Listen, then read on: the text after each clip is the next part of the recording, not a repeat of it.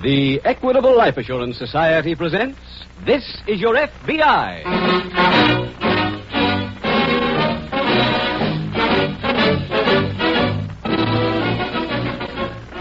This is Your FBI, the official broadcast from the files of the Federal Bureau of Investigation.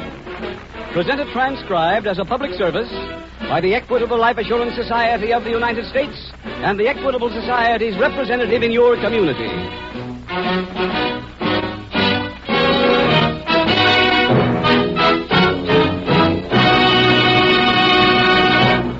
In a recent talk, Thomas I. Parkinson, president of the Equitable Life Assurance Society, remarked, "Self-reliant citizens living in their own mortgage-free homes are the cornerstone of a free country. That is why, of all the manifold services rendered by the Equitable Society to its 4 million members, one which I rank near the top in importance is the Equitable's Assured Home Ownership Plan." In about 14 minutes, I'll be back to tell you homeowners about the Equitable Society's famous Assured Home Ownership Plan that President Parkinson considers so important.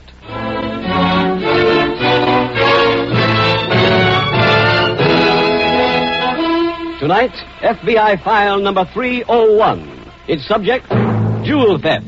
Its title, The Criminal Caravan.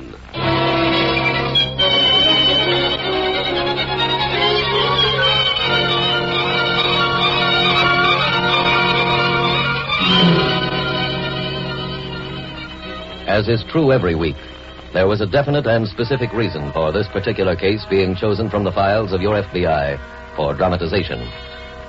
A great number of people have gotten their ideas about criminals from the mountains of crime fiction currently available. They have been led to believe the average criminal dangles a cigarette from his lips, speaks a harsh, strident tongue, and altogether makes it obvious at first glance that he is not a decent, law-abiding citizen. Another belief accepted as fact by too many is that the criminal frequents only dark alleys, cheap saloons, and slum section pool rooms. Both notions are 100% wrong. America's criminals are not a breed apart. Their talk, dress, and habits reflect only their background, not their occupation. For proof, we bring you this case history of a fugitive.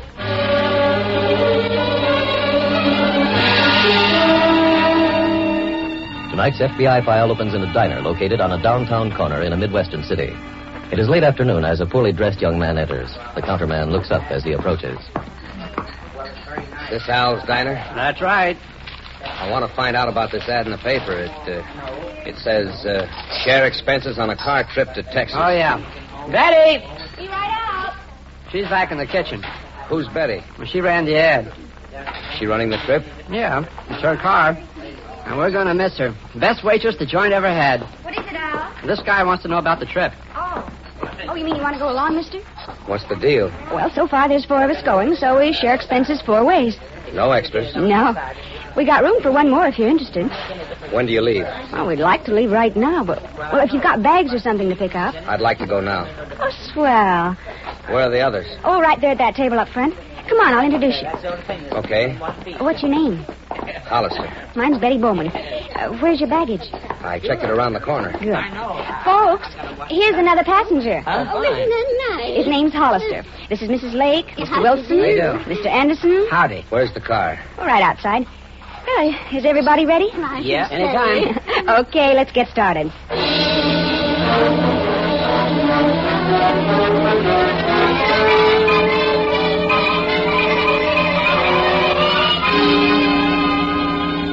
The following morning, at the local FBI field office, Special Agent Jim Taylor approaches the desk of Agent in Charge Young.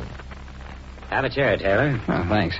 When you were in the Chicago office, did you know a jewel thief named Fred Woods? Woods. No, sir, I don't think so. Here's his picture. Thanks. And his record. Quite a few aliases. Yes, the name Fred Woods won't do you any good. He's used a couple dozen since then. This, the only picture we have? Well, Washington's sending some others. From the size of his record, they must have a gallery on him. That picture's the latest. It was taken after his last arrest about 3 months ago. What do we want him for? He's a fugitive, escaped from a prison out west. He was doing 20 years for armed robbery and attempted murder. We had a detainer on him. No. The Los Angeles field office developed a lead he was headed here. I see. His pattern's been to stay at cheap hotels. All right, sir. I'll start checking down on Main Street. You might also check the veterans' canteens. Sometimes he poses as an ex-serviceman. Right. I'll call in when I get anything. Oh, and Taylor. Sir? Better be careful. The prison psychiatrist called Woods a borderline mental case.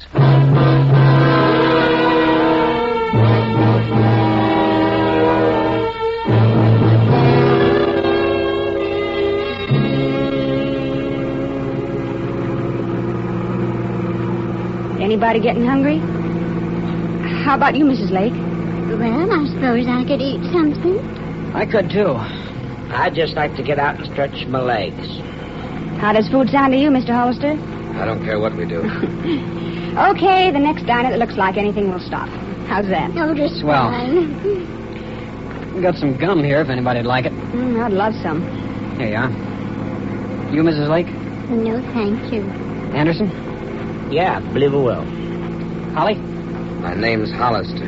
What's eating you, Hollister? You ain't spoke a decent word to anybody since we Now, started. let's But he not ain't- have he ain't fuss. said a Well, decent- we've had a long trip today. We're all a wee bit tired. I know. Let's play a game, shall we? Like what? Well, how about ghosts? Well, if you don't mind, ma'am, I don't care much for games. Oh? Well, how about discussing some interesting topics? Any suggestions? What about you men being drafted? Oh, you picked a good one. Too good. I don't mind discussing it. Would you mind being drafted? No, don't think I would. Figure if the country's in trouble, I am too. So maybe I ought to be doing something about it. Were you in last time? Yeah, Marines. I was Navy. Where? Pacific. How about you, Mr. Hollister? Were you in the service? Uh-huh.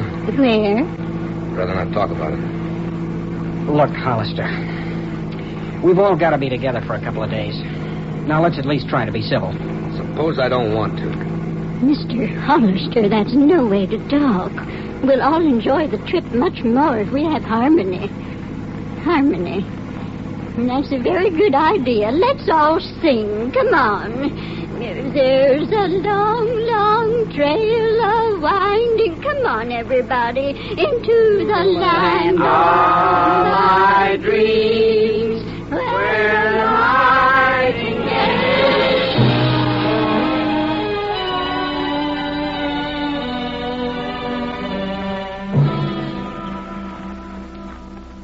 Mr. Young, I found the right hotel. It's the Century on Spring Street. Good. But Woods was gone.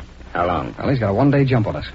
Oh, that's not too bad. He stayed at the Century under the name of Guy Jones. You ever used that before? No, sir, nothing even close.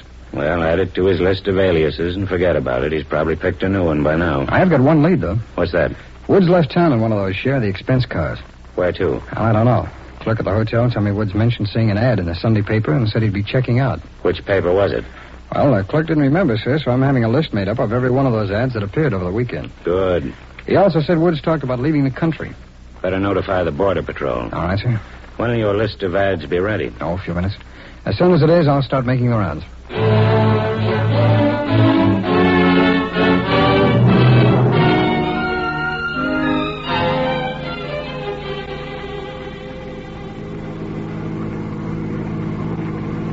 Cigarette, Anderson? No, thanks. Don't you use them? It don't mix with playing ball. Is that what you do? Yeah. Aren't you a little old to spend your time playing, Mr. Anderson? It's my living, Mrs. Lake. You mean you're a real ball player? Well, lots of days I don't feel much like one. But when it's warm and the old arm gets loose, I can still cut the mustard. What position? I'm a pitcher for Central City. I'm afraid I don't even know where that is. We're Class D. Oh. It's not a bad little league. Where else you played? Oh, I've been up to Class C twice. Got sore arms both times, though, and they sent me back. I won me 24 ball games in 1942. If I could have gone up again that next season, I'd have made it. Wouldn't they give you a chance? Well, come February 43, I was pitching hand grenades. By the time I got out, my fastball was gone. Oh, you poor man. What's taking you to Texas this time of year? The Winter League. I'm going to try to catch on with one of the clubs down there. Well, what if you don't? Well, I guess I won't be eating regular. Oh, gracious. Don't worry about not eating in El Paso. You can always get a meal at our house. At your home? No. But I'm going there to be married and settle down. Oh, isn't that nice? We just passed a sign, tourist camp 100 yards. Well, couldn't we stop? That okay with everybody? Sure. Fine with me. How about you, Mr. Hollister? Stay wherever you like. Such an agreeable fellow. Well, then I guess this will be where we can.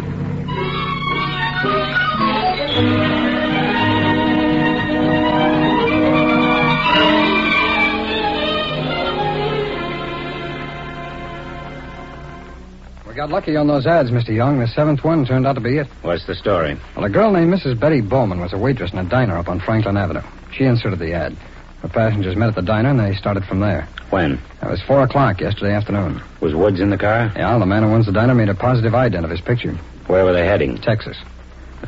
Means Woods is bound for Mexico. Yeah, looks like it. Anything in his record about this Bowman woman? No, sir. I don't think she's an accomplice.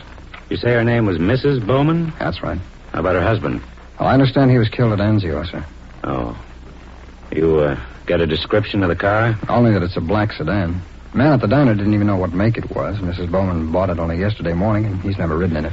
Well, there wouldn't be anybody at the Motor Vehicle Bureau now. All right, it's late. It's past midnight. Call them first thing in the morning. All right, sir. And send out the alarm the minute you can.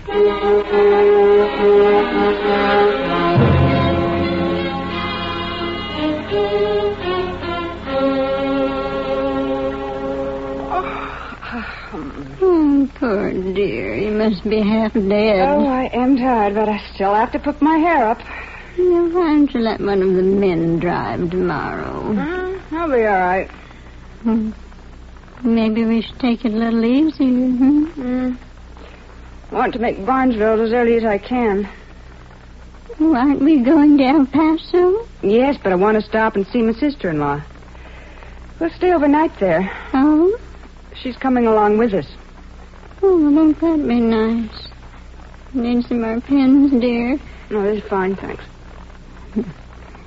Was your sister-in-law going to help you drive? No, she'll just ride along to El Paso. Going there to get my son. He's been in a sanitarium for 2 years. Oh. He's better now, thank goodness. Oh, well, that's good. But the doctors want him to stay in that climate. Yes, he's very healthy.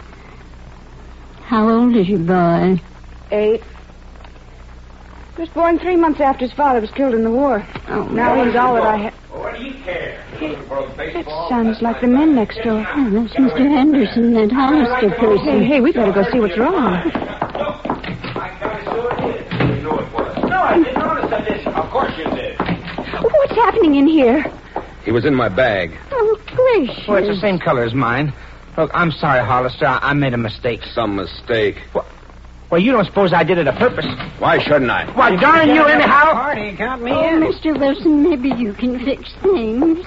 What's wrong? Plenty. It seems Mr. Anderson accidentally opened Mr. Hollister's suitcase, and Mr. Hollister's quite angry about Accidentally, it. she Well, said. now he an accident, I tell apologized, you. didn't he? That ain't enough. How do I know he didn't clip something before I caught him? Why, you've been spoiling for a fight ever since we started. Now, put up your hands. Stop. Hey, you. No, you don't. Yes, now, Hold him. cool off. Turn it, you. Let him go, Wilson. Let him go. You put your hands down, too, Anderson. No, I won't. I'm going to get this fighting idea right out of your That's head. I'll show absolutely you. right, Mr. Wilson. Let me go. You hear me? Now, do as I say. Now. Now, why don't the two of you shake hands and forget the whole thing? No. All right, forget it. Let's just get some sleep. We've got a long way to ride tomorrow. I'm afraid I'm pulling out. Huh? I've had all I can take of that fella. Oh, Mr. Anderson, you're not really leaving. Mrs. Lake, a man's a fool who don't know himself. Why, one more day around this man, I might...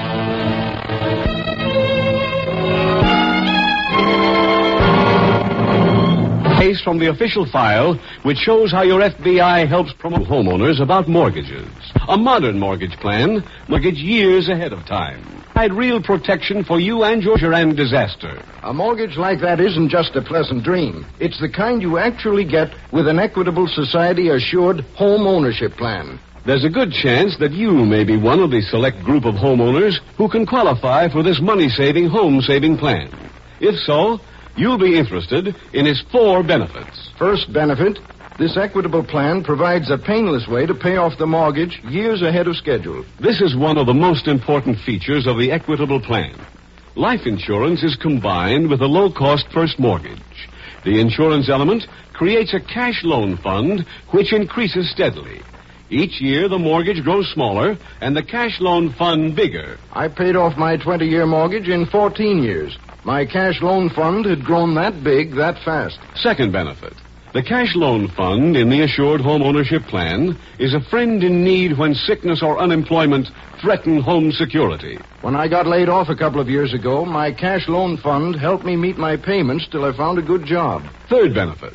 If the owner dies, his widow doesn't inherit a mortgage.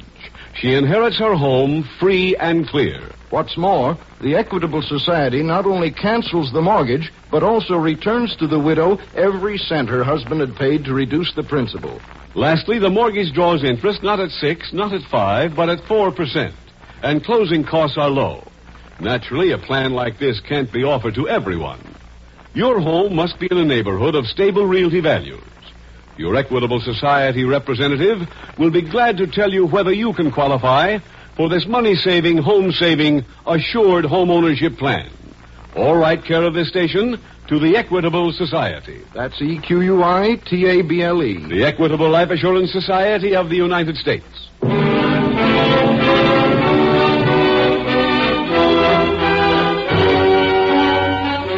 And now back to the FBI file, The Criminal Caravan.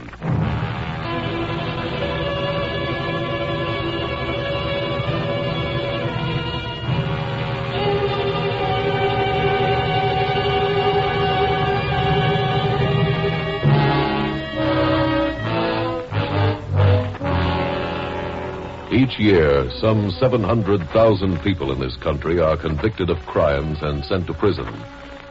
Each year also, too many of those prisoners escape. The time has come for you, the decent citizen, to do your part in preventing a great number of those fugitive cases. Since the overwhelming majority of those escapes are from local jails, and very rarely from any of our larger penitentiaries, some people have assumed that the difference between such institutions is entirely physical. That is not the truth. The better prisons are operated by men who have made penal work their career. But in too many localities, the jail is run by a political hack, being paid for past and future political favors. Find out if that's the situation in your community. If it is, raise your voice as a citizen, and keep raising it until you get a change.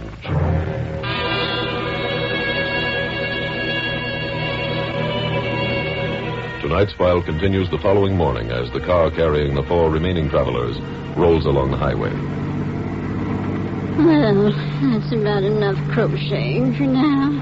What's there going to be, Miss Lake? It's an antimacassar for my sister. It's full of drop stitches. I don't know how I can explain that they dropped every time you hit a cattle dip. Oh, look, there's a baseball field. Reminds me of Mr. Anderson. I kind of miss him. I guess that's a crack at me. Well, young man, I do believe you were a bit hasty last night. Sure. Anderson made a natural mistake. Could have happened to anybody. It was my bag, and I didn't like it. You didn't have to go that far. You wouldn't care if it happened to you? Somebody opening my bag by mistake? Yeah. If they apologized like Anderson did, I'd forget about it. Any of your bags? I've only got one. I don't mean your valise. Huh? How about that little leather pouch? Whatever is he talking about, Mr. Wilson? I don't know. That thing you stick under your pillow every night. Oh, there's nothing in that. Why you been stashing it? Well, if you must know, that's where I carry my girl's picture. Oh, isn't that sweet? I hid it because I thought it'd make me look foolish. Once you've passed 18, it's practically a crime to be sentimental. You keep on being that way.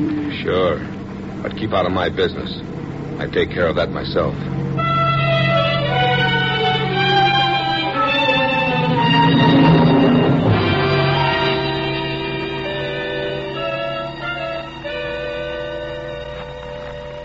You got a minute, Mr. Young? Yes, come in, Taylor. Thanks. We're stymied on the Woods case. Why? Well, the Motor Vehicle Bureau couldn't help us. But Mrs. Bowman's car must have been registered. Well, it takes about 3 weeks for new certificates to be processed, and she bought the car just the day before yesterday. No way they can check? Oh, sir, apparently not. Well, that's fine. Woods can be in Mexico in 3 days. Well, I wired the state police along every possible road they might be taking. Say... What? That man who owns the diner Mrs. Bowman worked at. Yeah? If he could tell us where she bought the car... Well, he can't, sir. He told me she got it at a used car lot, but he didn't know which one.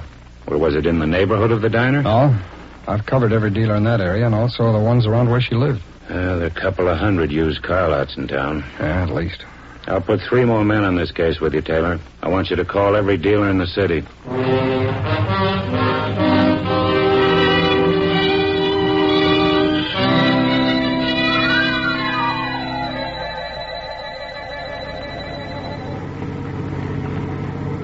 Mrs. Bowman? Yes. Wasn't Barnesville where your sister-in-law lives? Mm-hmm. But that sign said Barnesville 1 mile. I know. Glad we're here this early. Why? Well, it'll give us all a chance to rest. We're stopping here, Hollister. What for? So Mrs. Bowman can see her sister-in-law. Who made that up? Why, Mrs. Bowman told us all about it yesterday. Not me, she didn't. She said we were going to El Paso. Oh, we are. But tonight she's staying with her sister-in-law. I ain't on a social trip. Mrs. Lake, is it all right with you if we stop here? My, of course. It is with me, too. So you're outvoted, Hollister. How long do you want to stay? Just till morning. This looks like a nice camp. You stay in the car, Miss Lake. What for? There'll be room for you at my sister-in-law's. Oh, thank you. What are we supposed to do the rest of the day? Well, anything you like. We passed a very nice movie. Just what I'm looking for. Come on, Hollister. Okay. I'll pick you up right here at 8 o'clock tomorrow morning.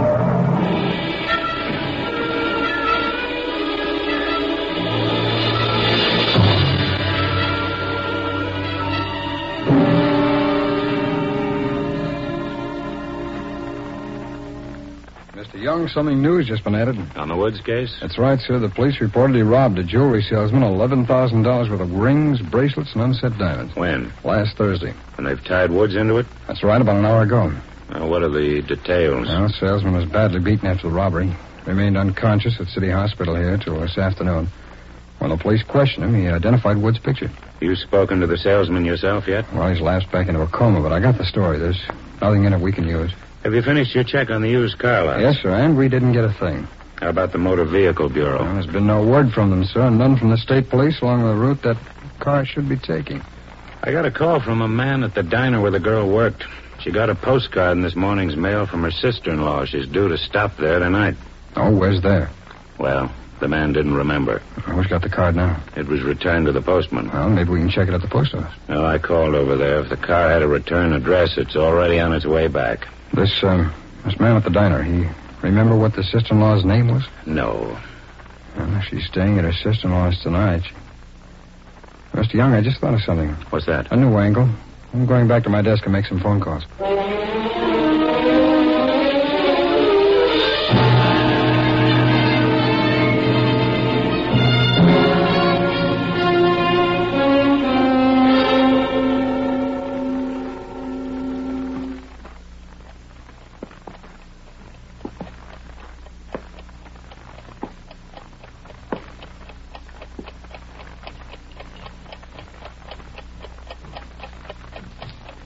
Hold it, Hollister. Huh? Now, give me that pouch. I don't know what There you're... was something else under the pillow. This gun. Now, let's have the pouch. Why is it so important to you? Just your girl's picture, ain't it? You said this afternoon you wouldn't mind anybody going through your stuff. When you sneak over to my bed in the middle of the night, that's different. This don't look much like a picture now, does it? They're for my girl. It's a wedding present. Real diamonds? Who are you kidding? Just put the stuff on the table there. You hear me? Now get back into bed. What for? I'm getting dressed and leaving. I want to make sure that you stay. The butt end of this gun should... Yeah. Take that gun, Woods. Come on. My name is Wilson. It doesn't make much difference what name you use. That jewelry salesman died this afternoon.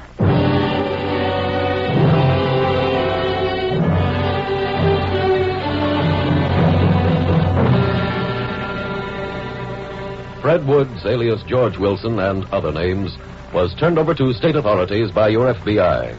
He was tried and convicted of murder and sentenced to life imprisonment. It was true that the owner of the diner did not know what Mrs. Bowman's car looked like, where she had purchased it, or the name and address of her sister-in-law. But he did remember the first name of Mrs. Bowman's late husband. That proved to be all the information Special Agent Taylor needed. The rest was supplied by the Army Records Section, which gave the data about the former soldier's next of kin. That address turned out to be the one where Mrs. Bowman was staying. After being told about Woods, she took Agent Taylor to the cabin. And so another case from the files of the Federal Bureau of Investigation was closed. Closed with the arrest and conviction of this vicious criminal. An arrest which removed him from circulation, and which therefore further protected your property and your very lives.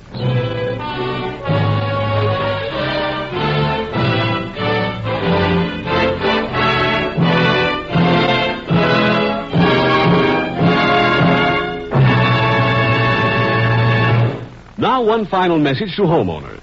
The more your home means to you, the more you'd love to be able to say, I've paid off my mortgage. I own my home free and clear. How wonderful to be able to say those words while you're still young.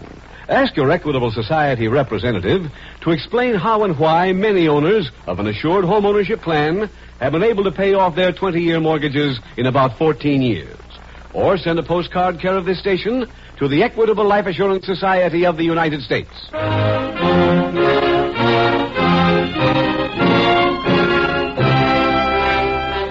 Next week, we will dramatize another case from the files of the Federal Bureau of Investigation. File number 302. Its subject, draft dodging. Its title, The Selective Service Swindle.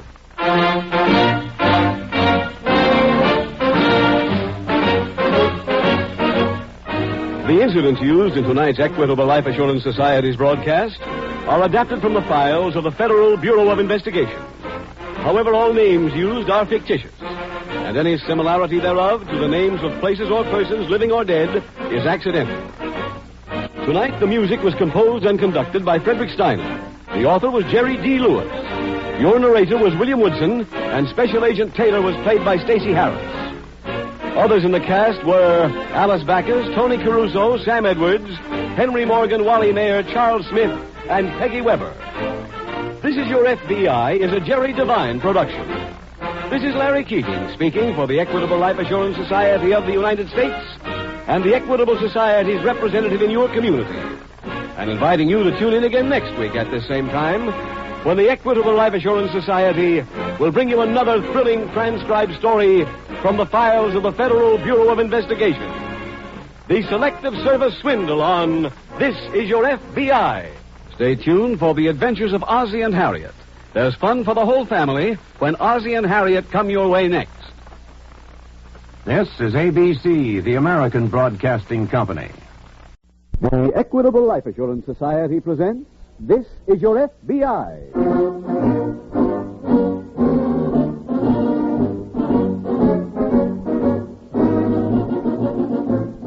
This is Your FBI, the official broadcast from the files of the Federal Bureau of Investigation. Presented transcribed as a public service by the Equitable Life Assurance Society of the United States and the Equitable Society's representative in your community.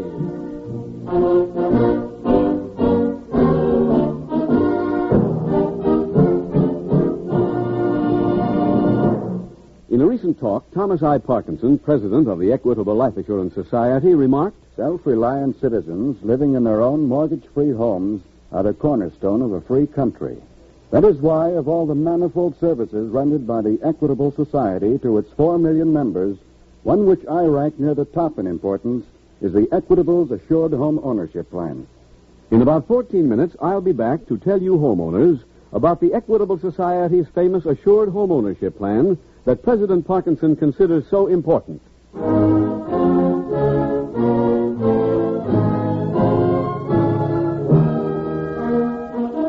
Tonight, the subject of our FBI file, Draft Dodging. Its title, The Selective Service Swindle.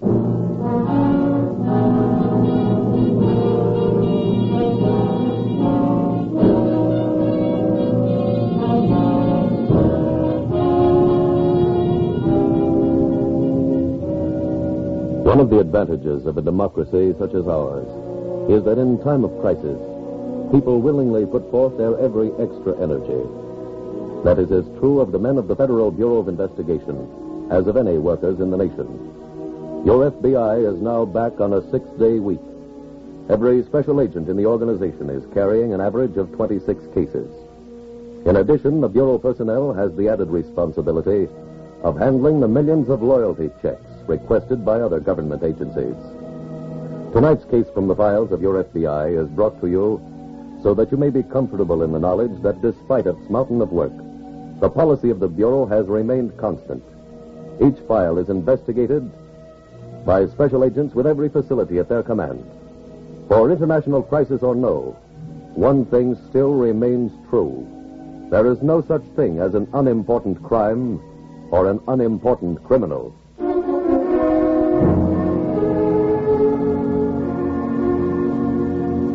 Tonight's file opens on a large highway. A car with the dirt of 1,000 roads on it hauls an equally grimy trailer. It is early afternoon as the middle-aged couple in the car leave a Midwestern city behind. Jesse? Yeah? Got your shopping list handy? Uh-huh. Mark down mustard plaster. Don't know as I should. We're all out. I know.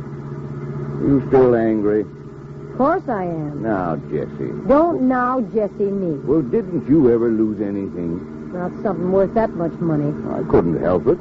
Seems to me, if you go to the trouble of printing up a draft card, you could at least hold on to it till you sold it. The boy's mother was ready to pay the balance when you delivered the card. No, we didn't lose nothing. She did make the first payment. Otis, if there's $100 to be got, and you only get half, that's like losing the other 50. Every time we get a mother ready to buy a draft card, seems like you have an accident. I told you I put it in my pocket, and when I come to meet you, it wasn't there. That money ain't in my pocket either. Jesse, it didn't make no difference. The boy got himself drafted for real. Now, look, the best thing we can do is to forget the whole thing. Just you watch. We'll find lots of boys down south ready to be drafted, and a few mothers willing to pay to keep them out.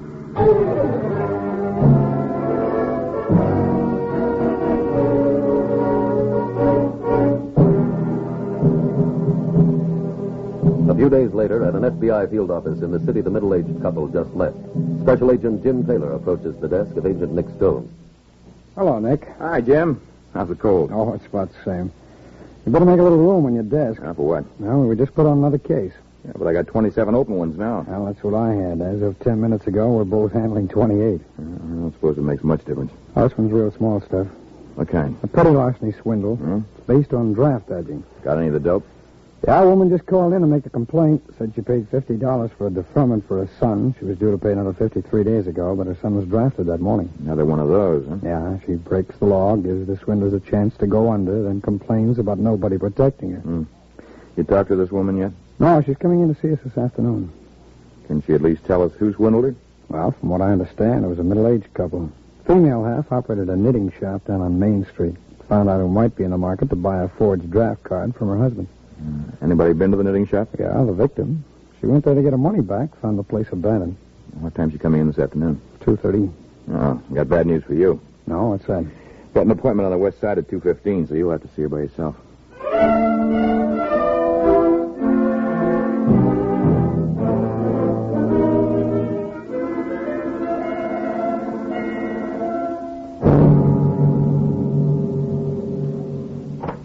Jesse? Otis Hubbard. Jesse, wait till I... Listen to me for a minute. Didn't I ask you to take those knitting needles downtown with you so I'd have them when we open the shop? Yes, And you were supposed to take the printing press and get it fixed so you could make more cards. I have to sit around this trailer all day thinking of things you forgot. Jesse, if you just let me tell you... We can't just go on living out of my purse. Jesse, wait a minute. You don't have to yell. I'm trying to tell you, we got no more money troubles. I ran into Freddie Barton's boy. He's going to fix us up. How? Well, he's got his own business. Doing what? Helping folks. Showing them why they're not making as much out of their business as they ought to. You know Johnny Morton. Yeah? Well, he was living hand to mouth on those bad checks of his when young Barton found him, and today he's rich. How's he doing? He studies your business. He takes it apart and tells you how you can fix what's wrong. Well, how'd he help Johnny Morton? Well, Johnny was forging as good as anybody, but Barton showed him where he was writing the wrong folks' names. He was taking them out of the phone book, and Barton put him on the social register. It was easy as that. Will you tell him what we were doing? Yeah. He thinks he can help us. What's he charge? Nothing. Don't sound like he's got much of a business. Well, it's not exactly nothing. You pay him a percentage of the extra money you make. He's coming to dinner tonight and tell us all about it.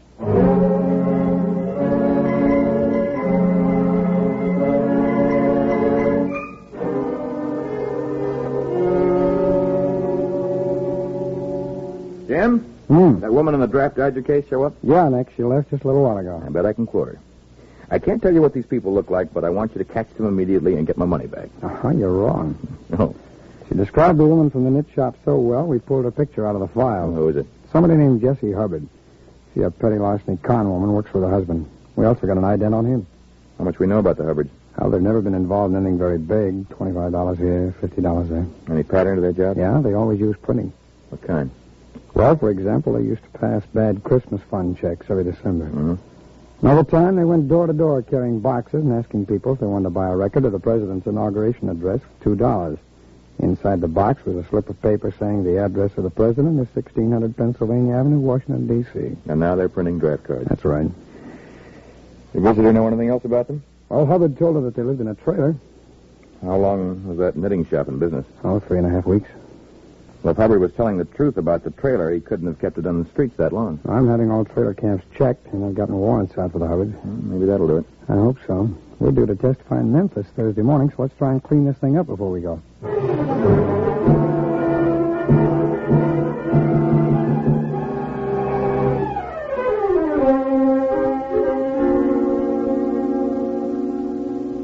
Hubbards live around here? Someone calling us. Sounds like young Bart. That you, Roy? Yeah. Great set of directions you gave me. Well, I told you the gray trailer. That's like giving me a plate of beans and telling me to pick the one with personality. Come on in. Thanks. This is Roy Barton, Jesse. Well, hello, Roy. Hi. So you're Fred Barton's boy. Yep. Well, you look just like him. That's a knock. I paid more for the shoes than he ever did for a penny. Dinner be ready soon, Jesse? A few minutes, Otis. Take a seat, Roy. Okay. Now, let's wheel and deal. Huh?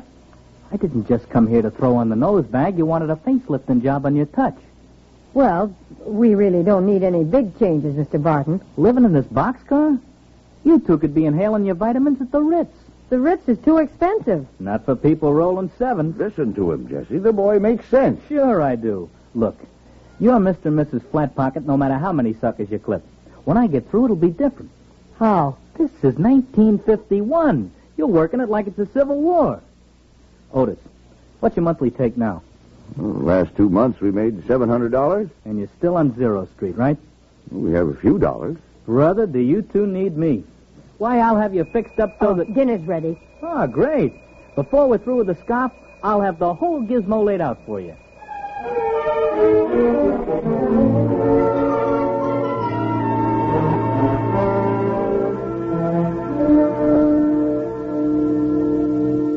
Unpack your bags yet, Nick. Why not? That Memphis trip's off for at least 3 weeks. One of the defendants got sick. Maybe I'll have this desk clean by then. Well, that draft dodger file's still open, you know. Any report from the trailer camp? Well, we located the place where the Hubbards were staying, but they've been gone almost a week. No word on where they headed? No, we got a description on their car and trailer and the license plate number. When did all that happen? Tonight. The alarm hit the wires at 7 sharp. Might be worthwhile checking gas stations. Huh? I did. Hubbards filled their tank at the trailer camp. Ought to carry him a couple hundred miles anyway. Anything in the Hubbard's record about them using a trailer before? No. I called every trailer shop in town. They didn't buy it here. Well, we can check other places. Yeah, if we can get a lead on that trailer, we might get some word on them before the night's over.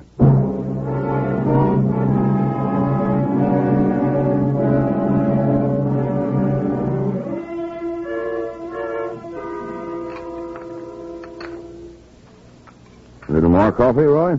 Oh, you'd have to put it in my pocket. I'm so full. Oh, Mrs. Hubbard, anybody whacks a skillet like you ought to get a badge. If you're done, I'll clear away the dishes. Oh, boy.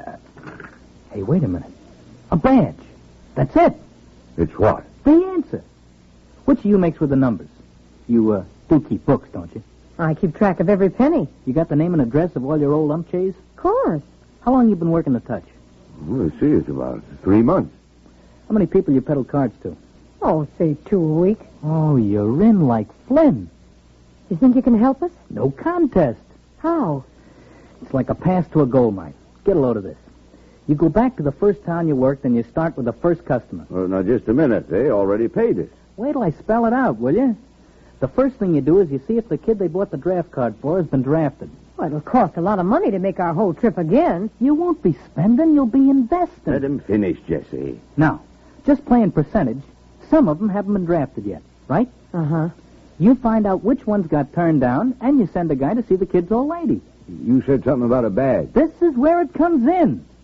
The guy you send to see your old customer pops with a 5 and dime hunk of tin. Says he's a draft board officer, and he's heard about them buying their kid's way out of the Army. He hits them with your names, the date they paid you, everything. Don't see what good that does. He says they're under arrest. Then he cozies up and drops the word that for a C-note he'll forget he ever saw him. Well, how do you like it? Jesse, I told you the boy'd fix everything. You've just got to be careful about the guy you send in. Find yourself a quick-thinking, fast-talking gee who knows the angles and can tell how far the suckers will go. Mm-hmm. Pay him a percentage. With a piece of the action, he'll work harder. You got anything at all stashed away? About $400. Oh, that's enough. Give this guy 6 bits a week for expenses against his end of the play. He'll only be on the arm for 1 week's tab anyway. Jesse, you ain't said a word. I don't know if it'll work, that's why. It's gotta. I'm not sure. I say we ought to try. Well, $75 is a lot of money. But you'll be getting it all back.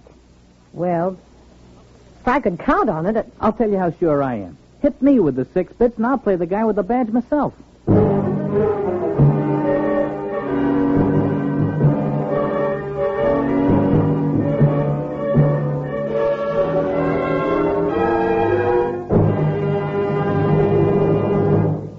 We will return in just a minute to tonight's exciting case from the official file, which shows how your FBI helps promote America's security. Now, a special message to homeowners on the subject of mortgages. Do you know what a truly modern mortgage plan is? A modern mortgage plan means one that gives you a method of paying off the mortgage years ahead of time.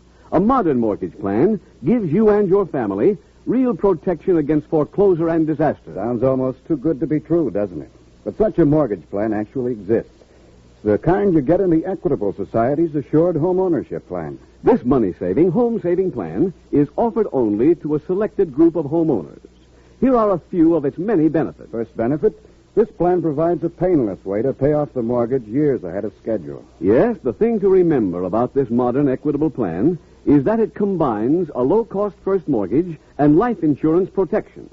The insurance element creates a cash loan fund which increases steadily. Each year, the mortgage grows smaller and the cash loan fund bigger. After about 14 years, my cash loan fund had grown big enough to pay off my 20-year mortgage. I own my home free and clear. Second benefit, the cash loan fund is a friend in need when sickness or unemployment threaten home security. It certainly rescued us the year my wife was in the hospital for 6 weeks. Third benefit, if the owner dies, his widow doesn't inherit a mortgage. She inherits her home free and clear. What's more, the Equitable Society not only cancels the mortgage, but also returns to the widow every cent her husband had paid to reduce the principal. Lastly, the mortgage draws interest not at 6, not at 5, but at 4%. And the closing costs are low. Naturally, a plan like this can't be offered to everyone. Your home must be in a neighborhood of stable realty values. Your Equitable Society representative will be glad to tell you whether you can qualify for this money-saving, home-saving, assured home ownership plan. Or write care of this station to the Equitable Society. That's EQUITABLE. The Equitable Life Assurance Society of the United States.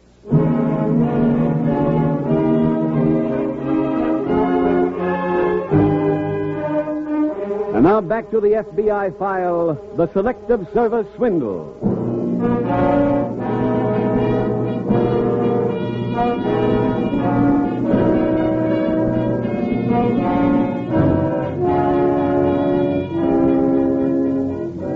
These weekly case histories from the files of the Federal Bureau of Investigation are brought to you not only because your FBI wishes to acquaint you with the nature of your enemy, the criminal, but also to enlist your cooperation in conquering that enemy.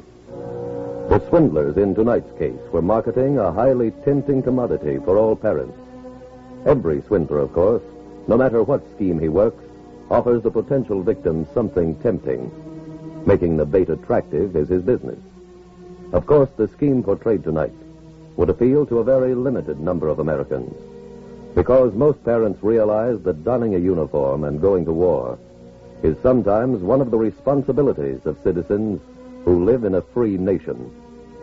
But without attempting the impossible task of cataloging every swindle for you, your FBI can give you one piece of simple advice on how to avoid being victimized by any swindle.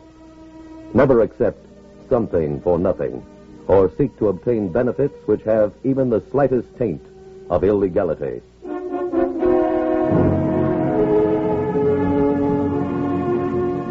Tonight's file continues at the FBI field office almost 3 weeks later.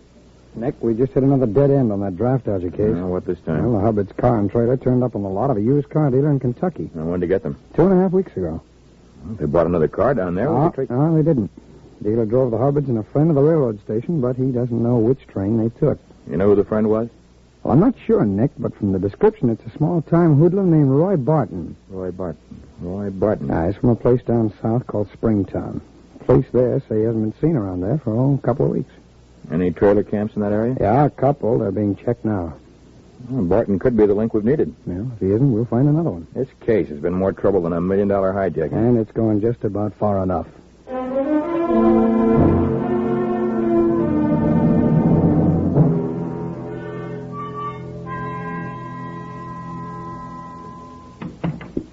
Where's Roy? Out working. That's what he says. Huh? We've been to 3 cities already, and what's he come up with? Excuses. The city's bad. The people have moved. He's sick. Now, Jesse. Well, I got sick of hearing excuses and paying him $75 a week for him, and I did something about it. Fine genius you found for us. What's got into you? I wrote to a friend of mine in Springtown and asked about your boy. You know what Roy Barton's been doing for the past 3 years? Time. That's what he's been doing. And before that, he was scraping a living shooting pool. Where'd you hear that? It's right here in this letter. Let me see that. No wonder he gets doors slammed in his face.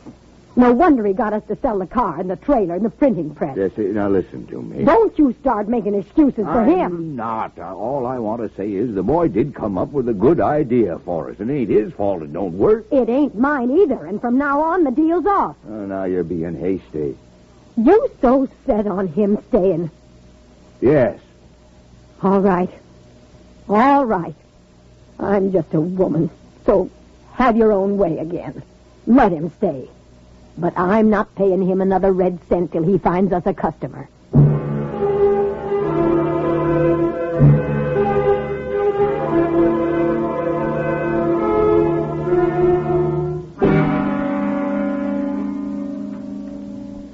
Nick, things are starting to pop on that draft dodger case. I just had a call from the Springtown police. Oh? Hubbard's trailer registered at a camp down there the day after leaving here. Well, let's get a warrant and close it up. Wait a minute. It's not that simple. They pulled out a couple of days later. The owner of the camp identified Roy Barton's picture and said he was with the Hubbards when they left. And I also found out that Barton's in Centerville. Where'd you get that? Well, the Springtown police located a friend that Barton called last night. You mentioned the Hubbards? No, but he did say he had a new touch. Nick, I looked up the airline schedule. Centerville's on the Memphis run. I know. Well, we're due to testify down there the day after tomorrow. We can stop at Centerville on the way. Leave here in an hour and be... No. I've got to be here in the morning, Jim. Oh? All right, I'll fly down alone tonight, and you meet me there tomorrow afternoon.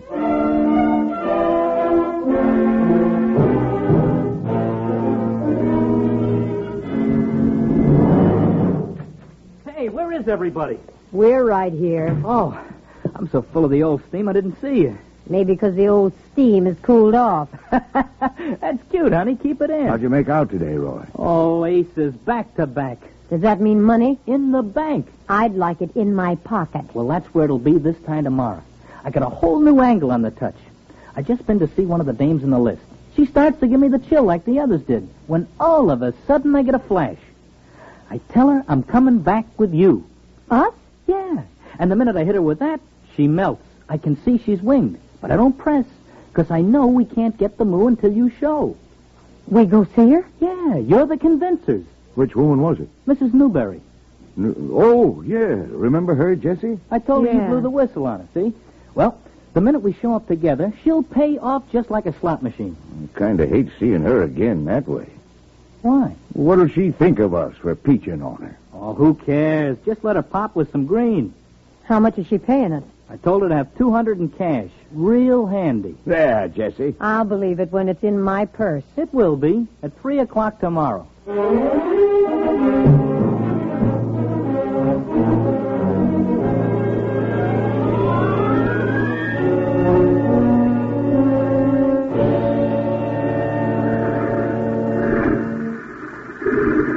Oh, welcome to Centerville, Nick. Thanks, Jim. How you making out? Well, I'll fill you on the way back to town, huh? You been to police headquarters? Yeah. They've assigned Lieutenant Black to work with us. Oh? He's waiting for us outside in a squad car. Oh, good. Hubbards haven't picked up another trailer yet. We checked every camp in town last night after I got here. Think they've given it up? Well, they must have. But then, every hotel's been covered, too. Any good news? Well, the records at one trailer camp show the Hubbards were here all of last November. Oh, here's the car. Lieutenant Black, this is Nick Stone. Oh, yeah, hop in. Oh, thanks. There's room for your bag, Nick. Come on, slide it in. There. Back to headquarters, Jim? Yes, please. Jim, if the Hubbards were here for a month, stands to reason they were in action. Yeah, probably. Why would they work the same territory again? Oh, you know this kind of a chiseling, Nick. They always come back for more. Have been any complaints to the police? Not one. But I'm almost certain that sooner or later Headquarters to they'll... Taylor in car 18. Headquarters to car 18. That's us. Take it, Jim. Okay. This is Taylor in car 18 calling in. Come in, headquarters. We just had an answer on that all precincts bulletin you requested. A woman answering Mrs. Hubbard's description ran a knitting shop uptown during the month of November. Where? 135 North Wilson Street. 135 North Wilson Street. Got it. Thanks very much. Well, let's hope that address pays off. The knitting shop's been closed since November. Good to the address now. I'm not sure. But there's something else I want to see in that neighborhood.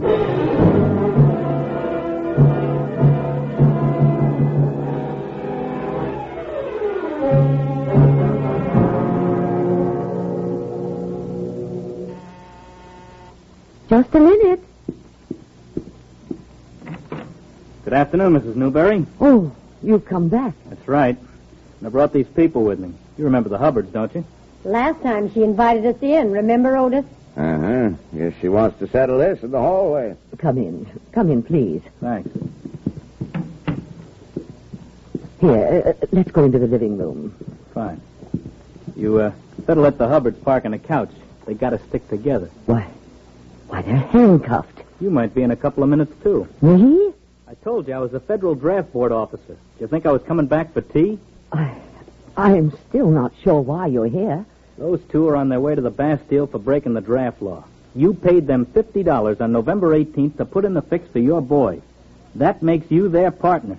How is your son these days, Mrs. Newberry? Don't speak to me. Is there anything I can do? Well, I did ask you to have something handy. I've got it. The whole 200? Yes? Good. Now, here's the layout. You lend me the 200, and I'll forget I ever saw you. Lend it to you? Yeah. That way it ain't a bribe. Let me be the judge of that, Barton. Who are you? I'm a special agent of the FBI. FBI? You and the Hubbards here are all under arrest. And this time it's real.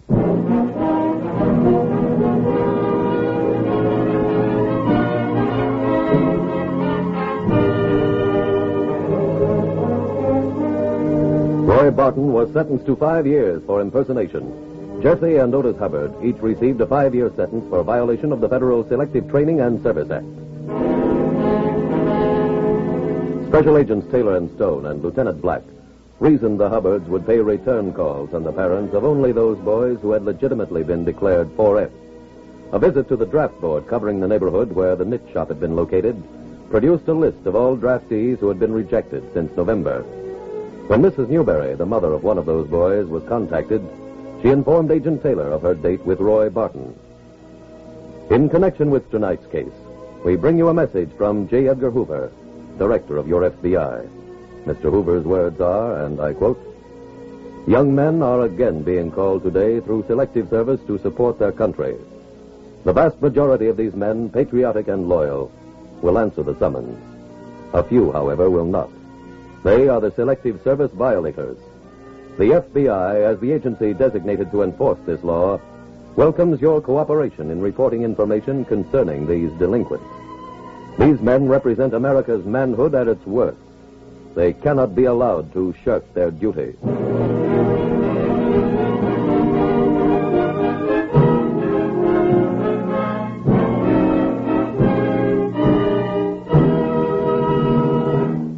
Now, once again, attention please, all homeowners.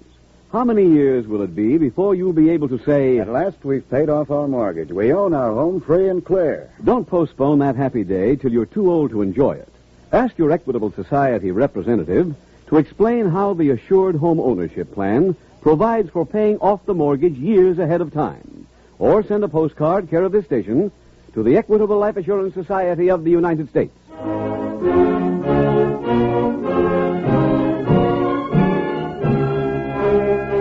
Next week, we will dramatize another case from the files of the Federal Bureau of Investigation.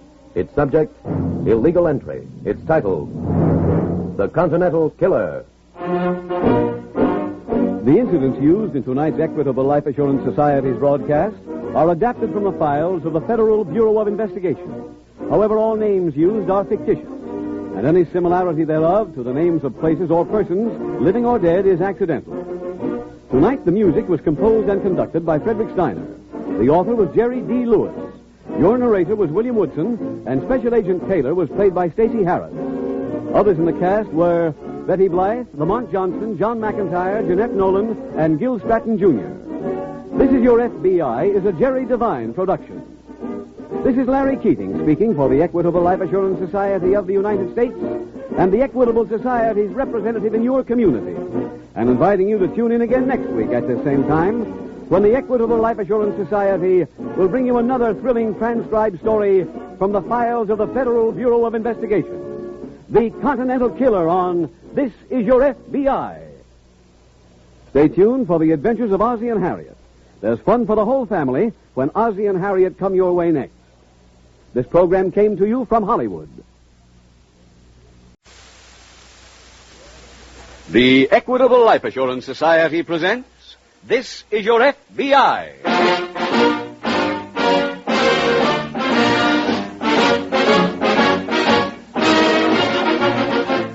This is Your FBI, the official broadcast from the files of the Federal Bureau of Investigation. Presented transcribed as a public service by the Equitable Life Assurance Society of the United States and the Equitable Society's representative in your community.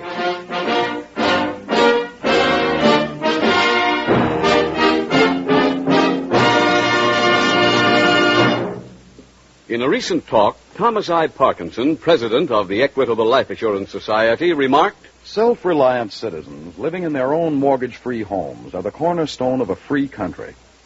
That is why, of all the manifold services rendered by the Equitable Society to its 4 million members, one which I rank near the top in importance is the Equitable's Assured Home Ownership Plan." In about 14 minutes, I'll be back to tell you homeowners about the Equitable Society's famous Assured Home Ownership Plan that President Parkinson considers so important.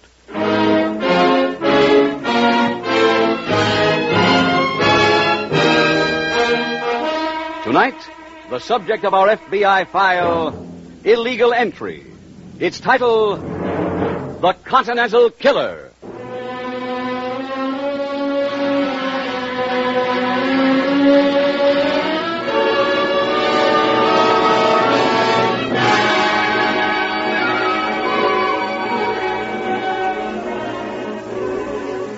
Shortly after the turn of the century, the then small city of Los Angeles, California, made an experiment in law enforcement, which has since been copied by local police throughout the country. At that time, Los Angeles appointed a girl named Alice Wells to its force and gave her the rank of policewoman. She was the first of her sex ever to serve in any police department. But the obvious advantages of the move and the fine work she did caused other cities to follow. Until now, there are thousands on the rolls of local police in every one of our 48 states. Tonight's case from the files of the Federal Bureau of Investigation is brought to you because it tells of the exploits of one of these women who have made law enforcement their profession. A woman assigned to helping track down a dangerous hoodlum.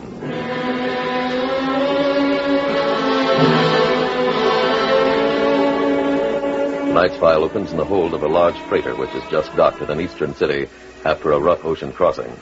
It is late at night. The ship's hold is filled with crates and one man. In the half-light, he can be seen creeping cautiously toward a ladder. Sure he has remained undiscovered, the man starts up the ladder to the deck, pausing every few steps to listen. Finally, he reaches the deck. There's no one in sight. He scrambles out of the hold and walks furtively toward the gangplank. He's almost there when... Hey, you! Huh? What do you want? Nothing. I'm going ashore. Who are you? One of the firemen. I never seen you before. Oh, it's a big boat. Well, let's have your papers. I left them downstairs. I don't need them.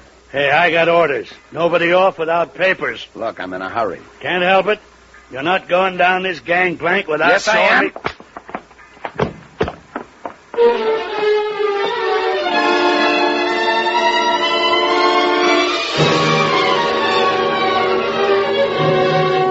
A half hour later, at a dance hall in the Midtown district, an attractive blonde hostess is coming off the floor when a man approaches.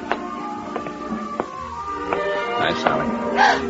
Come on, dance. Oh, but when... No questions, just dance.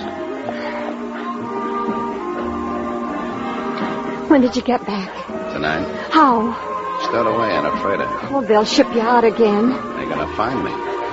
You're gonna stay around here? Yeah. Where? Gotta find a place. You need some dough? No, I'm okay. I brought you a present. Here. Oh, Joe, what a beautiful pin. You're supposed to wear it on dresses. Honey, I'm putting it on right now. Sally. What's the matter? Cop came in. Huh? Oh, he's okay. You know him? Yeah, he's in and out every night. What for? To see if there's any fights. Well, I better duck anyway. Where you living? Same place. I'll talk to you later. I'm through at 1. Okay. I'll call you when I find a hideout.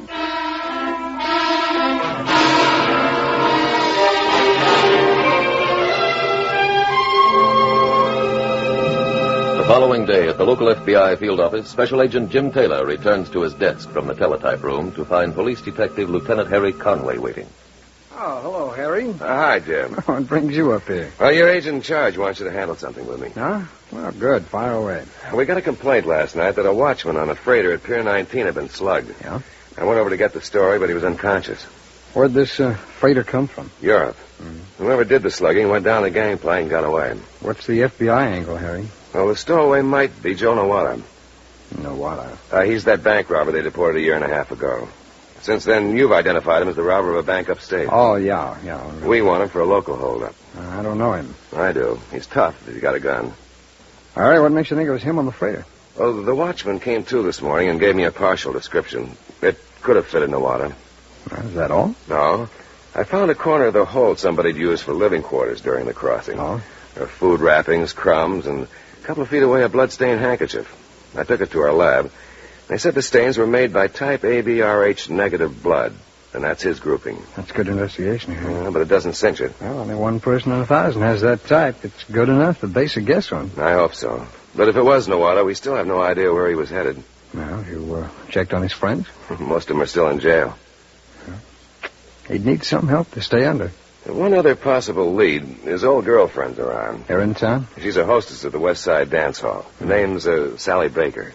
Well, she should be worth watching. One of my men is there under surveillance. I planted a policewoman in the dance hall. Good. She starts there tonight. What's her name, Harry? Sergeant Martha Wheeler. Here. I brought along her picture. Oh, fine, thanks. Why don't you go up and see her? What time does the dancing start? 7. Okay, I'll be there.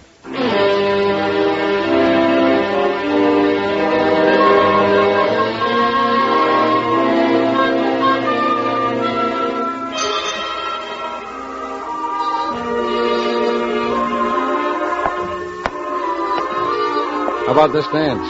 Got a ticket? Yeah. Okay, let's go.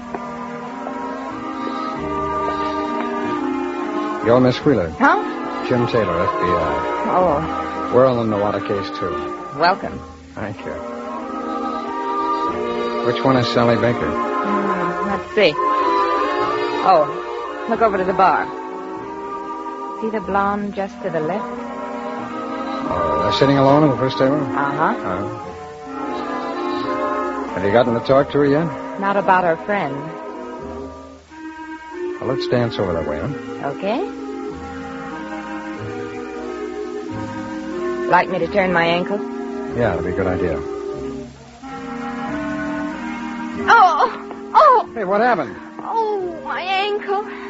Help me off, will you? Oh, sure. Come on. Oh, just sit me down someplace. How about this table, okay? Oh, what's the matter, kid? Turned my ankle. There you are. Oh, thanks, mister. Well, that's okay. Except I still got half a ticket worth of dance coming. I'll finish it with you. Huh? Thanks a lot, Sally. That's okay. Come on, honey. Right. Yeah, I'm glad I switched. You dance better than she does. She's new. Oh? You been up here before? No, I just hit town. Didn't think I ever seen you. Oh, you got such a good memory. For faces. Looks like you got good taste, too. The perfume? I mean the pin. Oh, beautiful, ain't it? Yeah. Yeah, you can't tell costume stuff today from the real thing. Oh, this ain't costume. Huh? A friend of mine just brought it back from Europe. Wow. You're mighty lucky having a friend like that. What's he do, anyway? I mean, how can he afford to buy the real McCoy for you? Okay, mister. Okay, mister, that's your ticket's worth. Got any more? No. Come back when you have.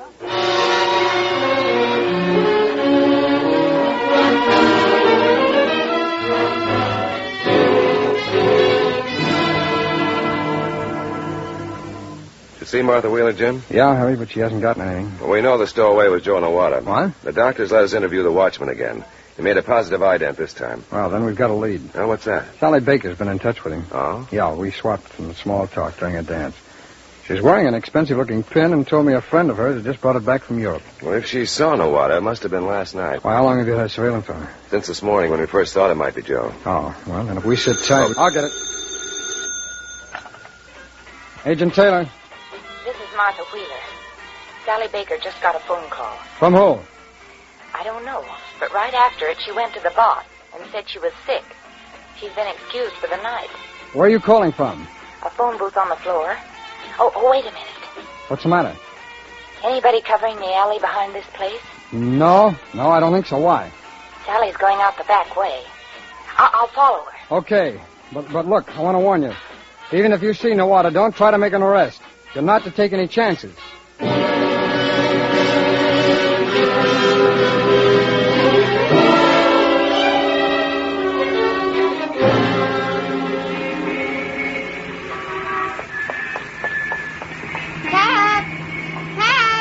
Hi, Sally. Huh? I took off, too. Oh. This ankle's killing me. Yeah, they hurt. Cab! Hey, how about splitting it? Splitting what? The cab. It's murder getting one this time of night. I'm sorry, kid. Get your own. Taxi! Where are you going? I'll drop you. No, thanks. Heavy date? No, I'm going home to rest. Well, how about coming in my place? I'll make some coffee. No, thanks. Well, if you're feeling bad, I hate to see you all alone. Look, I like being alone. Taxi! Good night, kid.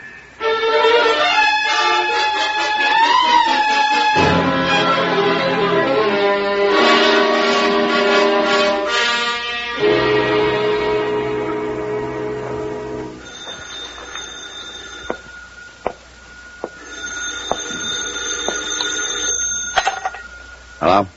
Hi, Joe. Where are you? In a drugstore on Broadway.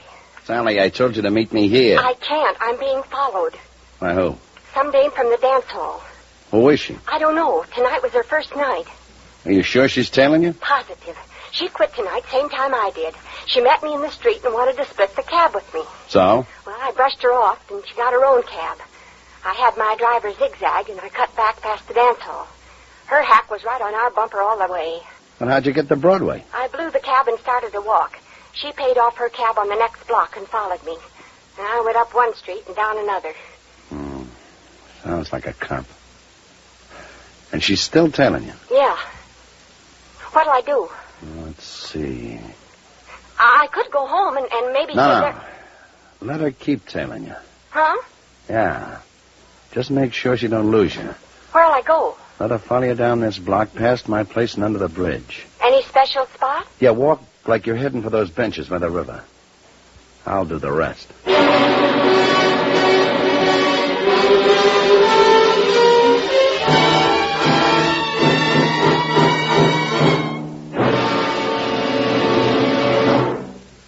We will return in just a minute to tonight's exciting case from the official file, which shows how your FBI helps promote America's security. Now, a special message to homeowners about mortgages. Did you ever stop to think what makes a truly modern mortgage? To be really modern, a mortgage plan must give you a method of paying off your mortgage years ahead of time. And the modern mortgage plan must give both you and your family adequate protection against foreclosure and disaster. How'd you like to have that? All wrapped up in one package? You can. In the Equitable Society's famous Assured Home Ownership Plan. If you are one of the select group of homeowners who can qualify for this money-saving, home-saving plan, here are 4 of the many benefits. First benefit. This plan provides a painless way to pay off the mortgage years ahead of schedule. Here's the way this plan works for you. The Equitable Plan combines a low-cost first mortgage and life insurance protection. The insurance element creates a cash loan fund which increases steadily. Each year, the mortgage grows smaller and the cash loan fund bigger. After about 14 years, I made a happy discovery. My cash loan fund had grown big enough to pay off my 20-year mortgage. Second benefit. The cash loan fund in the Assured Homeownership Plan is a friend in need when sickness or unemployment threaten home security. You should have seen the doctor and hospital bills I paid one year. Don't know how I could have met my mortgage payments without my cash loan fund. Third benefit. If the owner dies, his widow doesn't inherit a mortgage. She inherits her home free and clear. What's more, the Equitable Society not only cancels the mortgage, but also returns to the widow every cent her husband had paid to reduce the principal. Lastly, the mortgage draws interest not at 6, not at 5, but at 4%, and closing costs are low. Naturally, a plan like this can't be offered to everyone. Your home must be in a neighborhood of stable realty values.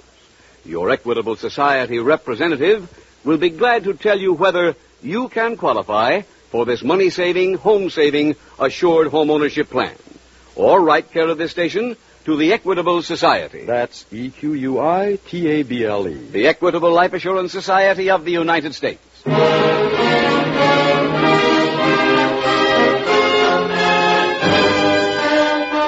And now back to the FBI file, The Continental Killer.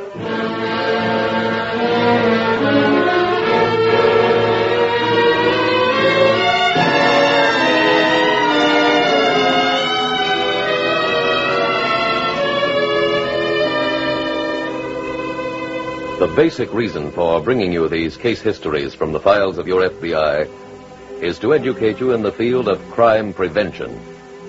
Many files show that at one point it could have been a different story had the lawbreaker been aided. Joe Nawata's criminal career did not begin with his illegal re-entry into the country, nor even with the crime for which he found himself deported. It began at the age of 9, shortly after he was brought to the United States. Sent to a reform school for a petty offense, he was taught a trade, the trade of crime. That happens far too often for it to be either a coincidence or wholly the fault of the imprisoned youngster. Does the reform school in your community actually reform, or is it a finishing school for future criminals? As a citizen, it is your right and your duty to find out, and to help correct the situation if it needs correcting. Make today's youth tomorrow's citizen, not tomorrow's public enemy.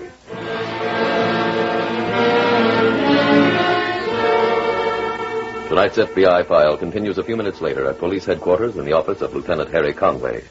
Time is it, Jim? Well, I make it 10 after 9. I thought maybe my watch stopped. Did you happen to notice when it was she called from the dance hall? Yeah, it's about 5 after 8. Over an hour.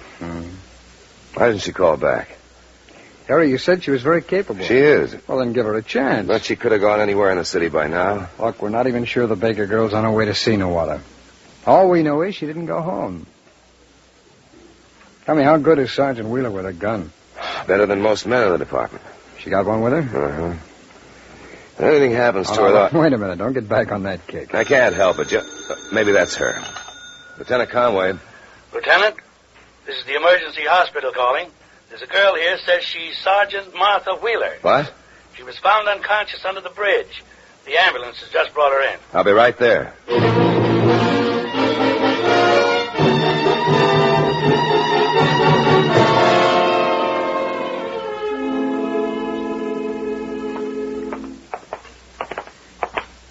Are you the gentleman to see Miss Wheeler? Yes. She's in this room. Thank you. Come on, Jim. Go ahead, Harry. Thanks.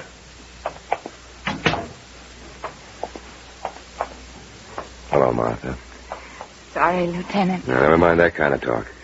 You know Agent Taylor. Yes, Nice to see you alive. thanks. I'm lucky. Doctor says it's only a scalp wound. How'd it happen, Miss Wheeler? Well, Sally Baker led me under the bridge. By the time I suspected anything, the water came up from behind and slugged me. You're sure it was him? Yes. I didn't pass out right away. After I was hit, I heard Sally come back, and she addressed the man going through my purse as Joe. You hear anything else? Well, after he took my gun, he said to Sally, "Let's walk back to the room." Are you sure he said walk? Uh-huh. He didn't say where the room was, did he? I don't know. That's when I stopped hearing anything. Mm-hmm. Harry, well, let's review this. Now, Wada said walk. Now, he knows we're searching for him. I don't think he'd try walking very far. Probably not. So the room has to be fairly close to where Miss Wheeler here was hid. Uh-huh. That means it's his room, because Sally Baker lives across town. There are quite a few rooming houses in that section, Jim. Well, let's start calling them.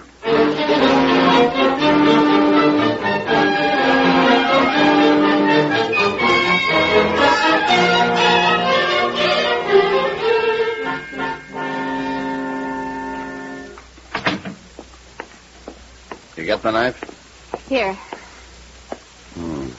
Very sharp. You said to tell the landlady you needed it to open a package. That's what she gave me. I still don't see what you need a knife for. You only got 6 bullets. So? Well, I might use more on the trip. The what? They're leaving here. For where? The farmers. I hid out there once. He's got a cabin just north of here. Well, ain't you forgetting something? What? You belted out a cop a little while ago. We couldn't get to Main Street, let alone a cabin outside of town. Honey, we're going to the farmers. Call a cab. A cab? Do you think a cab driver will take us way up there? Sally, we now got a gun and a knife. I'd just like to hear him turn us down.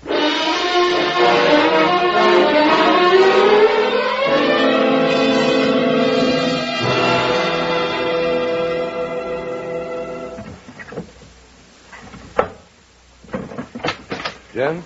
Yeah. Wada cleaned this room real good before he left. Well, I came up with something. An old lady upstairs said she saw Joe and the girl get into a cab. Nawada sat behind the wheel. Huh? Yeah, he had a gun in his hand. As he got into the cab, he handed it to Sally Baker. She directed the driver to climb into the back. Why didn't the woman upstairs call the police? Oh, she was too frightened. Yeah. Give you any description of the cab? Yeah, it was a red and yellow one. One of those new radio cabs. Those are the ones that are equipped for shortwave? That's right. Harry, you know anything about that setup? I mean, how the company contacts the drivers? Yeah. When a passenger calls into the main office, the dispatcher sends out a general call. The cab nearest to the passenger's address takes it. What happens when the passenger's picked up? Well, the driver calls in. Let's contact that dispatcher, huh? Well, he won't know which cab came here, Jim. Yeah, I know, but if word goes out for every cab to call in and one doesn't, we'll know the license number of the one that's been stolen. Harry, I think as soon as we notify the dispatcher, we ought to get over to their main office and work from there.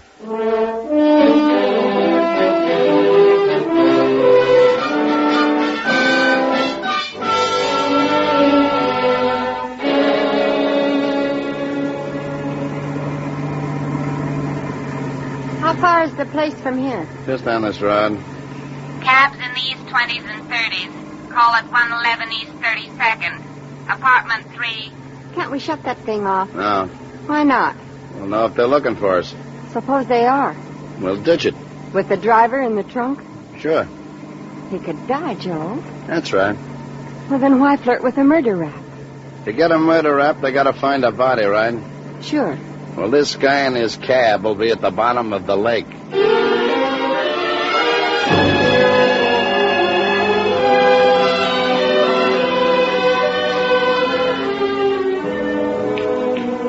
Dispatcher's heard from half the cabs already. How many's that, Jim? 35. Still plenty to go. Headquarters have anything on that suburban alarm? 7 radio cabs outside the city have been stopped. No sign of Nawada, though. No, time's on his side now. I know. We're stuck till we find out which cab he's got. When will the dispatcher give us another report? In 5 minutes.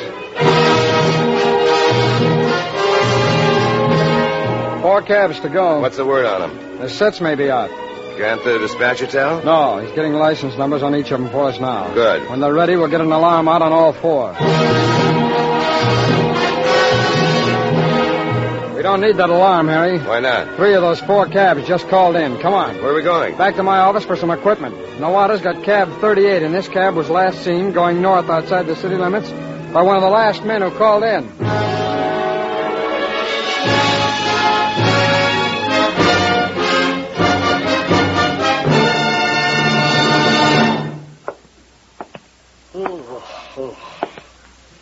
I could have slept a week. You hungry? Starved. Them groceries still in the cab? No, I just went out and got them. The cab guy's still alive. Drove in the trunk? No, but he heard me and started yelling and pounding. Tough customer. That wouldn't be so good if anybody happened by here. I know. Well, I guess I better do something about him. Joe, I wish you wouldn't. Sally, we've been all through that. Cook me up some eggs, and I'll take the cab down to the lake and dump it. Okay. I can eat 4 eggs. Right. Sally, the trunk of the cab is open. It's what? The trunk is open. The cab driver's gone. You let him out, didn't you? No. You're lying. You didn't want to see me knock him off. Honest, Joe, I had nothing to do with it. Tell him the truth, Nawada. Huh? Don't move. Harry, better put the cuffs on. Right. Joe. We released the cab driver. What is this? You're both under arrest.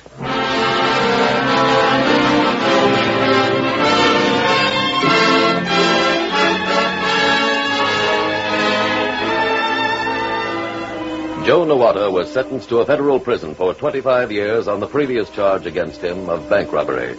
His girlfriend, Sally Baker, was turned over to local police authorities. Special Agent Taylor and Detective Conway were able to locate the cabin being used as the hideout because there is in the scientific arsenal of law enforcement an instrument called a range locator, an instrument which detects the direction in which a radio signal is beamed. By using 2 range locators some distance from each other, it is possible to chart the exact point from which any signal is emanating. A fact which brought both Agent Taylor and Detective Conway to the shortwave transmitter, which had not been turned off in the stolen taxicab. All other cabs turned their transmitters off while the range locators were being used. Perhaps tonight's dramatization told you why the Federal Bureau of Investigation closes a file only on a particular case, and not on the people involved. For the file is never really closed on a criminal. Never really closed until each of his criminal depredations have been investigated and the facts presented to appropriate tribunals.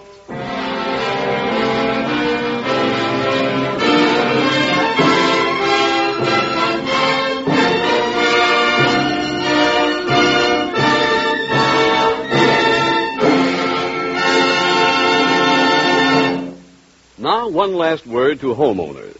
What wouldn't you give to be able to say, no more mortgage on my house. I own it, free and clear. Why wait till you're an old man before you can say these words? Ask your Equitable Society representative to explain how the Assured Home Ownership Plan provides for paying off the mortgage years ahead of time. Or send a postcard, care of this station, to the Equitable Life Assurance Society of the United States.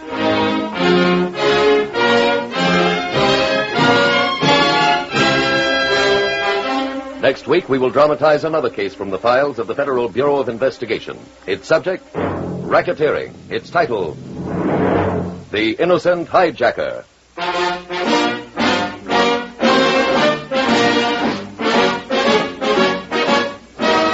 The incidents used in tonight's Equitable Life Assurance Society's broadcast are adapted from the files of the Federal Bureau of Investigation. However, all names used are fictitious, and any similarity thereof to the names of places or persons, living or dead, is accidental. Tonight, the music was composed and conducted by Frederick Steiner. The author was Jerry D. Lewis. Your narrator was William Woodson, and Special Agent Taylor was played by Stacey Harris. Others in the cast were Walter Catlett, Ted DeCorsia, Isabel Jewell, Marie Windsor, and Carlton Young. This Is Your FBI is a Jerry Devine production. This is Larry Keating speaking for the Equitable Life Assurance Society of the United States and the Equitable Society's representative in your community, and inviting you to tune in again next week at this same time when the Equitable Life Assurance Society will bring you another thrilling transcribed story from the files of the Federal Bureau of Investigation, The Innocent Hijacker, on This Is Your FBI. Stay tuned for the adventures of Ozzie and Harriet. There's fun for the whole family when Ozzie and Harriet come your way next. This program came to you from Hollywood. The Equitable Life Assurance Society presents This Is Your FBI.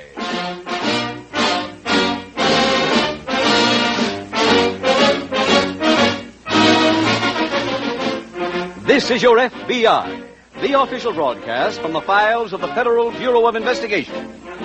Presented transcribed as a public service by the Equitable Life Assurance Society of the United States and the Equitable Society's representative in your community.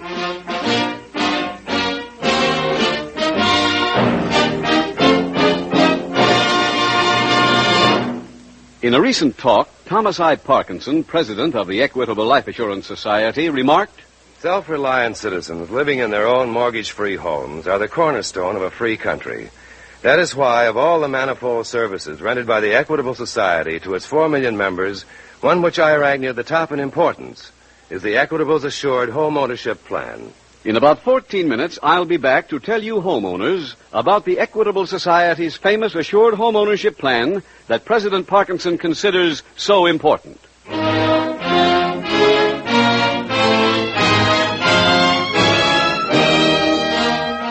Tonight, the subject of our FBI file, racketeering. Its title, The Innocent Hijacker.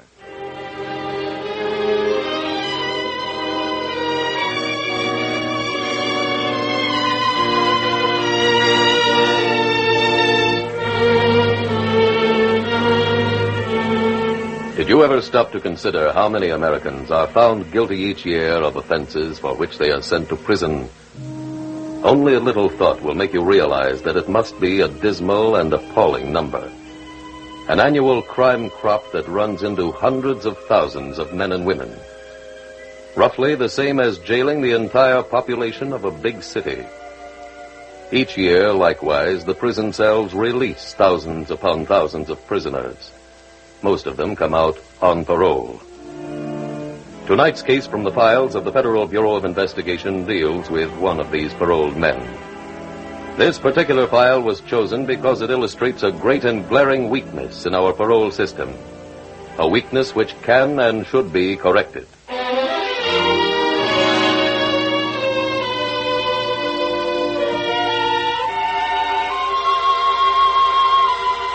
Tonight's file opens in the visiting room of a state prison. An attractive woman sits on a bench before the huge wire screen that separates the prisoners from visitors. As the woman waits, a prisoner approaches and sits across from her. Betty? Hello, dear. I got news. Great news. What is it, Eric? I'm getting out. You're what? Yeah, I'm paroled. Eric. Hey, wait a minute. You're supposed to be happy. I am happy. What you crying? Of course. When you get out? Tuesday. I just can't believe it. Yeah. Here, take a look at this. Here. That's the word, right from the warden's office. Yeah. Hey, honey, I want you to quit your job. Oh, well, now, Eric. Look, I've been laying off for 3.5 years. Now it's time you took a rest. But we'll need... Whatever we need, I'll take care of. I'm getting a job as soon as I get out. With who? Well, I don't know. Not Vince Parker. Honey, I promised you I was all done with it. I'm getting a legitimate job. Because once I'm out of here, I'm staying out.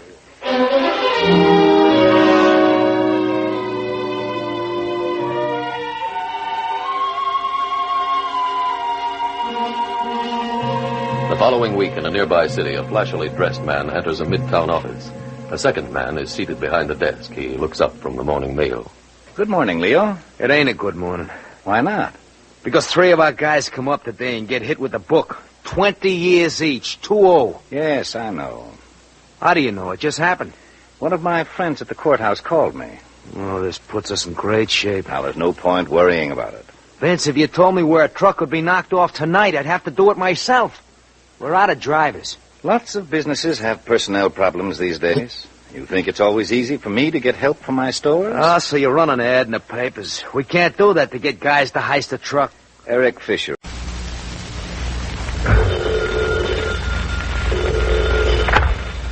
Hello? Yeah, this is Ratty. No, we can't come all the way over to your house to count if I'm saving gasoline. I'll tell you what you do. You walk over here and visit with us a while, and then later I'll drive you home. Goodbye now.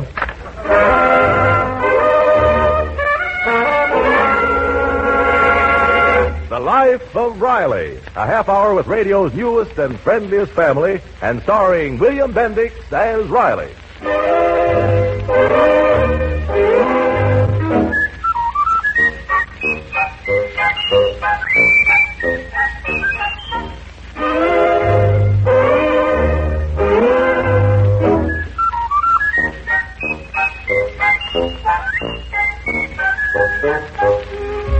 Friends, we're happy to have with us tonight as we meet the Riley family and hope that listening to their problems may help you to forget some of your own. One problem that the Riley family have solved, in common with millions of other American families, is how to best serve in the national war effort.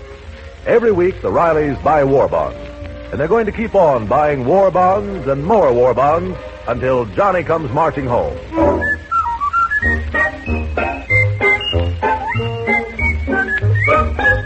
Well, the Rileys are on the move again. Or rather, they will be as soon as they can find another place to live.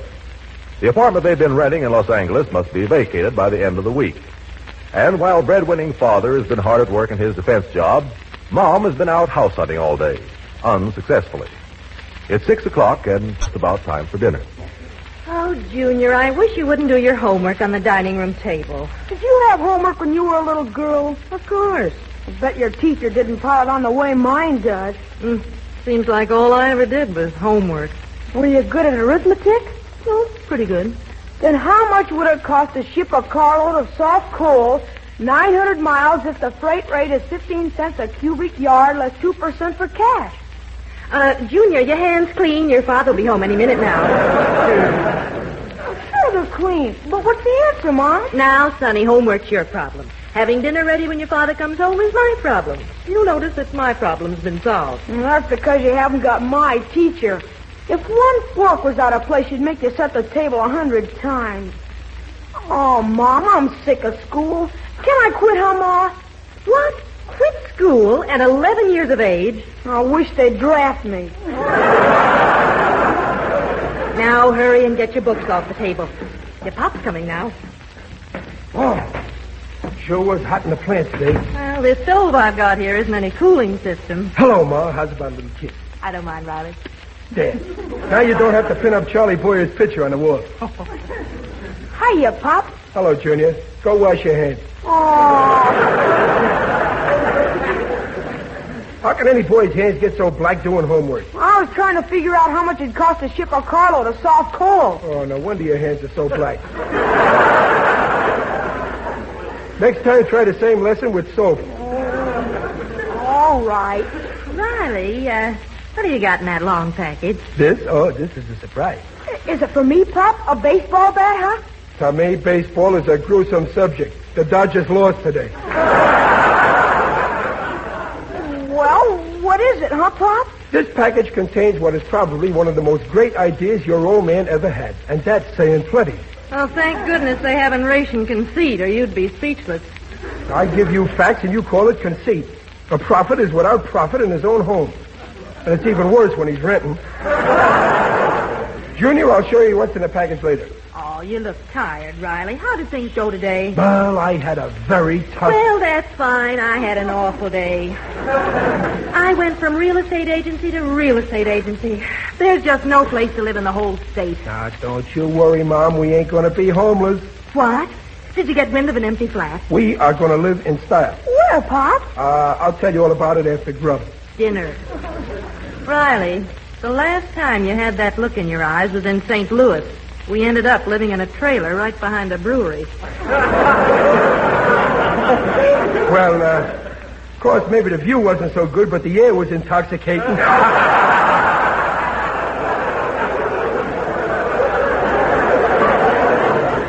Riley, what have you got up your sleeve? I am not at liberty to divulge details until after we grub at dinner. Well, I'm not in the mood to coax you. Dinner's ready, so wash up. Where's Ellie? Eloise won't be home to dinner. She's rehearsing with that corny dramatic class. Oh, I suppose it's going to be late again. A girl of 16 has got no right being out after dark alone. Your daughter's not alone. She's with that nice boy who lives down the street. Oh, that nice boy. I'd talk with that boy. I'd rather she was alone.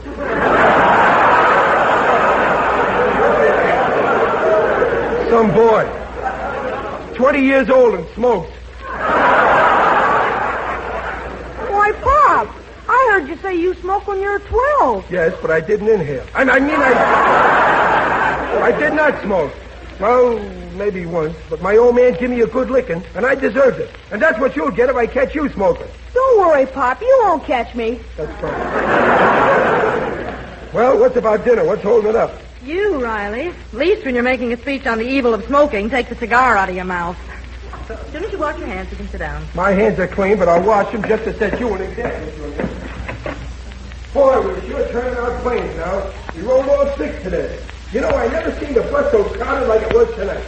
What'd you say, Riley? I said the bus was certainly crowded tonight. 2 old ladies had to stand up all the way home.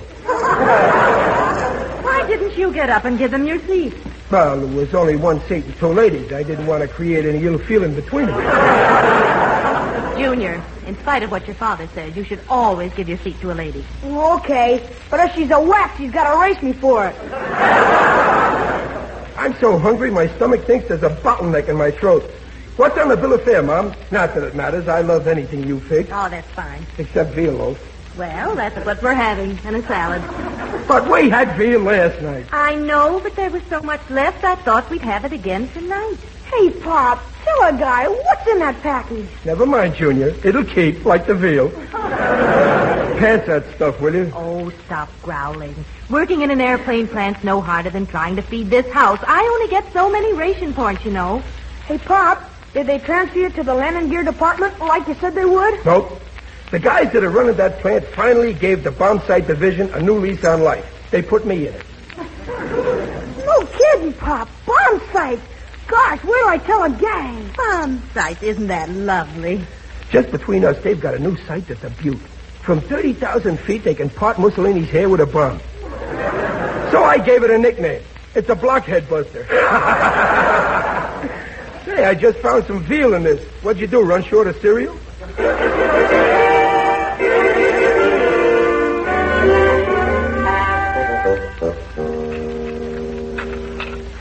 Hey, Junior, pass me another slab of that veal loaf, will you? Here you are, Pop. Thought you didn't like veal. Well, I don't, but if I eat it all tonight, it won't be here tomorrow. Well, Mom, I can see you're just dying to know what's in that package, ain't you? You know I am, but I'm not going to ask you. Well, now here's what I've been thinking. Ever since we left Brooklyn, we've been moving from one place to another. I mean, a family shouldn't get kicked around like as if they was a football. Hey, Pop, each of the fellas at school has 10 tickets to sell for tomorrow's game. Junior, I'm buying no football tickets. You can put that in your pipe and smoke it. And don't let me catch you smoking. Football tickets. Our money's going to be used for a better purpose. Riley, will you please get to the point? Well, in view of since we got to move out of here Saturday... If you buy these tickets, Pop, you'll be sitting right on the 50-yard line. No, that's all I need is to get whitewash on my good pants. Mom, I'm sick of paying rent. I'd rather have one room of our own than 10 that belong to a landlord. As the poet once said, breathes there a man with soul so dead, who never to himself has said, this is my home, my native house. You know what that's from, Junior? Yeah, Pop. It's from hunger. Well, that guy could certainly write. Riley, what is in the package? Plans. Plans for our new house. Our new house? Our home. You want to build a new house? Well, certainly you can't build an old one. Gee, a new house. Can I have a ping pong table in my bedroom? No. I got enough trouble falling asleep now without counting ping pong balls jumping over a net. Riley, a house, it's an awfully big undertaking. How much do the plans cost? Nothing. With the way prices have gone up, that's pretty reasonable. One of the boys in the drafting department used to be an architect.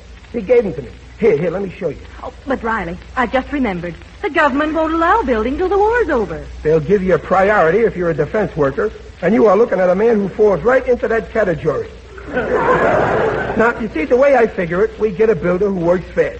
We live in a hotel until the house is finished. Well, it's all very exciting, but I don't know. Well, ain't these plans neat? This fellow's built some of the finest homes in Los Angeles. He built the city hall, and it's beautiful. City Hall? I've never seen it. Oh. Well, he built the city jail. Your uncle has seen that. Now, don't start picking on Uncle Baxter. Well, I don't want that leech to know we're planning a house. Maybe he'll decide to go back east before we move in. Why, you ought to be ashamed. You never heard me plot against your uncle. My uncle being dead causes us very little trouble. Hey, Pop, show me where the banister is. The banister? Oh, well, here, see? This is the staircase leading to the second floor. And from this window, you can practically see Catalina. Catalina? Where are you thinking of building? On that lot we own down at the beach. I guess I was a pretty smart guy to snap up that property just before the city condemned it. Riley, you know you can't build on condemned land. But I saw in the paper that the land's been okayed again. You know, uncondemned. It's all politics anyway. Here, look at this living room. The fireplace is over here. It's a real fireplace. Oh, boy, we can roast Wheaties. Sure. I'm going to build a grill in it. Then Mr. and Mrs. Riley and their son and daughter will have a barbecue. If we can get steaks. Well, what about Uncle Baxter? Well, we could barbecue him, but I like steaks better. Riley, how much will this house cost? But the house can cost a fortune or very little if you know the right angles and get good discounts. How much will it cost? Huh? $6,000. $6,000? Hi, Uncle Baxter. Hello, Junior. Did I hear someone say $6,000? I must be in the wrong house. Yeah, and you've been in the wrong house for the last 2 years. Riley, that is a fine innuendo to make about your own flesh and blood. You're not my flesh and blood. Did I not give you a transfusion 2 years ago that saved your life? Ingratitude is the besetting sin of mankind. Well, maybe you did give me a pint of blood once. But last week I gave a pint to the Red Cross. I do not see the connection. I gave him the pint you gave me. So now you're a big man with the Red Cross, and I don't owe you nothing. My dear nephew, I never implied that you did. But since my presence here is apparently resented by the head of the house, I shall leave. In a month or so. Uncle Baxter, you can stay as long as you like. Oh. Of course, if it'll make you feel better, you can pay us a little for your board. When you're able to. Well, that is my fondest intention. And I expect to make a desirable connection any day now. Well, I turned down the position of doorman today at Grauman's Chinese. Why? I couldn't see the screen from the sidewalk. All you do is turn down jobs and come back here to eat and sleep. Are you insinuating that I don't bathe?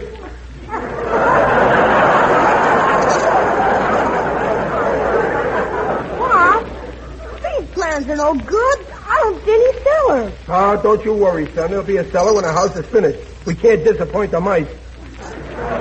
Aha! Somebody's building a house. And somebody's not going to live in it.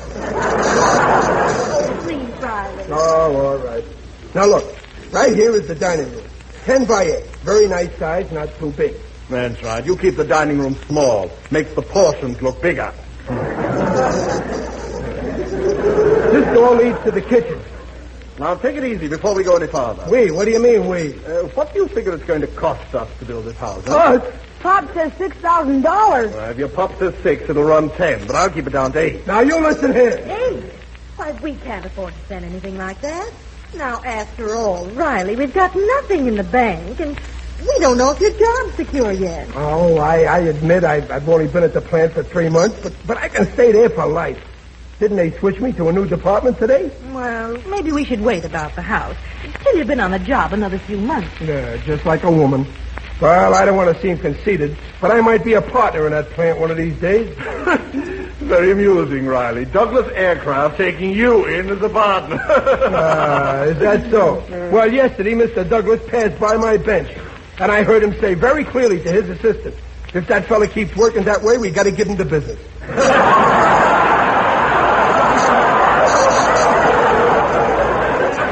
So let's have no more talk about me losing my job. I've decided to build, and that's that. Well, Riley is right. Absolutely right. Do me a favor, Mr. Blood Donor. Stay off my side. Now, here's the back door, Mom, for delivery. None of the stores deliver anymore. Say, Riley, tell me, who's going to do the building? Oh, yes, Riley. You want someone who's very reliable. I got a list of several builders, and I'll decide later on. Now in the kitchen. Operator, give me Crestview 65095. Can't you phone some other time? Riley, be serene. Count your blessings. Hello, Jasper. That's the turnbull. You very busy tonight? Oh, breaking in a new pipe, huh? Well, listen, I got some news for you. You're building a house for my nephew by marriage, Riley. Uncle Baxter, who's on that phone? Hold on, Jasper. I'm talking to Jasper Wrangle. He's the best builder in the city, my bosom friend. No friend of yours is going to build my house. Now, Riley, don't cut off your nose to spite me. Not that it isn't a splendid idea. This man's an expert. I don't want to discuss it any further. It's all settled. Fine. Hello, Jasper. It's all settled. Come over right away. I'll meet you downstairs.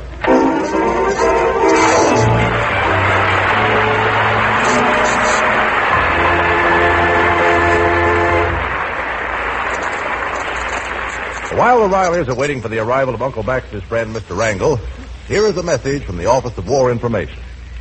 Next winter will be one of the most critical periods of the war for millions of civilians unless they take steps now to prepare their homes for the cold weather.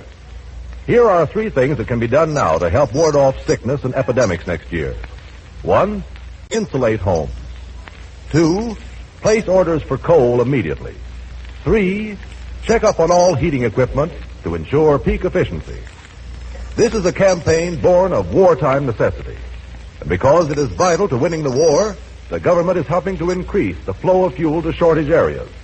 But there can be no assurance that conditions will be any less severe than last year unless everyone cooperates during the spring and summer.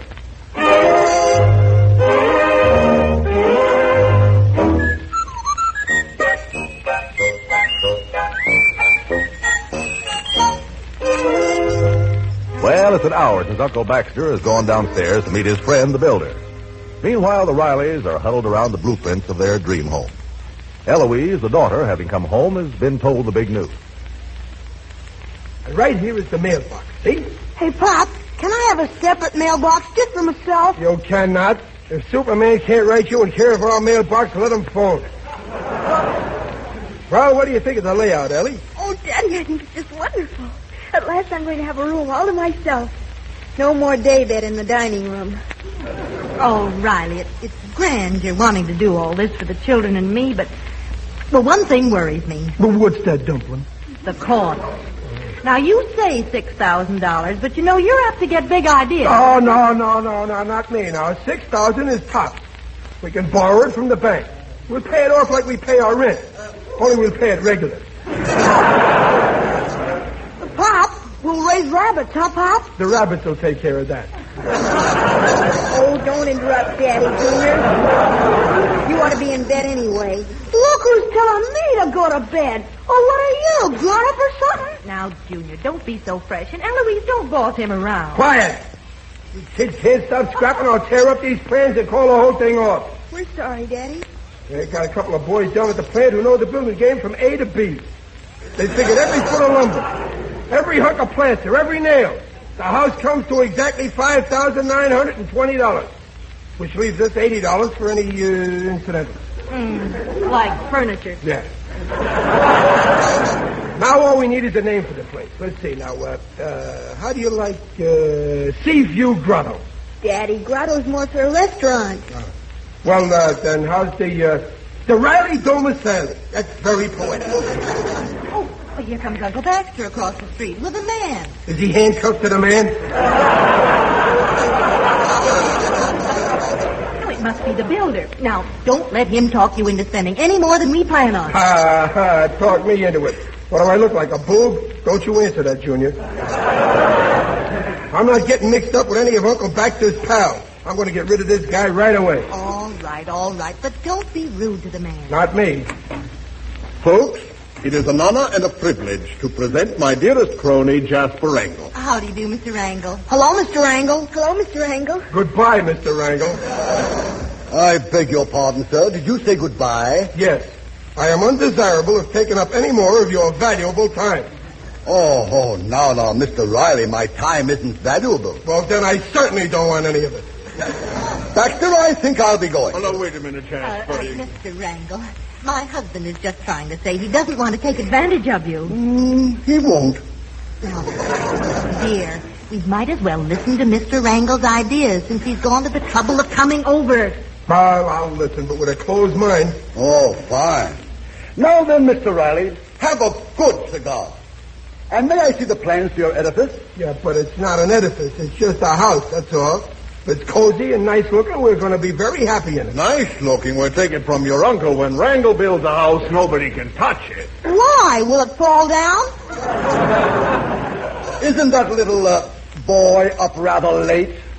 Now, Junior, dear, go to bed. You too, Eloise. Good night. Good night, dear. Okay. If you get stuck on the building, Mr. Wrangle, I've got an erector set. My own boy was getting like that till I made him stop listening to Red Skelton. Now then, tell me more about this little dream home. I'd love to know exactly what my potential client has in mind. Say, this isn't a bad cigar. Yeah? And I've got several hundred boxes of them at home. Well, say, I may let you build this house after all, Mr. Wrangle. Well, that's very flattering, sir, but I don't see how I can squeeze your house in. I'm awfully busy these days. I came over as a favor to Baxter. Oh, really? That's the truth, folks. Jasper's the only good builder in town that hasn't been drafted. I'm 4F. I got caught in a cement mixer.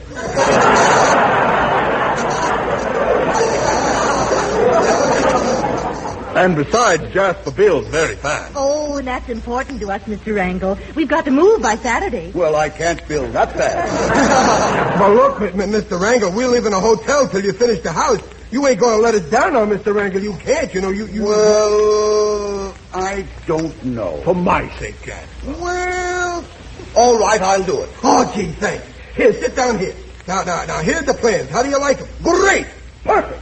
So it didn't take you very long to study it. You must know your business. Exactly. I wouldn't change one detail. Now then, what did you figure on spending? 6,000. That's absolute top. 6,000 will be ample, I'm sure. See, I told you, Mom.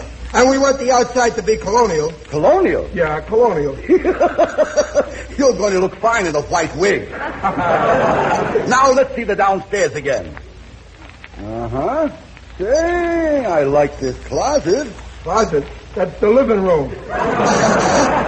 But this living room is only 11 by 9. I see you in the living room 22 by 18. We must be visiting. We'll make the living room a bit larger. Mr. Wrangle, I don't like to intrude, but if we add any space, doesn't that raise the cost? No, we'll cut down somewhere else. Maybe we can lower the ceiling. That's it. And that'll give us enough margin to put in a swimming pool. Well, the children would love a pool, but can you do that on $6,000? We can try, my dear lady. This is an exceptional case.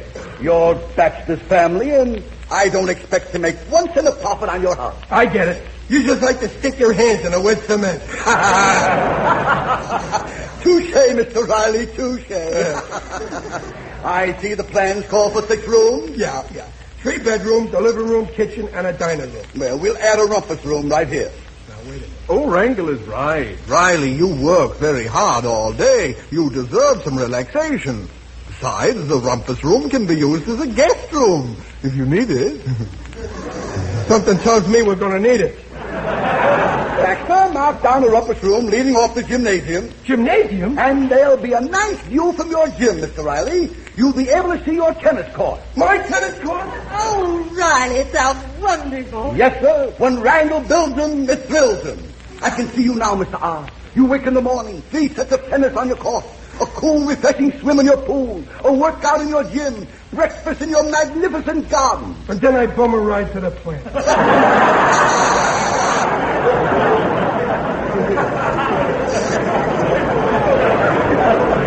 Now, the minute you get your priority, we'll break ground. Mrs. Riley, you can well be proud of your husband.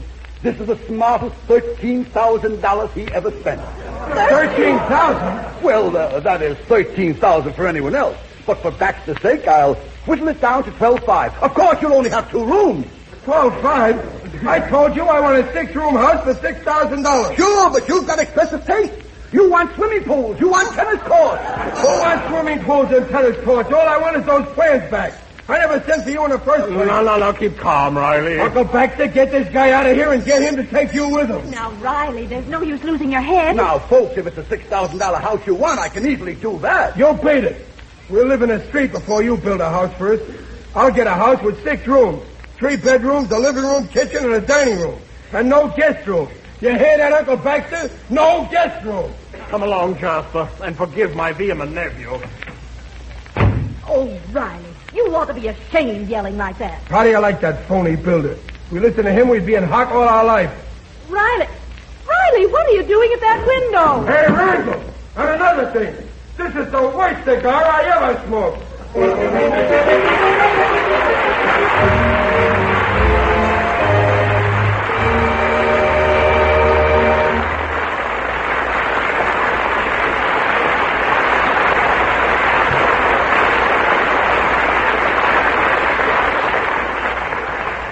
Demands for passenger service on railroads and buses will reach new all-time peaks during the late spring, summer, and autumn. If people travel as usual, reserved accommodations may be sold out in advance to persons whose trips are not essential. In such cases, no accommodations are left for servicemen trying to get home on furlough, or for businessmen who have been unable to make plans in advance and are suddenly called to other cities on war matters. Reduction of unnecessary civilian travel is therefore essential if space is to be assured for members of the armed forces and war production engineers and executives. Let us do our part.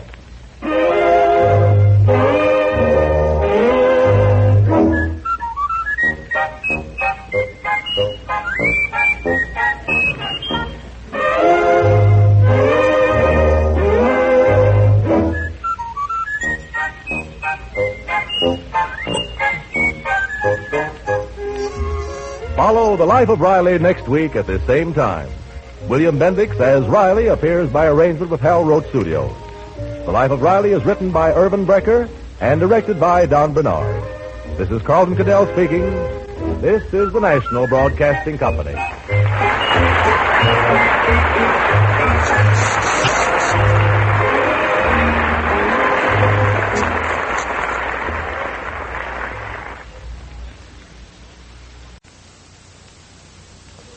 The Equitable Life Assurance Society presents This Is Your FBI.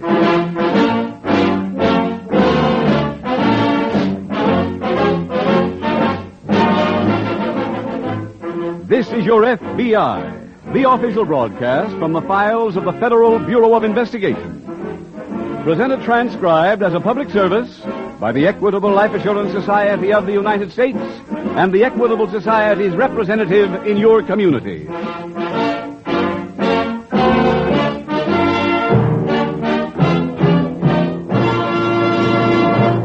Self-reliant citizens living in their own mortgage-free homes are the cornerstone of a free country. That is why, of all the manifold services rendered by the Equitable Society to nearly 6 million people, one which ranks near the top in importance is the Equitable's Assured Home Ownership Plan. In about 14 minutes, Mr. Keating will be back to tell you, homeowners, about the Equitable Society's famous Assured Home Ownership Plan.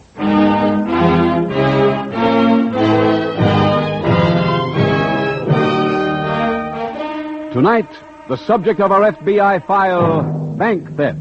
Its title, The Penny Lender.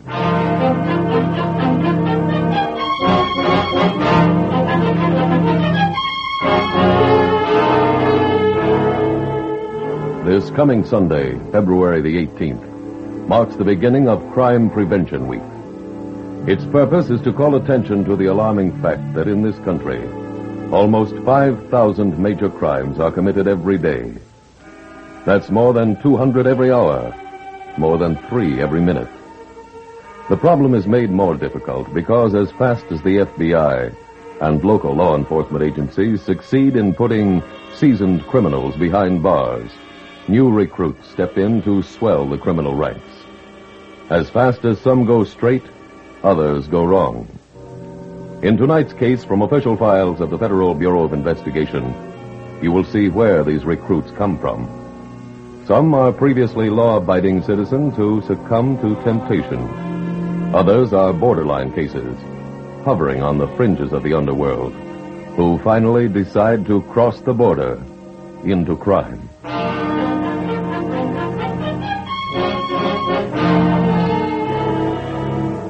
Tonight's FBI file opens in a narrow alley just off Skid Row in a Midwestern city.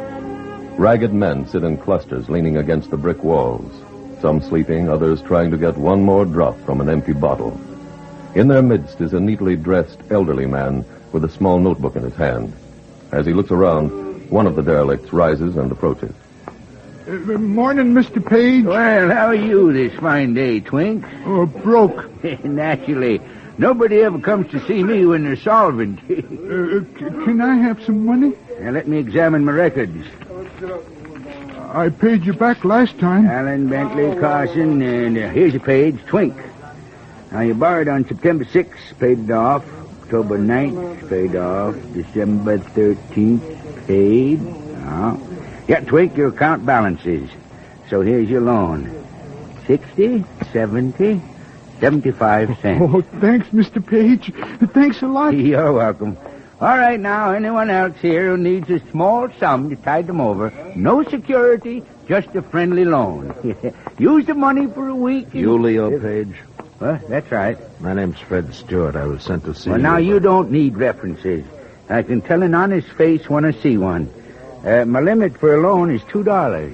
Shylock, huh? Mr. Stewart, I'm a banker. You wish to borrow? No. And what is it you want? I hear you know every bum down here. Well, that's probably true. I know how you can make yourself 3 bills. $300? Mm-hmm. Mr. Stewart, there are limits to my scruples. This is legit. Say, Mr. Page. Now, just a minute, Twink. Go on, Mr. Stewart. My Uncle Charlie hit the row, and I'd like to find him. Here's his picture. Well, now, a patrician face. You know him? Why, I've glimpsed his tragic features occasionally. He's what the men call a loner. Where is he? He mentioned a sum of money. It's in my pocket. Well, I'll take a down payment of 1/3. You got it. Here. Consider me in your employ. The other deuce is yours when you come up with it. Now, there's a foul-smelling hamburger house near here called Slim's. Yeah, down the block. Yeah, there are tables there in the rear. You seat yourself at one, and I'll join you there in an hour.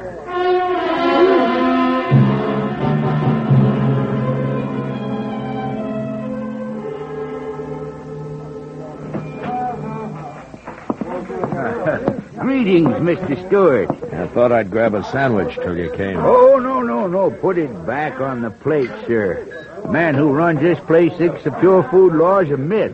Well, that's better. Now, to business. You got some wood? I found him. Where? Mr. Stewart, I'm not reflecting on your character, but you're forgetting my fee. Tell me and I'll pay. Now, I have a peculiar malady. Only one thing loosens my tongue. Money. Suppose you come up with a wrong joker. Mr. Stewart. I took a flyer giving you the yard before. This time you take the chance. That's your last word? Yeah. All right, sir. Farewell. Hold it. Here. 152. All right, now talk. Yeah. Your dear uncle resides at the Star Hotel in room 19. I'll go see him right away.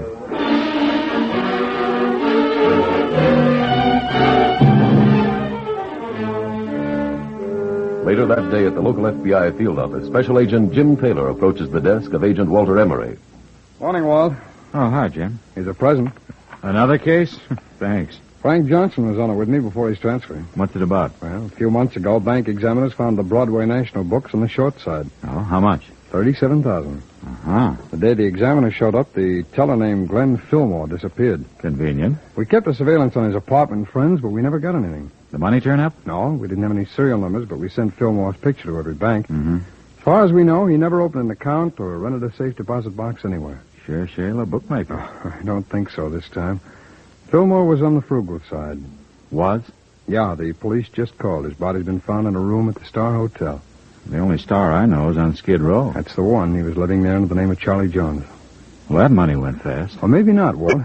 He was murdered, and there was no sign of any cash in the room. Oh, you want to examine the room with me? Oh, sorry, Jim. I've got an appointment. All right. If you get a chance, will you read up on the file? I'll check with you later.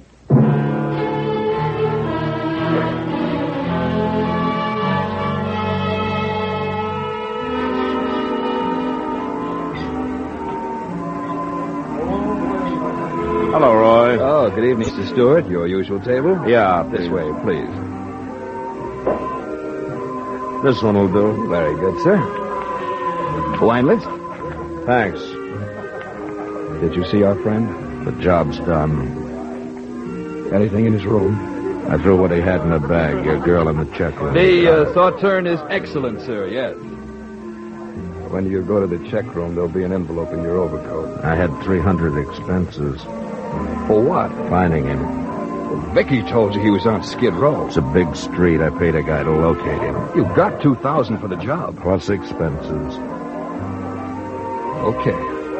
Before I go for it, I want to see what I'm buying. I'll be right back. I'll be waiting. Here's your check, sir. Thank you. Vicky, have you dipped into the bag yet? Just now, I found the receipt for a package. Here. Thanks. Village Warehouse, October 4th. That's the day he took it on the LAM from the bank, so this receipt has to be for the package of dough. Yeah. Well, one way to find out, I'll claim it first thing in the morning.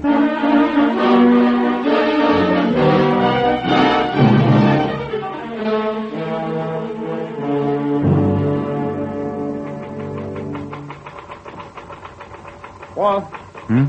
Hey, Walt, anybody call me? Oh, no, Jim. Well, Fillmore's hotel room was cleaned out, but the porter told me somebody asked this morning how to find room 20. Was that Fillmore's? No, he had number 19. But it could have been the killer playing cute. 20's been empty for a week.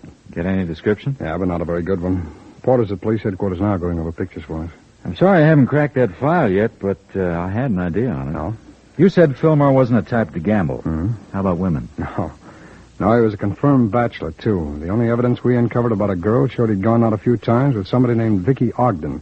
Who's she? Works in the hat check room at the Club Romeo. Great place for a bank teller's girl. Yeah, we thought so, too, so we worked on that angle for weeks, but it all added up to zero. Anybody check on her recently? Yeah, just 2 weeks ago. She still lives in the same hotel. She's kept a job. She does not spend her salary. Oh, I'll get one. Special Agent Taylor. Captain Carey at headquarters, Taylor. Yes, Captain. That porter make an ident yet? 6 of them. He what? He's picked out pictures of 6 different men. Oh, who are they? I've got a messenger on his way over with the pictures, and I'm putting every man's record on the teletype. Well, thanks, Captain. I'll get down to the wire room now and catch them as they come in.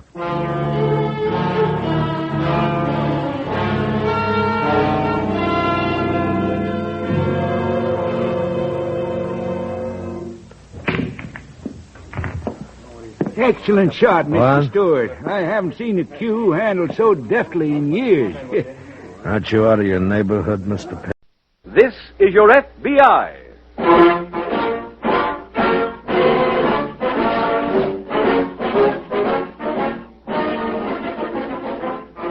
This is your FBI, the official broadcast from the files of the Federal Bureau of Investigation.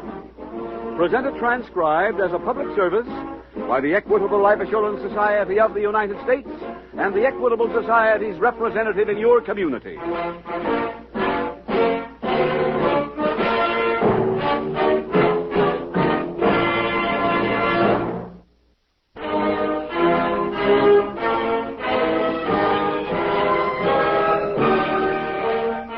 Tonight, the subject of our FBI file, Jewel Theft. Its title, the canvas-back Frameup.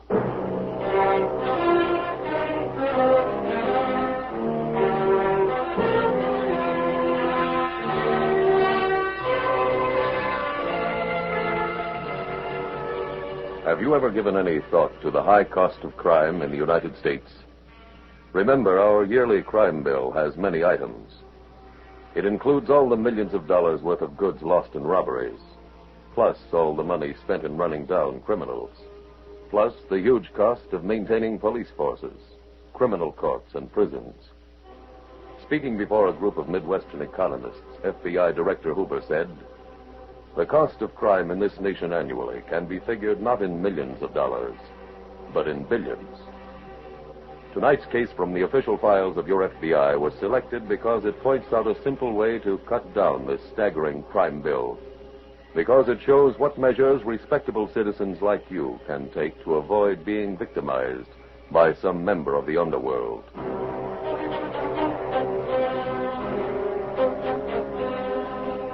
Tonight's file opens in a small, dimly lit gymnasium on the second floor of an old unpainted building located in the slum section of an eastern city. In one corner, a big heavyweight punches the bag as a lean, gray-haired man approaches. Hello, Johnny. Huh? Oh, hello, Mr. Ramsey. Kid, sharpening up the old left hand? Yep. Yeah, you know, you look like you've been losing a little weight. Yeah, I've been working heavy every day. Good. Still want to come back, huh? Oh, sure. As soon as I get me a manager. Johnny, you got a manager?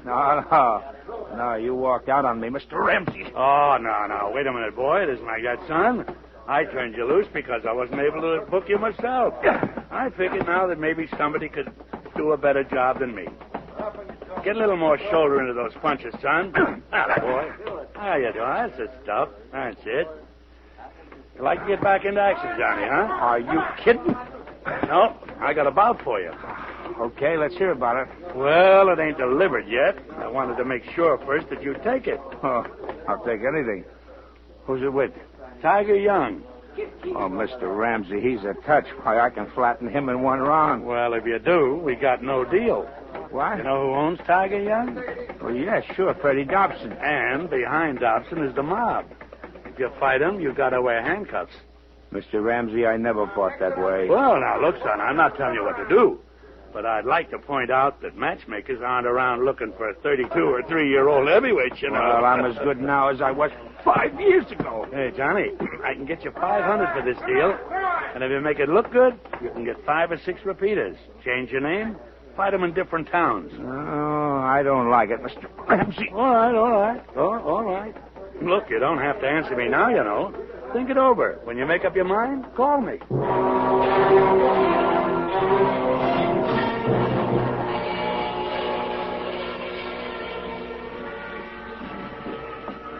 Al, did Miss Caldwell get in yet? Yeah, Champ. He's in the dressing room. Oh, thanks, Al.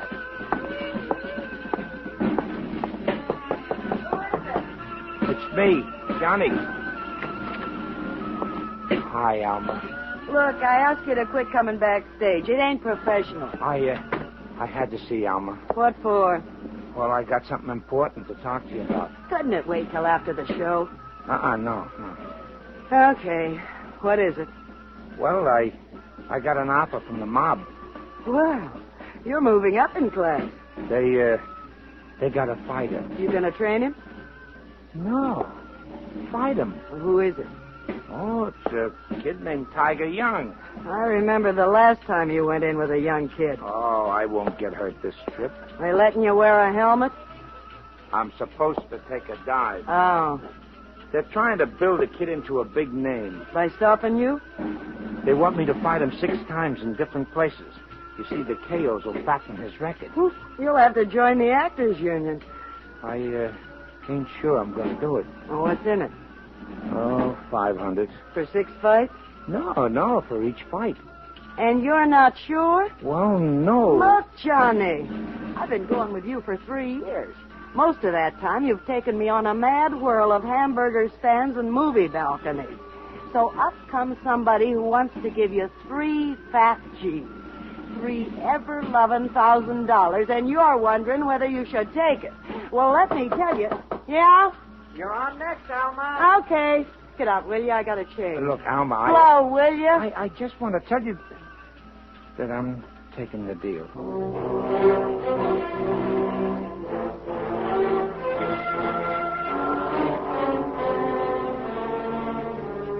The following morning at the local FBI field office, Special Agent Jim Taylor approaches the desk of Agent Bill Manning. Oh, welcome home, Bill. Thanks, Jim. How's it feel being back? After that stretch in the hospital, what do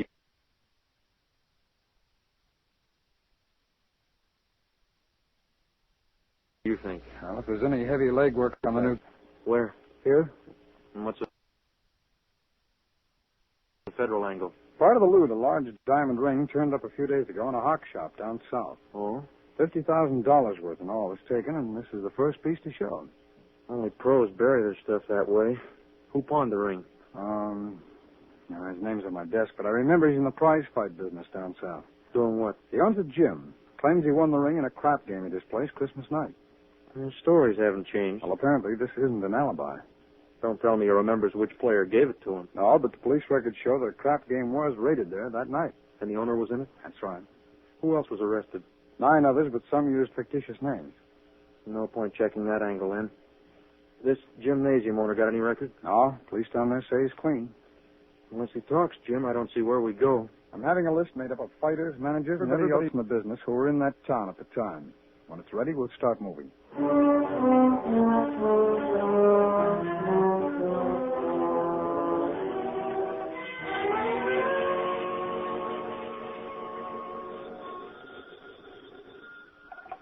Hello? Hello? Is this Alma? Yeah? This is George Ramsey. Oh, thought you were out of town. Oh, I'm just here between trains. Johnny with you? No, he went directly to our next stand, Fort City. How'd the dive go? Very graceful. Say, Alma, I'm calling to ask you a little favor. You working this week? No. Could you come over to Fort City? I want you to talk to Johnny about something. Oh, well, what is it? Well, I can't explain it over the phone. Why should I go all the way to Ford City? Alma, there's money in it for you. You could make a lot of money. Will you come? When? Tomorrow night. There's a train gets in there about 7 o'clock. You come right over to the arena, and I'll have a ticket for you at the box office, and I'll see you inside during the fight.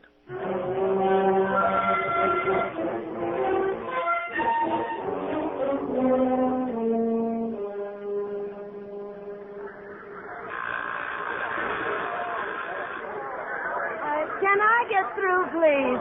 Hi, George. Oh, hello, Alma. Well, kid, you look cute. What delayed you? The train was late. Mm-hmm. That's Johnny fighting? That's him. Oh, how come you're not in his corner? Well, his name is K.O. Drew tonight. I'm not even supposed to know him. Oh. Is that Tiger Young in there with him? Yep. He's a stiff. Well, that's why I sent for you. You want me to fight him? That's pretty good. No, I just want you to sell Johnny a small bill of goods. Like what? Well, the price of this fight tonight is 10 to 1. It'll be the same next week in Centerville. Now, if you can talk Johnny into flattening the Tiger the next time out, we can take some of that 10 to 1 and win ourselves a nice, neat little bundle. And what about the mouth? It won't be their money we're taking. Don't worry about that. This will be local action. Yeah, but what'll they do to Johnny? Don't worry. Nothing will happen, I assure you. You think Johnny could stop him? Oh, he'll knock a bow-legged, sure. Have you talked to him about this? No, that's why I sent for you. I think you do a much better job. Are you interested? What do I get? You'll get half of what I win. Look, there's a nice, intimate little club around the corner from our hotel. You get him to take you over there tonight, see? The soft light, the music, the nearness of you would kind of bring us both a nice, tidy little profit.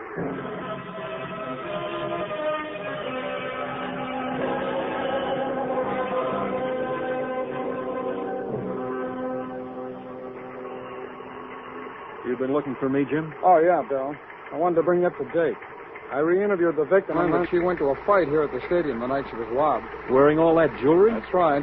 That was practically an invitation. Well, what do you got there? Oh, it's a teletype that just came in.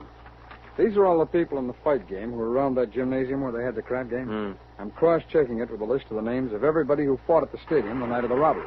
Any duplications? No, just one so far. Say, Jim, look what's coming in on the machine. How is it?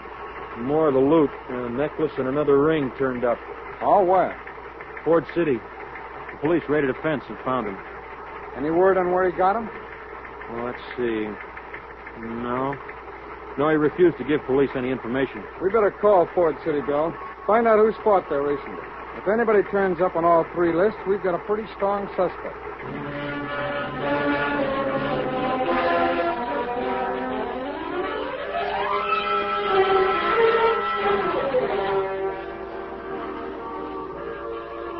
You want to dance, Alma? No, honey, let's just sit here. Well, how about another drink? No, thanks. You know, Alma, I can't get over your coming here. What a surprise. Told you, I just got lonesome. Yeah? Well, I hope you keep feeling that way. Not when you're with me, I mean, but when I'm away from you. I will, honey. Hey, I got an idea. How about coming on to the next stand? Oh, I'm afraid I couldn't. I start rehearsing again next week. Well, you could come for a few days. Oh, but I'd be in the way. Oh, are you kidding? Well, look, I might as well tell you. I just don't want to see you take another dive. Oh. You know, I got so mad tonight. I kept saying to Ramsey all during the fight, if this thing was on the level, Johnny could murder that guy. You could, too, couldn't you? Yeah, sure, I could take it. Knock him out? Yeah. Then why don't you do it? Well, When you fight him again, why don't you level and put him away? Alma, honey, do you know what you're saying? Yes. But the dough I'm getting, honey, before I left on this thing, you told me to take the 3 Gs. Maybe you could get more dough this way. What do you mean? Well, Ramsey says the price on both fights so far has been 10 to 1 against you. If you were to take some of that, knock the tiger out, we'd make a hatful. Honey, you're forgetting the mob owns this guy. If I flatten the tiger, I can use the dough for a coffin. Not if you tell the whole story to the papers. How they hired you to throw these fights. How you did toss a couple. And you got so you couldn't sleep nights thinking about it. No, The Alma. papers would eat it up. You'd be a hero. Alma, honey, you've been seeing too many movies. Look, you might even get a return match with a guy. A legitimate match that could draw, say 50,000. Alma, I ain't gonna do it. Oh, you fool. Huh? You stupid, punch-struck fool. Here's your chance, your last chance to do something, to get something. I don't want it, Alma. Okay, then you don't want me either. Alma! I'm leaving.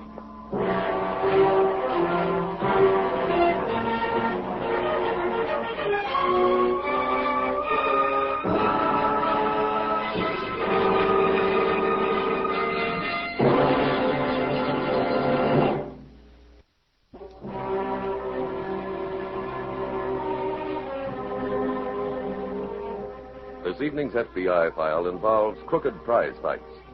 This week's headlines report an almost parallel situation. The black plague of crooked gambling has again invaded amateur basketball.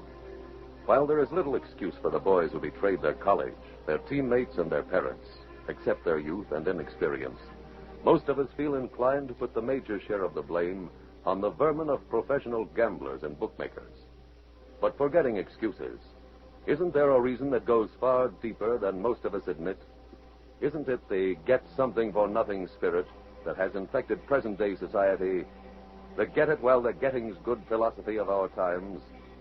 That such a spirit should be reflected in our youth may shock us, but it should not surprise us. No field is safe from attempted encroachment by criminals. They will move in where the situation allows. It is up to you, the people, acting individually and together to stop them. Your FBI can tell you one heartening fact. Through your efforts, they can be stopped. Tonight's file continues the following week at the local FBI field office. Bill, I think I found our jewel thief. Who? He's a fighter named Johnny Boone. He was down south Christmas week. He fought at the stadium here the night the jewels were stolen, and he was in Ford City last week. Boone. That's it. I don't remember his name being on the list we got from Ford City. Oh, it wasn't. He fought there as K.O. Drew. Oh. I saw the billboards for last week's fight and recognized his picture. Where's Boone from? Here. I called the police, but they've got no record on him. Maybe he uses different names for stealing, too. Well, they're checking on that angle now. How about an address on him? No, nothing yet. Bill, I think we should go out and cover all the fight hangouts. That could give us some lead on where to find him.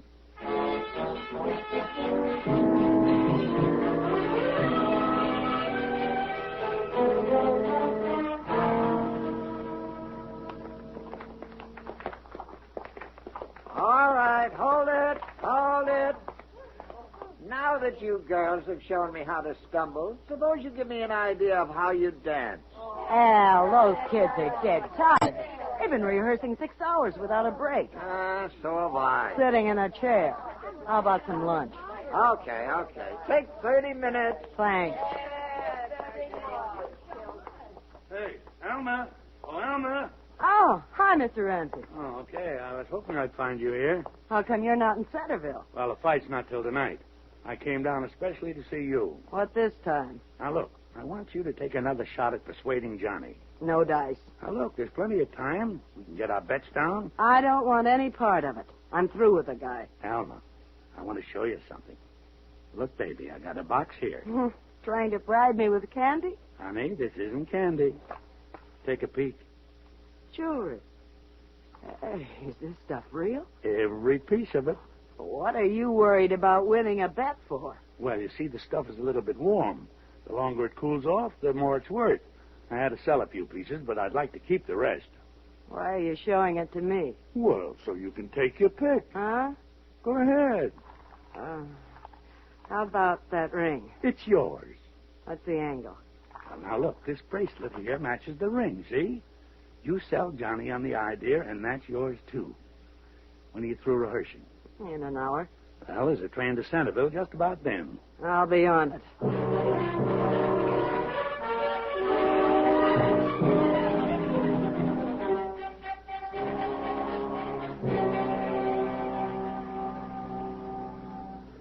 Hey, kid. Johnny, you better start getting undressed. Well, it's still an hour to the fight, Mr. Ramsey. Room in here for one more? Alma. Well, how do you like... Well, look, Alma. Had a few days off, so I thought I'd come up and see you. Oh, gee, I'm glad you did. Now, look, if you kids will excuse me, I'm going out to collect Johnny's money. I'll be back. Come in. Hello. We're looking for a Johnny Boone. This is Battling Bentley's dressing room. We have a picture here of Johnny Boone.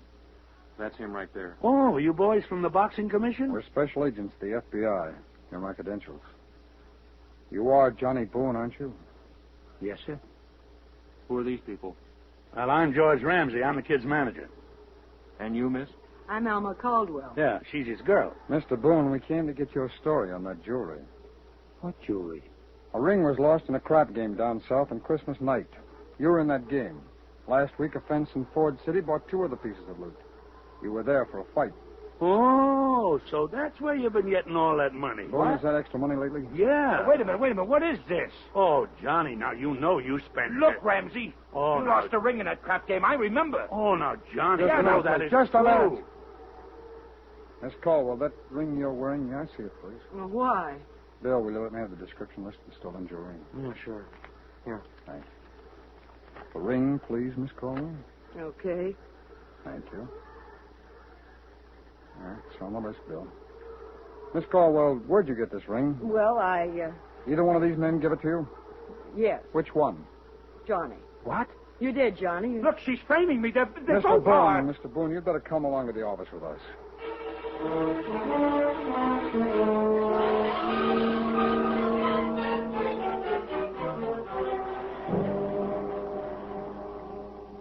Jim, we just had a call from the office. They have a report on Boone's fingerprint. Oh, what's the story?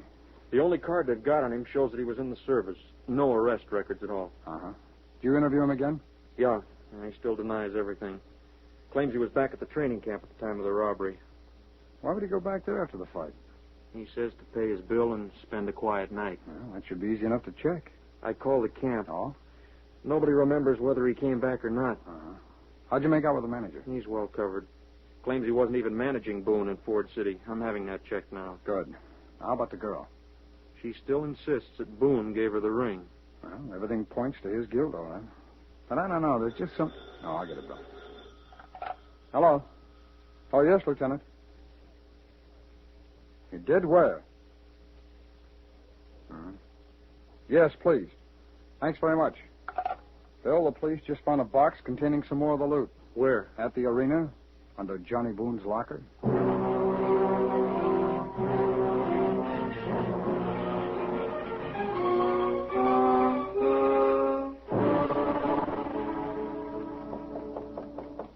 Who is it? Me, Alma. Oh, come on in.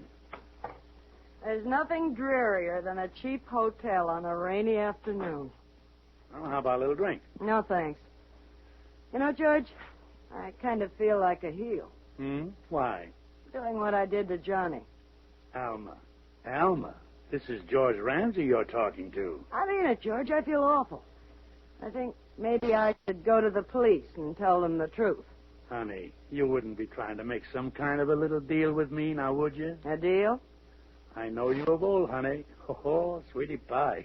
When you get sentimental, I can hear a cash register start to ring. Well, you did promise me a bracelet. I'm sorry, but the boat sailed. I haven't got it anymore. I had to use it as a plant. What do you mean? I put it in a box under Johnny's locker. Why? Well, if the cops find it, they'll think it's Johnny's. If they don't, I just go back and pick it up. Hello? Oh. Yeah, Mr. Taylor? Yeah? Well, Well, now, isn't that fine? Oh, I'm delighted. Thanks very much for letting me know. Alma, they've let Johnny go. What? That was the FBI man. He said they called back east and had Johnny's picture shown to the people who got robbed. They said he definitely wasn't the stick-up man. Come on, we got to get over to the arena in a hurry. What for? Johnny will head for there to get his clothes, and I don't want him to find that box.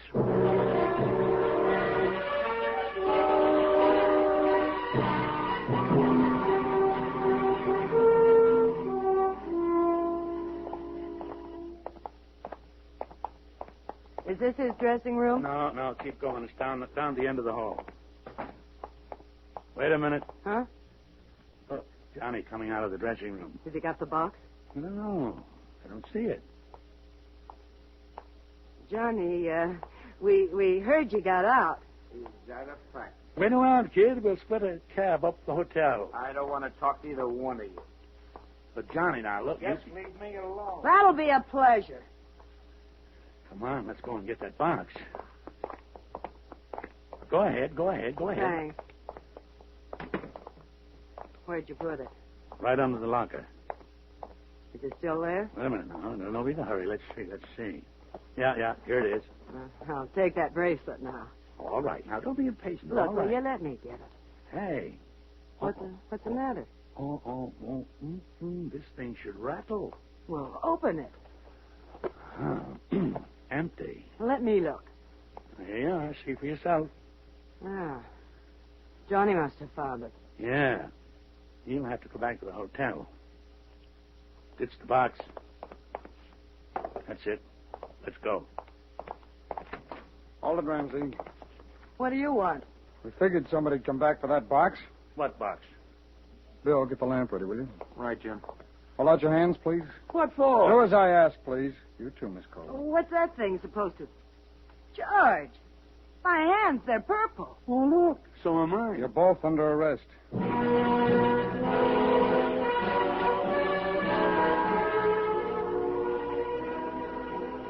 George Ramsey was tried and convicted for violation of the Interstate Transportation of Stolen Property Act. He was sentenced to 5 years in prison. Alma Caldwell was convicted of accessory after the fact and received a sentence of 2 years in a federal penitentiary. When Special Agents Taylor and Manning received the box containing the rest of the jewelry, they decided upon a way to determine which suspect was guilty. After removing the jewels and having the box dusted with fluorescein, they returned it to its hiding place under the locker. Fluorescein is a powder invisible under ordinary light. However, anyone touching it retains enough to show splotches of purple when the skin is exposed to black light. By using a portable machine, the two special agents were able to establish Johnny Boone's innocence when he left the dressing room, and as you have seen, to establish the guilt of George Ramsey and Alma Caldwell. And so another case from the files of your FBI was closed, but not until it had again been proven that special agents work as hard to determine the innocence of a suspect as to establish his guilt. That every investigation is conducted not to get a conviction, but to get the facts.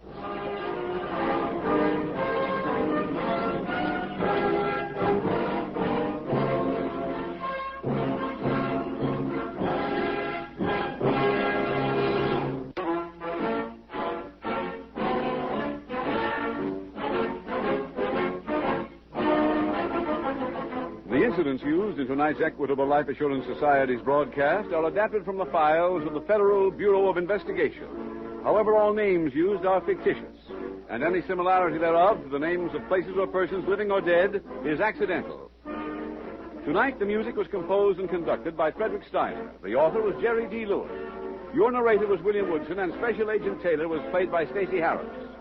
Others in the cast were Walter Catlett, Dick Crenna, Marlo Dwyer, Wally Mayer, and John Shield. This is Your FBI, a Jerry Devine production, was directed by Sid Goodwin. This is Larry Keating speaking for the Equitable Life Assurance Society of the United States and the Equitable Society's representative in your community, and inviting you to tune in again next week at this same time when the Equitable Life Assurance Society will bring you another thrilling transcribed story from the files of the Federal Bureau of Investigation. This is Your FBI. The Equitable Life Assurance Society presents This is Your FBI.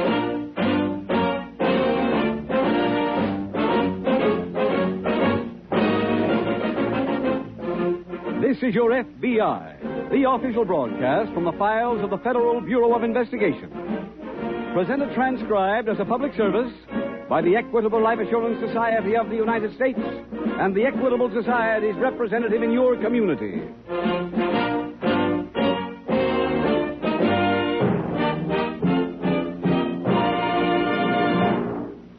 Self-reliant citizens living in their own mortgage-free homes are the cornerstone of a free country.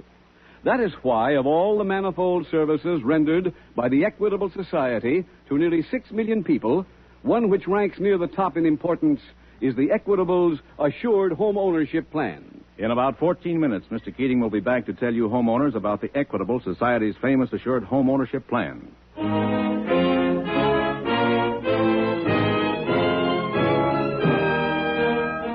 Tonight, the subject of our FBI file, Safe Cracking. Its title, The Tin Can Killing.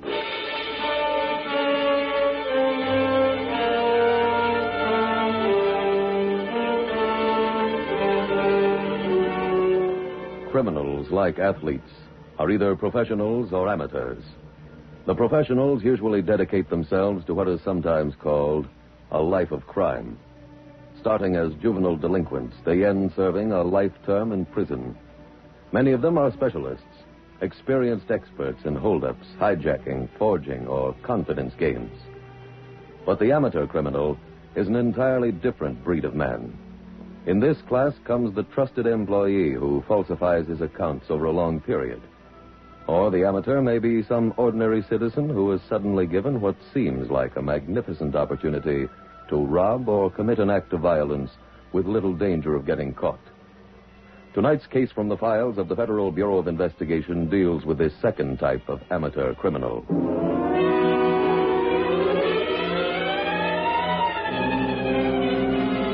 Tonight's file opens on the outskirts of an Indian reservation located in a western state. It is early morning, and the quiet is broken only by the drone of a plane overhead. Suddenly, the plane falters. Its motor sputters. It loses altitude, fights to stay aloft. Then the motor fails completely. It tries to glide to safety, spins, and plunges to earth.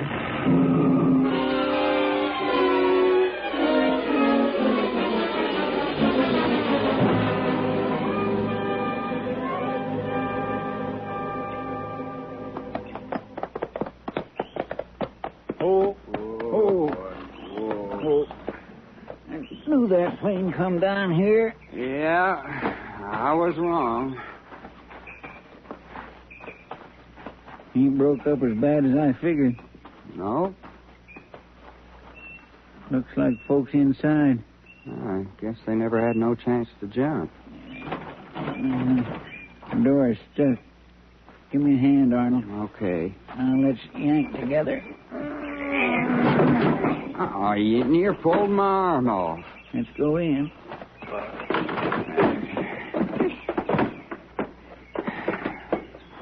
Man and woman in here. How are they? They're unconscious, but they look to be breathing. Well, I reckon they're alive. See if I can move her. Oh, she's heavier than I figured. You need help? No. Get that suitcase she's laying on. Got it. I'll just stretch her out again. There you are, lady. Now open the bag. see what's in it. Nothing but clothes so far. What's that down there? It appears to be a box. Let's see it. Here. It sure jingles. Open it, Herb. Look at this. Rings, bracelets, them things women hang on their necks. It looks like real, too. Yeah. Wait till Clara sees this. Let's get on back and show it to her, huh? Well, what about these people? Well, what about them? Well, maybe they need help. You said they was alive, didn't you? Let's leave them be. Come on. What's in this box is a lot more important. Just a minute, Whitley. Hello, Mr. Porter. I thought they were your horses. What you got there? Oh, just a box. That you took from the plane. Well... Let me have it. Huh? I'll take that box, Whitley. Oh, all right. Here. What happened to the passengers? They're in there, Mr. Porter. Are they alive? Well, they're breathing. Why didn't you help them? We did. By going through the suitcase? Now, look, we didn't mean Let's no not harm. argue. If they're alive, I'll need your help. We got to get them to a hospital.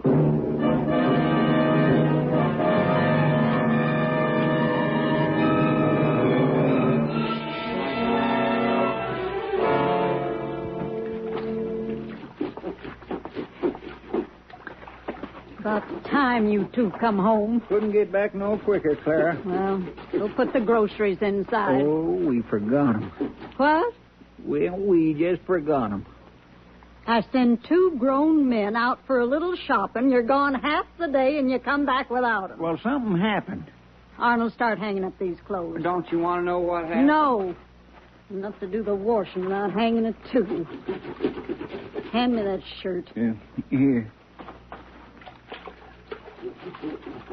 Well, what's your story? We were going into town, Clara. Right close to where we was riding, my airplane fell down. Couple people in it. That Indian agent come along and made me and Arnold help him fetch the folks to the hospital. We was almost rich, Clara. We found a little box in the airplane. Turned out it was filled with a mess of diamonds. Well, where are they? The Indian agent took it. What'd you give it to him for? He took it. How much you going to get for finding it? Well, Clara, we didn't exactly find it. We just got there first. Then you ought to get a reward. Come on. Where? See that Indian agent. If you two ain't smart enough to get what's coming to you, I am. You too, Arnold, get to moving. We're all going back to town.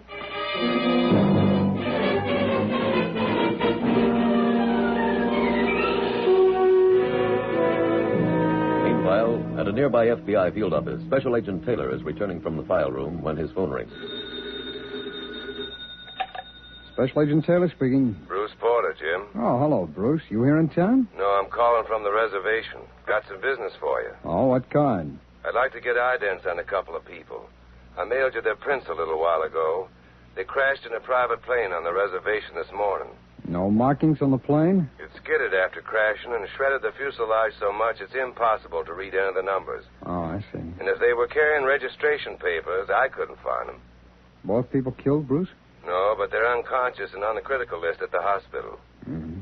How about their clothes, luggage? No cleaner's tags on any of the clothes, Jim, but there was a jewel box with quite a few valuable pieces in it. I'm keeping that here in the office safe.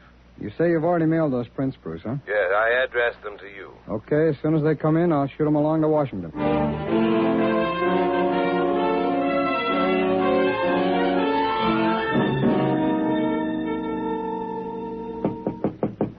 Come in. Hello, Mr. Porter. Oh, hello, Whitley.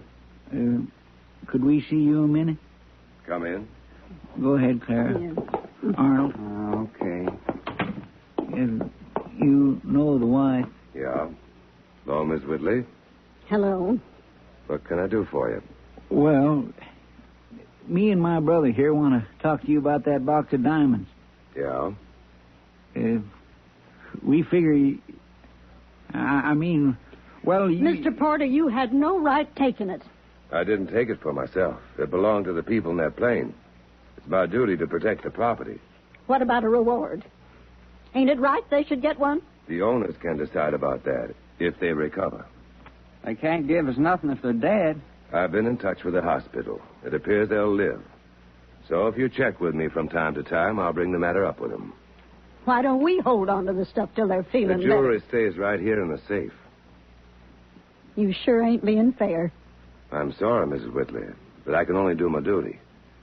I'm very busy, so would you please excuse me? You mean you want us to get out? I'm afraid so, yes. Come on, Clara. All right. I'll let you know when I've spoken to the owner. Oh, don't do us no favors. Go on, Clara. I'm going. Oh, wait for me.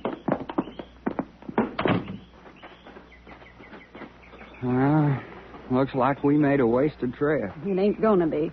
Well, what can we do? There's plenty we can do. But you heard what he said. He said he's got the box in the safe. You're going back tonight and get it.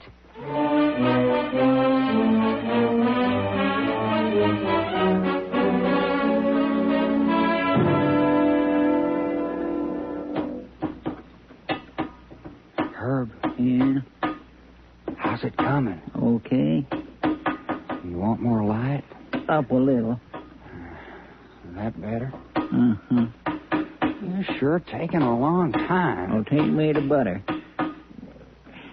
One more tap and the door will come off. Herb, you did it. Shine that light in here. There's the box. Someone's coming. Put out the light.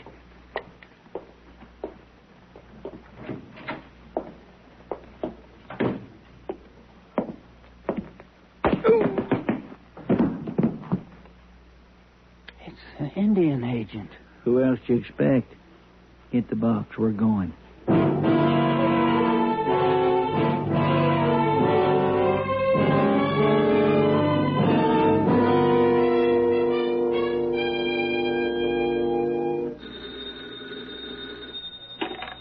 Special Agent Taylor speaking. Bruce Porter, Jim. Oh, Bruce, I just put in a call for you on the other line. I didn't report it on those prints. I'm calling about something new that's come up. Oh?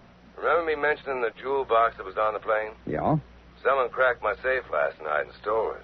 On the reservation? Yeah. Well, that's our jurisdiction. You got any suspects? None confirmed yet. Whoever did the job poisoned our watchdog first and then came in and robbed the safe. When this happened, Bruce? Late last night. I returned while the bandits were here, but before I could turn on the lights, I was slugged. Oh, you sound all right. It wasn't anything serious, just enough to put me out for a few hours. Well, Sheriff Spencer from over in Roseville was here and left for home this morning. Said he'd dropped the ident reports off at your office. You coming out to work on the robbery, Jim? Well, that's up to the agent in charge, Bruce. If he puts me on it, I'll grab the first plane.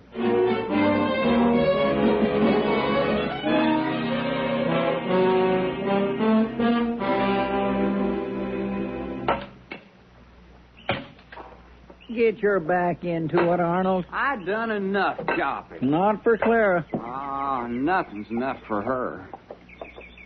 Somebody coming. Well, can you see who it is? Looks like the Indian agent. Think he knows?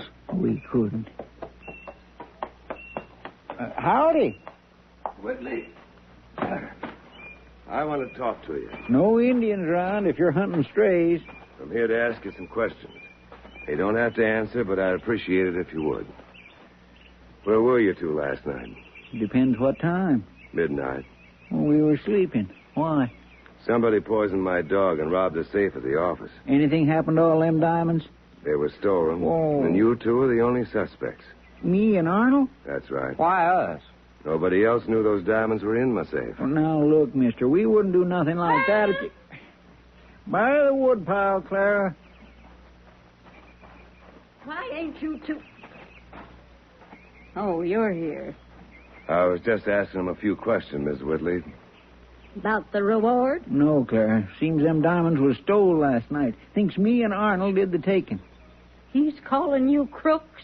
Miss Whitley, my safe was broken into last night. The diamonds were stolen.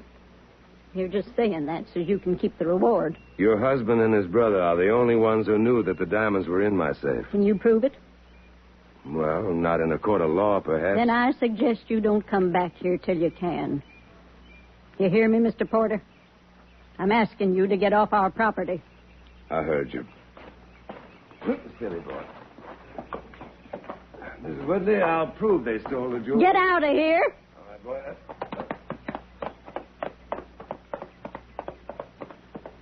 How much he asked you before I come? Just where we was last night. What'd you tell him?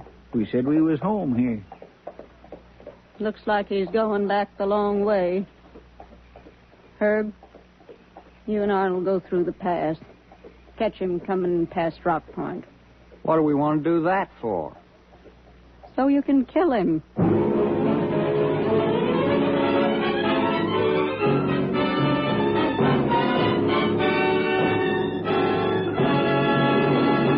We will return in just a minute to tonight's exciting case from the official file, which shows how your FBI helps promote America's security. Now we have something important to say about home mortgages. Did you know that there are two kinds of mortgages, the old-fashioned variety and a truly modern mortgage? A modern mortgage plan means simply this. It must provide a method for paying off the mortgage years ahead of time. And it must give you emergency protection against foreclosure due to unforeseen disasters. Sounds like a large order, doesn't it? But that's exactly what you get in an equitable assured home ownership plan. There's a good chance you may be one of a select group of homeowners who can qualify for this plan. If so, here are the 4 benefits it offers. First benefit. This plan provides a painless way to pay off the mortgage years ahead of schedule. This works out very simply. In the assured home ownership plan, a low-cost first mortgage is teamed up with life insurance. The life insurance feature creates a cash loan fund which increases steadily. Each year, the mortgage grows smaller and the cash loan fund bigger. I paid off my 20-year mortgage about 6 years ahead of time. That was a great day in my life. Second benefit. The cash loan fund is a friend in need when sickness or unemployment threaten home security. 1 year, my wife and I were in an auto accident, both in the hospital at the same time. We'd never have been able to meet our mortgage payments without that cash loan fund. Third benefit. If the owner dies, his widow doesn't inherit a mortgage. She inherits her home free and clear. What's more, the Equitable Society not only cancels the mortgage, but also returns to the widow every cent her husband has paid to reduce the principal. Lastly, the mortgage draws interest not at 6, not at 5, but at 4%. And closing costs are low. Naturally, a plan like this can't be offered to everyone. Your Equitable Society representative will tell you whether you can qualify for this money-saving, home-saving, assured home ownership plan. Or write care of this station to the Equitable Society. That's EQUITABLE. The Equitable Life Assurance Society of the United States.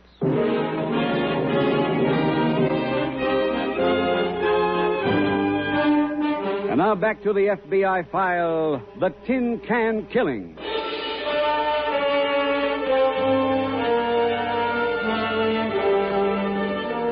In connection with tonight's case from the files of the Federal Bureau of Investigation, we bring you a statement from FBI Director J. Edgar Hoover. Mr. Hoover's message is, and I quote, "The overwhelming majority of our citizens are capable of understanding the difference between right and wrong. They act, or are suited to act, through man's sense of right. Our relationship with one another is for the most part determined by the fealty we pay to the established and time-honored principles of human conduct. Morals are the unwritten laws, the rules and the customs upon which civilization is founded, and by which it is welded together. The criminal has convinced himself he is outside the law, that man-made laws and moral conduct do not apply to him. He feels he is above all law of God and man. For that reason, he is morally indifferent, completely irresponsible. He takes what he wants with no regard for others.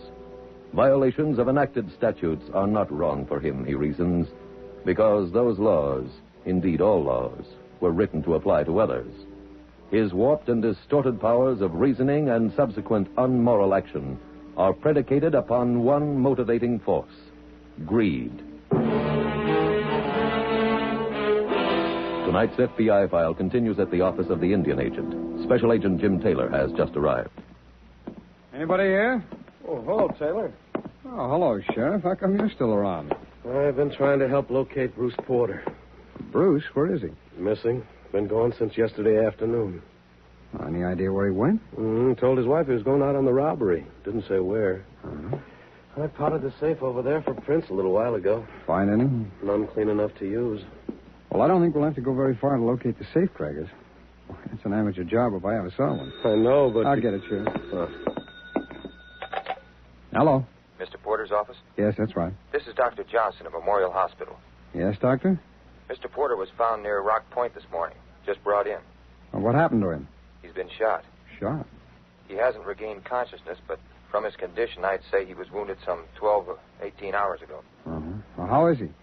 We won't have a full report for a while yet. Well, thanks, Doctor. I'll be right over.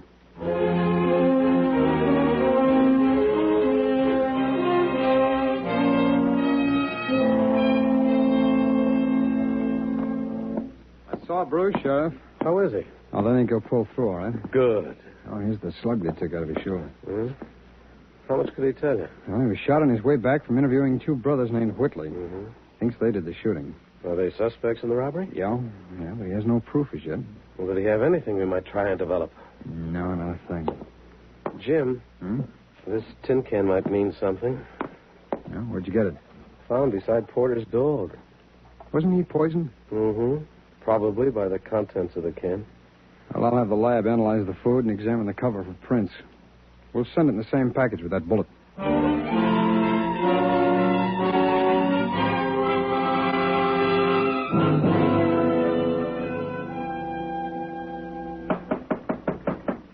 Answer that, Arnold. Well, it can't be for me. You heard him. Answer it. All right. Afternoon.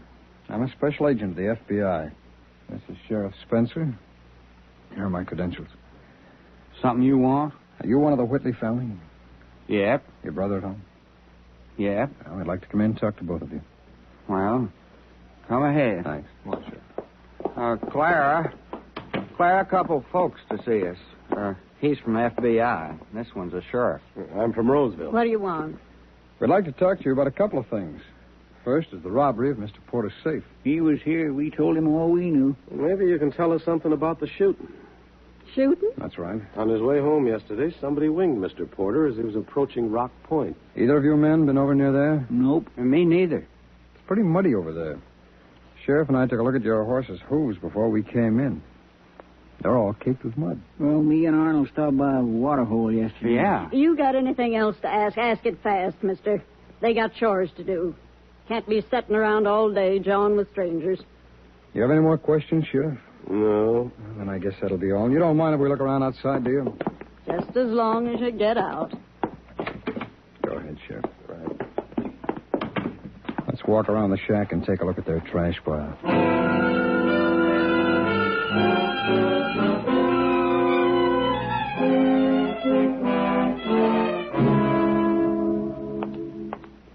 Oh, pardon me, Doctor. Oh, hello there. All right to visit Mr. Porter? Yes, but please don't stay too long. Okay, thanks.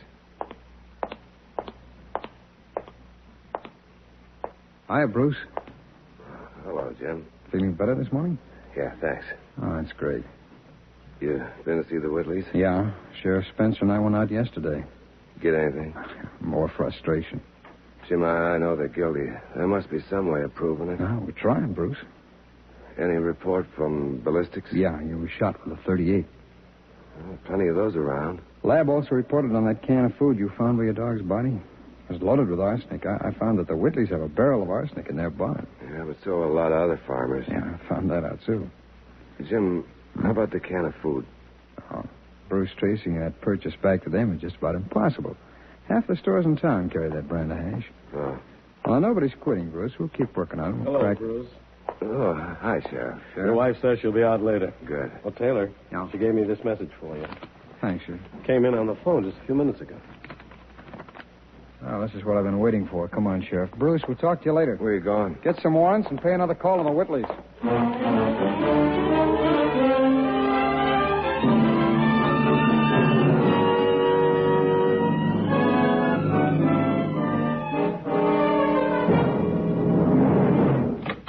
Hello, Whitley. Your brother and his wife here? Yeah. You mind if we come in? You two back again? That's right, ma'am. Sheriff and I have a little more information than we had yesterday. Only thing it'd interest us would be if you found those diamonds. Well, we're pretty close. From what we know now, you've got them. That ain't so. You know, you three may not have heard about it, but there's a lot more to police work today than just chasing people. There's something called scientific crime investigation. What's that? Well, maybe the best way to explain it to you is by example. You remember I was telling you yesterday about that mud in your horse's hooves? Yeah. Well, I scraped some of it off, put it in an envelope. Then the sheriff and I went to Rock Point, looked for a little cliff. What for? Well, knowing the angle that bullet entered Mr. Porter's body, we knew he'd been shot from someplace above him. When we located a cliff with fresh hoof prints, we took a sample of that dirt and sent both envelopes to our laboratory in Washington. What's dirt got to do with diamonds? Just this much. The dirt from your horse's hooves and the dirt from that cliff match perfectly. Dirt's dirt. It's not the same all over, though. In fact, the dirt on the cliff is different from any dirt in this valley. So when you said you hadn't been near Rock Point, you were lying. Maybe they forgot. That don't mean they shot the Indian agent. No, it doesn't. Then why are you telling all this to us? Give you some idea of the work that's been done on this case. The food that poisoned the Indian agent's dog was loaded with arsenic, but we couldn't trace that back to you. And there was no way of proving any of you bought the can of hash the arsenic was mixed into. You couldn't prove them things because we didn't do them. But the FBI laboratory in Washington says differently. You see, in addition to scraping your horse's hooves yesterday, the sheriff and I looked at your trash pile. That's our property. We found a couple of tin cans out there, and they were sent on to the laboratory, too. Well, everybody's got tin cans. Oh, sure, but not like yours. Our laboratory can prove the can of food used to poison Mr. Porter's dog and the ones found in your trash were opened by the same can opener. Jim, look out! I got it! Let go of me! You're not using that gun anymore. Wouldn't that drop it? Come on! Herb. All right, Sheriff. Let's get them all to town.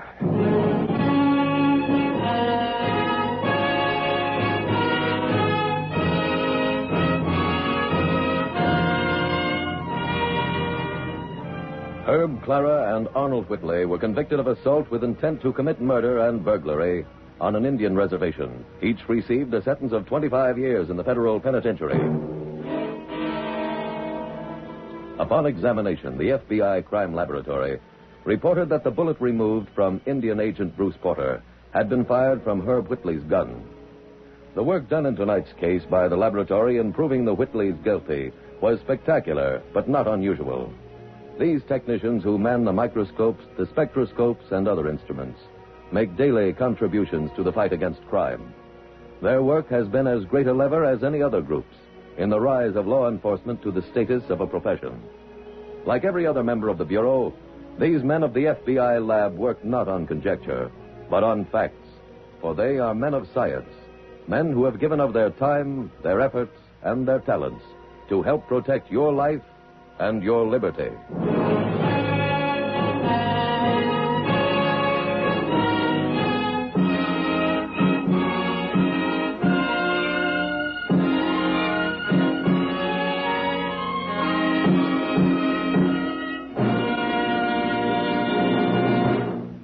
Now, one last word to you homeowners.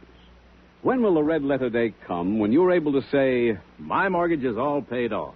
I own my home free and clear. Why not take steps to make that day come true while you're still young? Let your Equitable Society representative show you how Equitable's Assured Homeownership Plan makes it easy to pay off your mortgage years ahead of time. See your Equitable man soon, or send a postcard care of this station to the Equitable Life Assurance Society of the United States.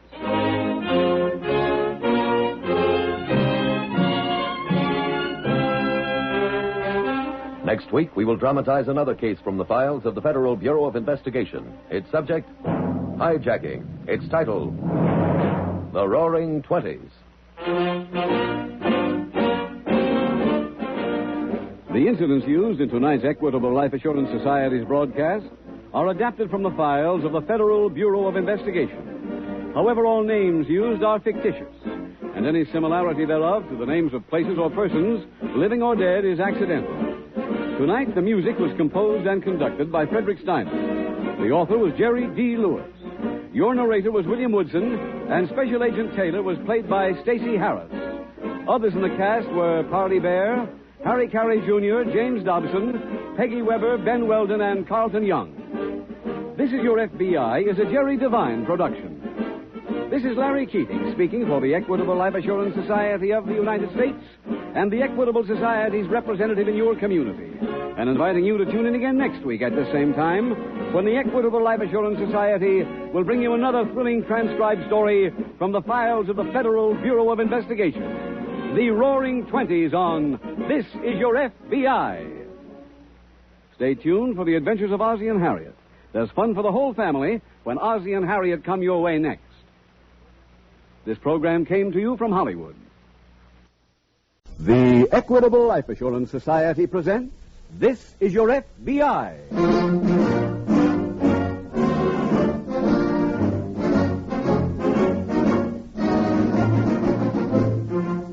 This is your FBI, the official broadcast from the files of the Federal Bureau of Investigation. Presented transcribed as a public service by the Equitable Life Assurance Society of the United States and the Equitable Society's representative in your community.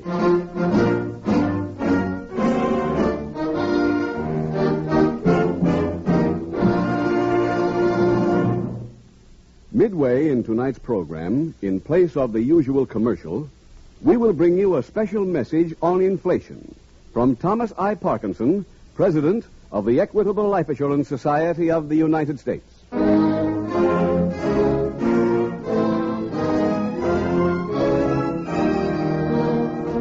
Tonight, the subject of our FBI file, Hijacking. Its title, Captain Larceny.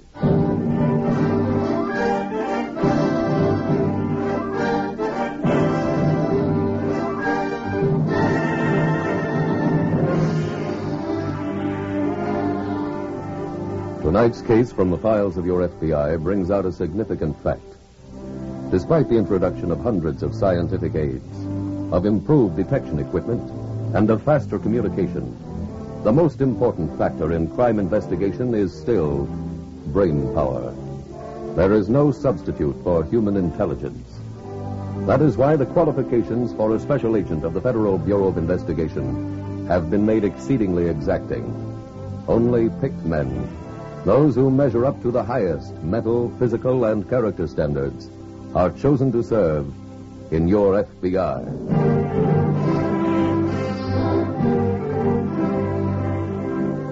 Tonight's file opens in a waterfront saloon as the bartender serves a customer a drink. Here you are, that's 4 bits.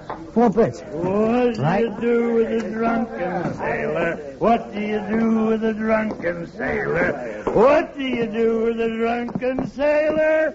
Early in the morning. Fetch me a handful of rye whiskey, Georgie boy. Right.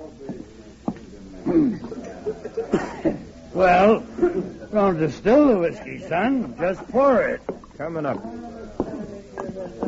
Gentlemen, to the sea. Whew. First one in the morning always tickles. Another shot, Cap? First, we better have a few words. Matey, inside this box I have a camera. A movie camera. I'm sorry, Cap. I can't handle any more stuff. Yeah, but mate, when I brought you that silk last week... I know. I asked for some cameras. I can't use them now. The guy I was selling ain't interested. Well, look, all I want for it's a drink. Hey, bartender. Huh? Give him a drink. On you? Yeah. You mind if I buy one for you, Cap? Oh, do you want the camera? No. I just hate drinking alone. Well, that's mighty sweet of you, boy. Well, thank you, mate. Thank you. I'll take one, too, huh? Okay. I don't want to get this. To your kind friends and to the voyage home. Good whiskey and good friends. What can we do with the drunken sailor? Oh, wait, Cap. Wait a minute. How'd you like that some company? What can we do with... Hey, what's this? Well, hello there. Well, that sounds good. Say, you play that thing, huh? We ought to do fine together. Not at the bar, you can't. If you're going to sing, take your drinks in the back. Okay. Come on, Cap. Now, bartender, bring a bottle back to the table, huh? Right. All right, Cap, let's go. Oh, heave-ho and up she rises. Heave-ho and up she rises. Heave-ho and up she rises.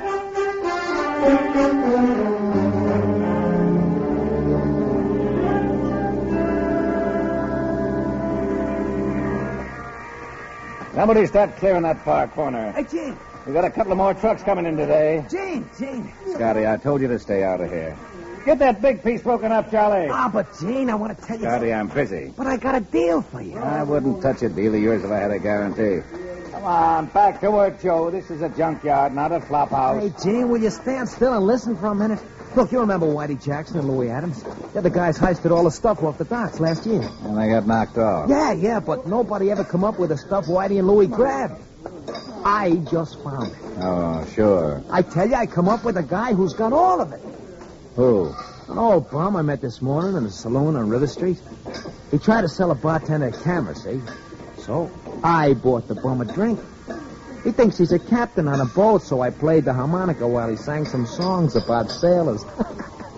Each time he took a belt, I asked him if he had any silk or radios or the other stuff I remembered Whitey and Louie grabbing. He's got 'em all. Where? That's what we gotta find out. We? Yeah.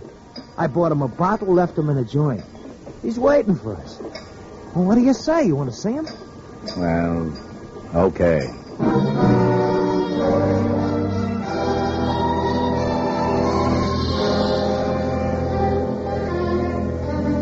Later that morning at the local FBI field office, Special Agent Taylor returns to his desk to find Police Detective Doug Mitchell. Oh, Doug, you waiting for me? Yes, Jim. Well, grab a chair. Thanks. I saw your agent in charge, and he said to work with you. Oh, on what? You weren't in the office last year, were you? No, I came from Salt Lake City in January. Well, just about a year ago, two thieves named Whitey Jackson and Louie Adams burglarized shipping piers up and down the river. How long did they get away with it? Till we got a description of their boat. That night, the harbor patrol spotted them, and they tried to shoot their way out. That's pretty tough order. Both of them were killed. But when the boat was examined, it was empty. Well, maybe they were out looking for a job to do, huh? No, there'd been another burglary an hour before. Well, Doug, could they have gotten back to home base and dropped off the loot? Yes, but from papers in their pockets, we located their drop. That was empty, too. Well, the sudden activity on the case now, Doug? None of the loot had ever turned up till last night. Oh. Found a couple of pieces when we raided a wholesale dry goods store on the north side. They were from an interstate shipment. Well, that gives us jurisdiction, all right. Yeah. I've interviewed the shopkeeper. He says he bought these particular items from a bartender who works on the waterfront. No name? No, but he did give us a description. Well, Doug, there's quite a few saloons down there. My office is trying to check all of them now, Jim. Oh, fine. If they get a lead, contact me. Right.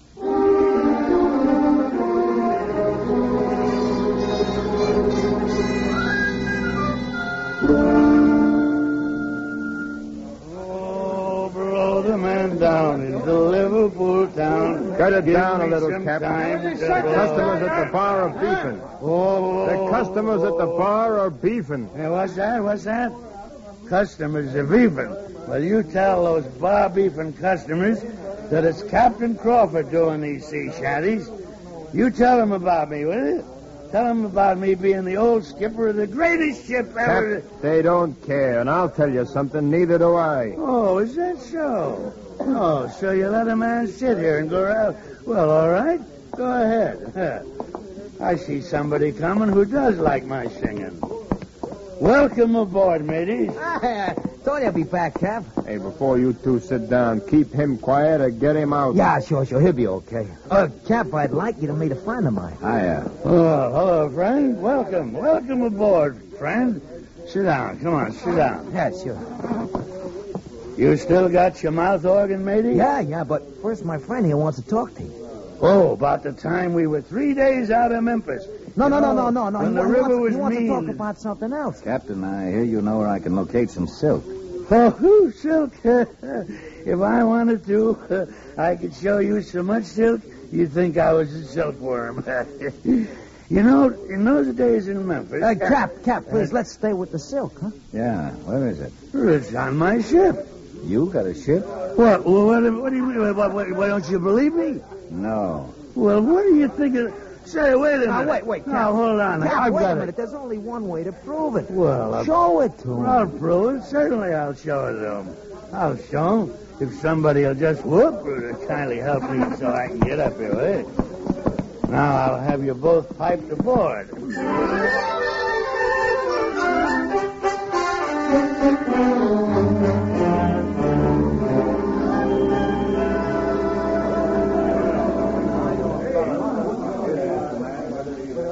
What'll it be, men? You George Webster? That's right. I'm a special agent of the FBI. Here are my credentials.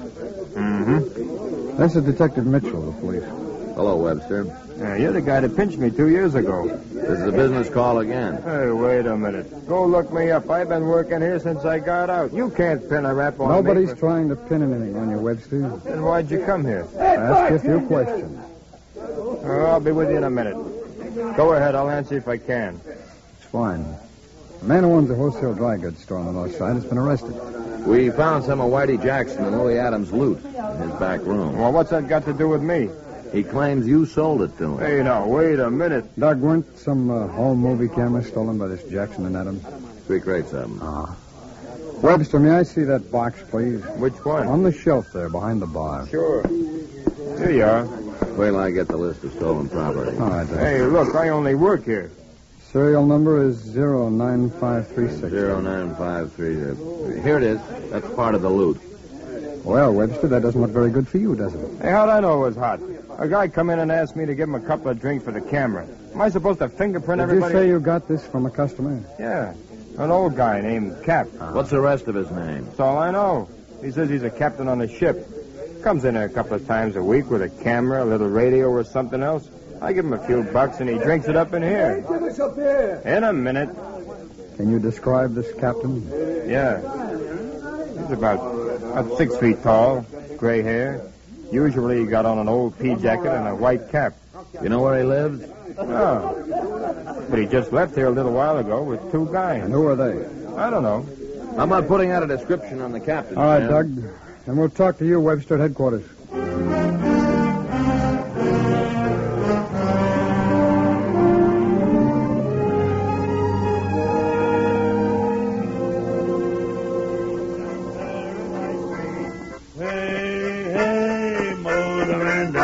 A pretty young maiden, my chance for them. Scotty! Yeah, come back here. To blow the man down. Scotty, this old bum has taken us no place. Well, he said his boat was at the end of this dock. Hey, Cap! Cap! Ahoy! Yes, matey. You know where we're going? Sure thing. That's my ship dead ahead. Does he mean one of them old freighters? I guess so. They're deserted. They've all been tied up here since the war. Come on, mates, up the gangplank. What kind of a deal is this? Look, Gene, we followed him this far. I'll guarantee you there's no loot. Well, we can always get out with the freighter. How? Well, one of them would make enough scrap to fill your junkyard. Scotty, you can't heist a freighter. Why not? Nobody around counting them. Hey, come on up, mates. Come on, let's follow him. What can we lose? Well, here's where we wind up getting nailed for trespassing. Well, gents, I'm sorry that none of my crew were here to pipe such distinguished visitors aboard my ship. They all desert you, Cap? No, I gave them all shore leave. Then, you're alone here, huh? Yeah, that's right. Come on, let's go in my cabin. Come on, Gene. Let's see what he's got in here. Ladies, come on, boys. Join me inside. This thing will probably sink before we get off it. Gentlemen, after you, matey. All right, go ahead, Gene. Okay. Now, just make yourself shipshape. Hey, Gene, look over there by the wall. Bolts of silk cameras. Yeah. What'd I tell you, huh? Hey, Cap. Yeah. You got any more of that stuff over there around the boat? Did you say boat? Young fella, ship. Never say boat. You understand? Ship. Okay. I won't. Look, you got any more of the silk around or those cameras? Oh, sure. Here, boy, here's the camera. Filming it, too. Come on, take it. We want to know if you got more stuff someplace else. Oh, jeez. Lots of it. The hole's full up. With silk and cameras? Yeah. Matey, you got that mouth organ with you? If you have, come on, let's have a tune. As I was Scotty, walking down let's get back to the yard and pick up a truck. Okay. Yo, come on, play me some music. A pretty young maiden. We do about him. Well, that's easy. Oh. That's for the loot. And that's as a music lover.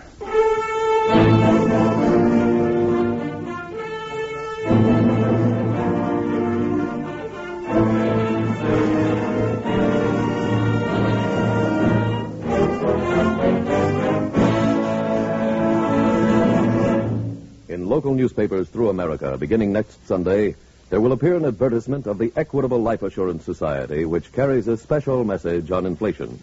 It is signed by Thomas I. Parkinson, president of the Equitable Life Assurance Society. This message is both timely and important. You will undoubtedly want to read it in full next week. In the meantime, here are the most significant passages. The total insurance in force with the Equitable Society represents money held for future delivery. When due, every dollar of that sum will be paid. But, as a responsible institution of thrift, with more than 6 million people who look to us for economic security, we are concerned with the purchasing power of those dollars when they become due. For mounting inflation, man-made, threatens not only the worth of the dollar, but the very existence of our national enterprise. Indeed, this threat is as real and deadly as the red menace against which we are arming. But the plain fact is that in the fight against inflation, we as a nation are hiding under the bed. When we freeze wages or prices, we are merely doctoring the symptoms of the inflation disease, rather than the disease itself. If we are to stop the inflationary trend, the makers of our public policies must deal with the monetary causes of the inflation. They must control the expansion of bank deposits and the constantly increasing money supply. There's nothing mysterious about this inflation. More and more, people are beginning to realize that the stories they read on the financial pages of their newspapers have a direct relationship to the prices of food, furniture, and other living essentials advertised in the same newspapers a week later. Inflation is everybody's concern, from the Wall Street banker to the Missouri housewife. In the fight against it, the American people, you and your neighbors, must learn to look beyond the local grocer's bill and the meat prices in the butcher shop. You must look to Washington, the seat of our government, where the monetary policy is made. More than that, you must make your own voice heard among the lawmakers. Congress should be interested in your views on inflation, and your congressman is as close as your nearest mailbox or telegraph office. Let me repeat. If we are to stop this inflationary trend, the makers of our public policies must deal with the monetary causes of the inflation. They must control the expansion of bank deposits and the constantly increasing money supply.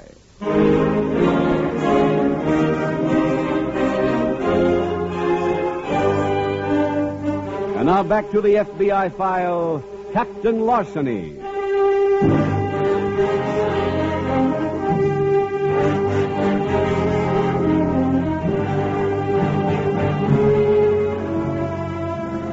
The opportunity to commit crime in one form or another is actually part of the daily lives of every one of us.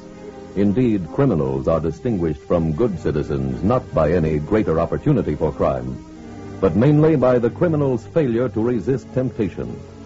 Admittedly, resisting is sometimes difficult, as it must have been in the case of the sea captain in tonight's story. Yet, had he done what he should have, had he notified the police when he found the loot on the freighter, he would have saved himself from physical assault. It is no excuse that he took only a little of the loot he came across, for it isn't possible to draw a line and say, I will steal this much and no more. For if tonight's case teaches any single lesson, it is this. Crime prevention begins at the tips of our own fingers, and crime prevention is not only a moral matter, but also a matter of self-preservation.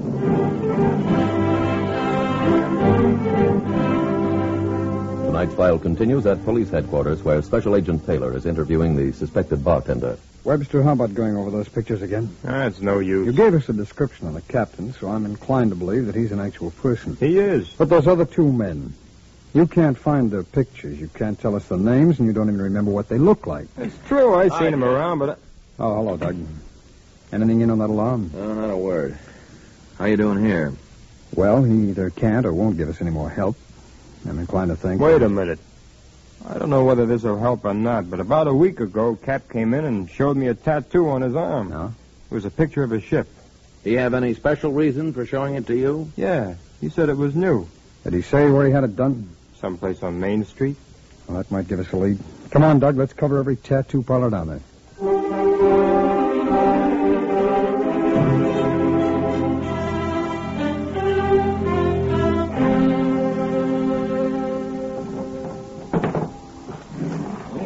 Hey, Scotty. Yeah, but this stuff is heavy. Throw it on. Let's get this truck out of here. All right.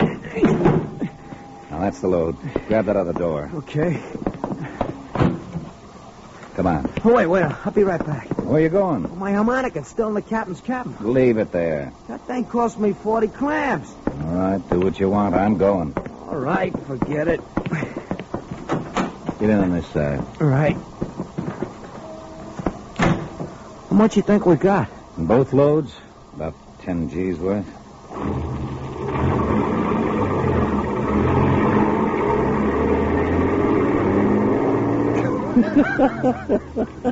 What's funny? You not making any deal with me. What? That's why you'll always be a minor leaguer, Scotty. What are you talking about? If you held out before we got to the boat, you could have made me give you half the profit. This way, you get 20%. Oh, wait a minute, Gene, that ain't right. Don't argue about it. I'll cut it down. Oh, Gene, the whole thing was my idea. What? Now stop beefing or I'll charge you for the ride.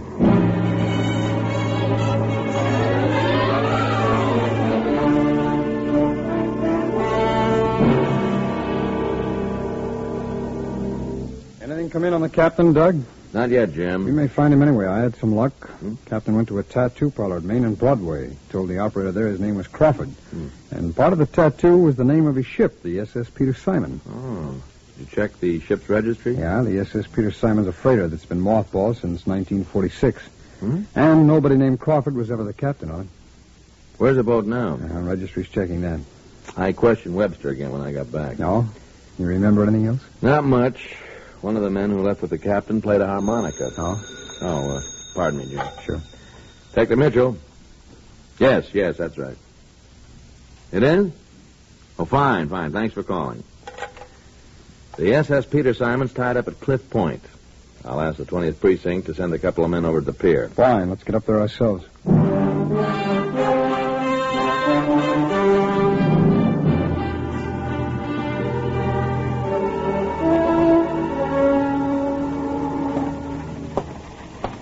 Find anything, Jim? Yeah, Doug. If this ship was used to store all the loot, somebody's made off with most of it. The men from the 20th are going over the pier for it. Oh, good. Hey, look. Scroll on that door there. Please knock before entering. Captain P.J. Crawford. Stand back, Doug. Nobody home? There's a harmonica on the table there. Yeah. You know, Webster might have been telling you the truth at that. Maybe we can get some prints off it. Hey, look there. Yeah, what? Stain here on the floor. This looks like blood. Still wet. There's another one over there. Where? At the closet door. I'll get it. Oh. Hey, let's get him out on the couch. Come on. Grab his leg. All right. Oh. Bad scalp. Yeah. Easy laying him down now. All right, here we are. Examine him, will you, Doug? Okay. I'll get out of the car and radio for an ambulance.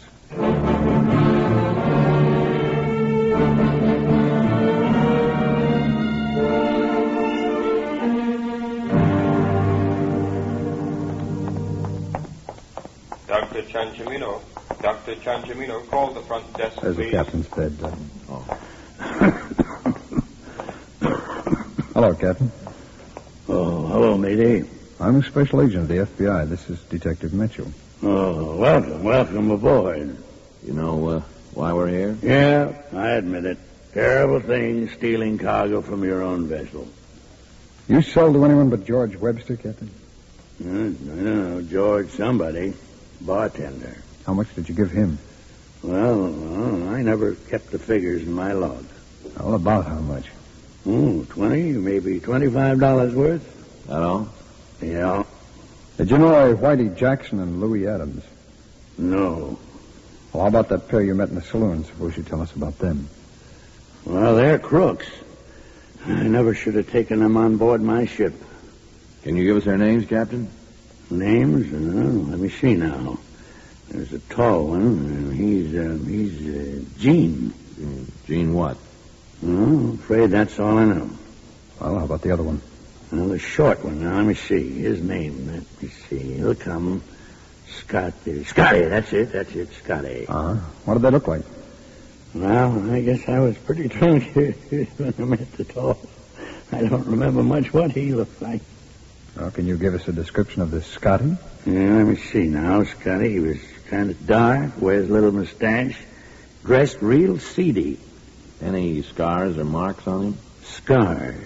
Yes, yeah, he had a little one on his chin. Captain, do you think you'd recognize their pictures? Don't know that I would. Now, if I was to hear that short one just play that mouth organ, then I'd be sure. Scotty is the harmonica player? Oh, plays it sweet, too. Well, thank you, Captain. Come on, Doug.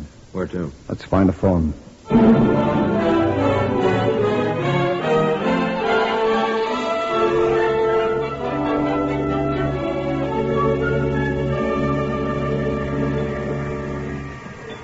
Don't pile that stuff there, Charlie.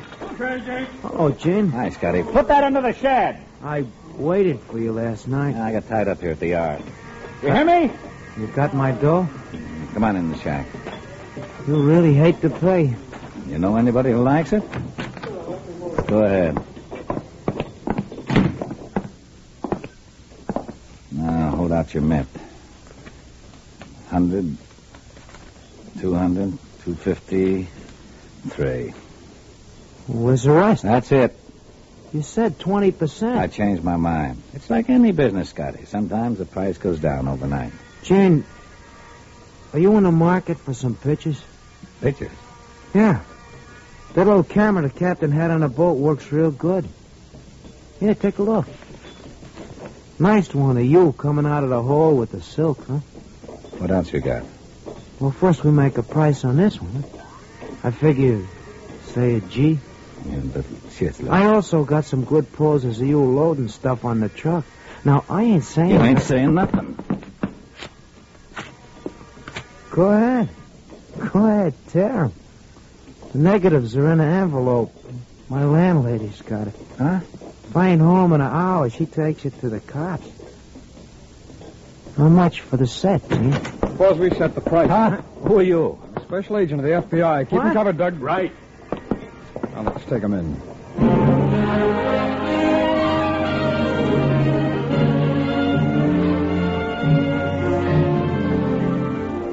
Gene Fulton and Larry Scott were turned over to state authorities and prosecuted for assault with intent to kill. Each received a 10-year sentence. When Special Agent Taylor learned the man called Scotty was the one who played the harmonica and that he dressed in seedy clothes, it seemed reasonable that anyone owning an expensive instrument might pawn it when he found himself short. A series of phone calls to the city's pawn shops revealed a man answering Scotty's description was a regular customer. The pawn shop supplied his address, and at the rooming house, Agent Taylor and Detective Mitchell learned from his landlady where Scotty had gone. Almost all the stolen property was thus recovered, and later returned to the rightful owners, returned as a kind of dividend of law enforcement. It is true that vigorous police investigation always pays dividends to the people, but one thing is even more profitable: crime prevention. Practice it and see. The incidents used in tonight's Equitable Life Assurance Society's broadcast are adapted from the files of the Federal Bureau of Investigation. However, all names used are fictitious, and any similarity thereof to the names of persons living or dead is accidental. Tonight, the music was composed and conducted by Frederick Steiner. The author was Jerry D. Lewis. Your narrator was William Woodson, and Special Agent Taylor was played by Stacey Harris. Others in the cast were Jim Backus, Anthony Barrett, Ed Begley, Walter Catlett, and John Mitchell. This Is Your FBI is a Jerry Devine production. This is Larry Keating speaking for the Equitable Life Assurance Society of the United States and the Equitable Society's representative in your community, and inviting you to tune in again next week at the same time when the Equitable Life Assurance Society will bring you another thrilling transcribed story from the files of the Federal Bureau of Investigation, the Hollywood Shakedown on This Is Your FBI. Stay tuned for the adventures of Ozzie and Harriet. There's fun for the whole family when Ozzie and Harriet come your way next. This program came to you.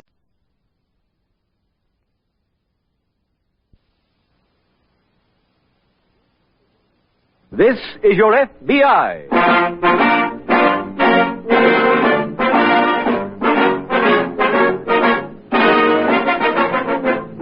This is your FBI, the official broadcast from the files of the Federal Bureau of Investigation.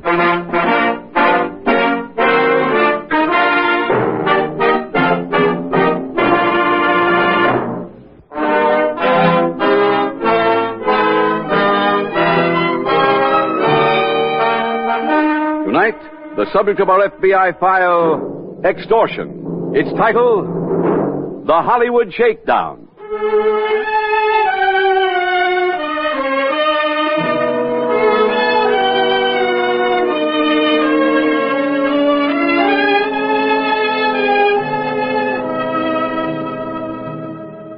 Since the passage by Congress of the federal extortion statute in 1932, the number of such crimes has been drastically reduced.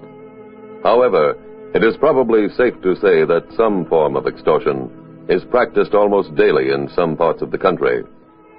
This evening's program is brought to you not to acquaint you with the modus operandi of the typical felon who commits this type of crime, for there is no average extortion case. The circumstances in each instance are different. However, this case history is dramatized in the hope of reaching people who are being victimized by extortioners, and who, through fear, are now keeping it a secret. If this description fits you, protect yourself. Protect everyone except the criminal by instantly notifying the nearest field office of your FBI. Their telephone number is on page 1 of your local directory.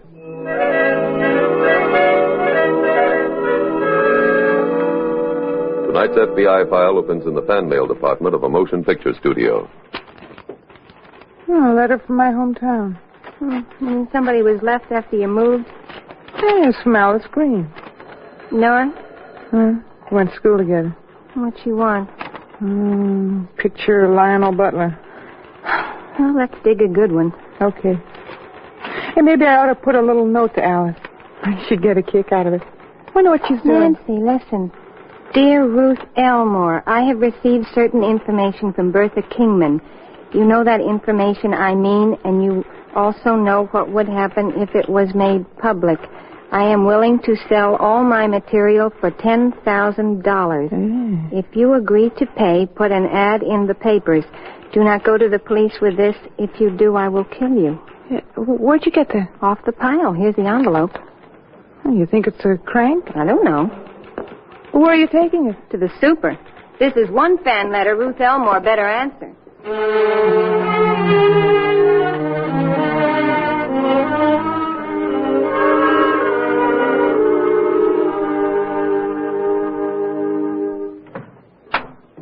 Mr. Noble, the man from the FBI is here. Oh, let him come in. This way, please. Thank you, miss. Have a chair. Thank you. Mr. Noble, I'm Agent Taylor. Oh, we spoke on the phone. That's right, sir. You have the note here? Yes. Who's handled it? Quite a few people. Girl in the fan mail room, her supervisor, my secretary, Miss Elmore herself. May I see it, please? Of course. Thank you. Studio will give you every cooperation. Oh, is Miss Elmore making a picture now? Yes, she's playing Rosalind in As You Like It. Mr. Taylor, did you ask that because you think this is a publicity stunt? No, sir. Good. I assure you it isn't. Miss Elmore doesn't want or need that kind of publicity. Well, as long as we're on that subject, Mr. Noble, I have a request. We'd like to avoid any publicity on this until the investigation is completed. I can promise that. Fine. Oh, and would it be possible for me to see Miss Elmore? Of course. I'll have a boy take you over. All right, thank you, sir. Her trailer is right inside Stage 7. Call if there's anything else you want. The entire studio's at your disposal.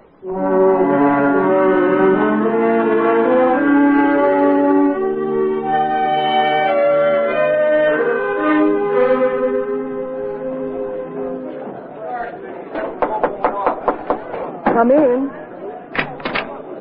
Mr. Taylor? Yes, that's right. Mr. Noble called and said you were coming. Please sit down. Thanks very much. You've come to talk about the note? That's right, Miss Elmore. Oh, I can't tell you how glad I am it's come out into the open. This extortion business has been bothering me for 5 years. You mean you've been paying someone for 5 years?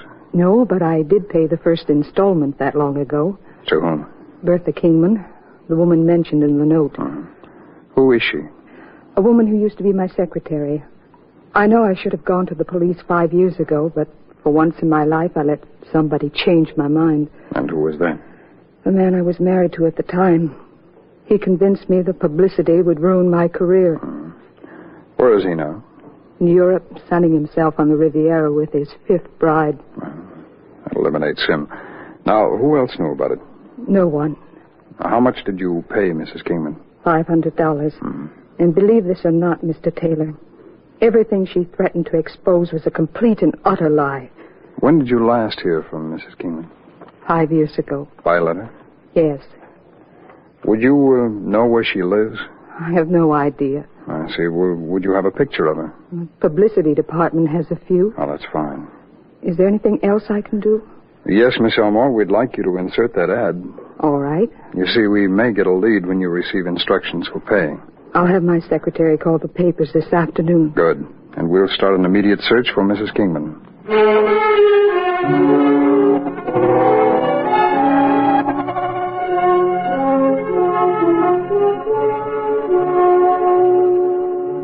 The intricate process by which the Federal Bureau of Investigation looks for a person was put into action. A copy of Bertha Kingman's marriage license was obtained. The two witnesses were questioned, but they had lost track of the subject many years ago. Finally, a lead was secured. Her address 5 years ago was a modest hotel. Arriving there, Agent Taylor learned Mrs. Kingman had checked out 3 years ago. From the hotel, she was traced to a small apartment building, and finally to a cheap theatrical boarding house on a Hollywood side street. Good morning. Are you the landlady? You can save your breath. We got no vacancies. I don't need another vacuum cleaner, and I never subscribe to magazines. Ma'am, I'm a special agent of the FBI. Oh. Here are my credentials. Oh, come in. Thank you. Sorry, but it's only 9:30, and I've been swinging this door so much I feel like a hinge. And that only sounds like an earthquake. That's the Hungarian hussar rehearsing his wrestling match for tomorrow night. Quiet little spot we got here. Yes, it is. Tell me, ma'am, do you have a tenant named Bertha Kingman? What kind of an act does she do? Well, she's not in the theatrical profession, but I understand that she once lived here. Well, then I ought to know her. Well, do you keep a register? Well, I used to, till a guy checked in with a talking goat. Well, I have a picture of her that I'd like you to take a look at, if you will. Okay. Do you recognize her? Wait a minute now. She looks familiar. Oh, Bertha Kingman. Oh, yeah, now I remember. She lived here about a month. Would you know where I can find her? I'd like to ask her some questions. Well, that'll be pretty tough. She's dead.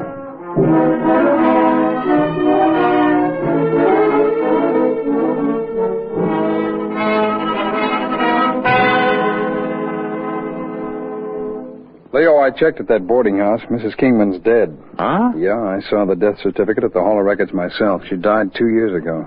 Another note came today. Oh, where? It was delivered to the studio by messenger. From the description of the boy's uniform, it sounds like the Central Messenger Service. Oh. They're checking their delivery slips. What'd the note say? Get the money ready. No payoff instruction? Oh, not yet, but the threat was repeated. Well, excuse me. Sure. Agent Sumner. That's right. You did. Just a minute. Pencil? Yeah, thanks. All right, go ahead. Uh-huh. What street was that? Yeah, I got it. Well, fine. Thanks very much. Yes, I'll wait here for him. Jim, Central Messenger did deliver that note. The boy picked it up from the bartender at the saloon.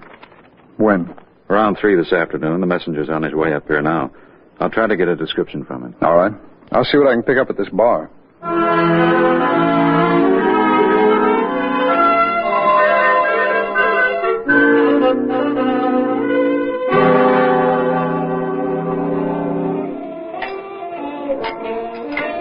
What'll it be, Mac?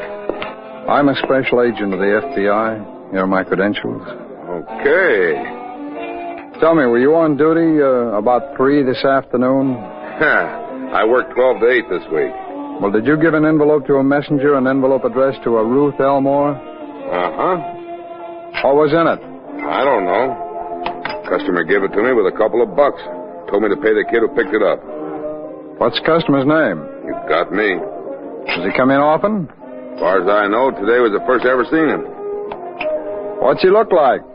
Hey, look, I don't remember every guy who buys a couple of beers. All I can tell you is he sat over in that corner. Alone? Well, first, he must have gotten talking to the others. I remember he bought him a drink. Well, do you know the people he was talking to?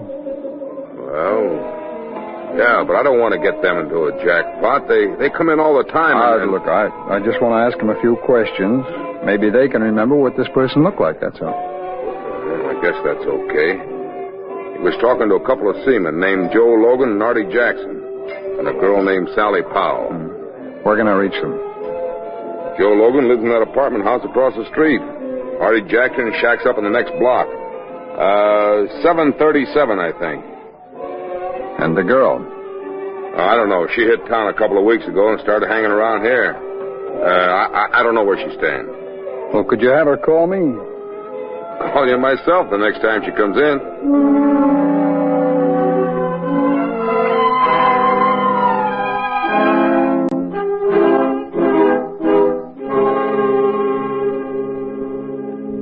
Leo, did you get anything from the messenger? No, Jim, he didn't talk to anybody but the bartender.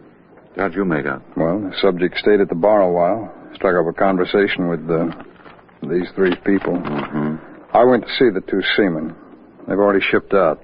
No? For where? Well, the destination is classified, but their ship left an hour ago. And no address on the girl? Oh, the bartender will call if she comes in there again. Jim, you think there's any possibility Mrs. Kingman passed her information on to a relative before she died? Miss Elmore doesn't remember the old woman ever mentioning any family way. I think I'll check and see who paid for her funeral.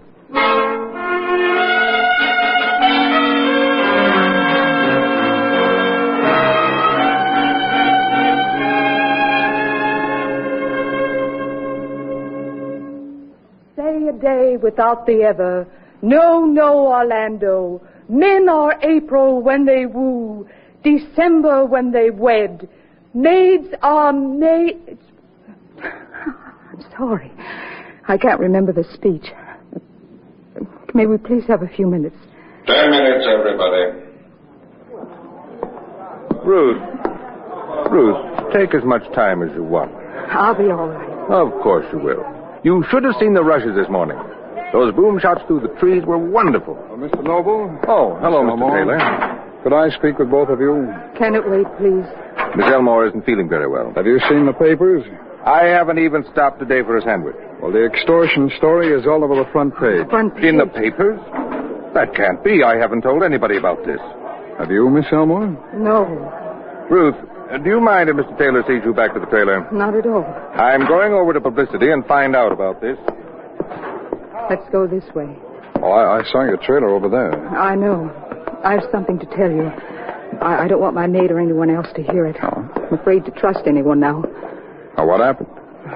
I got a call from the extortioner. When? A little while ago. He doesn't want the money anymore. Why not? Because I went to the police. He said he's going to kill me.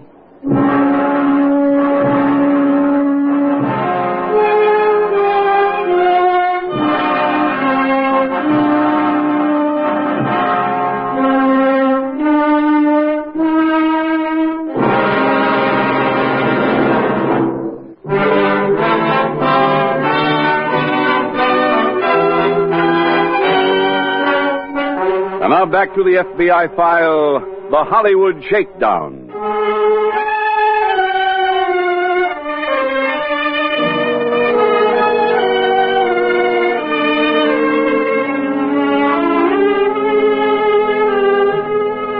The backgrounds of extortioners show as wide a variety as those of their victims.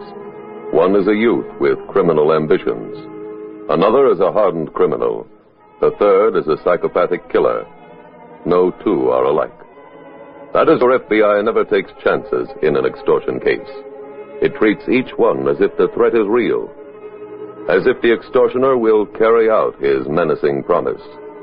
It advises you to adopt the same attitude. You may be fortunate enough never to receive an extortion letter, but if you do, protect yourself by remembering one thing. It may be from a harmless crank. It may be from a criminal intent on money or murder. Don't take any chances. Call your FBI.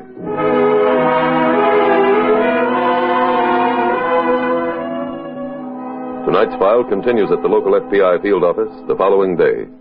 Jim, how's Miss Elmore? Well, she seems to have recovered completely from last night's phone call. I wonder if it's safe for her to be working. The studio's arranged for 3 shifts of armed guards to protect her around the clock. Maybe it'd be a good idea to ask Mr. Noble not to allow visitors on her set, huh? That's a pretty tough stage to keep closed, Leo. I've got a couple hundred extras on that thing. Oh, excuse me. Agent Taylor. Oh, yes. You have, huh?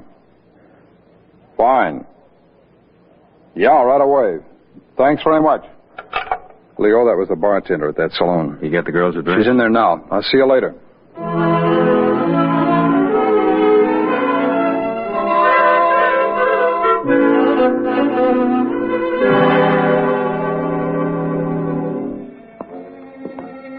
Miss Powell?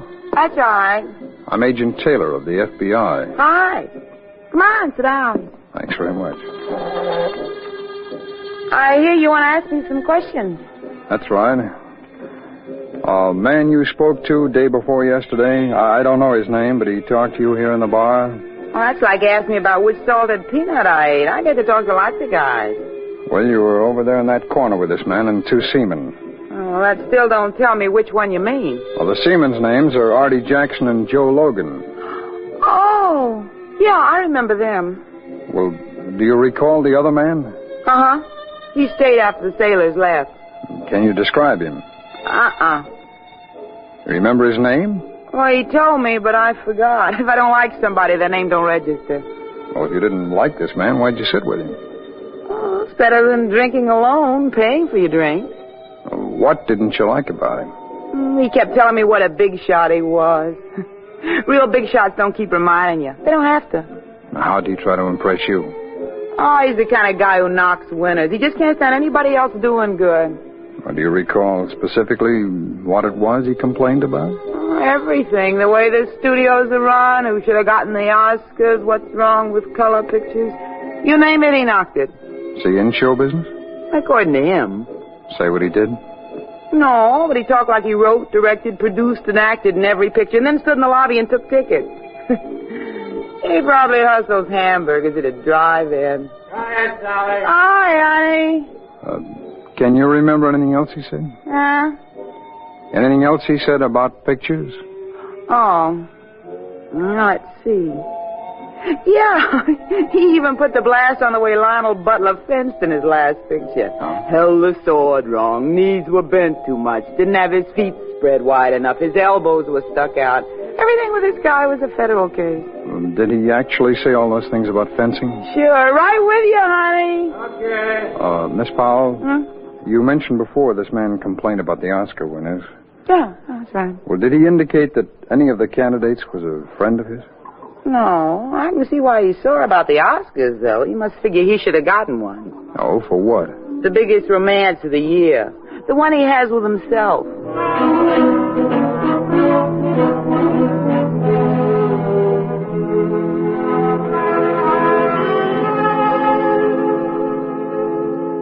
Leo, I just interviewed that girl. Get anything? No description, but she told me a few things that might come in handy. Oh, like what?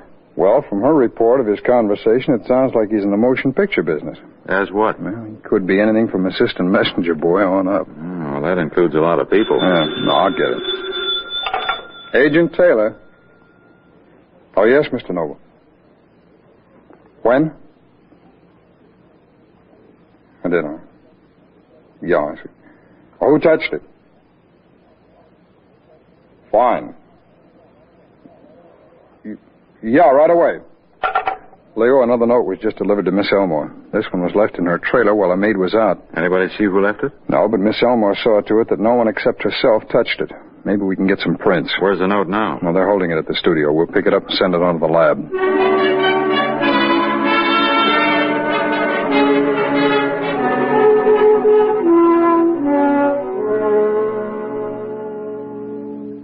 Leo, we just got a report from the lab. What does it say? They found some clear latent prints on the envelope of the last note we sent him. Well, how about the note itself? No prints, but Miss Elmore's. And the typewriting? Done on the same machine. Not much to work on, Jim. Leo, you know, extortioners don't like to carry around a note any longer than they have to. Yeah, so? So this last one was delivered right to Miss Elmore's trailer, yet no one remembers a stranger coming by. Mm-hmm. Plus which we have a fair suspicion that the criminal's connected in some way with the motion picture business. Do you think it's someone at her own studio? Could be. We can check the typewriters out there. Let's do that. We'll also try to get as many fingerprints as we can.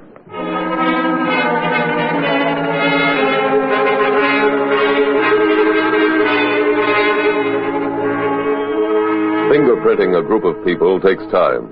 So does rounding up sheets of paper, all bearing the same message. Fingerprint cards and typewriting samples were gathered and sent to the laboratory, where trained technicians examined each one and then re-examined them before making a report. Come in, Mr. Taylor. Thank you, Mr. Noble. Have you found the extortioner? Not yet, sir, but we're making progress. We've located the typewriter. Where? Here at the studio, sir, on stage 9. Wait, I'll look at the production schedule. All right. Stage 9. Here it is. That's the newspaper office set. Who would have access to that typewriter, sir? A lot of people, I'm afraid. Everyone working on the picture, and actually anyone at the studio could buy the set when it wasn't being used. Well, would there be any chance? Oh, you're looking for me, Leo? Yeah, Jim. We matched those fingerprints on the extortion envelope. They belong to a studio messenger. I just spoke to him. He says he got that note to deliver. From whom? A man wearing a leather vest, black tights, a pointed suede Robin Hood's hat, and a heavy beard. What? That's the way the extras on Miss Elmore's picture are dressed. Well, the messenger also said the man drew this diagram for him on the inside of this book of matches. What was that for? The messenger just went to work here and didn't know where Miss Elmore's trailer was. Well, Leo, these matches belong to the messenger? No, to the extra. Mr. Noble, can you come over to the stage with us? Of course. You think you can pick the extortioner out of 500 extras? No, sir. But there's a good chance he'll pick himself out for us.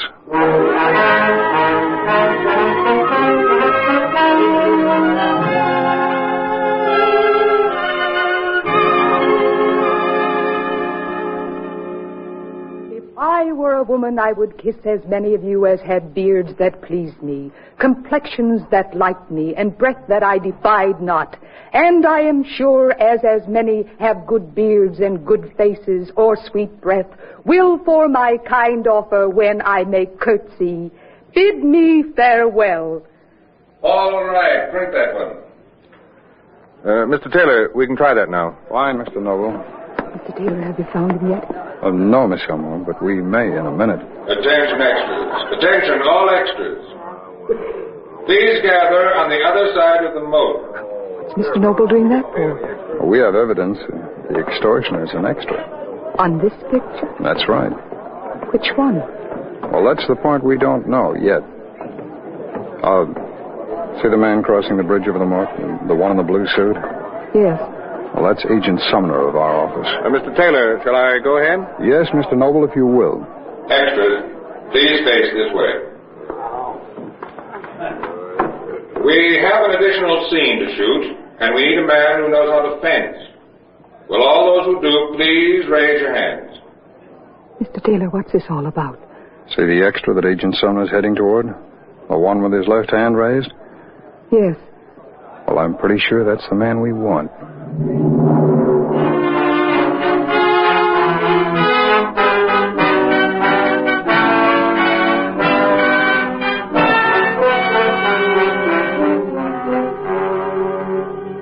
A few minutes after Agents Taylor and Sumner began questioning the extra, he made a full confession and explained that he had known Miss Elmore's former secretary and had heard about the original extortion from the old lady before she died. Agents Taylor and Sumner asked Mr. Noble to make the announcements because of two things. The girl at the saloon had mentioned the extortioner's criticism of the fencing form exhibited by an actor whose picture was on the saloon wall. Because the criticism was technical, it seemed probable that the extortioner knew how to fence. Then Agent Taylor noticed that in the book of matches given to the messenger by the extra, all matches had been torn from the left side, indicating that the user was left-handed. When only one extra raised his left hand in answer to Mr. Noble's announcement, he did what Agent Taylor predicted. He picked himself out of the crowd and led to his own arrest. He was subsequently brought to trial, convicted and sentenced to a term in federal prison.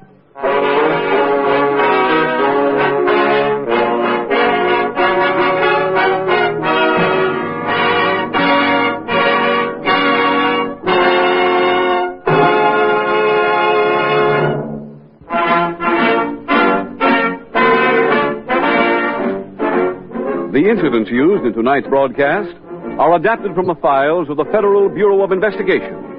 However, all names used are fictitious, and any similarity thereof to the names of places or persons, living or dead, is accidental. This Is Your FBI is a Jerry Devine production.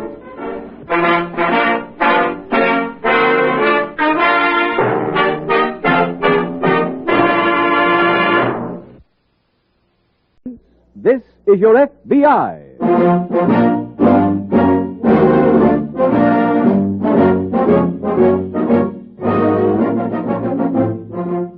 This is Your FBI, the official broadcast from the files of the Federal Bureau of Investigation. Presented transcribed as a public service by the Equitable Life Assurance Society of the United States and the Equitable Society's representative in your community.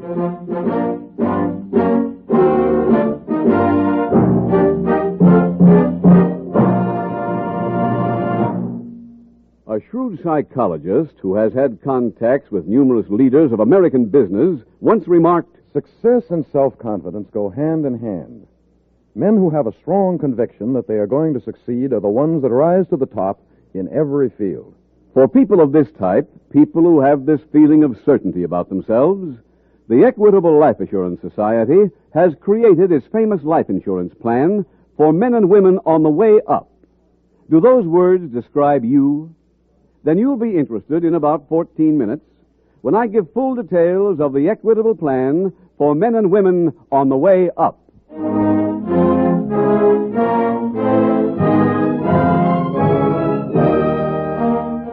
Tonight, the subject of our FBI file, armed robbery. Its title, The Runaway Sister.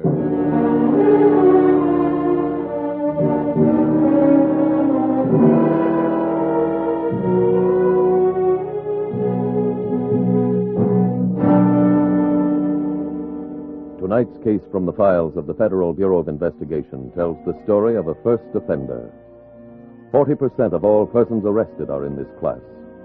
Most of them are youngsters, fingerprinted for the first time. What starts these kids off? Why do they begin stealing, the usual starting point of a criminal career? Listen to the actual words published in a case history of a typical young first offender. At first, I did not steal for gain. I stole because it was the most fascinating thing I could do. I didn't want to play tame games nor be confined in a schoolroom. I liked the daredevil spirit. What sends these boys and girls out on the street in search of dangerous thrills and bad companions? Again and again, the answer is parental failure. Failure of the father and mother to provide a home atmosphere that children can enjoy. Failure of the parents to give the youngsters the companionship and understanding they need. No one knows better than the men of your FBI, with their vast experience with all types of lawbreakers, that crime prevention begins at home. For happy, well-adjusted homes will always be America's best and surest defense against crime.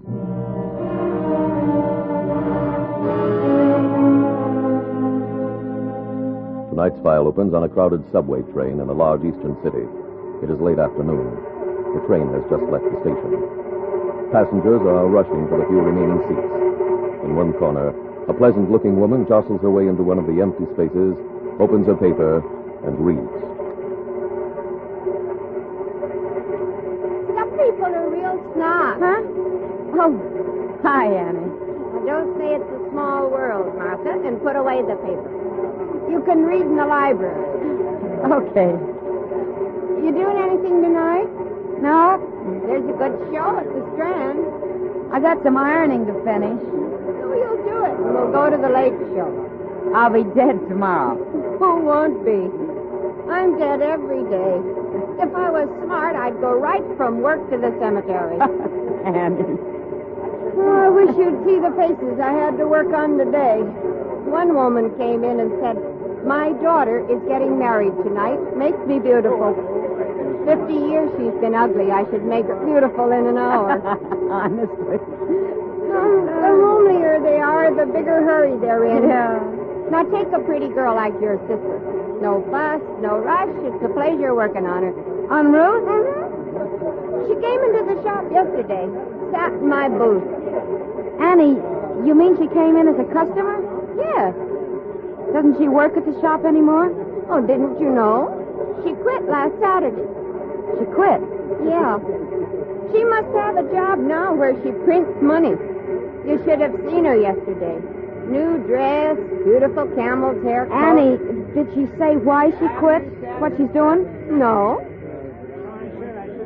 I better get off here. Well, this isn't your style. I know. Excuse me. What about the movie tonight? I don't think I'll be able to make it, Annie. I'm going to see Ruth.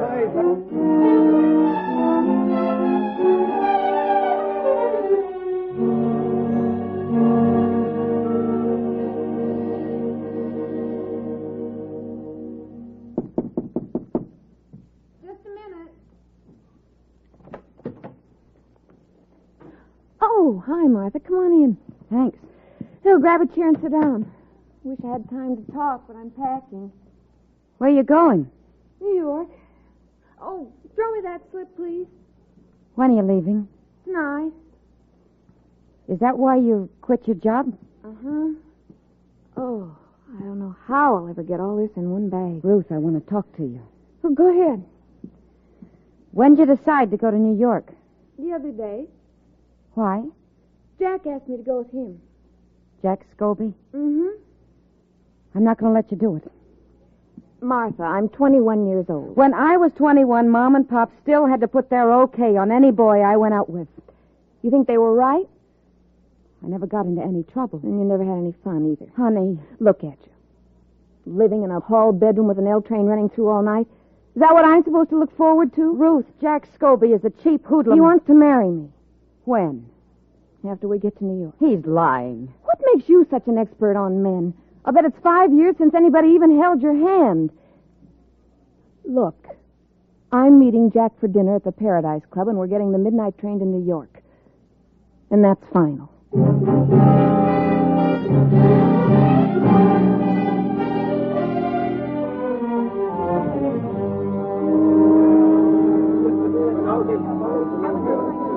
Hello, Jack. Oh, hi, Charlie. Sit down. I called you all over town. For what? The job I told you about, the finance company at the bus station. You said that was next week? Yeah, I moved it up. To when? Tonight. Who else is in on it? Ruth. Who? The dame I go with. No, thanks. Oh, what's the matter? I got a rule, that's all. I don't work with dames. But this thing's all set up.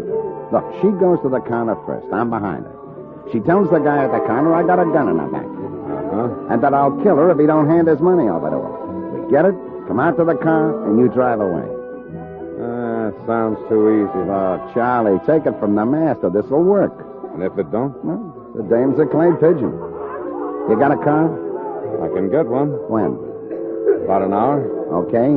Go get it and pick us up.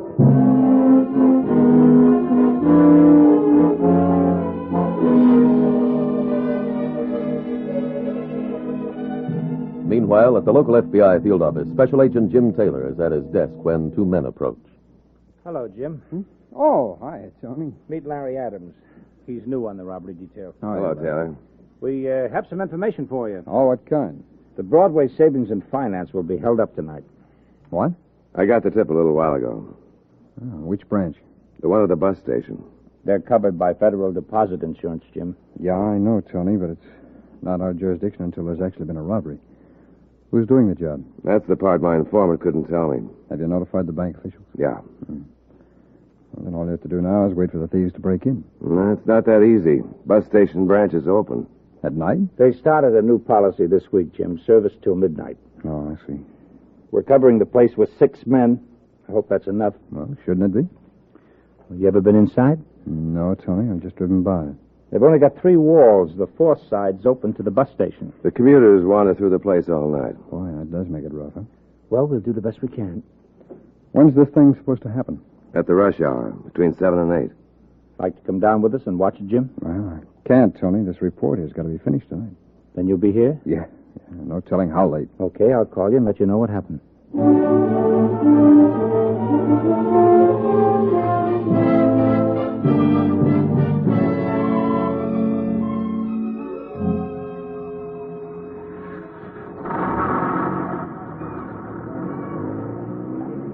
What time is it, Larry? 8:15. They've got 15 more minutes if the tip was right. Yeah. Think we ought to go down to the main level? Why? Well, we'd be closer to the cashiers. The other boys can cover that. We can see the whole bus station from up here.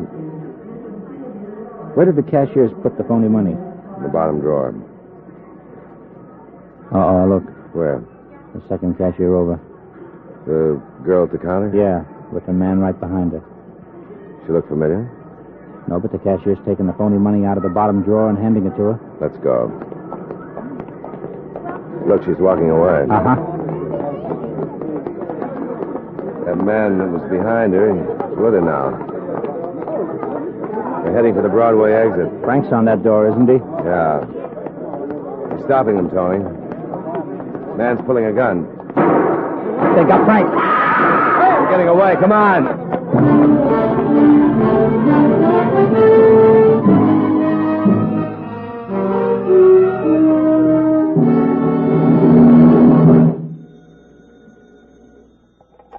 Special Agent Taylor speaking.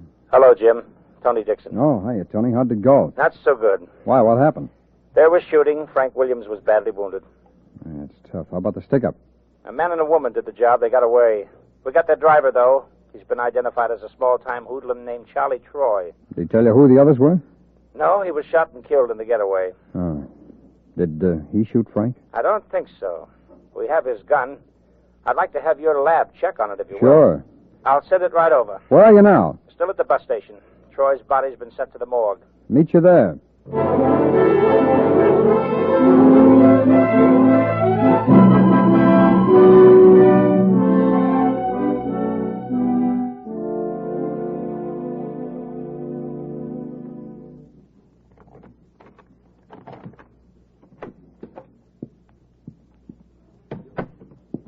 Martha? What? Don't turn on the lights. Ruth. Please keep it dark. What are you doing here? I thought you'd left town. I didn't go.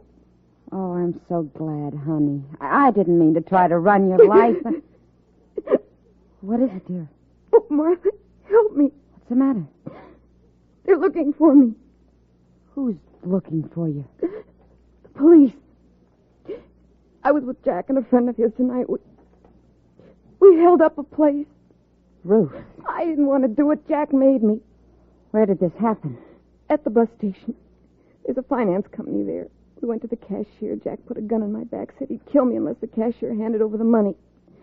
He got the money all right, but as we were leaving, there was shooting. Ruth.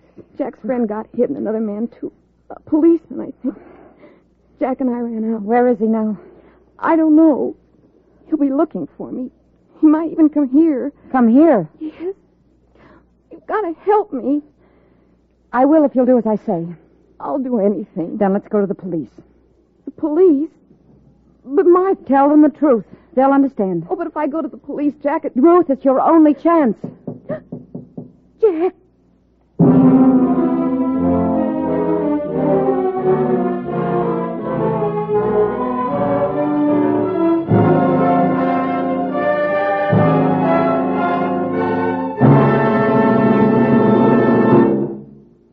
We will return in a moment to tonight's case from the official files of your FBI. Now let's consider an entirely different type of case. One which shows how people get ahead in this wonderful land of opportunity of ours. Gene Corse was a shoe salesman. He had an idea that patience was a shoe salesman's biggest asset. Gene developed an almost uncanny patience. He never rushed a customer, and as a result, Gene very seldom failed to make a sale. Soon Gene was promoted to store manager. What kind of a job have you got now, Gene? Well, I'm now assistant sales manager for the whole chain. But years ago, when Gene was a salesman at a very modest salary, he not only dreamed of getting ahead, he planned on it. And when his Equitable Society representative told him about the Equitable Plan for men and women on the way up, Gene said, "That's for me." Yes, the Equitable Plan is for people of any age.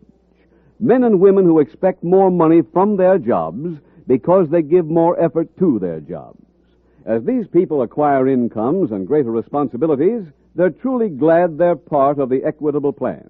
Because, unlike most life insurance programs, this one is flexible. It's set up to grow as you grow. As I made more money and had more family responsibilities, I was sure glad of the options in my Equitable plan that made it possible for me to step up to a higher life insurance bracket. Here's another mighty big advantage of this Equitable plan. Until your salary does go higher, the cost of this plan can be kept exceptionally low. Yet your family gets the life insurance protection they need. Well, that low cost of my Equitable plan meant a lot to me at first. I didn't have to lose sleep worrying about paying it.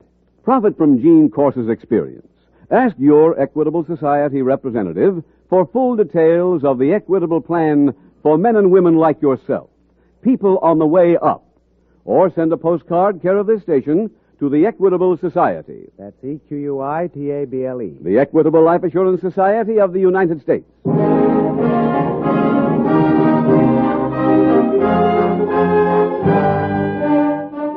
And now back to the FBI file, The Runaway Sister.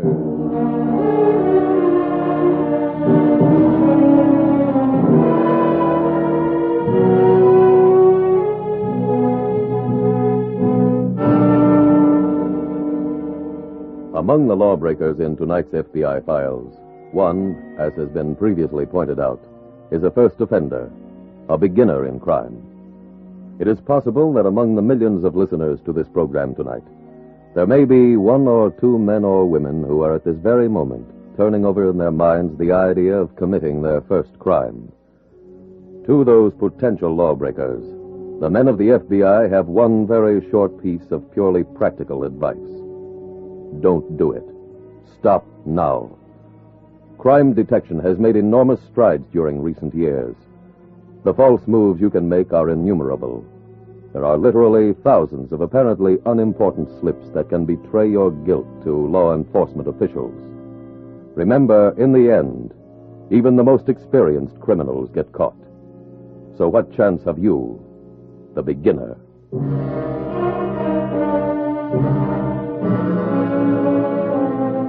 Tonight's file continues at Martha Lake's furnished room. Quick, Ruth, into the closet. Okay.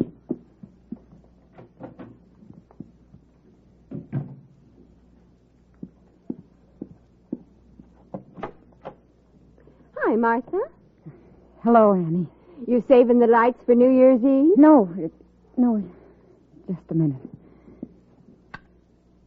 Come on in. Thanks. I was walking home and thought I'd just stop by. Did you get to see Ruth? Yes, I saw her earlier tonight. Did she tell you why she quit? She got a better job. That's what I figured. Say, you taking a trip? No, why? That bag there. Where? In the corner. Oh. I just took it out. Well, honey, you sure had the right idea passing up the movie. I never seen a worse one. Really? It was one of those futurist things. You know, guys walking 4 feet off the ground with bubbles on their heads. It seems they're saw at some other guys with bubble heads on another planet, and they're all zinging one another with those ray guns, busting their bubbles open till there's only 2 of them left. What do you think the title of it was? Happy New World. Great little picture. It must have been. You got any coffee in the house, honey? No, I'm afraid I haven't. Oh, how's about putting on your coat and let's go down to the corner and get some? Well, not tonight, Annie. To tell you the truth, I have a splitting headache. I'm just about to go to bed. Oh, honey, I'm sorry. Well, listening to me sure ain't going to make it any better. Can I get you anything for the head? No, I've got something, thanks. Well, here's tomorrow's paper if you want it. Oh, thanks. Take care, honey. I will. Good night. Night.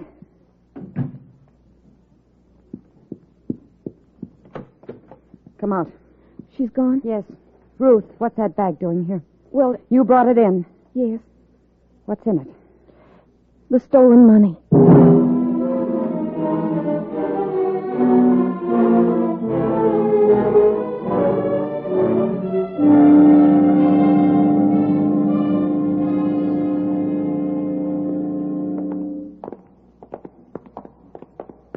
We want to see Charlie Troy's body. This way. You G-man? No? Why? One of them got here a couple minutes ago. His name Taylor? I think so. There he is over there, by that slab. Hi, Jim. Oh, hi, boys. Found Troy's body, huh? Mm-hmm. Your lab finished checking Troy's gun? Yeah. He didn't fire the bullets that killed Frank. Then we've still got a cop killer loose. That's right. Tony, what do you know about Troy? Not too much. From his record, he didn't seem to belong to any mob. I heard he was strictly a driver who worked with anybody who would hire him. No. Well, he was arrested back east a couple of times with a hoodlum named Jack Scobie. That's as close a link as I could find for him. Jack Scobie? Yeah, I pulled his picture out of our files. Yeah. Is that Scobie's picture, Jim? Yes, do you know him? He was at the bus station tonight. Well, maybe he's still in town. Come on, let's get out an alarm.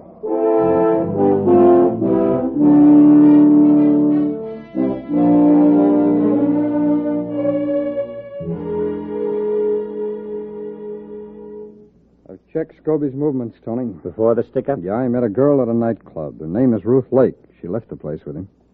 She must have been the girl on the job. I think so. I found out where she lived, went there, but she'd moved earlier this evening. But I did get one lead. She and Scobie aren't together, or at least they weren't an hour ago. How do you know? He was at her place looking for her. Did anyone know where she might be found? Well, according to the janitor, she's got a sister living here in town. He didn't know her first name. Well, we could check the phone book. Yeah. You say the name was Lake? That's right. Excuse me. Sure. Dixon speaking. Tony, this is Larry. I got something on Scobie. What? He was spotted a few minutes ago leaving the 72nd Street L station. Good. Taylor's here, Larry. We'll get a car and start cruising that neighborhood.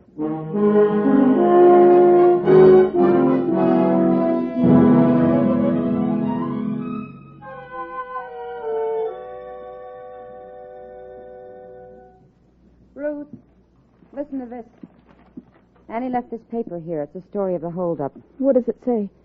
The policeman was killed. Oh. They have a complete description of you and Jack. They're looking for you. Now will you go to the police? But if that policeman's been killed... Just tell them what you told me. How it happened. How Jack made you do it. But I... Give them a chance. They're human beings. Lots of them have daughters your age, and they know men like Jack. Now, come on. Put on your coat and let's get out of here. But do as I say. All right. There's your coat hanging on the door. Okay. There's a police station just 2 blocks from here. We'll go there. What about the money? We'll take it with us. I'll carry it. Now, come on. Let's go. Hiya. Oh, Jack. Turn around and get back in there.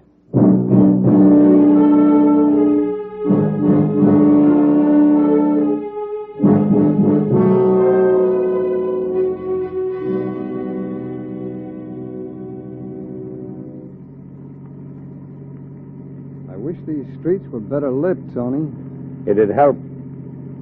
Hold it. Look up the block. Somebody just coming down those front steps there. Uh-huh. Scobie's size. You want to get out? No, let's let him pass by. Right.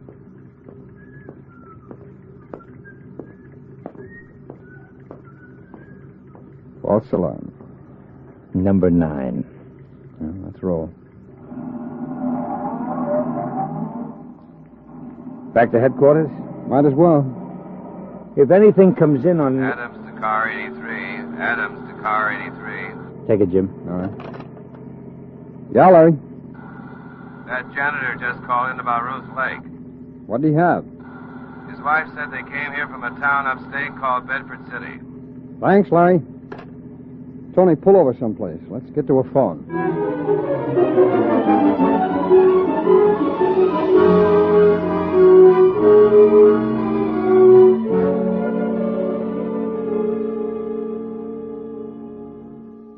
Had quite a time finding you, Ruth. Good thing I remembered you had a sister, huh? You get out of here. Sorry, honey, I'm staying. Then we're getting out. No, you're not. Jack, please. Let me have that bag. Huh? That bag you got there. I'm going to use this for traveling purposes, right, Ruth? She isn't going anyplace with you. I'm talking to her. Jack, after what happened, I can't go away with you. No kidding. That's your only reason? Yes. I thought maybe you might have dipped into this bag a little. I'll just take a look and make sure, huh? Yeah, don't make any moves for that door. I used this gun once tonight, and I can use it again. Hey. What is this? You put this in here? What are you talking about? This phony move, this stage money. You pulled the switch. That bag hasn't been opened. Oh, give me that. It's the truth, Jack. It's just as it was when I left you. Where is it, Stan? Jack, leave her alone. Keep out of this. Oh, I want the dough. Where did you put it? We're telling you the truth. Get it up. Stop it! Hold it, Scobie. Huh? Drop that gun. Go on, drop it. Again. I'll get the gun, Jim. Thanks, Tony. Now, let's all get down to headquarters.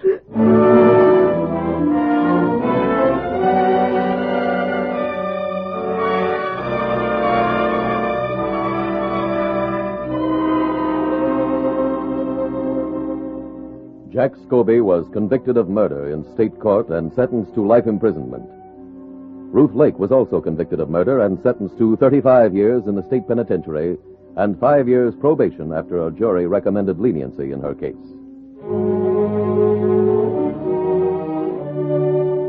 When Special Agent Taylor learned Ruth Lake and her sister had come from Bedford City, he phoned the police there. Within a matter of minutes, they located the parents, who told them where Martha Lake was living. In the prosecution of this case, you will notice that Miss Martha Lake was not charged with any crime.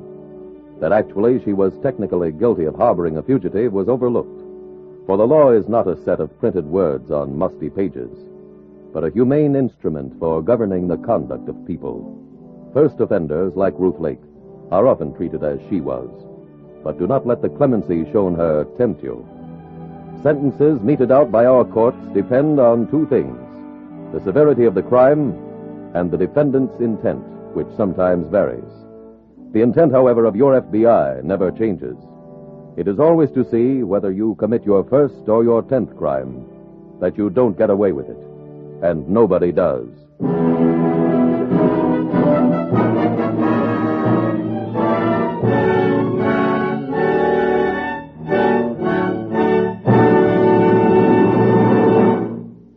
Now, one last word to all you people who consider yourselves men and women on the way up.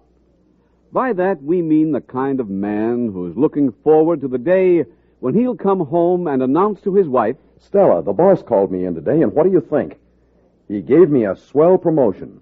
If that's the kind of man you are, don't wait another day. Ask your Equitable Society representative to work out your own personal plan for a man on the way up. Or send a postcard care of this station to the Equitable Life Assurance Society.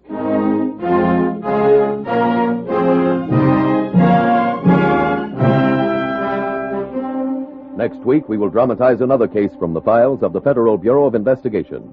Its subject, Flight to Avoid Prosecution. Its title, The Big Fix.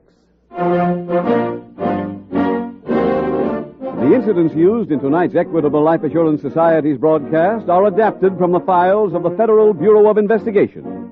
However, all names used are fictitious, and any similarity thereof to the names of places or persons, living or dead, is accidental. Tonight, the music was composed and conducted by Frederick Steiner. The author was Jerry D. Lewis. Your narrator was William Woodson, and Special Agent Taylor was played by Stacey Harris. Others in the cast were Tony Caruso, Ted DeCorsia, Georgia Ellis, Isabel Jewell, Joyce McCluskey, Wally Mayer, and Carlton Young. This Is Your FBI is a Jerry Devine production.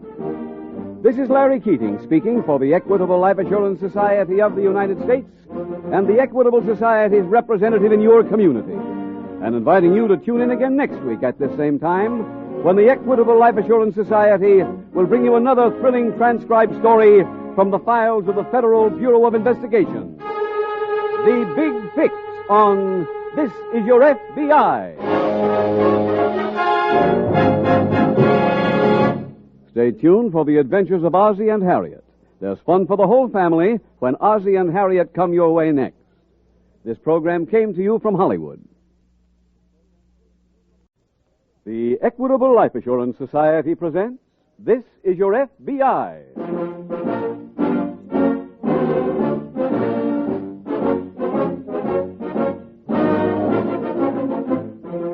This is Your FBI, the official broadcast from the files of the Federal Bureau of Investigation. Presented transcribed as a public service by the Equitable Life Assurance Society of the United States and the Equitable Society's representative in your community. Later in the program, we will bring you an important message from J. Edgar Hoover on our nation's internal security.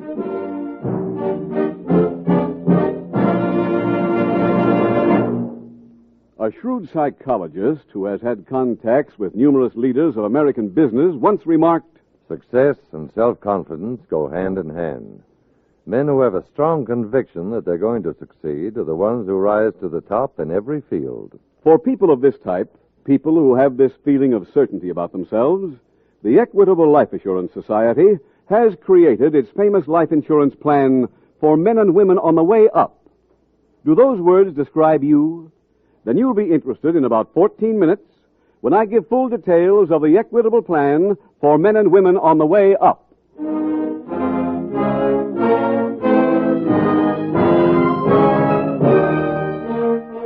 Tonight, the subject of our FBI file, Flight to Avoid Prosecution. Its title, The Big Fix.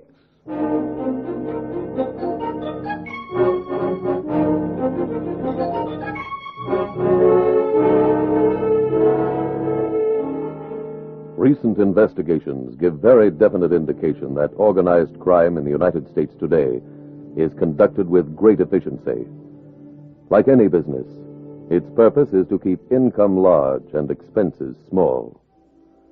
One expense which cannot be cut by organized crime is the money it pays for political protection. The plain truth is that it cannot operate successfully anywhere without protection. And both the corrupt politicians and the hoodlums know that.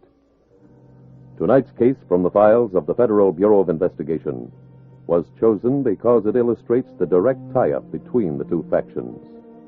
This case presents a situation prevalent in many communities, maybe in yours.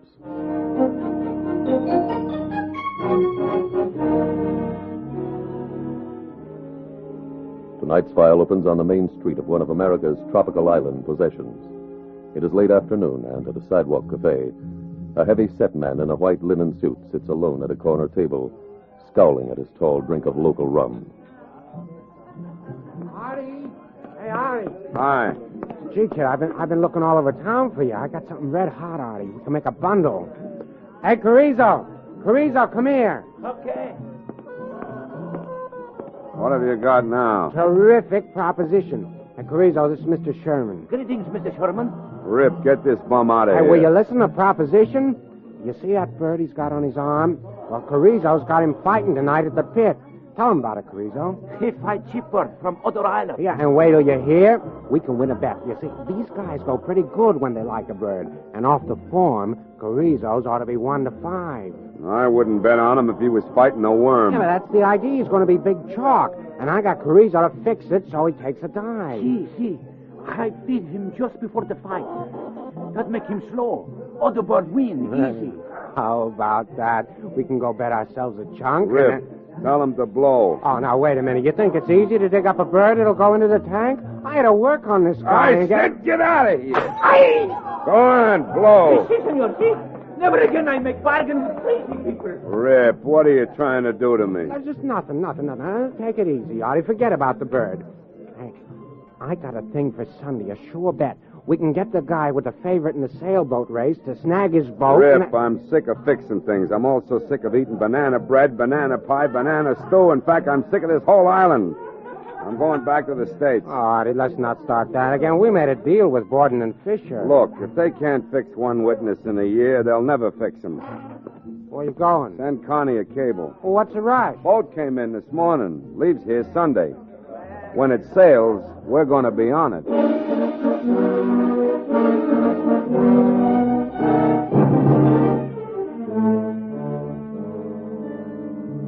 A few days later, in an eastern city in the United States, warm spring sunshine beats down on an old frame house that is surrounded by a coal yard. Inside the ground floor office, two gray-haired men sit near the window. Miles, it says here we're to be investigating. Again? Yeah. The mayor said today he proposes to go into the deal Miles Borden and Horace Fisher have to sell the city schools their coal. It will be recalled that Borden and Fisher's political machine was wrecked by the mayor's recent election. Really say that? Right here in Joe Kinney's column. Horace, I thought you knew better. Last time he was right, they give him a week off to get over it. Why, that man's got as much chance learning by reading them columns as a racing dog has trying to catch the rabbit. No charge for entering. Well, morning, Connie. Hi. Yeah, good to see you, my dear. I just got your message. Well, now, you're real prompt. What do you want? Well, me and Horace got to playing a game. You know, trying to guess who you'd get a cable from. And we figured it had to be from Artie. How'd you know I got one? Connie, the birds didn't hear that we lost the election. You know, they still sit on them telephone wires, and they come right to me or Horace with the messages. Okay. I got one, and it was from Artie. He's aching to come home, ain't he? Uh-huh. Well, there'll be trouble brewing the minute him and Rip get back. Why? They've been gone over a year. Yes, I know, but going away for a year don't mean that they forgive you for murder. That's with the new mayor. If there's two people that the mayor'd like to see, it's Artie and Rip. And he'd like to see us sharing the same cell with them. What's all this got to do with me? I don't guess it'd be too good for you to have Artie back. Why not?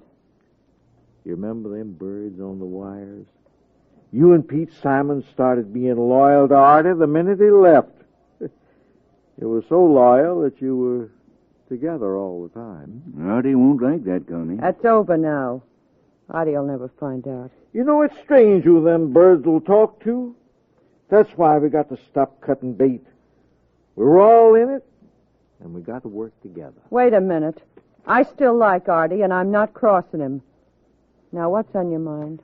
All we want you to do is to send the boy a cable. What's it supposed to say? We got it all wrote down for you. Yeah. All you got to do is go to the cable office and give it to him. It's easier than voting a straight ticket.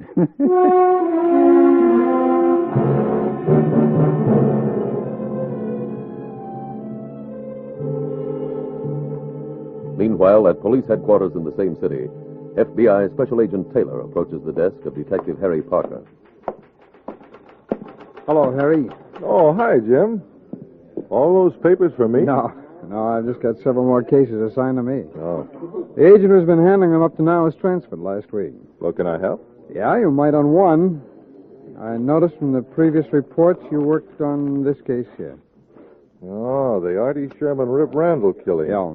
I'll say I worked on it. Well, according to the first report, Harry, our jurisdiction came when they crossed the state line to avoid prosecution. That's right. We had definite proof they were in New York after the murder. What were the actual details of the murder, Harry? You came here after they left, didn't you? Yeah, about 3 months after. Mm-hmm.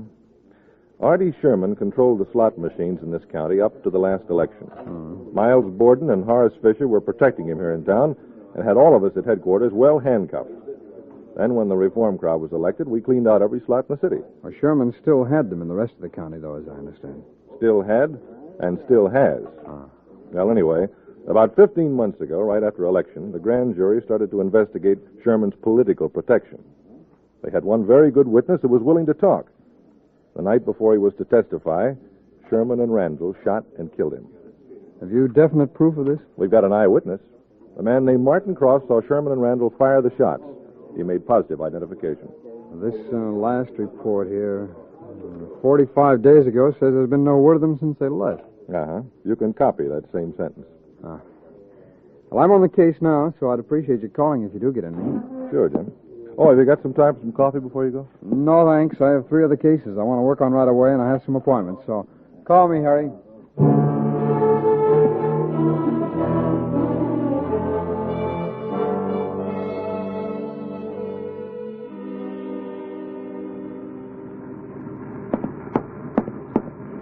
Artie, I've been looking all over the boat for you. We got action. Yeah? Hey, you know that guy you played shuffleboard with this morning? Well, play him again tomorrow. But make him shoot the dark ones. Why?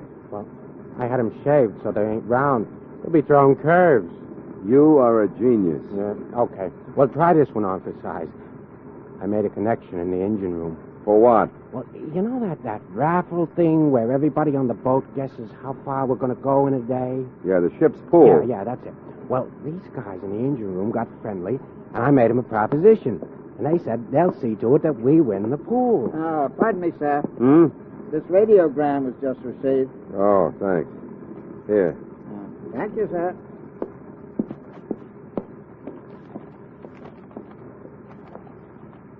Who's it from? Connie. She says, convinced your friends you had to come back. They feel man may be reached. Will meet you at pier and explain love and kisses. Hey, that's sensational. Yeah. Oh, boy. That'll be great getting home again. It ain't just being patriotic, but, well, there never was a joint like the States for finding things to fix.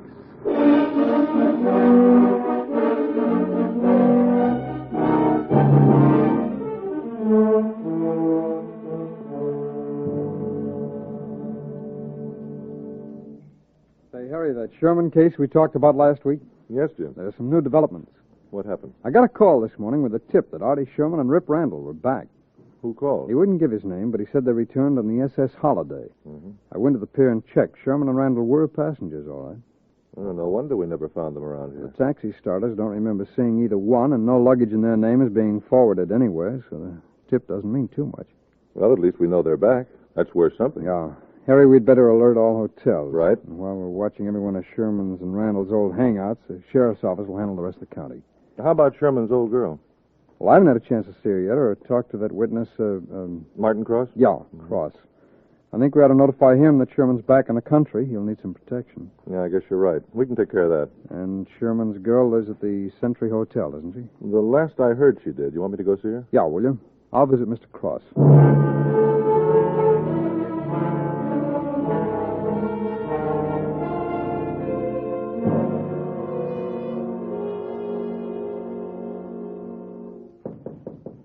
No charge for answering. Well, howdy, Connie. I'm as tired as you two look. Those 2 extra votes come back? Extra votes? You kill him, don't you? Funniest man ever lived. Tell us about the traveling man. Well, I met Artie at the boat this morning. And Just Artie? No, him and Rip. We threw the bags into the car, and I started driving up the Bay Highway. When I turned onto it, they both yelled. Why? They wanted to come into town. But you were supposed to tell them that. Miles, Artie ain't the easiest fella to explain something to. I told him it'd only be a week or so before you got it all straight. But you know him, he wants action. Hard man to please. Well, we finally got to Bay City, and they cooled off a little when they saw the lodge. I think they'll be okay.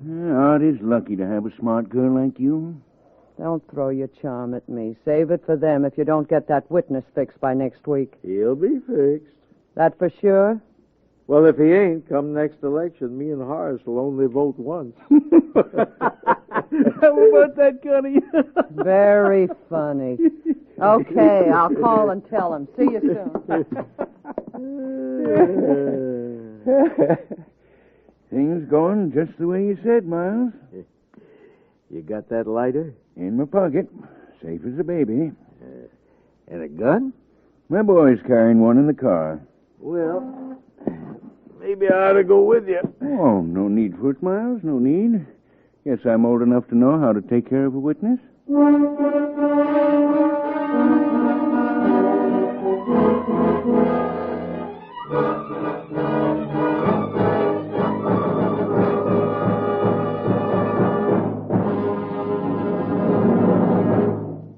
We will return shortly to tonight's case from the official files of your FBI.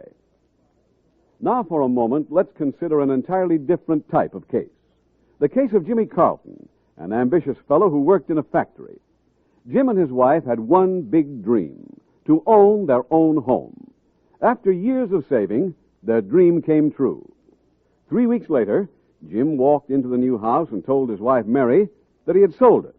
She was broken-hearted. The fact that Jim had sold it at a nice profit helped heal her heart. So they bought another, and the same thing happened.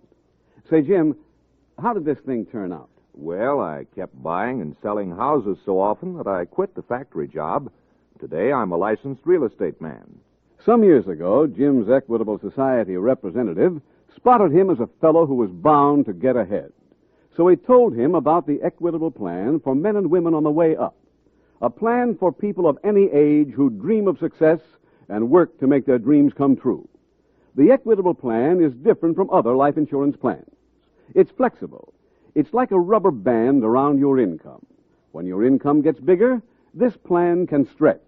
In other words, it's life insurance that grows as you grow. This year, I got some good commissions, so I figured it was a good time to take advantage of one of the options in my Equitable Plan and get my insurance in step with my new earnings. And there's another big advantage to this Equitable Plan.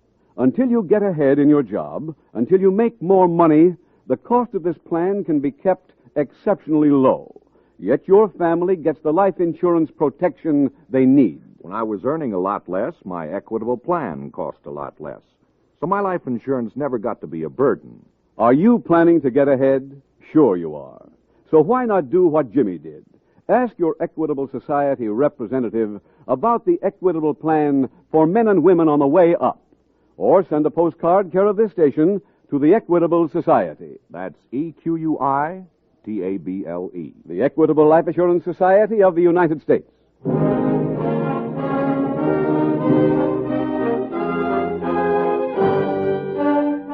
And now back to the FBI file, The Big Fix.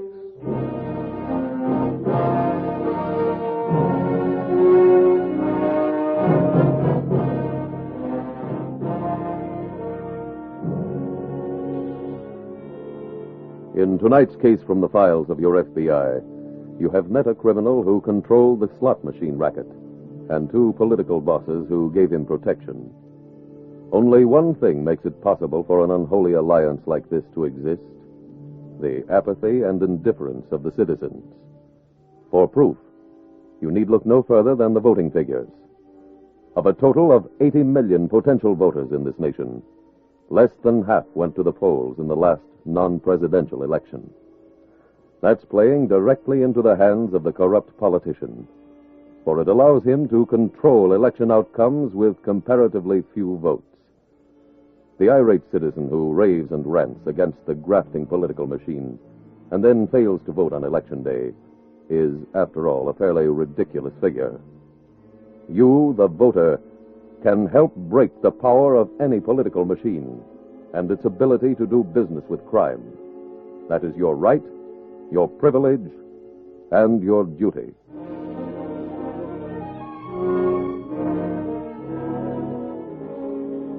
Tonight's FBI file continues later that night at local police headquarters. Detective Harry Parker is at his desk when the phone rings. Detective Parker. Jim Taylor, Harry. I'm at Mr. Cross's house. While we were talking a few minutes ago, 2 shots were fired through the window. They hit him? No, I've dug both of them out of the wall, but Cross is pretty shaken up by this thing. It's not surprising. I ran out of the door as quickly as I could, but all I saw was a black sedan pulling around the corner. How many men in it? I couldn't tell. Artie Sherman might have done the shooting, though. I found a cigarette lighter near the window. It has Sherman's initials engraved across the face. It reads, to AMS from CM, May 30th, 1945. That's Sherman's birthday. That CM must be Connie Marshall. Oh, did you get to see her? No, she moved from the Century, and we're trying to get a new address. I've sent out a lookout order on her. Fine. Now, Harry, if you'll send a man over to guard Mr. Cross, I'll take these bullets to our lab, and I'll call you in the morning as soon as I get a report.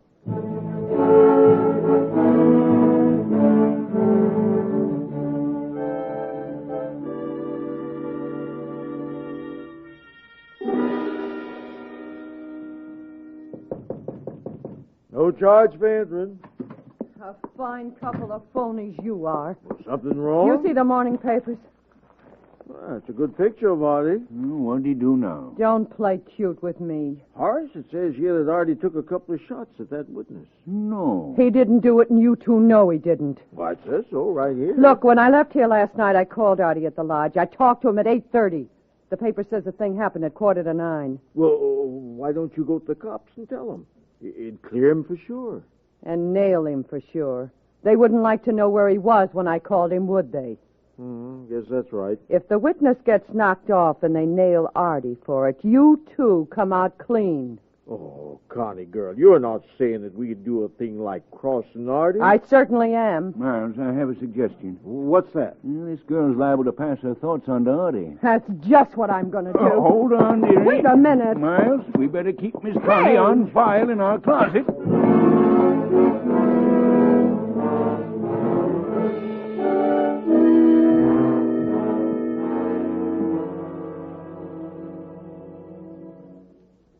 On the Marshall girl, Jim. Maybe we'll pick her up with Sherman and Randall. I got another tip. Oh, when? About 10 minutes ago. Sounded like the same voice, too. He said Sherman and Rip Randall are at a lodge on Route 7 just outside of Bay City. Are you going up there? No, time is too valuable now, Harry. I just teletyped the state police barracks near Bay City to check on it. The tip said Sherman and Randall had themselves an arsenal and had their minds made up they'd never be taken alive. Lots of hills around Bay City, Jim. If that lodge is on one of them, it'll be tough to approach. Well, I've warned the troopers to be doubly careful. Oh, you had any report from the sheriff's office? No, not yet. Maybe you'd better check with them, Harry. By that time, I'll probably have some word from the state police.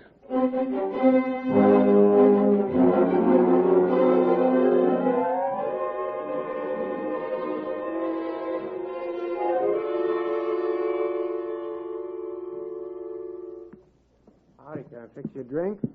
You gotta be all the time fixing something, don't you? That's practice. Sherman and Randall. Howdy. Shut up. Sherman and Randall. Come out with your hands raised. Come out with your hands raised. There's a cop's car down the road. Yeah? Sherman and Randall. Sherman and Randall. We know you're in there. You can't get away. But that guy ain't talking from down the road. No, there's a horn out front and some wires leading into the brush. We've been fingered. Yeah. Connie? No, Borden and Fisher, they sent us here. Come out with your hands raised. Come out with your hands raised. If you want us, come and get us!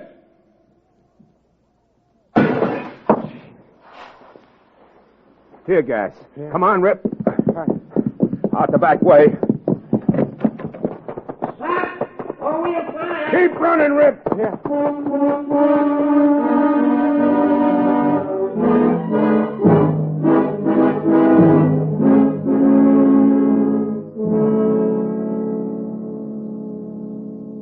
Harry, that tip about Bay City was right. Randall was seriously wounded, but he's at the Bay City hospital. Sherman got away. How? By boat. He was winged by one of the police, but we don't know how badly. Anybody questioning Randall? Well, he hasn't regained consciousness. Harry, everything has gone too easy on this case. First, we get a tip Sherman and Randall are coming back, and the tip is good. Uh-huh. Then somebody takes a couple of pot shots at the only witness, and we very conveniently find this lighter with Sherman's initials engraved on it. You think it was planted? Well, I don't know, but it's the first lighter I ever saw without fingerprints. Now, if you were Sherman and you sneaked back here, would you advertise you were back by shooting at Martin Cross? No. All right, then we get tip number 2, which sounded like it came from the same person, and it turned out to be good. Harry, somebody's gunning for Sherman besides us. Yeah. Borden and Fisher'd both be happy if Sherman was out of the way. That's what I'm thinking. There's no point in talking to them, though, not unless we've got some proof. Wait a minute, Harry. Wait a minute. Maybe we've been overlooking something. We might have a lead right here on this desk.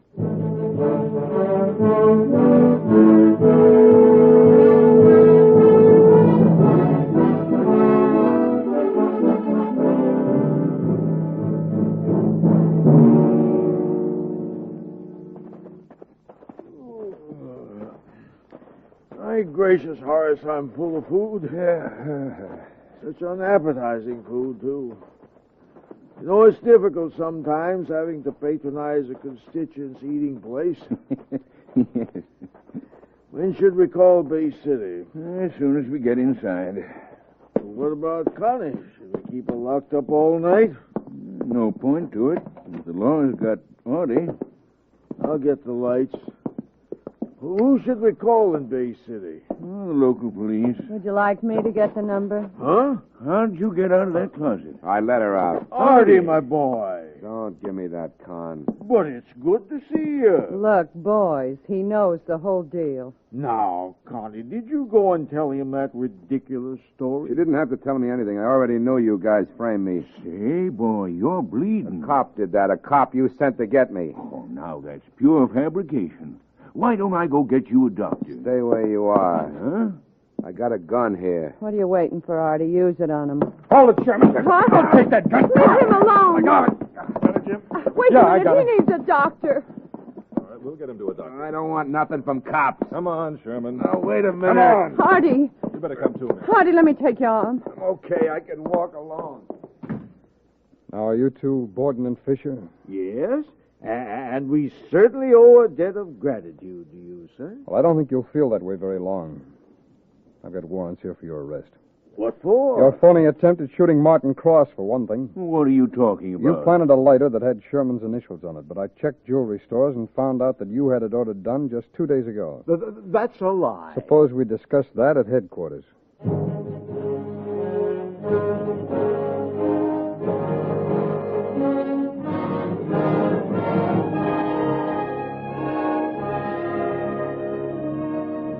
Artie Sherman was given a life sentence in state court for murder. Borden and Fisher were convicted of conspiracy to violate the federal unlawful flight to avoid prosecution statute, and as accessories, and sentenced to serve 10 years in a federal penitentiary. And now, ladies and gentlemen, here is a vital message on our nation's internal security from J. Edgar Hoover, Director of the Federal Bureau of Investigation. Mr. Hoover's message is, and I quote, "We have a twofold responsibility in preserving the nation's internal security.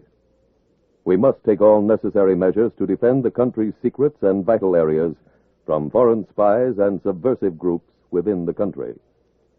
But we also have the responsibility to preserve the civil liberties of the individual citizen. In a democracy, all effective countermeasures against subversives must be in accordance with the due process of law. There is no room for vigilante action or witch hunts.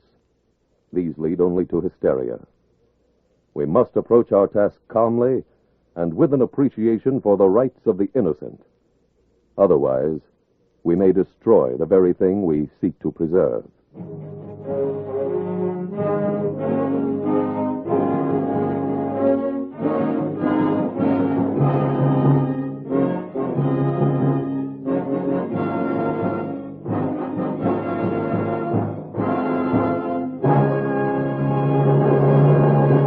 Now a quick review of the Equitable Plan for Men and Women on the Way Up. Briefly, this plan is designed for those who intend to get ahead. For men who are sure that some fine day they'll be able to tell their wives, "Hey, Helen, guess what? I've been promoted, and my salary's going up, too." Are you that kind of man? Then don't wait another day. Ask your Equitable Society representative to work out your own personal plan for a man on the way up. Or send a postcard care of this station to the Equitable Life Assurance Society.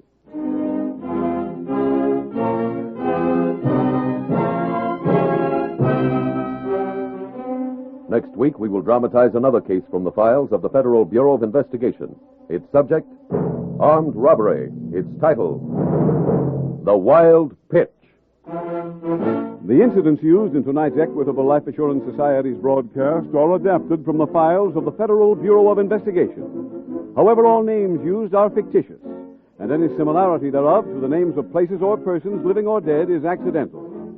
Tonight, the music was composed and conducted by Frederick Steiner. The author was Jerry D. Lewis. Your narrator was William Woodson, and Special Agent Taylor was played by Stacey Harris. Others in the cast were B. Benaderet, Ross Delmar, Bill Johnstone, Charles Maxwell, Paul Richards, Victor Rodman, and John Sheehan. This Is Your FBI is a Jerry Devine production.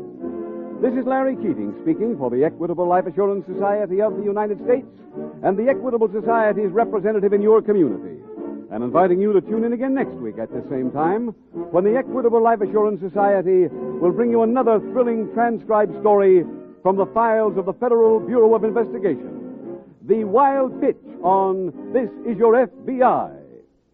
Stay tuned for the adventures of Ozzie and Harriet, There's fun for the whole family when Ozzie and Harriet come your way next. This program came to you from Hollywood. The Equitable Life Assurance Society presents This Is Your FBI.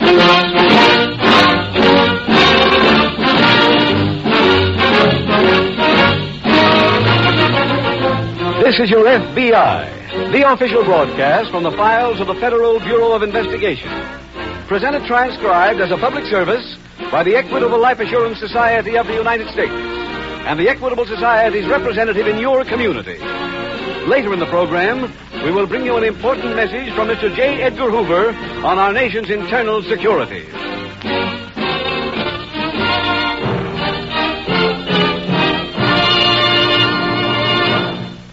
A shrewd psychologist who has had contacts with numerous leaders of American business once remarked, "Success and self-confidence go hand in hand.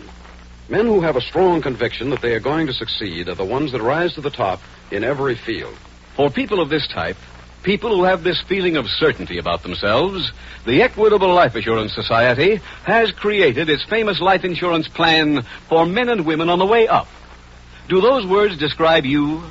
Then you'll be interested in about 14 minutes when I give full details of the Equitable plan for men and women on the way up.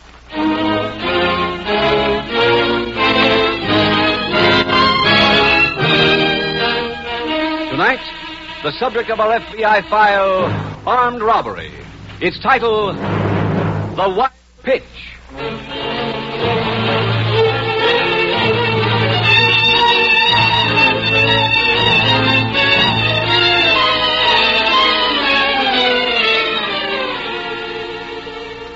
One of the fundamentals of the law of our land is that all those brought before our courts are presumed innocent until proven guilty. That spirit not only prevails in our courts of law, it is deeply ingrained in all our law enforcement officials, from the local police force to the Federal Bureau of Investigation. Here in America, we have never known, and let us hope never shall know, the police practices of totalitarian countries where arrests are made on mere whim or grudge without warrants, where every man lives in constant danger of being framed by his own government. Tonight's case is a striking example of how your FBI not only tracks down the guilty, but also goes all the way to protect the innocent.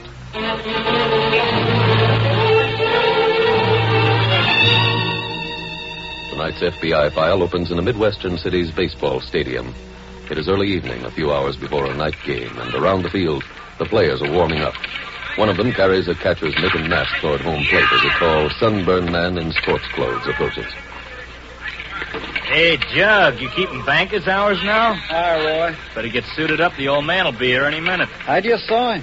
He slipped me the queen. Huh? You'll have to dig up another roomie. Oh, Jug, he can't let you go. You want to see the paper? Said he was carrying 8 pitchers this year. Well, I'm number 9. You mean he's keeping that kid? I guess so. Well, you need a shovel to catch him. Well, the old man's the manager. Can he give you any reason? Sure. Everything on the train. Well, I was more loaded than you. Yeah, but you're hitting 340. The older he gets, the worse he gets. You better go behind the plate. He might plaster one on you for talking to me. I'll see you around. Need a little? No, thanks. What are you going to do? Oh, I don't know.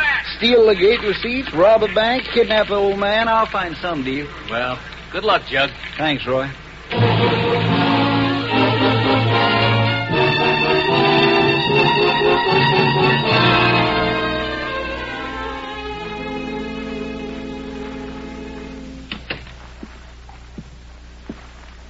Gladys.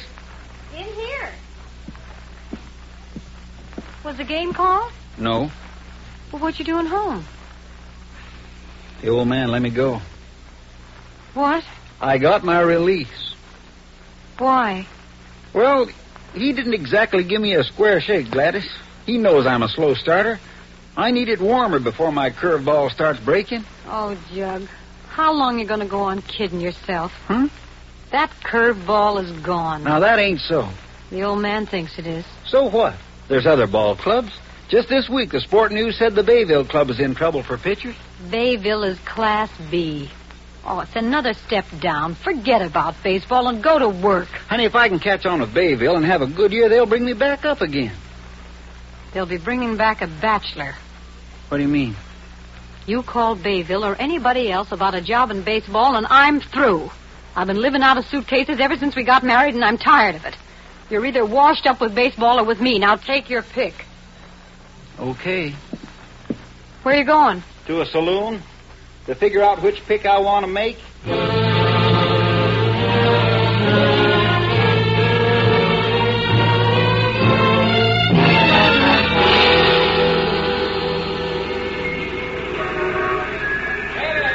Jojo. Already? Game ain't started yet. I can't get no more cars in here unless we start piling them. Those night games sure pull them. Hey! Looking for your car, mister? I'm looking for a place to sit down. She don't want me to drink. The old man don't want me to drink. Mister, ain't you junk Fulton? Sure. Who are you? I work here in the parking lot. Hey, easy, mister. Seems like you ought to be over at the ballpark. Come on, I'll Leave me alone. Keep your hands off. Okay. They fired me. Threw me away like I was a stale hunk of bread. Wish me go get a drink, pal. You got a bottle in your pocket. Gotta have water. I can't stand it straight. Makes me drunk. We got water in a shack. Then let's go do a little plain and fancy drinking.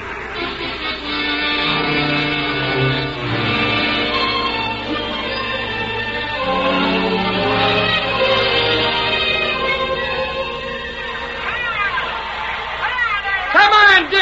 Spark it in there. Come on, get that ball over, boy.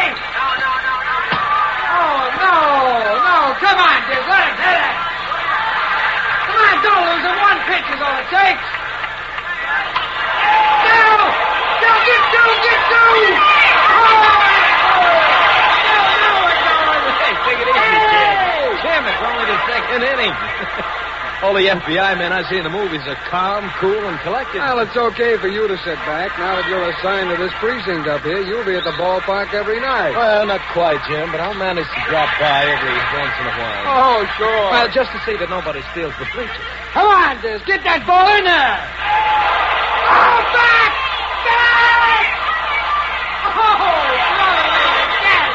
That's my boy out there. Okay, come on now. Let's everybody hit. Pardon me, Hit away. Yes, you want me? They sent me up for you. Who did? One of the men in the office. Just tell you the safe's been robbed. All right, I'll see you later, Jim. Pete, you want me to go with you? No, thanks. Route the club home, huh? I'll take a look downstairs. See you later.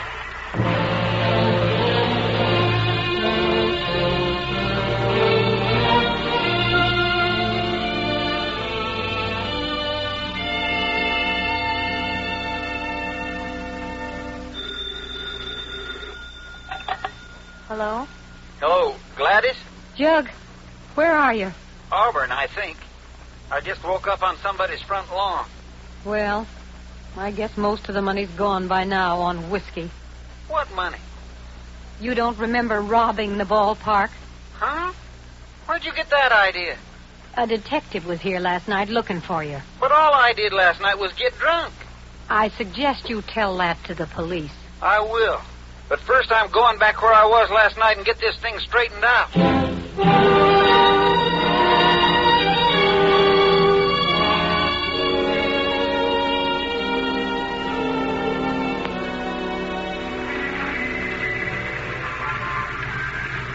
Back it up a little, mister. Little more. Yeah, okay. Just pocket and leave the keys. Marty? Yeah? I've just been listening to the radio. Heard a real interesting piece of news. What happened? Man told about the safe at the ballpark being robbed of $6,000 last night. Said that guy Jug's the one who did it. No kidding. He didn't say nothing about you being with Jug. That got me thinking. What do you mean? Well, what if the cops was to get word that you were along? How much you want? Seems like it'd be fair to maybe split half and half. Jug only give me $500 for my end. Marty, you wouldn't be trying to fool a little old country boy. That's what he handed me, $500. You want $250 or don't you? Ain't what I was looking forward to, but pay me.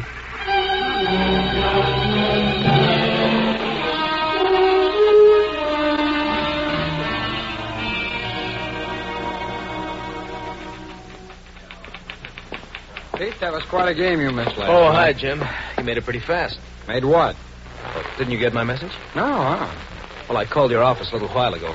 You're in on the ballpark robbery, too. Oh, how come? Well, I sent out an identification on Jug Fulton last night. Got word about an hour ago that he was seen in Auburn after the robbery. Why, did he rob the safe? Well, looks that way.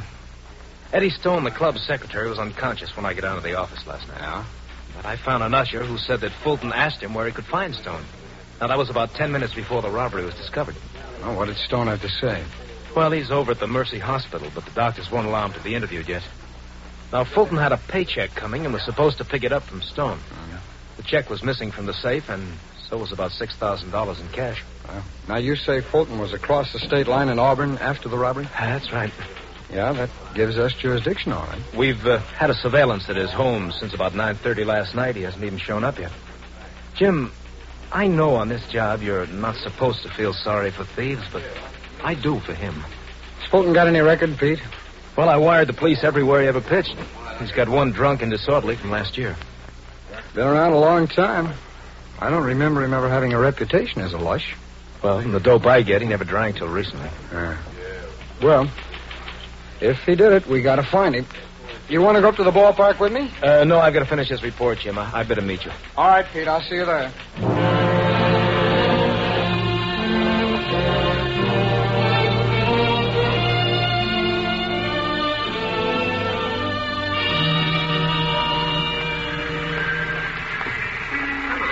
Joe, we got cars to move.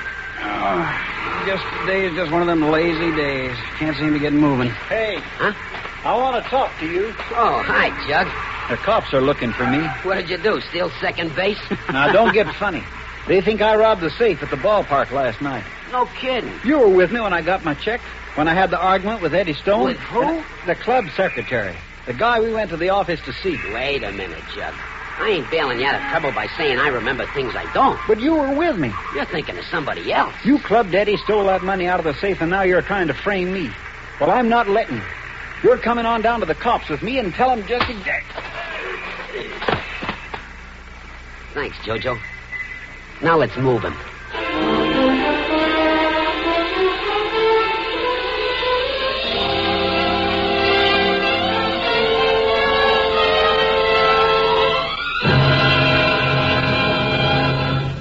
We will return in just a moment to tonight's case from the official files of your FBI.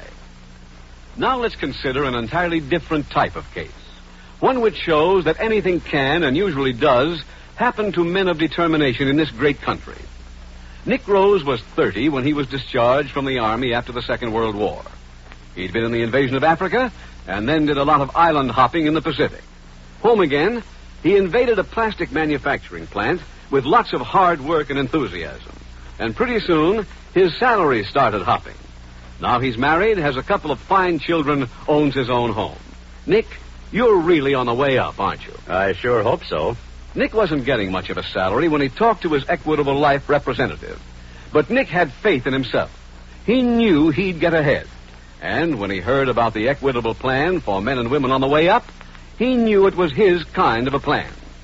The Equitable Plan is a plan for people who have that extra initiative, drive, and gumption that can't help but get them more money and more responsibility. For this type of person, it's a perfect plan. Because, unlike other life insurance plans, this Equitable Plan is flexible. It's geared to grow as you grow. This year, I got a pretty good promotion. My wife had another baby. I figured this was the time for me to take advantage of one of the options of my Equitable Plan and adapt my insurance up to my new income and responsibilities. Another very important thing about the Equitable Plan is its exceptionally low cost to start with. Yet in the meantime, your family gets the life insurance protection they need. Even on the small salary I was making when I started working at my job, it wasn't hard to make the payments on my Equitable Plan. Why not profit from Nick's example? Why not be ready for your success when it comes? Ask your Equitable Society representative about the Equitable Plan for men and women on the way up. Or send a postcard care of this station to the Equitable Society. That's EQUITABLE. The Equitable Life Assurance Society of the United States.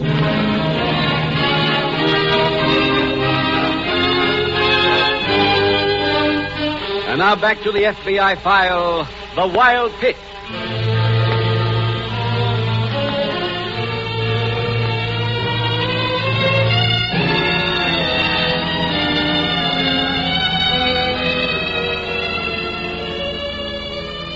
Criminal investigation today is a science. Law enforcement officers spend long years studying modern methods of detection. The average layman in time of illness would never think of operating on himself. He would not attempt to draw blueprints and build his own house, or to buy all the parts and put together his own automobile. Yet a week rarely passes that a decent citizen does not try to solve a crime. Sometimes, as in tonight's case, it is a crime in which he is believed to have been involved. Sometimes it is merely one of which he has heard. Whatever the circumstances, he often ends his quest as the suspected baseball player did, by being assaulted. So there is one point which your FBI cannot emphasize too strongly. If you have any knowledge of a crime, do one thing and one thing only. Pick up your phone and call your local police.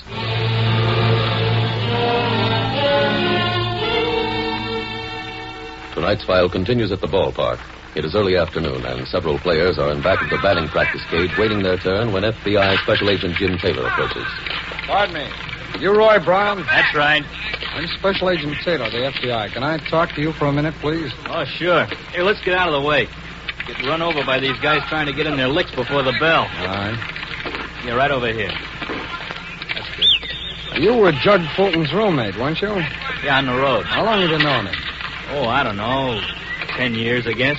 He hasn't been with this club that long, has he? Neither have I. We weren't friends that long ago. He was on another ball club in the Sally League when we were down there. Oh, I see. Well, Brown, I hear he said something to you yesterday about stealing the gate receipts. Oh, no, wait a minute. He was joking. I asked him what he was going to do, and he said something like rob a bank, steal the gate receipts. Look, Mr. Taylor, he couldn't be the one that took that money. Well, it looks like he was. Let me tell you how honest Jug is. Last year, we had a guy in the bleachers with field glasses watching the other catchers and stealing the signs. He waved the towel when the curve was coming. The Jug made him lay off when he came up to hit. Stealing signals and stealing $6,000 are two different things. Are you Mr. Taylor? Yes, that's right. Call for you on that phone in the dugout. All right, will you pardon me, Mr. Brown? Sure. I'll be here if you want me. All right. Which dugout? Follow me. You know who's calling? Said his name was Lieutenant Hall. Uh-huh. Right down here. Yeah, I see. Thanks very much. Hello, Pete. Jim, I just got a report on Fulton. Oh? He was found by a couple of workmen in a vacant lot near the river. Where is he now? Well, they took him home. I'm going up to see him. Fine, I'll meet you there.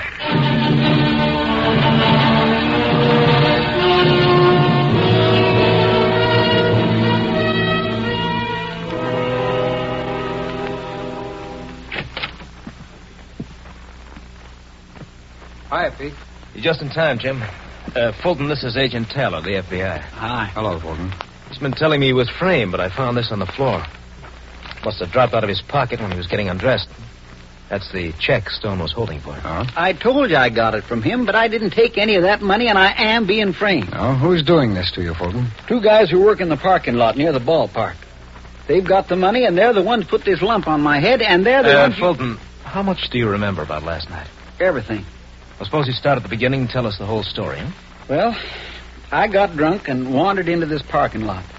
I had to go over to the ballpark to get my check, so one of the guys who works there said he'd come over with me.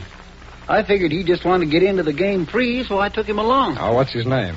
Marty. What's his last name? That's all the name I know. We went to the office. Eddie Stone was there. We had an argument. He threw a punch at me, so I hit him back, knocked him down. He hit his head on the safe door and passed out. That's when I ran. Ran where? Under the stands and into the crowd. Well, Fulton, what do you think happened to that $6,000? I'm telling you, this Marty must have got it. I went to the lot this morning after I found out you were looking for me to try and get him... Is the club parking lot the one you're talking about? No, it's down the block from the clubs. This one's next to the Atwater building. I see. Well, I figured I had a better chance of proving I didn't steal the money if I brought this Marty in with me. I went to see him, and I was just asking him to come with me when his pals snuck up and slugged me from behind. What's his pal's name? Jojo. Any last name on him? Nope. Fulton, one thing doesn't fit in with what we know. Now, you say that you were slugged near the ballpark, but you were found a little while ago in a vacant lot by the river. Well, they took me there. Oh, how? In a car. You know what kind? I don't know what kind. I came to for a minute, and I was in the back seat. When I started to lift my head, I got slugged again. Pete, can you stay here a while? Oh, sure, Jim. Where are you going? To the parking lot and see if I can check that part of his story.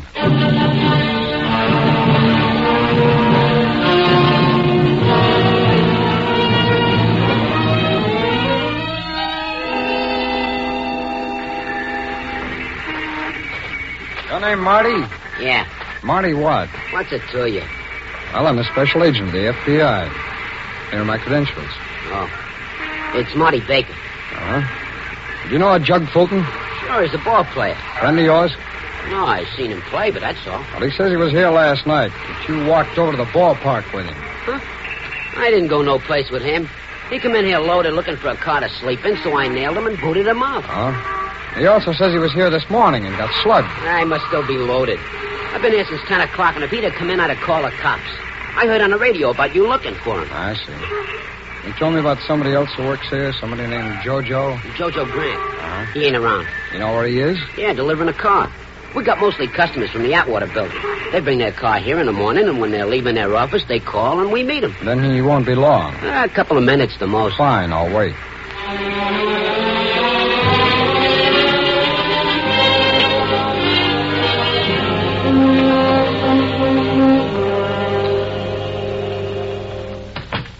That you, Jim? Yeah, Pete. Get anything at the parking lot? Well, there are two men there named Marty Baker and Jojo Grant. I'm checking now to see if either one of them had a record. Baker denied going to the ballpark with Fulton.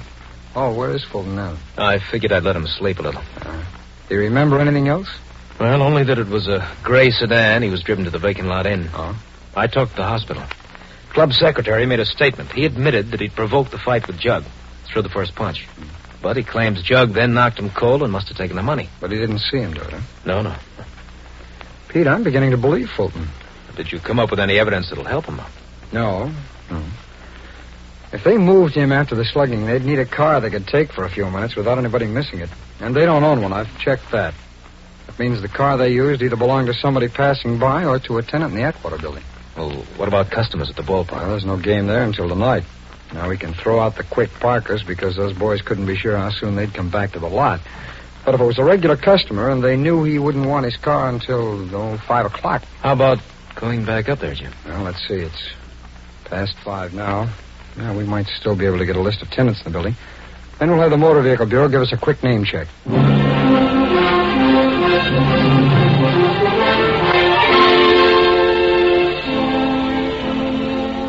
Jim, that motor vehicle report in yet? Just got it, Pete. How many gray sedans? 4. All right, let's each take a pair. Here you are. Now, if the owner's home, ask when we can see the car. Right. Use this phone. I'll take the one on the other desk.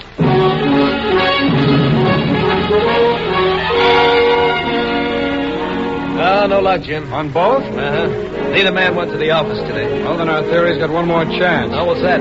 This man, Carl Foster. He's the only one left. Can't you reach him? Well, his wife expects him home any minute. Now, come on, Pete. Let's take a chance and go out there.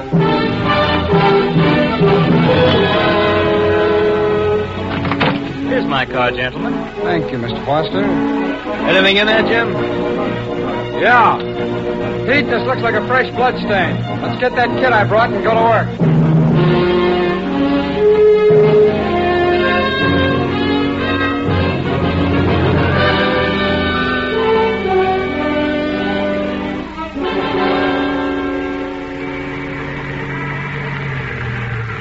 Hey, you can't leave your car there. Get it out of... Hello, Baker. Well, I see you got Fulton. Yeah, we caught up with him. I brought him by with Lieutenant Hall here so you and Grant could identify him as the man who was here last night. Well, sure it's him. Don't he admit it? Oh, where's Jojo Grant? Wait a minute. Hey, Jojo. Yeah? Come here. Pete, maybe we'd all better get out for this. Right, Jim. I'll slide out over there. Taking 2 guys to hold him up tonight, I see. I'm not drunk. Sure nice seeing you when you ain't. Baker, I want you and Grant to take a good look at this car. You recognize it? Not right off. It belongs to a regular customer of this lot, a man named Carl Foster. This is the car you two used after you slugged Fulton. Mister, I told you before, I ain't seen him since last night. Well, this car's tire tracks are at the vacant lot where Fulton was found. Hey, Marty, you suppose Foster done it? Never mind that alibi, Grant. I I got nothing to alibi for, mister. I think you have. Now, Fulton says Baker was driving and you were in the back with him, Grant, and slugged him when he came to on his way to the vacant lot. The man's talking out of his head. We located Baker's fingerprints behind the rearview mirror. So what?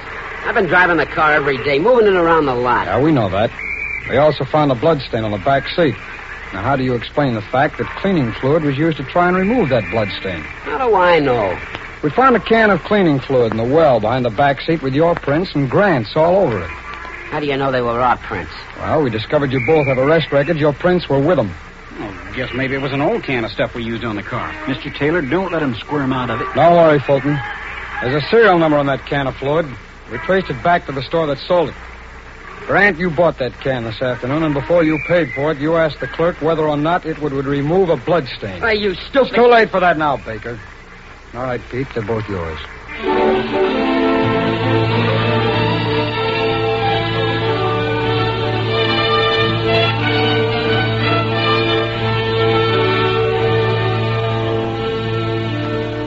Jojo Grant and Marty Baker were convicted in state court of robbery and sentenced to 20 years each. And now, ladies and gentlemen, here is a vital message on our nation's internal security from J. Edgar Hoover, Director of the Federal Bureau of Investigation. Mr. Hoover's message is, and I quote, "Sabotage may be an act designed to destroy or damage national defense materials, to impede production, injure plant premises, to destroy public utilities, or to produce defective national defense goods. The FBI has been assigned the specific responsibility of coordinating the investigation of sabotage within the United States and the territorial possessions. The public is requested to report immediately to the FBI any information which might indicate threats of sabotage."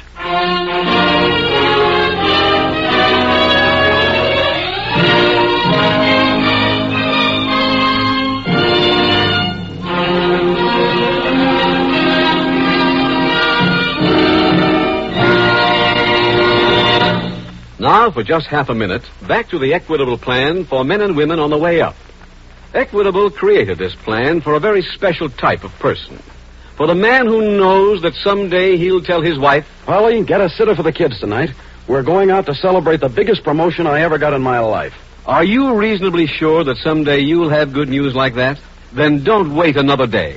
Ask your Equitable Society representative to work out your own personal plan for a man on the way up. Or send a postcard care of this station to the Equitable Life Assurance Society.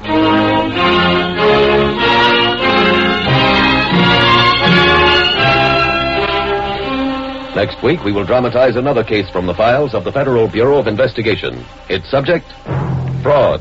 Its title, The Profiteers. The incidents used in tonight's Equitable Life Assurance Society's broadcast are adapted from the files of the Federal Bureau of Investigation. However, all names used are fictitious, and any similarity thereof to the names of places or persons, living or dead, is accidental.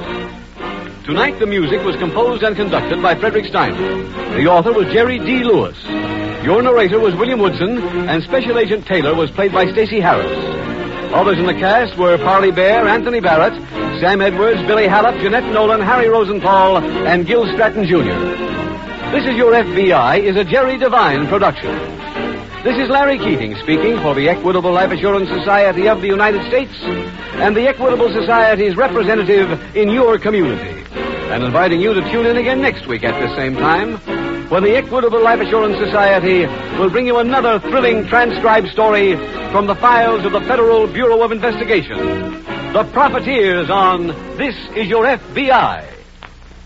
Stay tuned for the adventures of Ozzie and Harriet.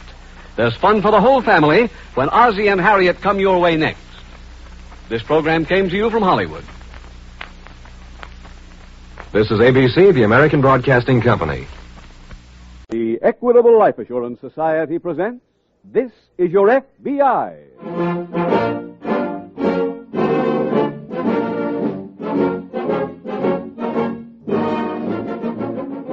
This is Your FBI, the official broadcast from the files of the Federal Bureau of Investigation. Presented transcribed as a public service by the Equitable Life Assurance Society of the United States and the Equitable Society's representative in your community. Later in the program, we will bring you an important message from Mr. J. Edgar Hoover on our nation's internal security.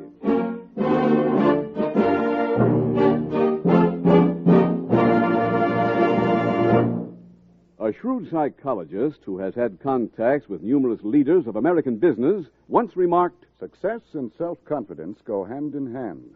Men who have a strong conviction that they are going to succeed are the ones who rise to the top in every field." For people of this type, people who have this feeling of certainty about themselves, the Equitable Life Assurance Society has created its famous life insurance plan for men and women on the way up. Do those words describe you? Then you'll be interested in about 14 minutes when I give full details of the Equitable plan for men and women on the way up.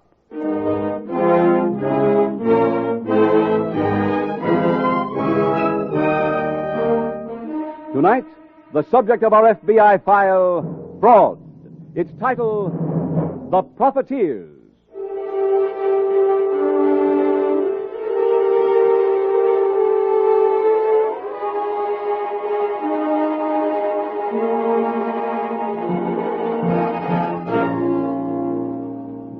In every country, there are a few greedy and unscrupulous individuals who try to take advantage of a wartime emergency. War, to these chiselers, is not a time for sacrifice. It is a golden opportunity for illegal profits. Tonight's case from the official files of the Federal Bureau of Investigation dates back to World War II. It was chosen to serve as a reminder that America must always be on its guard against the type of man who puts his pocketbook above patriotism.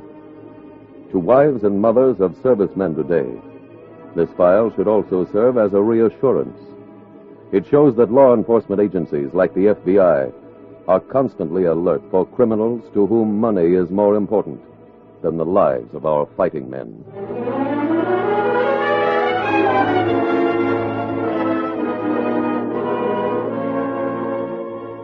Tonight's FBI file opens on a sandy stretch of desert in North Africa, back in the year 1943. Some distance from Tunis, a company of GI infantry is pinned down waiting for their artillery support to strike at an enemy concentration. As the artillery shells continue to fall beyond the lines, a weary soldier shuffles through the early dawn toward a shallow foxhole. Hey, Bert. Huh? Oh, hi, Jig. Come on. You moving up already? No. The phone's gone dead at the CP. Not again. You gotta find out where the line's broke. How come we get all the easy jobs? Pull, I guess. Got some wire? Artie's got the spool. It's been out since Chow. Here's the line. No, I checked it this far. Let's keep going. If these flies get any bigger, I'm going to throw a saddle in them. They wouldn't let you ride. This is the infantry. Nothing wrong with the wire so far, Jake. It's broke somewhere. I know, but...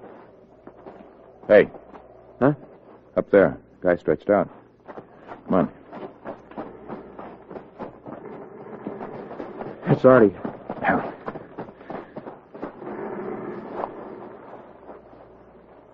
He gone? Not yet. Let's open up his shirt. Oh, they got him real good.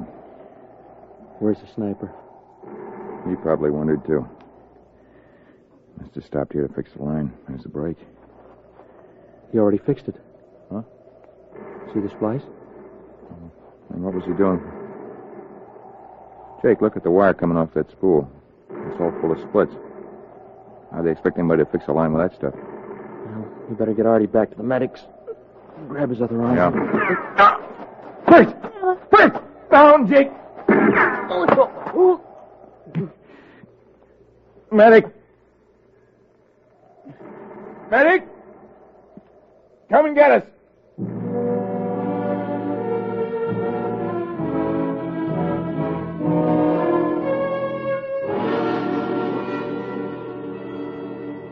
A few months later, at an FBI field office in the eastern part of the United States, Special Agent Jim Taylor is at his desk when a friend approaches.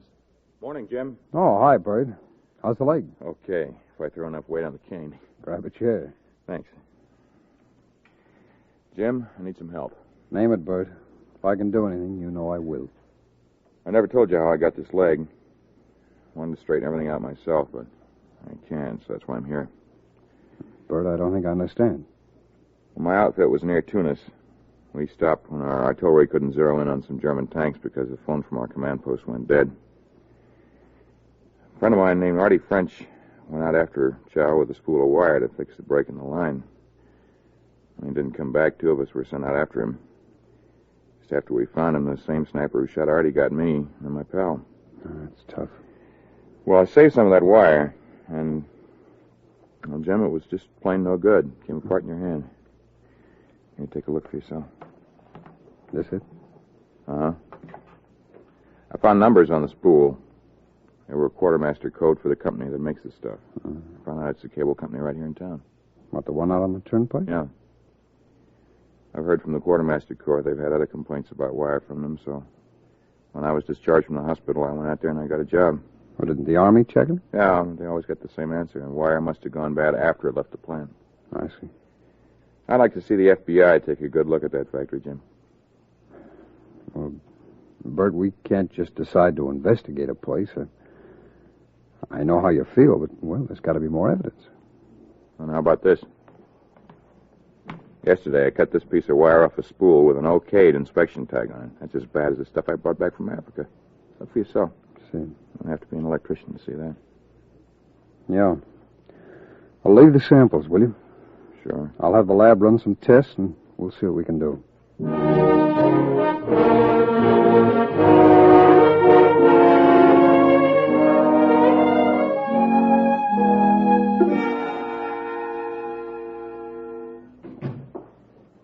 Frank, can I see you a minute? Sure. Small problem, Department. Oh, what is it? We've got a visitor outside, an FBI man.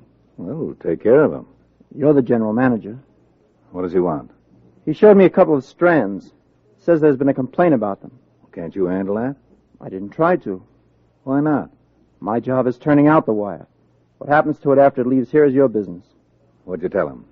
I asked him to wait. Where is he now? Out by the cashier's desk. You know, Frank, 3 inspections in 6 months. That's a little heavy. When I moved you up to the foreman's job, Joe, you knew what the deal was, and you went along with it. I know I did, but this Send the FBI man in here. You get things lined up over at the plant. By the time we finish giving him the treatment, we'll have the FBI for a customer.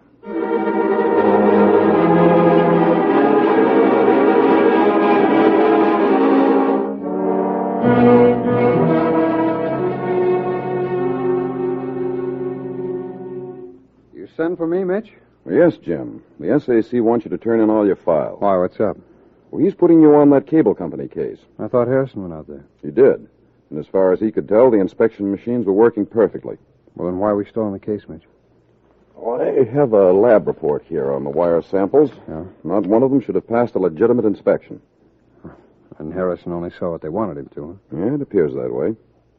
Jim, is your GI friend still working out at the plant? Yeah.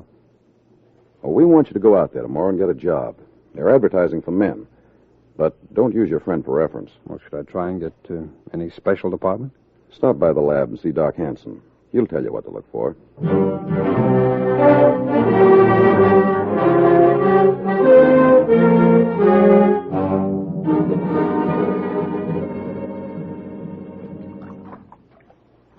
What test is this, Doc? Well, it's called pre-aging. The samples of wire are in those metal cylinders. Yeah, I see. After the water's heated, this valve here automatically opens and applies pressure on the wire. No, what for? To see if it'll stand up under rough conditions in the field. Wire takes a tougher physical than a human being. Well, it's supposed to anyway. Come over here, Jim.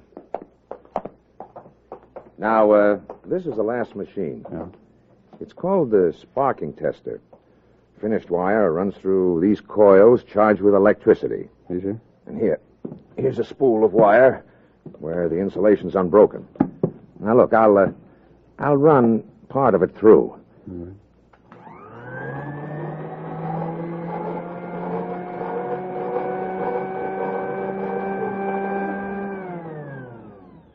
Except for the noise of the wires running through the coils, you heard nothing, huh?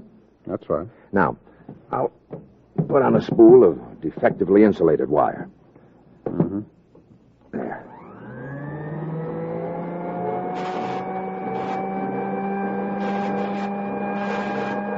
Hey, what's that? Well, each time there's a break in the insulation, this buzzer sounds off. Yeah. Now, you're an expert, Jim. Oh, sure. When do you go out there? Tomorrow morning.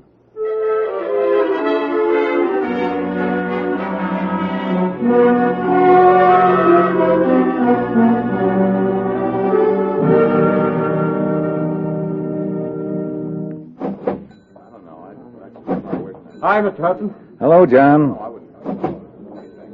Nice day, Mr. Hudson. Fine. Frank, I want to talk to you. Oh, come on in the office. Go ahead. Right. Well, what is it? I want out.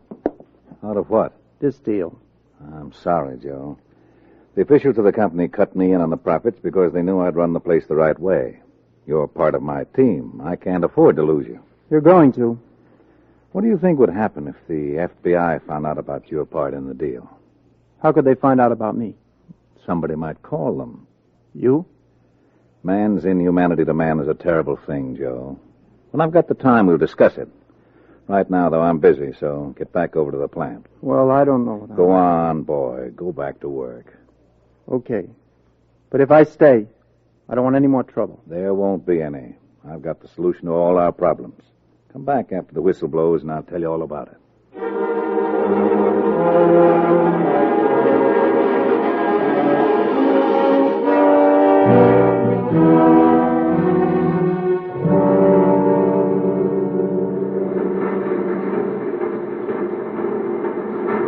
Hey, your name Bert Morrow? That's right. I'm from the front office. You've been punching your time card wrong. Will you come here? I'll show you how to do it. Okay. Find anything yet, Bert? No. You checked the machine again? We just about took it apart this morning. Another report came through from the lab. The samples you gave me yesterday tested good all the way.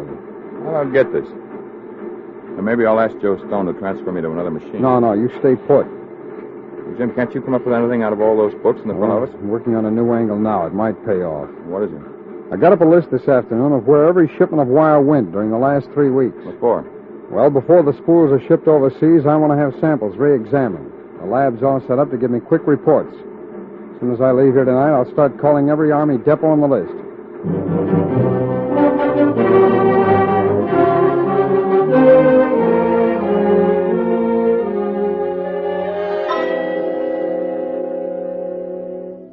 Jim, how are you coming out of the factory? Kind of slow, Mitch. Have you got any definite leads? No. Well, then I'm afraid we'd better close the investigation. What? Write a report for me and go back to your old cases. But, Mitch, I know something's going on out there. Well, you've seen the lab reports. Every sample we got from those Army depots last week tested perfect on every machine. Yeah, I know.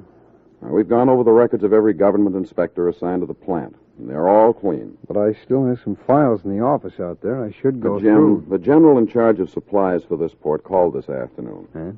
He said if we don't stop slowing up deliveries on the wire, he'll go to Washington with his complaint. Well, doesn't he realize we're trying to protect soldiers' lives? Sure, but he's got a job the same as we have. He's got to get that wire overseas. Now, look, we did find the samples shipped out of the factory before the 17th of this month were 50% bad. But all those spools have been recalled. All right, Mitch, but why should they produce 50% bad wire up to a certain date and then start turning out a perfect product after that? I don't know, Jim. And I'm not criticizing you for not finding out. I can only tell you we can't take the pressure much longer. How much time can you give me? Well, I should be taking you off the thing right now. Let me have another 2 weeks, Mitch. All right, but that's it. 2 weeks. By then, you've either got to come up with definite evidence or drop the case.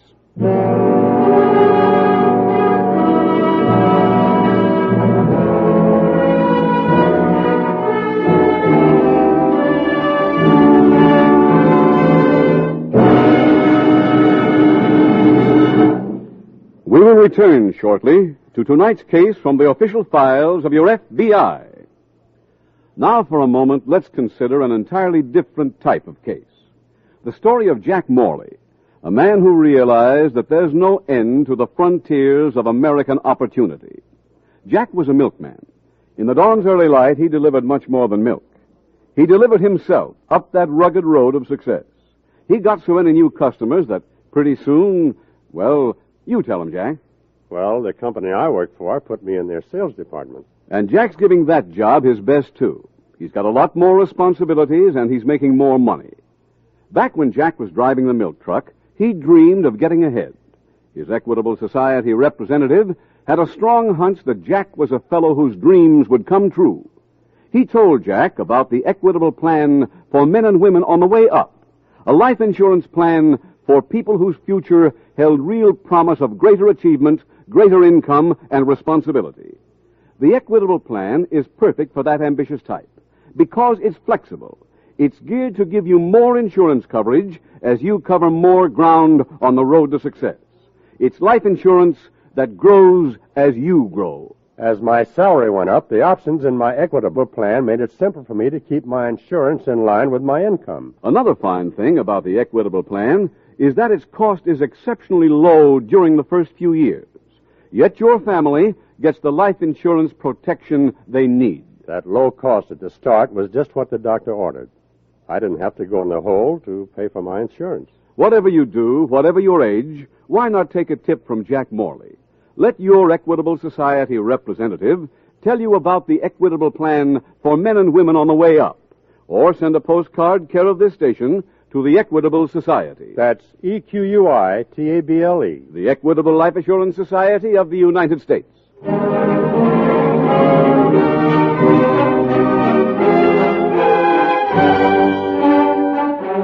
And now back to the FBI file, The Profiteers.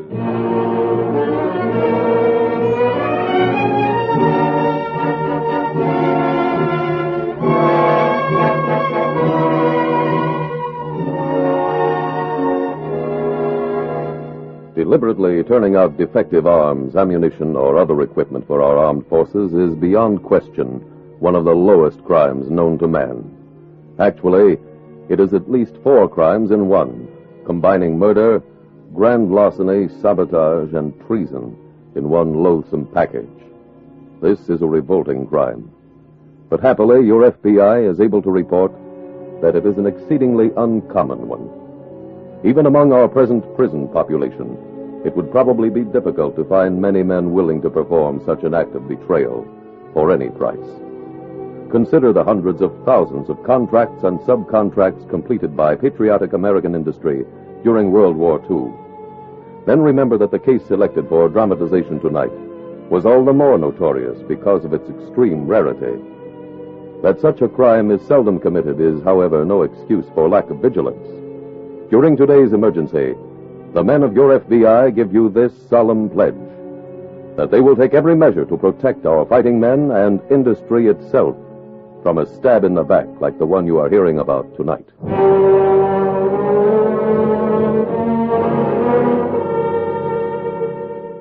Tonight's FBI file continues a week later in the factory office of General Manager Frank Hudson. Foreman Joe Stone has just entered. Joe, things are picking up. We got a Navy order today. For what? Wire. What else? But we can't handle the business we've got. Got the men on overtime now. I know. Well, should we put on a whole new shift? There's no need for that. All we have to do is go back to using the rejects. Not me, Frank. I didn't call you up here to discuss this, Joe. Those are orders. Suppose the FBI comes back. We've been turning out perfect wire for a month now. Have you got any idea what that's done to our profits? I don't care. Well, I do. I'm operating this plant on a percentage. The less profits, the less I get. I'll be here tonight at the usual time, Joe. Don't be late.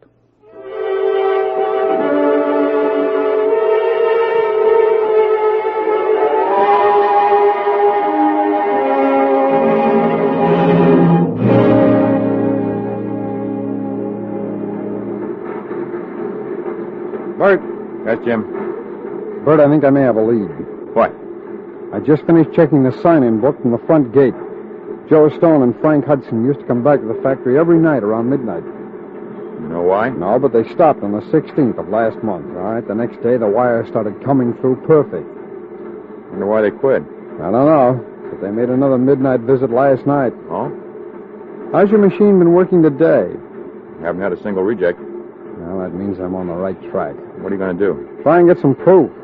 Oh. By being here tonight in case they do come back?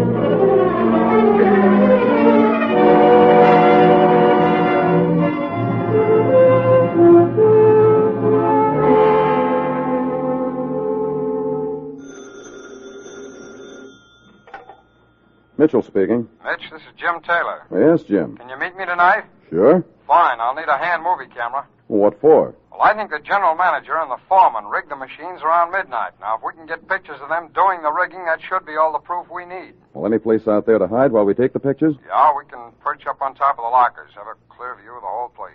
Need anything besides the camera? No. Well, what time you want to meet? Well, how's 11 o'clock in the factory parking lot? I'll be there. Fine. That'll give us an hour to get inside, set up the camera, and go into action.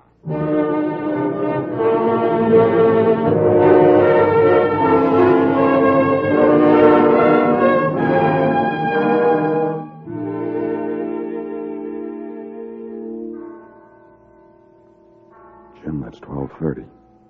Yeah, I know. They ever show up this late?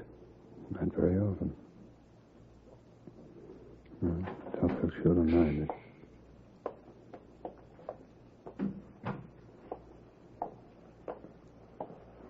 It's them. Start the camera. Okay.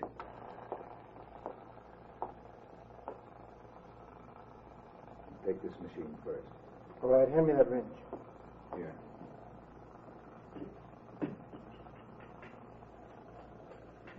Want some help? No. There it is. You stay with the fuses. I'll go and switch the tags. Come in when you're through. Right.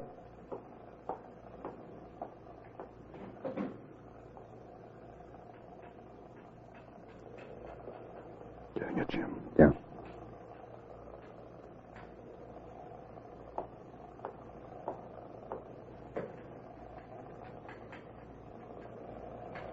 I think that's the last fuse.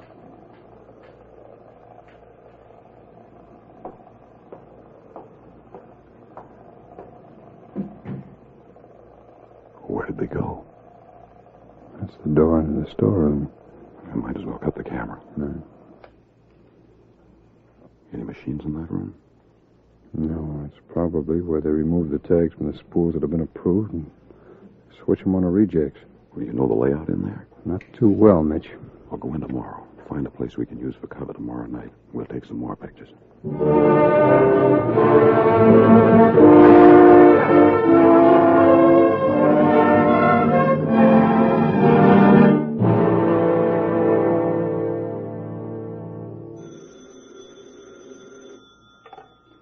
Mitchell speaking. Mitch, this is Jim.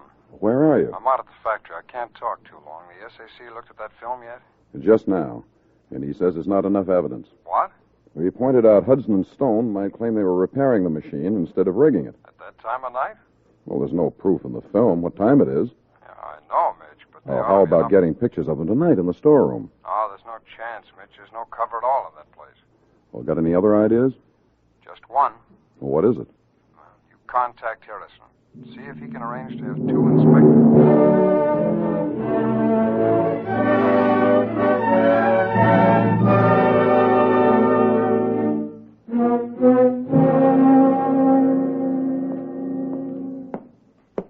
Frank, we're in trouble.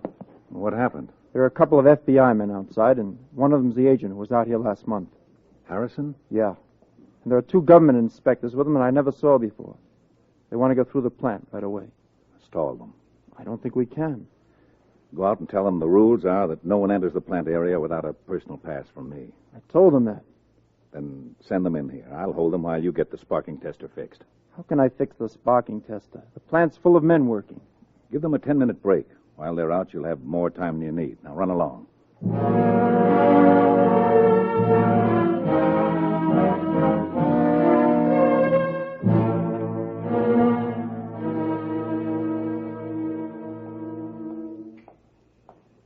Here he comes, Bert. What do I do? Just stay by the machine. Hello, Mr. Stone. Who are you? I work in the office. Well, go back up there. Tomorrow you're supposed to be taking a break. There's something wrong with my machine. We'll fix it on the company's time. Look, Mr. Stone, if it breaks down, I'll get laid off. We don't treat our men that way. Go on outside, both of you. So you can tamper with that machine? What? That's your idea, isn't it? What's your name? Taylor? What department you work in? Bookkeeping. You're fired. Go get your time. Oh, I've got another job, Mr. Stone. Here are my credentials. FBI. That's right. You're under arrest. Jim, here comes Hudson. Look, he's the boss. Yes, I know, Mr. Stone. This other warrant has his name on it.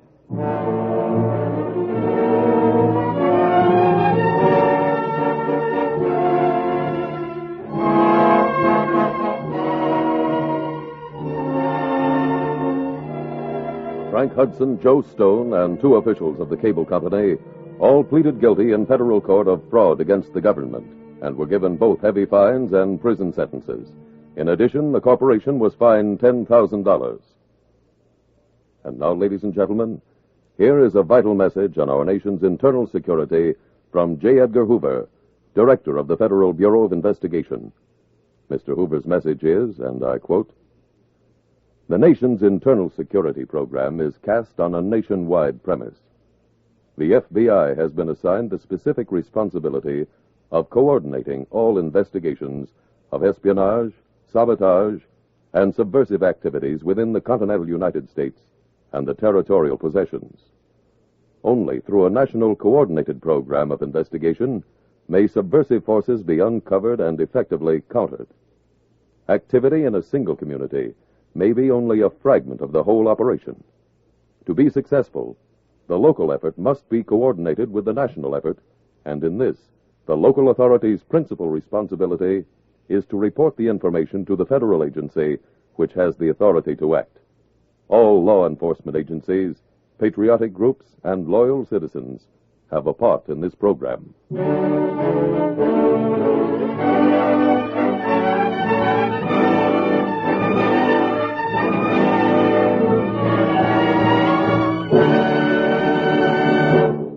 Now we would like to leave you one last thought about the equitable plan for men and women on the way up. This plan was created for one particular type of person. It's designed for the man who is confident that someday he'll tell his wife, "Hey, Barbara, they're going to give me a chance at McLean's old job with a real raise in pay."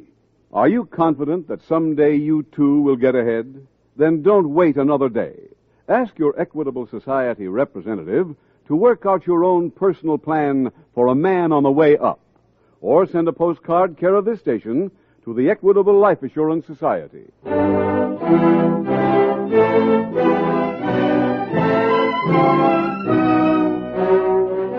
Next week, we will dramatize another case from the files of the Federal Bureau of Investigation. Its subject, illegal gambling. Its title, The Corruptors. The incidents used in tonight's Equitable Life Assurance Society's broadcast are adapted from the files of the Federal Bureau of Investigation. However, all names used are fictitious, and any similarity thereof to the names of places or persons, living or dead, is accidental. Tonight, the music was composed and conducted by Frederick Steiner. The author was Jerry D. Lewis. Your narrator was William Woodson, and Special Agent Taylor was played by Stacey Harris.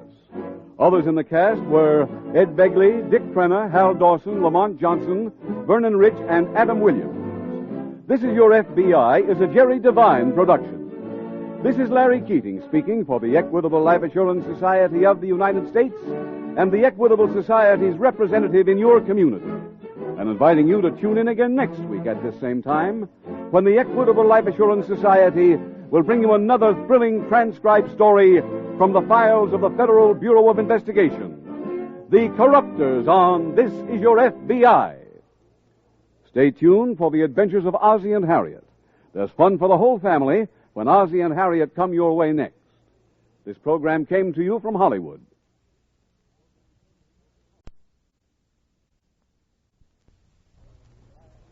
The Equitable Life Assurance Society presents This Is Your FBI.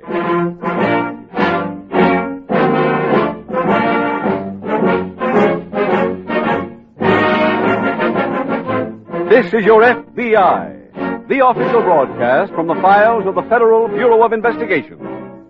presented transcribed as a public service by the Equitable Life Assurance Society of the United States and the Equitable Society's representative in your community. Later in the program, we will bring you an important message from Mr. J. Edgar Hoover on our nation's internal security.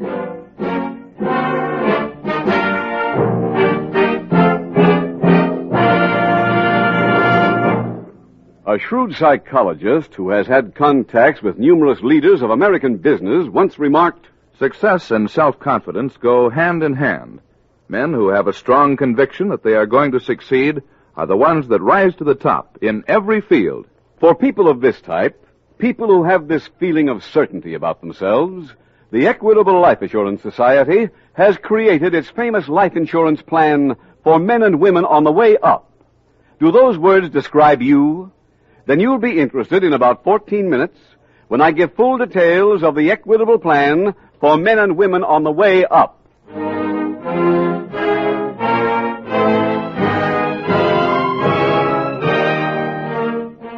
Tonight, the subject of our FBI file, illegal gambling. Its title, The Corruptors.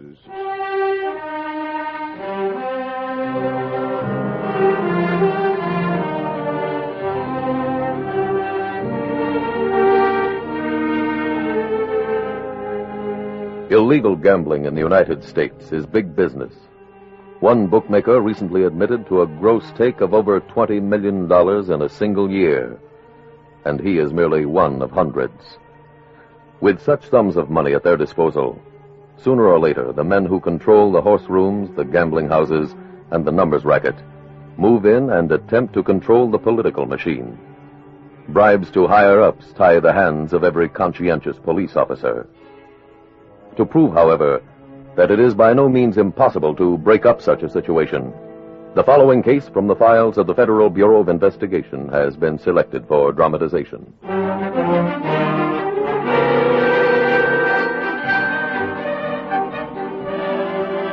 Tonight's FBI file opens in a Midwestern city. On the outskirts of town, an old mansion has been converted into a gambling casino. It is early evening, but already there are tense people huddled around different tables, some playing roulette, craps, chemin de fer, birdcage 21, and other so-called games of chance. A short, middle-aged man walks across the deep carpet. He nods to players at several tables as he passes and heads toward a door marked Private. Well, here we are again. Greetings, Phil. Oh, hello, Sid. Yes, sir, the Iceman cometh. Yeah. Come in and close the door. Okay, pal. Well, you got that folding stuff for me? Betty, where's that envelope? It's right there on your desk. Oh, yeah.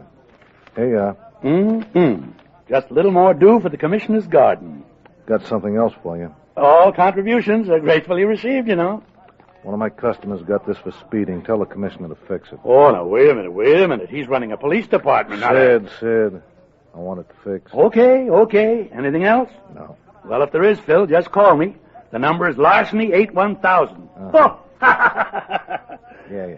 Well, so long, pal. That's the hard way. Pay the ticket. I'm glad he only comes here once a week. Can't the commissioner find anybody better to collect his payoffs? He couldn't find anyone worse. Oh, and why does he use him? Because he's just as stupid as his collector. Hey, Phil, we got trouble. What's the matter? It's just got word from the Duke. The heat's on. Huh? We're being sloughed. When, Archie? Around 11 o'clock tonight. Well, I just paid off. Yeah, then you're being crossed. Betty, Mm-hmm. call police headquarters. Get me the commissioner.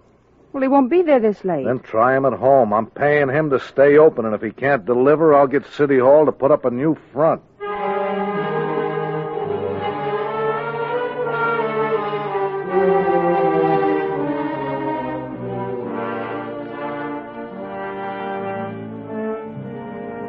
Meanwhile, at local police headquarters, the head of the detective squad, Lieutenant Frank Nelson, is cleaning his revolver when FBI Special Agent Taylor approaches. Now, don't shoot, Frank. I'll go quiet. Oh, hello, Jim. Hi. You got a minute? Just about.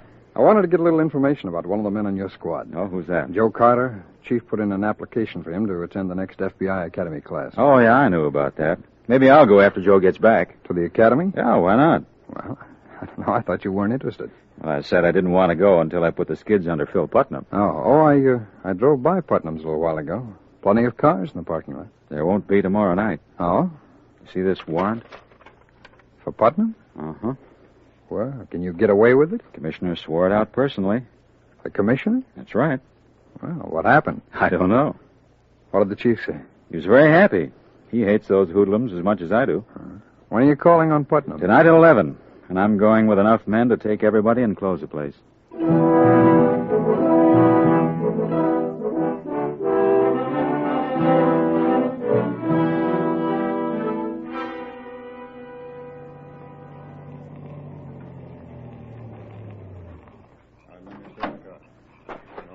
Sergeant, you and your men wait right here. When I give the word, we'll all move in together.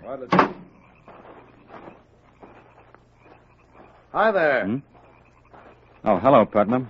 How are you tonight, Lieutenant? Couldn't be better. I've got something for you. What's that? A warrant. It's got your name on it, and I've got witnesses that it's being served. Now I'm going inside with my men and close this place for good. Now, wait, Lieutenant. Everything's been fixed. Oh, no. The commissioner signed this himself. Yeah, he told me all about it. When? 10 minutes ago. I don't believe you. Well, you don't have to. I can let you hear it from the commissioner. Where is he? He's on the phone. The doorman's got an extension out here. Come on. I thought you might need this before you'd believe me, so I had him hang on till you got here. You know his voice, don't you? Yes. Well, this way, Lieutenant. The phone's in that box.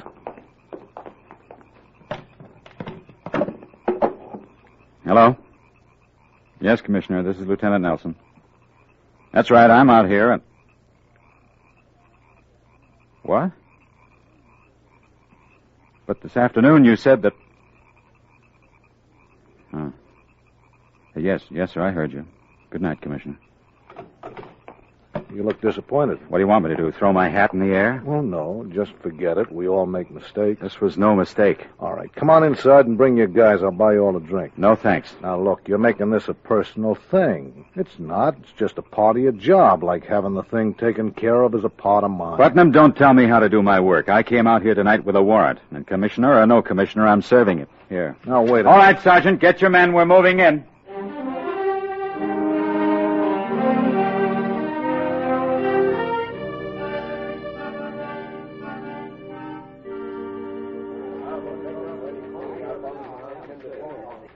Morning, Jim. What? Oh, hello, Frank.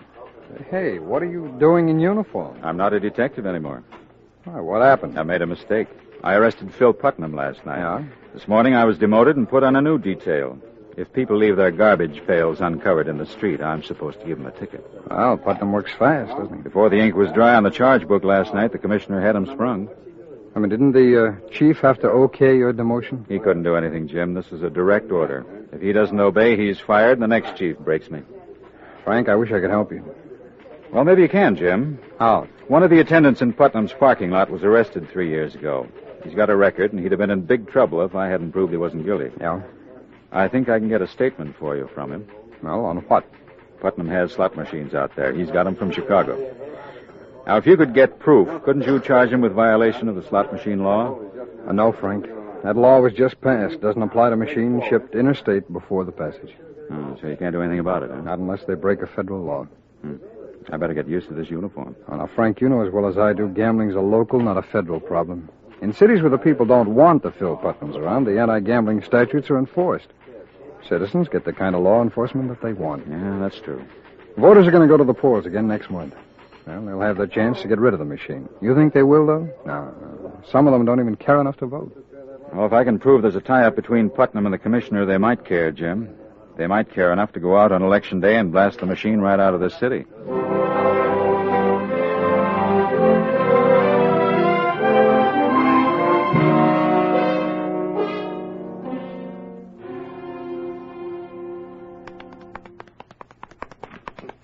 Take it easy, Willie. That better? Uh-huh. Yeah. You looking for me, Phil? Yeah. Yeah, come in. You want I should stop, Mr. Putnam? No. Say, Archie, I've been doing a little digging. On what?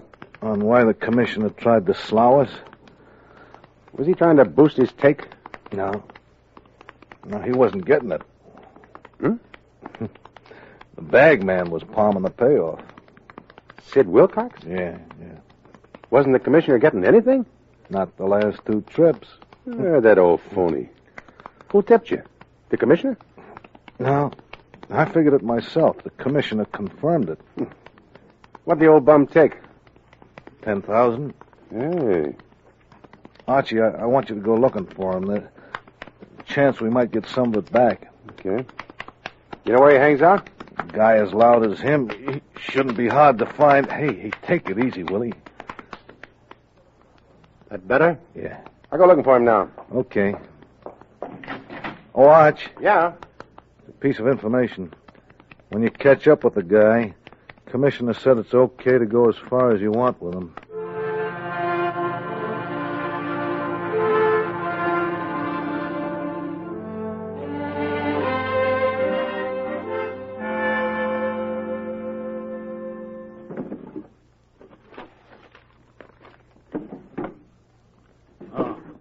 Lieutenant Nelson? He used to be. Well, if you don't mind, I'd like to talk to you. Go ahead. Well, I know why you were demoted. You ought to. Huh? You're on the inside. I've seen you around City Hall. Your name's Wilcox, isn't it? Yeah, and I need some help. I'm in trouble. Why tell me? We're not on the same team. But you're the only one who can fix this. I'm not in the fixing business. Well, you can't let him kill me. Who wants to? Well, Phil Putnam's got a grudge against me. Putnam's not a killer? Well, it's a man who works for him. Archie Dawson? Yeah. How much do you owe Putnam? I don't know him anything. Now, look, Mr. Wilcox, you came in that door and asked me for help. I didn't send for you. Now, if you like, you can leave right now. But if you want to stay, you'll have to tell me the truth. Look, I'm trying to tell you... I know Phil Putnam. He's interested in one thing, money. That's why I asked you how much you owed him. That's the only reason he'd put Dawson on you. Now, I'm willing to help, but on one condition. That you tell me everything. Well, all right. It is money. And how much? $10,000. I thought he never gave anybody credit at the club. Yeah, but this isn't a gambling debt. Oh? No, I collected the money for a friend of mine. A friend at City Hall? Yeah. Why didn't you go see him? Well, I did. And he threw me out. What's his name? What's the name of this friend you collected for? The commissioner. Say that again? Commissioner Baldwin. Will you put that in writing? Yeah. Let's see now. Place to tell your story is the grand jury. They meet day after tomorrow. Oh, they'll find me before that. I know where you'd be safe, city jail. I'll arrest you now and have you held until you can go before the grand jury. Oh, thanks. Thanks, Lieutenant. I'm not a lieutenant anymore, Wilcox, but I might be again when you get through talking.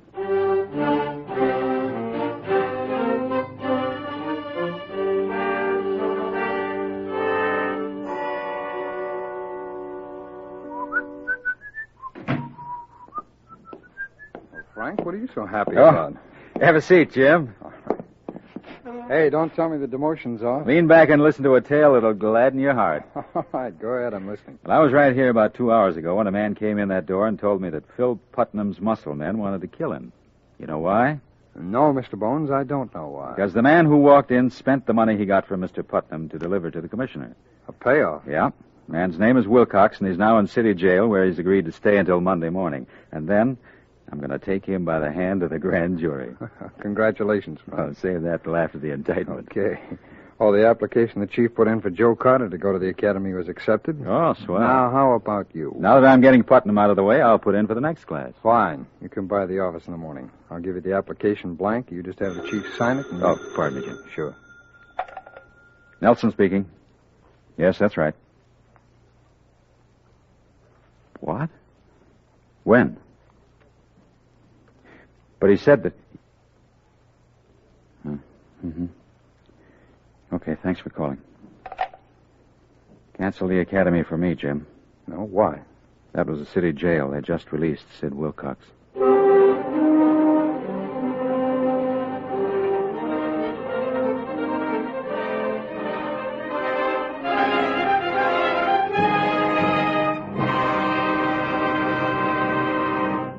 We will return shortly to tonight's case from the official files of your FBI. Now, for a moment, let's consider an entirely different type of case. The story of a fellow who made his own breaks instead of waiting for them. John Hanover had a very little desk in a very big publishing house. He had his ideas on how the company could make more money. Well, naturally, nobody ever asked Johnny for his ideas. But Johnny didn't wait for anyone to ask him. He just wrote them up and sent them to the top men. Little by little, those men began realizing they had a real fireball in Johnny. Well, today, Johnny has a bigger desk, haven't you? Yes, sir. My paycheck's bigger, too. Sure it is. And it will get still bigger with the years. A few years back, Johnny's Equitable Society representative pegged Johnny as a fellow who couldn't help but get ahead. He told Johnny about the Equitable plan for men and women on the way up. A plan that makes sure that while you're climbing the ladder of success, your insurance climbs with you. A plan that saves you from making the mistake of having your insurance lag behind your increased earnings and responsibilities. That's the beauty of this plan. It's flexible. It grows as you grow. Well, it sure does. When I started making more money, those options in my Equitable plan made it simple for me to move up into a higher insurance bracket. And there's another big advantage in this Equitable plan. Until your income does go up, the cost of this plan can be kept exceptionally low without having your family sacrifice the insurance protection they need. Before I started making more money, keeping up my Equitable plan wasn't hard at all. Insurance never became a burden. So many of you have the same stuff that Johnny has. The drive, the initiative, and all the other things that are your guarantee of getting ahead. So why not do what Johnny did? Ask your Equitable Society representative about the Equitable plan for men and women on the way up. Or send a postcard care of this station to the Equitable Society. That's EQUITABLE. The Equitable Life Assurance Society of the United States.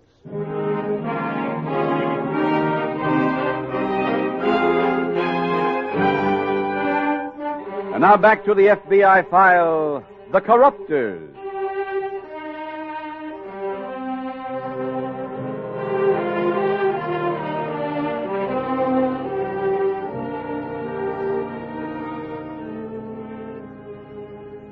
While there are no federal anti-gambling statutes under its jurisdiction, your FBI has very firm opinions on the subject, because it knows that those who engage in gambling and other rackets could not carry on without the important ingredient of political protection. It is an accepted fact in law enforcement circles that no city is corrupt where the police are free to do their job, where certain criminal elements are not so powerful that they have become a group beyond the law. The situation, even in those cities where corruption exists, is not hopeless. Far from it. An aroused citizenry can take the handcuffs off the wrists of the police and put them where they belong. Only through the work of every individual who cares about living in a crime-free community can that happy circumstance be brought about. But the fact that it can be done should be incentive enough. The people is not an abstract phrase. It means you, each of you. Assume your responsibility as a citizen. Helping to rid your city of a corrupt political machine is your job. Help yourself and the nation by doing that job, by starting to do it right now.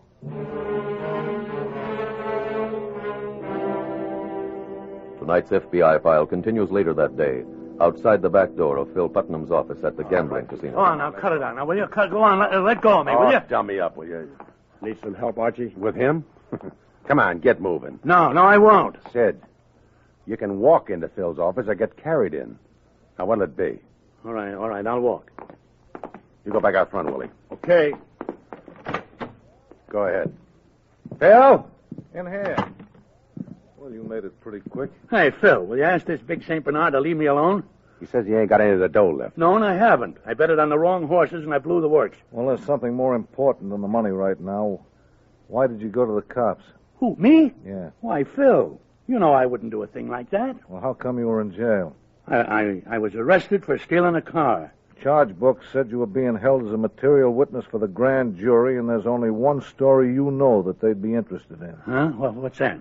They'd like to know about me paying off the commissioner, and you're just a little man who could tell them. Who, me? Me talk? Yeah, you talk. Maybe you think this is a peanut stand I've got here. Well, it's not. This is big business. I do over $100,000 a week. That's why I got you out of jail. If you ever started talking to that grand jury, I'd be closed the next day. Oh, look, Phil. Now, look, you got me all wrong. Archie, take him over to my place on the lake. Okay. Huh? What for? Well, we got a story about you and the commissioner of the plant, and if you're here, you just might not tell it right. You want me to drive him out? Yeah. Take Willie. He can stay and keep Sid company. Well, I'm not going. You're going. And you're staying out there till we decide what else to do with you. No, I'm not leaving here. Oh, do we have to go through that again? Hey, now let go, will you? Go on, get your big paws off of me. Sid, so long. Have a nice trip.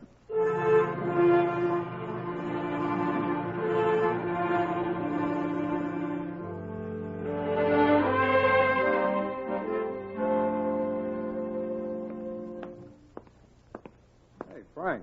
Hello, Jim. What are you doing over here? Well, I'm trying to get some information from the court records there. How about you? Well, they're lining up the docket of witnesses the grand jury will hear on Monday. I want to be one of them. Well, with Wilcox gone, Frank, what have you got? Enough, I think. After you left my office, I went to the city jail. Yeah. Sid Wilcox refused to be released when they told him the charge against him was dropped. Well, then how'd he get out? A couple of the commissioner's men put him out. The commissioner seems to have a pretty nice network. And when he got in front of the jail, who do you suppose was waiting for him? Archie Dawson. Right. Forced him into a car and they drove away. Out to the casino, I guess. Huh? I'll find out. How? As soon as I'm through here, I'm paying another call on Putnam.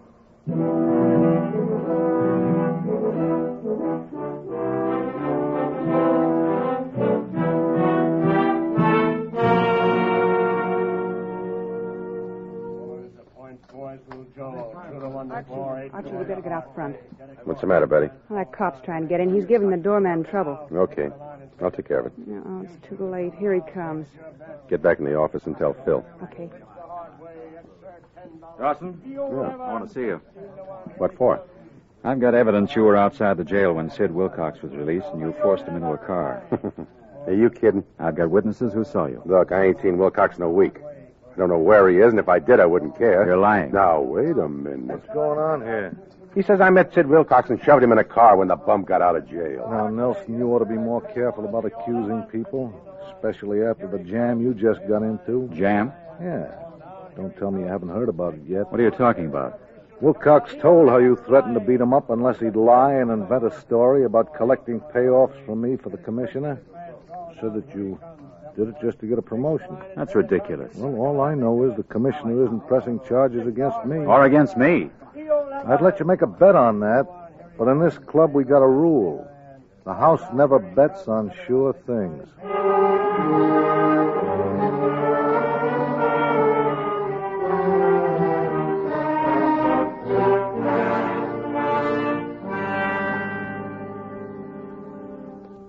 Frank, I just got your message. You didn't have to rush. I'm not leaving.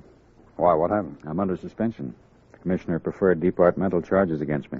Well, for what? He claims he's got a statement from Wilcox saying I threatened to beat him unless he testified falsely that he was collecting bribe money from Putnam for the commissioner. Have you seen this statement? Nobody has. Been no sign of Wilcox either. Look, the reason I sent for you, Jim, is I think you can help me. You know how I feel, Frank. If there's anything I can do, well, you just say so. Yeah, there is something. All right, what is it? I told you about the ex-con who works in the parking lot at Putnam's? Yeah. I went out to see Putnam tonight. Got nothing but denials from him and Archie Dawson. Well, that figures. When I left, though, this attendant told me Dawson and a mug named Willie Green took Wilcox away earlier tonight. He overheard Wilcox protesting that he didn't want to go. Oh?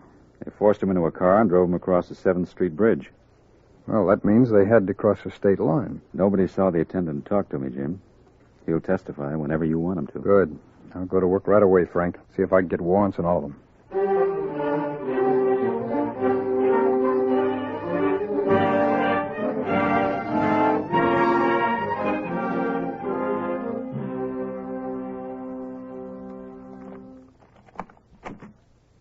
Go ahead, Arch. All right. Willie? Good afternoon, gentlemen. Where's Willie? Oh, my custodian? He's upstairs. And he lets you run loose down here? He trusts me, Archie. He knows that I've come to love this place. In fact, I was about to write a testimonial. Get put away by Putnam. Every prisoner a king. How do you like that, boys, huh? Very funny. Yeah. Want to get out of here, Wilcox? Well, that's up to you and the commissioner, isn't it? He thinks it's okay if you've got the story right. The one about the cop? Uh-huh. I can sing it, tell it, or play it on a comb. We'll just tell it. Okay. How's this?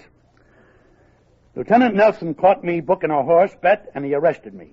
When we got to the station house, he said he'd beat me up if I didn't say I was collecting money from you to give to the commissioner.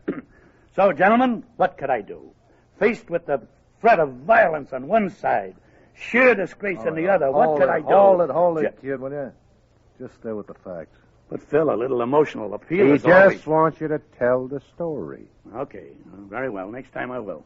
Let's get back to town. You mean me too? Yeah, you're going to tell that story to the grand jury. Suppose we all go back together.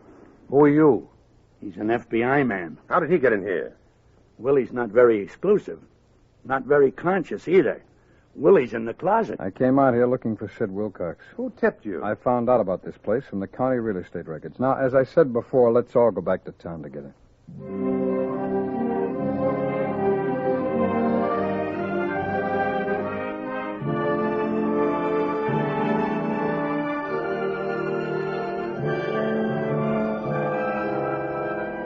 Bill Putnam, Archie Dawson, and Willie Green were all convicted in federal court on a charge of kidnapping and sentenced to serve 10 years each.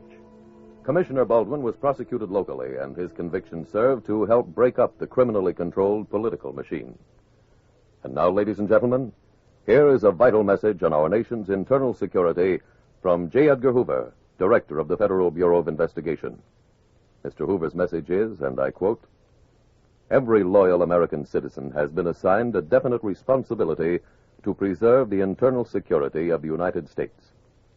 The forces which are at work in our society to undercut America's defense effort and contaminate the reservoirs from which we draw our strength must be uncovered and turned back. All loyal citizens and patriotic organizations have a hand in this job. They have been called on by the President of the United States to report promptly all information concerning espionage, sabotage, and subversive activities to the FBI. If each of us is alert to the particular duty assigned him, we may approach the problem with national unity and full confidence of success."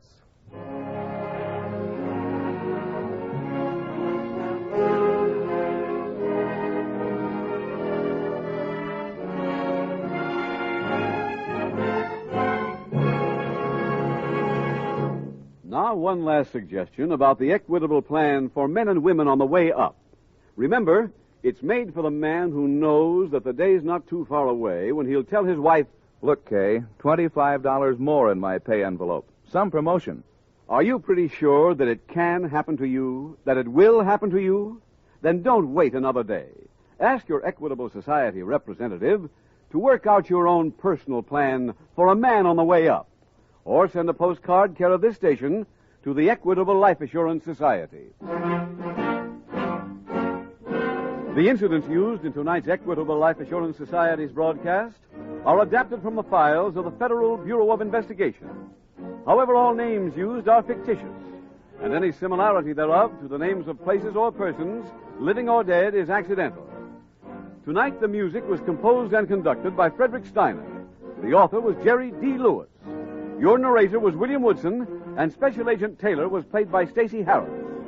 Others in the cast were Alice Backus, Walter Catlett, Whit Connor, J.C. Flippin, Tony Hughes, and Sheldon Leonard. This Is Your FBI is a Jerry Devine production. This is Larry Keating speaking for the Equitable Life Assurance Society of the United States and the Equitable Society's representative in your community, and inviting you to tune in again next week at the same time when the Equitable Life Assurance Society will bring you another thrilling transcribed story from the files of the Federal Bureau of Investigation. The Straw Hat Shakedown on This Is Your FBI. Stay tuned for the adventures of Ozzie and Harriet. There's fun for the whole family when Ozzie and Harriet come your way next. This program came to you from Hollywood.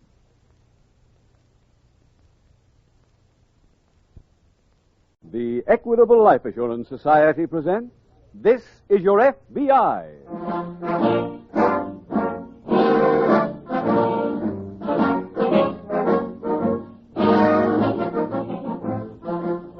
This Is Your FBI, the official broadcast from the files of the Federal Bureau of Investigation. Presented transcribed as a public service by the Equitable Life Assurance Society of the United States and the Equitable Society's representative in your community. Later in the program, we will bring you an important message from Mr. J. Edgar Hoover on our nation's internal security.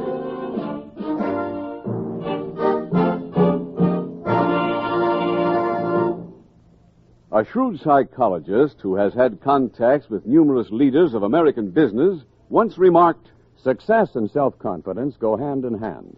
Men who have a strong conviction that they're going to succeed are the ones that rise to the top in every field." For people of this type, people who have this feeling of certainty about themselves, the Equitable Life Assurance Society has created its famous life insurance plan for men and women on the way up. Do those words describe you? Then you'll be interested in about 14 minutes when I give full details of the Equitable plan for men and women on the way up.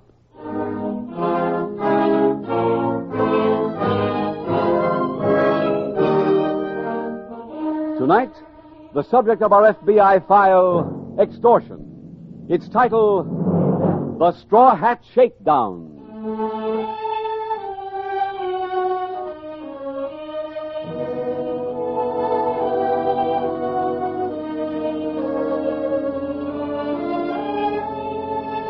The many different types of lawbreaking with which your FBI is called on to deal is one large group which might be classified as crime by terror. In every case, the basis of such a crime is a threat. Call it blackmail or extortion, and the threat is undesirable publicity for the victim. Call it racketeering, and the usual menace is damage to the victim's property or his business. In almost every case, however, the threat is fundamentally a bluff, because the criminal has good reason to fear publicity even more than the individual he threatens. When the prospective victim keeps his head, he can turn this fear to his own advantage by immediately reporting the matter to the proper authorities. Tonight's case from the official files of your FBI is the story of a person who lacked the moral courage to call on the local police for help. The results, as you will see, were tragic.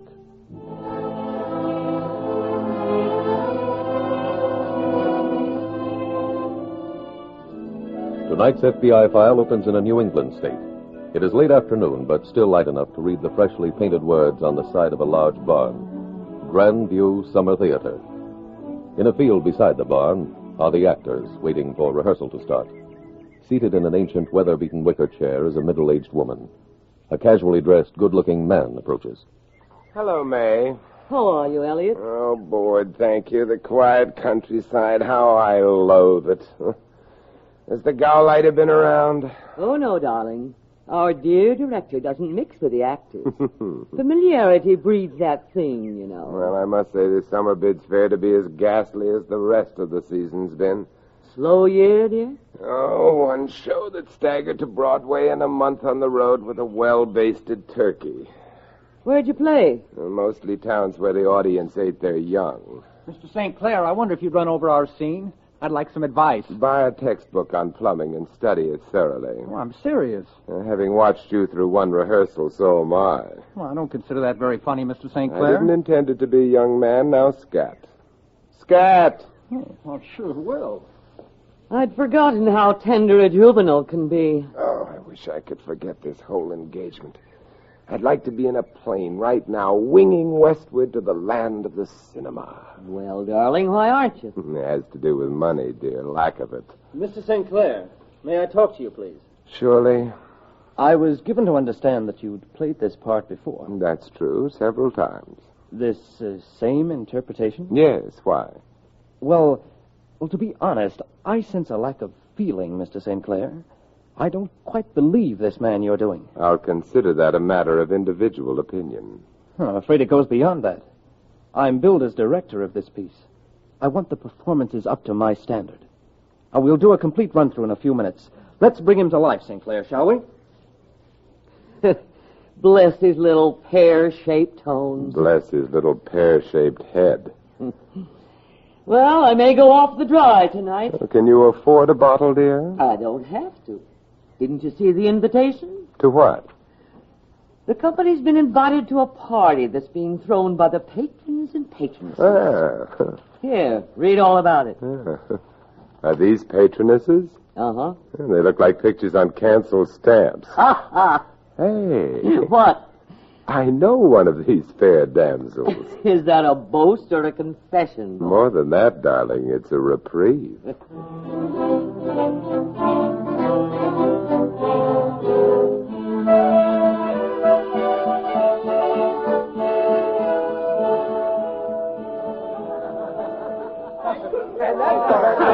Hey, darling, where have you been hiding? I've been right here, taking dead aim at the punch bowl. Have you dug these people? No, I've been too busy, Elliot. Just sample that slob over there in the billiard screen. Oh, Elliot, you're cynical. And what makes you such a little ray of sunshine? The punch bowl, darling. Pardon me, honey. I see my friend has finally arrived. Oh, I didn't know you had one. Edith? What? Elliot. Sorry to surprise you like this. What are you doing here? I'm one of the trained seals on exhibit. Real live actors and not 20-inch, life-size. You're a member of the company? Yes, I was a last-minute inspiration on the part of the management. Oh. Well, your joy at seeing me is touching. What did you expect? I thought there might be an ember. You're wrong. That obese little man who just gave his hat to the maid, is that your husband? Yes, and I... Just a minute. He's paying his respects to the hostess. He'll be a while. Please let go of my arm. He's gotten rather flabby, hasn't he? Elliot, please. Darling, I want you to meet me at the barn in an hour. No. We can't talk here. But I don't want to. Edith, dear, you know my temper. I'll be at the barn in an hour. Don't keep me waiting.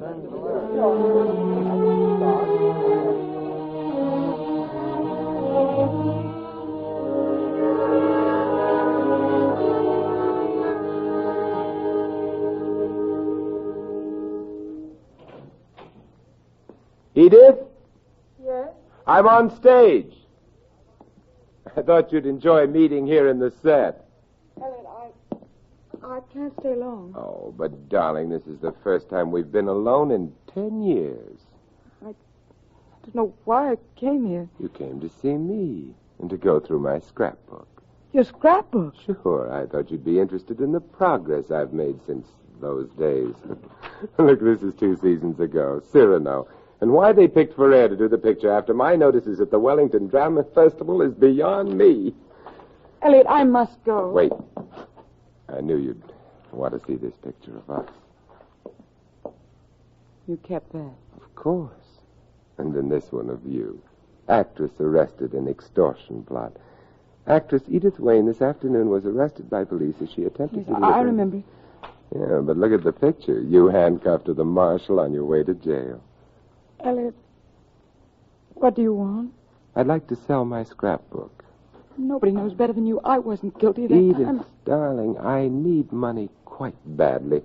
My price for the book is $5,000. That's ridiculous. I couldn't get that Darling, much. you couldn't possibly have married that cretin for love. I want $5,000 from either you or Mr. Calhoun. And I want it Saturday night.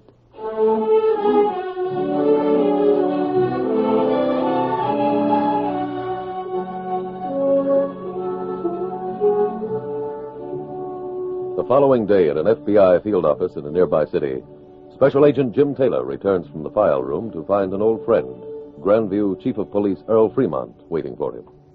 Well, hello, Earl. Hi, Jim. How's the fishing been? Well, don't spread this around, but since I became chief, I haven't had a rod in the water. Is Grandview that crime-ridden? Seems like it. I'm down here today on one, as a matter of fact. Oh? I thought maybe you'd give me some help. Sure, what kind? We had a jewel robbery reported this morning. First one of the summer. If I can solve it, maybe we can keep from having another epidemic of them like last year. Any FBI jurisdiction? No, not that I know of, but I've got a list here. These things were stolen from a Mrs. Calhoun. When? Well, she doesn't know. She says when she went to her jewel box this morning, it was empty. It's a nice haul for somebody. Mm-hmm. If you'll send a copy of this to Washington, Jim, for your National Stolen Property file, it might help. Sure, we can do that. Well, when are you taking your vacation this year? I can't even put in for one till I get this desk a little cleaner. You come up our way when you do. I'll guarantee a limit catch every day. Okay, that's a deal. And, Earl, when Washington reports on any of this jewelry, I'll call you.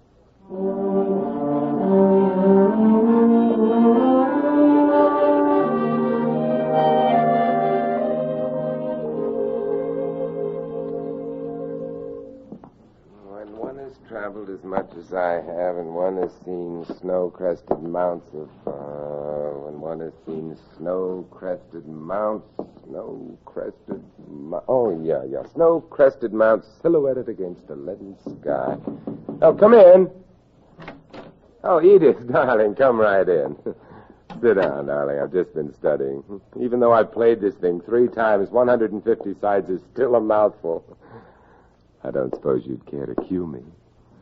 Elliot, why did you mail me that letter? Oh, you received it? Yes. I was shocked. Oh, but darling, in every drama, the letter plays an important part. I suppose you were shocked by that part about killing you? That was merely for dramatic effect. Now, did you bring the money? Yes. Splendid. I'll take it, please. First, I want a promise. Of course. You'll never ask for more? Oh, I'm surprised at you. Do you promise? Solemnly. Now the money. Here. Elliot, is this all? Yes, darling, and don't feel badly. Your money's going to a worthy cause. With it, I shall be able to invade Hollywood, and all because of the inspiration you've given me in this envelope.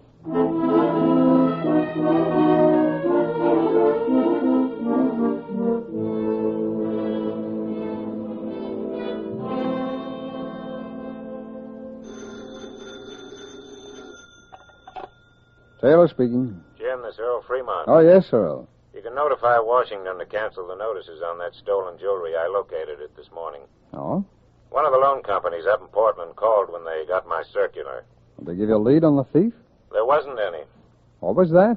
The company made a loan on the jewelry to some woman. When they gave me her description, I got suspicious and drove up there. Oh, what for? To show them a picture of Mrs. Calhoun, the woman who reported the theft. Oh. They identified her as the person they made the loan to. Positive ident? Yes, and I made double sure. Oh, how, Earl? Well, they gave her a certified check, which she took to a bank around the corner and cashed. The bank teller also identified her picture. He said she got the money in small bills. How much? $5,000. Well. The teller thought it was odd, so he gave her new bills and made a note of the serial numbers. Earl, this Mrs. Calhoun tell you why she did it? I haven't been able to reach her yet, but I left a message at her home for her to call me. Uh-huh. Hey, if you get a chance, let me know what she says. And I'll notify Washington to cancel those notices.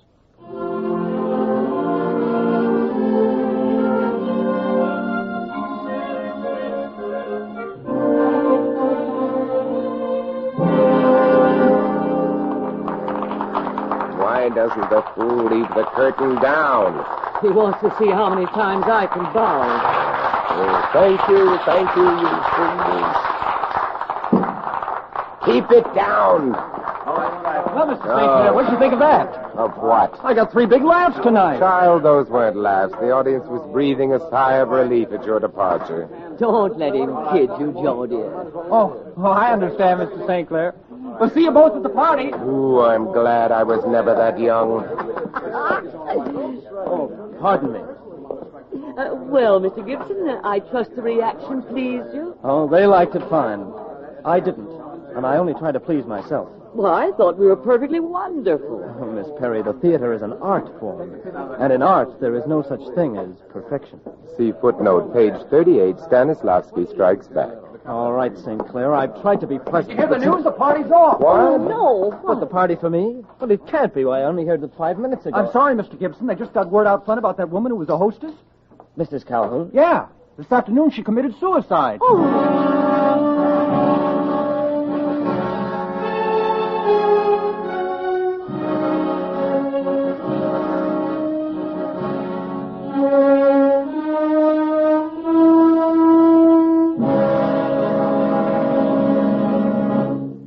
We will return shortly to tonight's case from the official files of your FBI. Now, for a moment, let's consider an entirely different type of case. one which shows American life and American character at its best. The case of Harry Stratford. Harry got out of the Navy early in 1946, landed a job as an advertising writer, and made good. His starting salary was small, but he's been raised again and again. Today, in his early 30s, he is still on the way up. Isn't that so, Harry? Well, let's hope so, Mr. Keating. 3 years ago, Harry heard about a special Equitable Society life insurance plan for people of his type, made to order for men who are determined to get ahead. It's known as the Equitable Plan for men and women on the way up, for people of any age who expect to advance in salary and responsibilities in the years ahead. It differs from other life insurance plans in one important respect. It's flexible, can expand or contract. When your income goes up, your insurance can keep pace. In short, this plan is geared to your future success. Last year, I got a pretty nice raise. I figured this was a good time to take advantage of one of the options in my Equitable Plan and move up into a higher life insurance bracket. The second big advantage in this Equitable Plan is this. Until your salary does go up, the cost of this plan can be kept exceptionally low. Yet your family gets the life insurance protection they need. While I was earning less, I paid less money on my Equitable Plan. So life insurance never became a burden. Why not take a leaf from Harry Stratford's book? Ask your Equitable Society representative for full details of the Equitable Plan for men and women on the way up. Or send a postcard care of this station to the Equitable Society. That's EQUITABLE. The Equitable Life Assurance Society of the United States.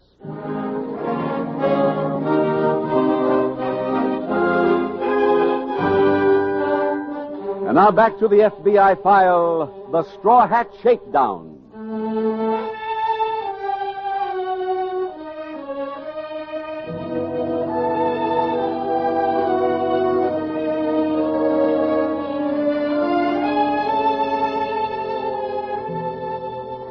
One reason for the tragic suicide of Mrs. Calhoun in tonight's FBI file is the complete inconsistency of present-day society in its attitude towards men and women who have served prison sentences. We want them to reform, and yet make it immensely difficult for them to do so. Their record becomes a lifelong handicap. Many employers turn them down for jobs. So-called respectable people refuse to associate with them. The end result is to drive many of them back into the criminal career from which they have sincerely wished to escape. Today, in this country, there are thousands of men and women on parole, others just released from prison, who are looking for a second chance. They should be given that chance.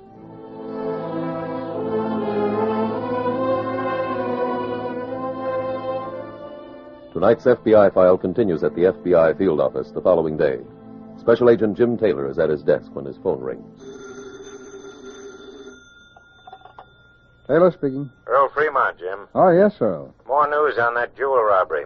Oh, well, you didn't have to call me, Earl. You could have dropped me a line. No, I called because you're in on it. Oh, how come? Mrs. Calhoun, the woman who robbed herself, committed suicide yesterday. Oh. I found a suicide note, also a typewritten extortion letter threatening her life. Was that mailed to her? Yes, I've got the envelope. It was postmarked here in Grandview. Well, that gives us jurisdiction, all right. I'm sending the notes down by messenger. Good, I'll get them over to our lab. I also sent along Mrs. Calhoun's jewel case. I found it empty beside her body. It's got some prints on it. Fine. Oh, Earl, have you been able to develop any suspects? No, not yet. All right, I'll start up there right away.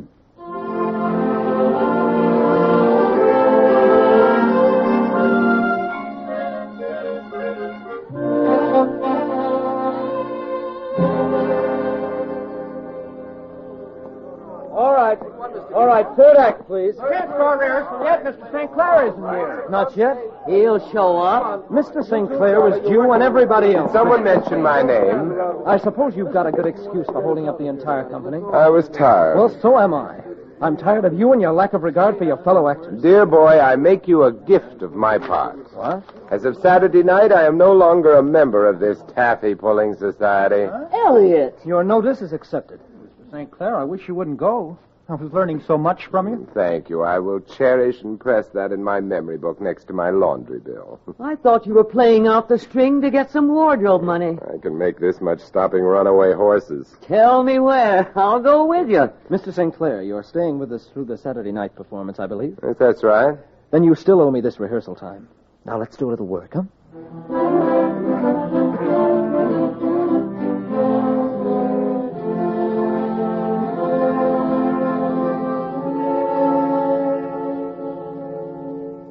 Earl, that Mrs. Calhoun case took another turn. Which way, Jim? Well, I didn't report it back on those fingerprints from the jewel case.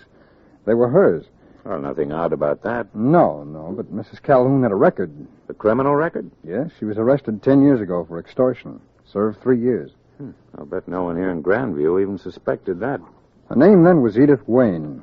She was arrested delivering a note. She said at the time she got it from someone named Parker. They ever find this Parker? Yeah, but he wasn't prosecuted. He denied her charges, and there was no way that she could prove them. Parker? The extortion note I found by Mrs. Calhoun's body was signed with the initials G.P. Parker's first name was George. Yeah, could be he came back. Have you got anything on him? No. As I said, he wasn't prosecuted. I got what might be a lead from Mrs. Calhoun's chauffeur. No? He told me he drove her to Portland and back the day she took the jewelry to the loan company. Back to the Calhoun home? No, to a barn they're using for a theater out on Route 11. The chauffeur says she held a manila envelope in her hand all the way down there. When she came out of the theater, she didn't have the envelope. That could have been the money. Well, if it was, she gave it to somebody in that theater. Mm-hmm. Have you been over there yet? No, I just got this dope on the phone. Well, come on, Earl. Let's drive out to the theater.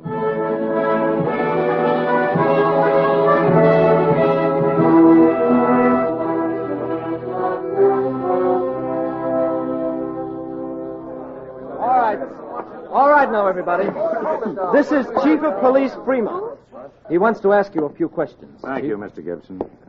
The specific day I want to ask all of you about is last Thursday.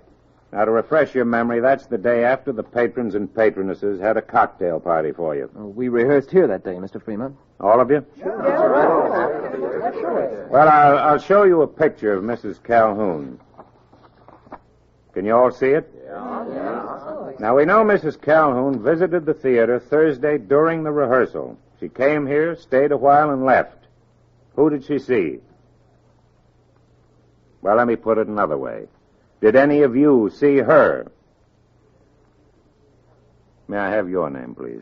May Perry. Did you see Mrs. Calhoun? Nope. Your name, please. Elliot St. Clair. Did you see Mrs. Calhoun? No. Earl, can I see a minute? Sure. Pardon me. I just checked in the office. The extortion note was typed on the theater's typewriter. You sure? Well, just about. I'll drive in and have the lab go over both samples anyway. Good. Keep questioning them. I'll see you at headquarters as soon as I can.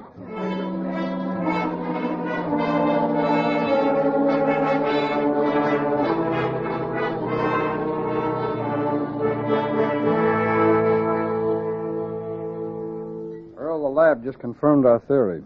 The typewriter was used on the note, but it's no help. No, why not? Well, I just found out that typewriter in the theater office is almost public property. The actors use it, the office help uses it, the stagehands borrow it sometimes. It's all over the place. So even knowing the note was written on it doesn't pinpoint any suspects. Yeah, that's true.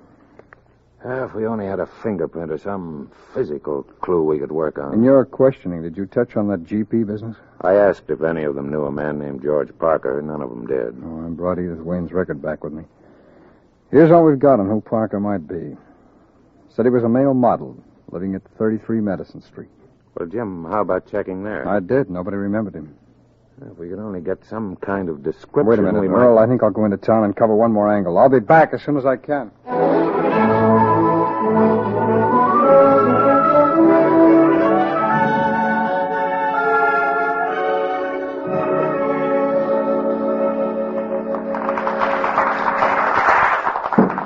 Leave it down. Smile at the nice people. I hope all their children are ushers. Well, I'm a free man at last. You still leaving tonight? On the 1 a.m. milk train. Don't curdle too much of it. Elliot, can I say goodbye? What did you call him? Elliot. That's his name, isn't it? Hey, darling, he is human. We were both wrong. Well, we haven't gotten along very well together, but that's no reason for you to leave with bad feelings. I'd like to shake hands and wish you good luck. I'm not holding it out forever. I wouldn't if I were you. It'll get tired. You shouldn't have done that, Elliot. Oh, this business of forgetting hate in a moment of sentiment is asinine. Why should I give that imbecile a chance to feel noble? So long, trooper. What? I wish you weren't going, Mr. St. Clair. But alas, I must. So hail and farewell, my fellow thespians. Aren't you going to put any pebbles in your mouth? I'll think of all of you with utter revulsion as I lie in the sun beside my swimming pool. Goodbye, you slaves. Just a minute. No autographs, please. We don't want your signature, Parker. We want you.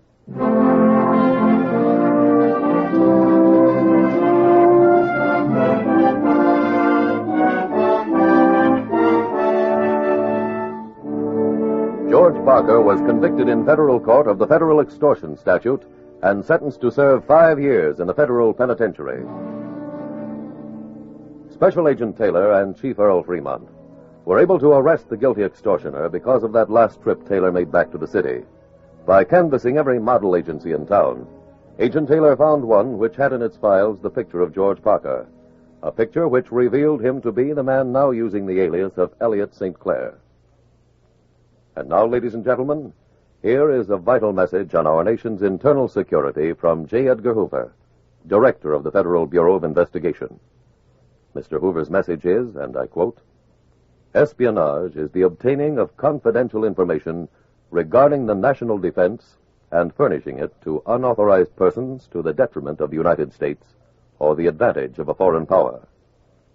The American people have been requested by the President of the United States to report immediately to the FBI all information concerning allegations of espionage within the continental United States and the territorial possessions."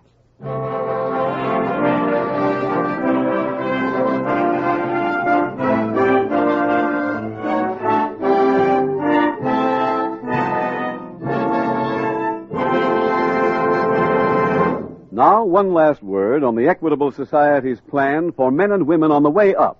Remember, it's made for the man who knows that the day's not too far away when he'll tell his wife, "Hey, Madge, good news. I've been promoted to a bigger job." Are you that kind of man? Then don't wait another day. Ask your Equitable Society representative to work out your own personal plan for a man on the way up.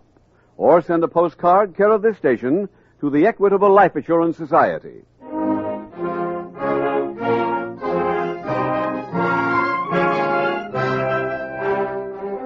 Next week, we will dramatize another case from the files of the Federal Bureau of Investigation. Its subject, robbery. Its title, Old Mother Larceny. The incidents used in tonight's Equitable Life Assurance Society's broadcast are adapted from the files of the Federal Bureau of Investigation.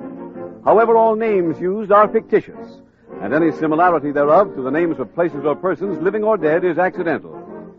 Tonight, the music was composed and conducted by Frederick Steiner. The author was Jerry D. Lewis. Your narrator was William Woodson, and Special Agent Taylor was played by Stacey Harris. Others in the cast were Betty Blythe, Betty Lou Gerson, Terry Kilburn, Jack Laird, Henry Morgan, and Vincent Price. This Is Your FBI is a Jerry Devine production. This is Larry Keating speaking for the Equitable Life Assurance Society of the United States and the Equitable Society's representative in your community, and inviting you to tune in again next week at this same time, when the Equitable Life Assurance Society will bring you another thrilling transcribed story from the files of the Federal Bureau of Investigation. Old Mother Larceny on This Is Your FBI. Stay tuned for the adventures of Ozzie and Harriet. There's fun for the whole family when Ozzie and Harriet come your way next. This program came to you from Hollywood. The Equitable Life Assurance Society presents This Is Your FBI.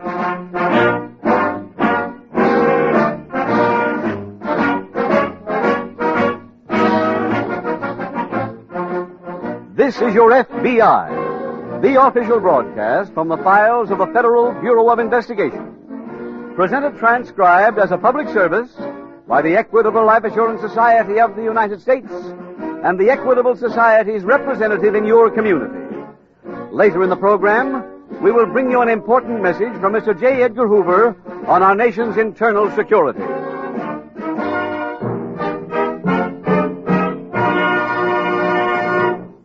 From time to time in their 30s and early 40s, most men and women ask themselves, what will I be doing when I'm 65 years old? What are my chances of being 100% self-supporting when it's time to stop work? Well, that's largely up to you and the decision you make right now. One such opportunity for an important decision will be offered to you in our middle commercial. It tells about the Equitable Society's Independent 60s plan. This plan means exactly what it says. Financial independence for you in your 60s. Do you like that idea? Then please listen carefully to this important message from the Equitable Society coming in about 14 minutes.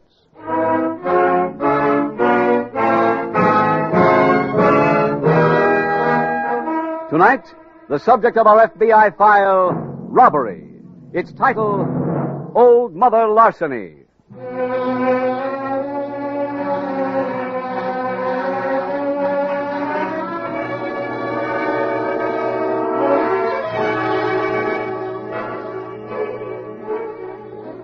What kind of homes do criminals come from? That's a question frequently asked of members of the FBI. The average person usually visualizes a dark, crowded tenement in the slum area of a large city as the typical breeding ground of delinquency. Actually, of course, in millions of such homes, conscientious parents who really put their hearts into their job overcome the handicaps of poverty and bad environment. Their children grow up to be successful men and women and good citizens. The truth is that criminal homes are found in good neighborhoods as well as bad, in city and country and small towns.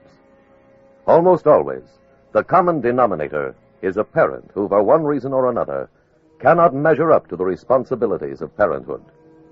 In tonight's case from the official files of the Federal Bureau of Investigation, you will meet such a parent, and two sons who are the inevitable products of the kind of upbringing they received.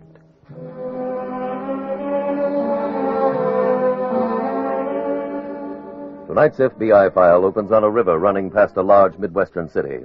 It is late evening as a small boat drifts aimlessly toward a barge loaded with freight cars.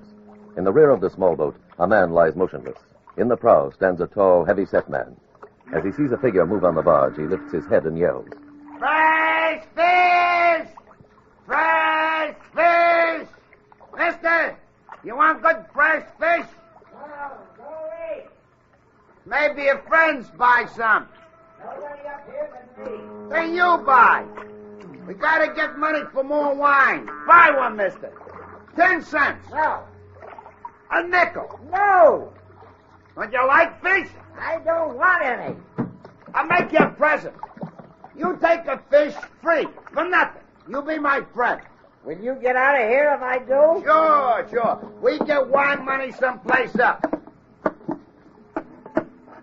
How about a fish like this? That's fine. Swell, mister. You take it. Okay, Danny. Come on board. Let's get to work.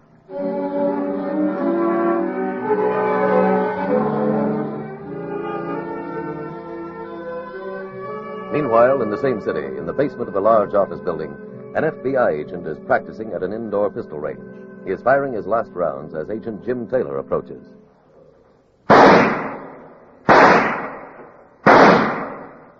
Larry, can I see you a minute? Yeah, sure, Jim. I just got a call. They want us upstairs. Oh? They tell me you're handling Becker's cases while he's out. Yeah, that's right. Well, we might be getting a lead on those stolen watches. I haven't hit that file yet. Go ahead, Larry. Yeah, thanks. Can you fill me in? Yeah. About 6 months ago, 2 men knocked out the watchman at the freight yard, broke the seal on a car from New York, and stole almost 300 wristwatches. Quite a haul. Yeah, about $6,000 worth. Oh, this is the only elevator running tonight. Yeah. The only description we got was that one of the men was tall and heavy-set. It all happened at night, and the watchman never did get a good look at them. And you say we may be getting a lead? Yeah.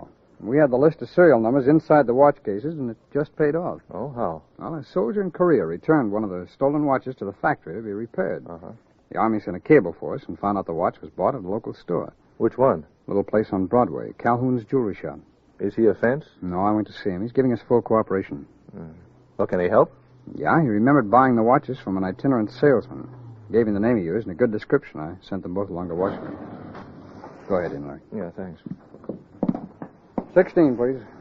Does Calhoun have any idea what the salesman's name was? No, but he promised to come by the office tonight, go through our file of pictures. That was this afternoon. Uh-huh. Well, then he called a couple of minutes ago to report the salesman came back to the store. Tonight? Yeah. Wanted to sell Calhoun binoculars this time. And instead of stalling, Calhoun accused him of selling stolen watches, said he was taking him to the police. Well, the mention of that, the salesman ran. To get away? Yeah. You say Calhoun's coming to the office? Yeah, he's on his way now, so let's lay out those pictures.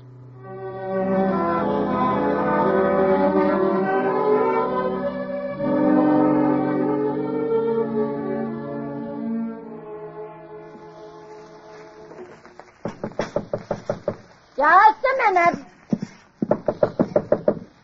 Coming. Hello, Mrs. Berrien. Mr. Martin, come in, come in. Thank you. Yeah. Where are the dead-end kids? Not home yet. Come on out into the kitchen. I'm cooking something special for them. Al told me Danny and him were getting some binoculars tonight. How'd they make out? Oh, I don't know. They never bother me with business. Meatballs and fried onions. Ah, wonderful. How soon will they be back? Well, who knows about them? If you could tell where they'll be the next minute, would they be my babies? Babies? You couldn't hide them in Grand Canyon. Why don't you wait and eat with them? No, thanks, I can't. I got to meet my girl. You don't know when they'll be back, huh? No. Well, I got to see him and get those binoculars the first thing in the morning. Well, why so fast? Last time, with the watches, you said it was better to leave them for a little while. Well, that was different. Mr. Martin, you're not in some trouble. Me? Say, you want to know how lucky I am? I win crooked raffles. Oh, you're like my boys. Always fun comes first. Say, you know what they did to me last night? No. When I sleep. The building could fall down. Yeah. So last night, they come in my room and carry me on my mattress out to the kitchen. Then they made me get up and cook them a whole meal in the middle of the night. Mrs. Berrien, I'd like to stick around and hear how you locked each other in the gas chamber, but I can't see. So tell Al to call me when he gets back.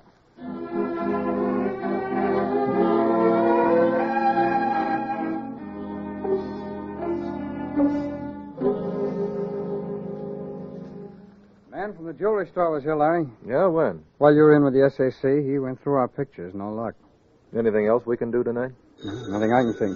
Oh, will you take that, Jim? Yeah. Taylor speaking. Yes, Captain. When? Any descriptions? What'd they get?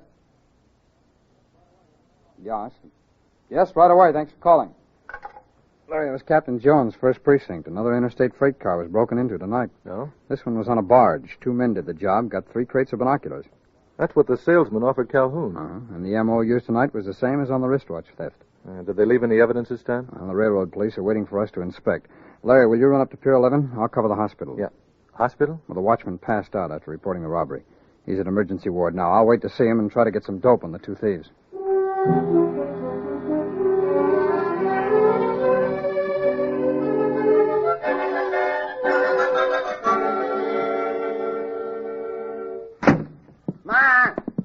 Ma! Boys, you're home! We did it, Ma! Oh, I couldn't breathe. What do you have to breathe for? 3 kits of binoculars. Pretty good, eh? Hey, what's that I smell, huh? Meatballs and fried onions. Well, come on, let's get at them.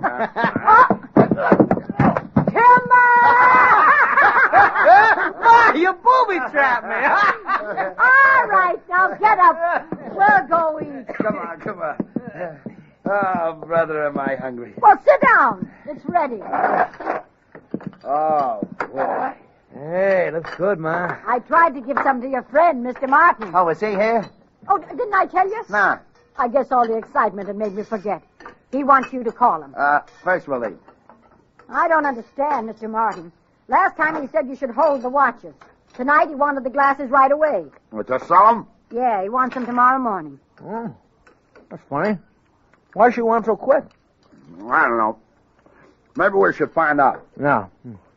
Oh, Al, you forgot. Huh? Mom's present. Ah. What, you brought me something? Yeah, go get it. Yeah, sure. What is it? We picked out the best pair of binoculars for you. What do I need with them? You'll be able to see in the windows on the next block. Well, I don't know anybody there. Well, you didn't know the people across the street when you started looking in their place. But who can see to the next block? With these glasses, it'll be like you're in the same room. Here, Ma, here. Take a look, huh? All right. Oh. Oh, it's wonderful. Okay, Ma. Put them down. You'll wear them out. Come on,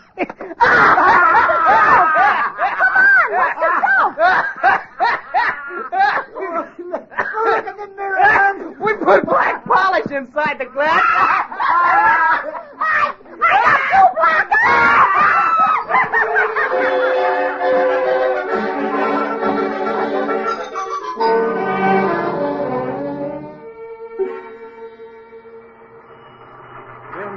Did Washington send anything yet? Yeah, Larry, that ident just came through. Oh, who is it? Somebody named Eric Martin. His pictures are on the way. How come we didn't have one? No local arrest record. Oh. He's from back east originally. Been convicted 4 times on confidence charges, twice for handling stolen goods. Well, sounds like the right man. I've sent out a warrant on him. I wish we could get something on those other 2. I got 0 at the bar. Huh? Not a single print inside or outside the freight car. Well, that about matches what the watchman contributed. Couldn't he give you any description? Well, nothing we don't know. The one who did the slugging was big and heavy set. So all we got to work on is the ident on Eric Martin. Yeah, but that might be enough. If we can find him, Larry, we might come up with a whole trio.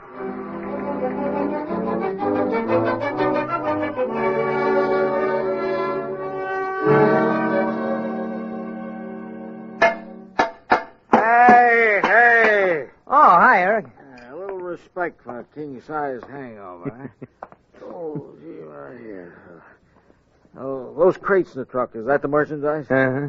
Well, let's have the keys. Keys to what? The truck. I got to deliver that stuff this morning. Where's all the big jokes today? In those bottles I emptied last night. Now, let's have the keys and I'll get started. Wait a minute. Al wants to talk to you. Al? Al? Yeah? Eric is here. Ah.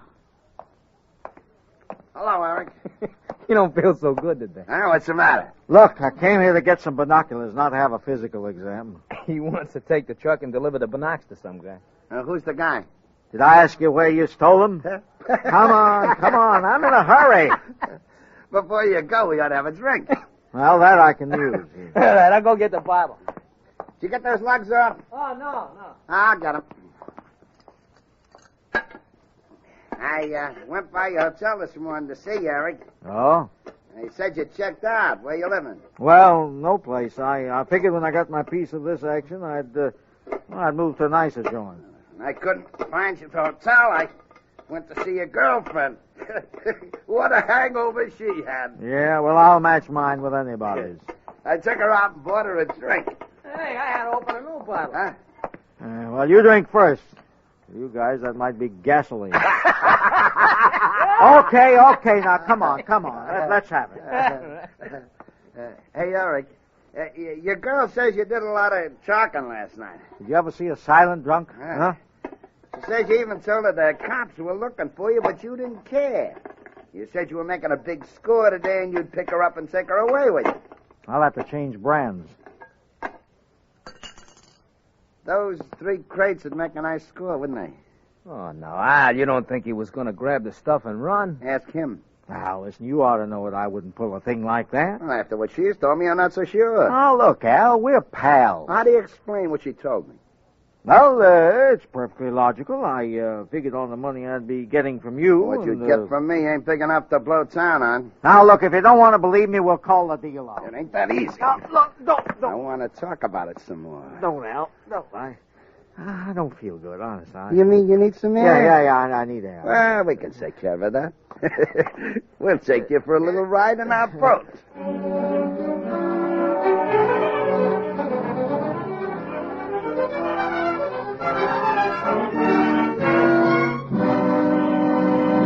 We will return in just a minute to tonight's exciting case from the official file of your FBI. But now, listen. Mailman's here early today, Essie. Guess he's got our check from the Equitable Society. Every month, right on the dot, those equitable checks come to members who have paid up their Equitable Independent 60s plans. They're checks that mean financial independence for life after you're 65 years old. And here's Mr. Robert Buckner, who started one of those plans almost 30 years ago. You finished your payments last year, didn't you, Mr. Buckner? Yep. 1950 was quitting time for me. I resigned from my job, and I'm here to say I've been having a mighty good time ever since. In other words, Mr. Buckner, you're now enjoying the 3 freedoms that go with an independent 60s plan. First, freedom from money worries and job worries. Financial independence. Nobody will ever have to help me to get along, Mr. Keating. My monthly Equitable check takes care of that. Second, with an Equitable Independent 60s plan, you're free to live anywhere you please. I'm living in a little town down on the Gulf Coast. My wife and I have always dreamed of a spot like that. Third, freedom to do the things you've always wanted to do. I like to fool around in my home workshop, turning out old rustic furniture, even pick up a little extra money selling it. You know, Mr. Keating, the best thing that ever happened to me was when my Equitable Society representative proved that you don't have to make a lot of money to afford an independent 60s plan. That's a fact. You don't have to earn big money to begin an Equitable Independent 60s plan. Ask your Equitable representative to explain why you probably have a big head start towards independent 60s because of your Social Security and the life insurance you already own. Often only a small amount of additional insurance is all that's required. A few dollars a week did it for me. Friends, why not profit by Mr. Buckner's experience? Phone your Equitable Society representative without delay, or send a postcard care of this station to the Equitable Society. That's EQUITABLE. The Equitable Life Assurance Society of the United States.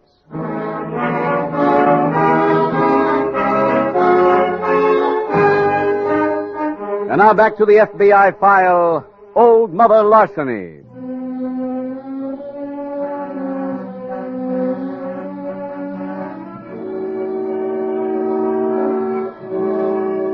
In tonight's FBI file, we have met a woman wholly unfit to bring up children. Naturally, her own moral irresponsibility and emotional immaturity were transferred to her sons. Small wonder they developed into criminals. That may seem unimportant to you, since this type of parent is fortunately rare. However, parental selfishness and neglect are not rare, and it is probably true that a major part of all delinquency can be traced to either parental neglect or indifference. Awareness of this is largely responsible for the development of parent training courses, guidance clinics, and social service organizations which are available nowadays to almost everyone. Parents are urged to take advantage of them. Any parent who has any reason to feel that his children are getting out of hand should take prompt advantage of this expert assistance. Remember, in 9 cases out of 10, it takes a delinquent or indifferent parent to rear a delinquent child. Tonight's FBI file continues later that day at the local FBI field office. Special Agent Taylor has just entered. Larry, we just missed Eric Martin. Where? At the Star Hotel. He checked out this morning. No forwarding address, naturally. No, and a man was there before me. Questioned everybody trying to find out where Martin went. Who was he? Well, I didn't get a name, but I got a description. He was about 6'3", very heavy-set, dark hair, and a scar on his left cheek that looked like a knife wound.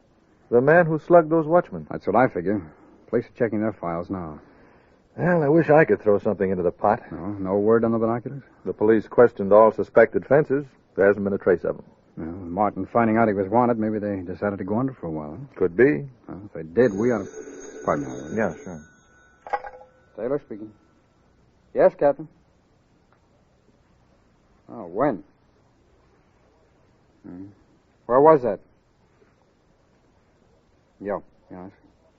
Yes, of course. Thanks for calling. Well, our suspect must have caught up with Eric Martin. His body was just fished out of the river. Huh? Come on, Larry. Let's get over to the morgue.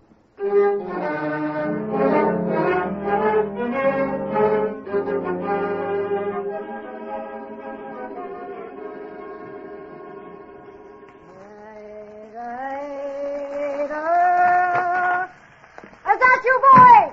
It's me, Ma. Where's Danny? At the garage. Did he sell those things? Nah, we were busy saying goodbye to a friend. Oh, I'm sure glad you have so many friends. Yeah, we got one less now. Who? Eric. He was going to cheat us. Oh, Mr. Martin? Mm-hmm. Me and Jenny went for a boat ride with him. He fell overboard. Oh, that's too bad. I was fixing lunch for him, too. Well, he wasn't very happy anyway. Nah. It's a shame he had to have this accident before he did that business for you. That way, at least, he'd have died rich. Well, he told me the name of the man who wanted to buy the binocs. Oh, that was nice. Yeah, after we eat, I'll get somebody else to go see him. We can go ourselves. Keep the money in the family. But, Ma... Son, the way prices are today, a person's got to try to keep every dollar he steals.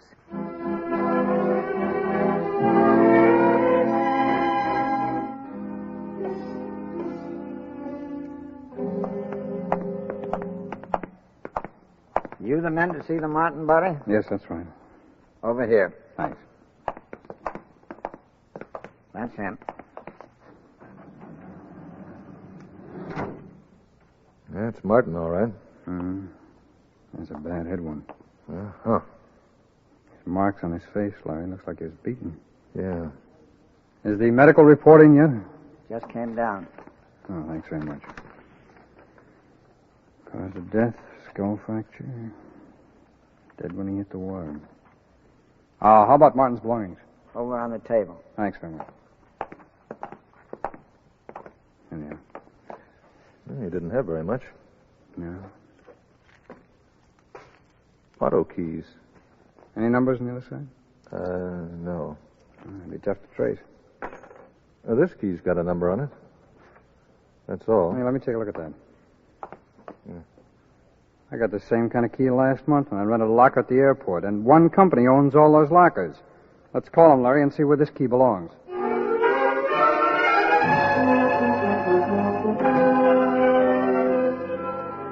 There's another bank of lockers, Larry. 8, 3, 7... There it is. Yeah. Got it? There's a bag, Jim. Open it, will you? Right. One change and a bottle opener. This porter's tag on the handle has number 17 on it. Let's try and find him. Larry, I located number 17. You remember Martin? Yeah, he was here this morning. With anyone? No, alone. Come on. Where are we going? Porter saw Martin going out that door. If he took a cab, the starter might know where he went. Larry, we're closing in. What did you find? The starter remembers Martin taking a cab. Where to? He doesn't know, but this morning's drivers have cashed in, so let's hit the cab garage and start checking trip records.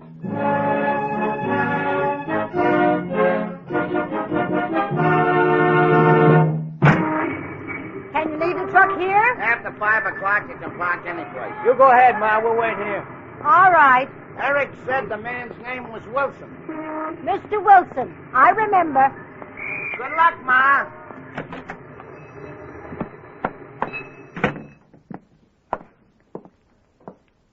Can I help you? You're Mr. Wilson? Yes, ma'am.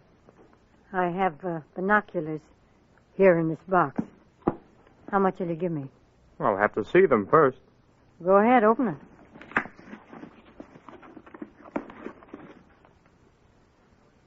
These are quite good. How much? $20.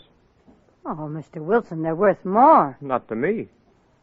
Well, all right. You want more? How many more? 9 dozen. I couldn't buy that many without knowing where you got them.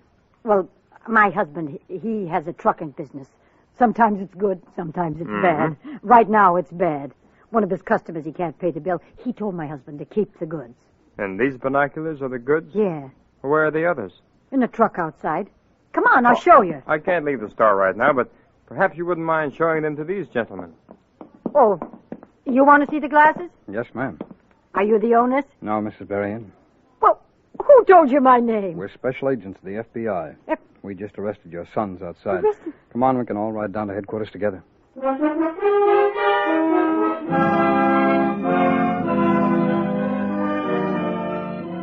Mrs. Berrien and her 2 sons, Albert and Daniel, were turned over to local authorities. They were tried and convicted in a state court on a charge of murder.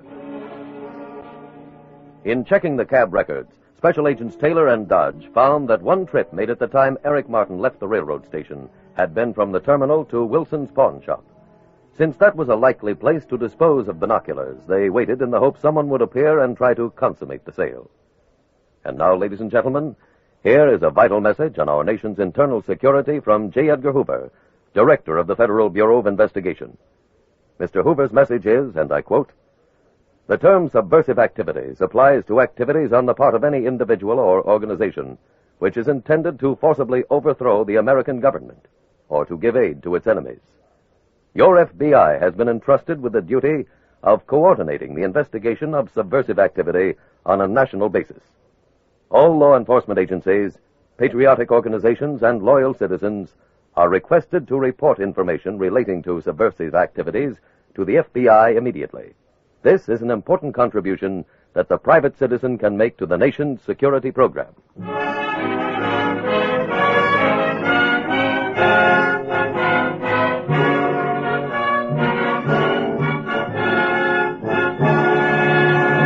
Now, two final questions on the cost of the Equitable Society's Independent 60s plan. Mr. Keating, I'm 33 years old. How long before I should start one of these plans? Start right now. The sooner you begin, the lower your yearly cost will be. Is there any fixed amount of money I have to pay? No, the amount of your Independent 60s plan is strictly up to you. Your Equitable Society man takes into account your present salary, your future income under Social Security, and the life insurance you now own. A comparatively small amount of additional life insurance may be all that's required. Get the exact figure from your Equitable Society representative, or send a postcard care of this station to the Equitable Life Assurance Society.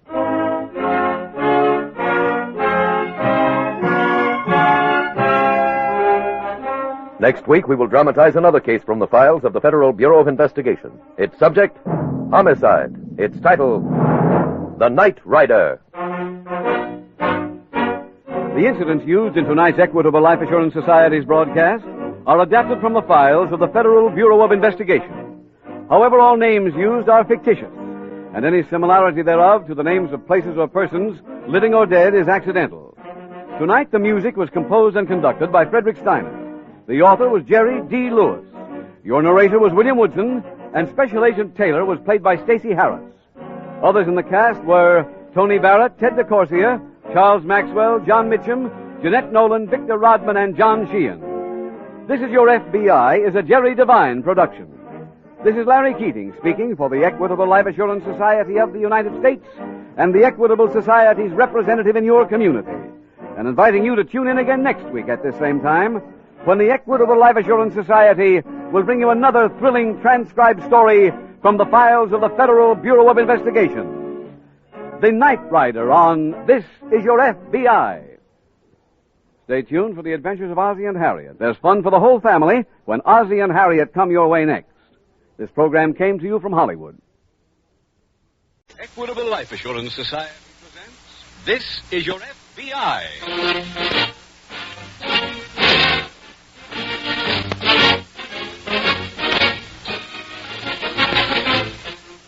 This is Your FBI. The official broadcast from the files of the Federal Bureau of Investigation. Presented transcribed as a public service by the Equitable Life Assurance Society of the United States and the Equitable Society's representative in your community.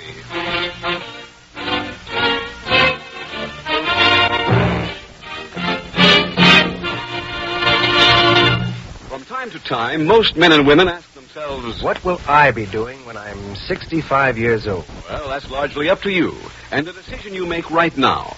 Opportunity for an important decision will be offered to you in our middle commercial. It tells about the Equitable Society's Independent 60s plan. This plan means exactly what it says. Financial independence for you in your 60s. Listen carefully to this important message from the Equitable Society coming in about 14 minutes.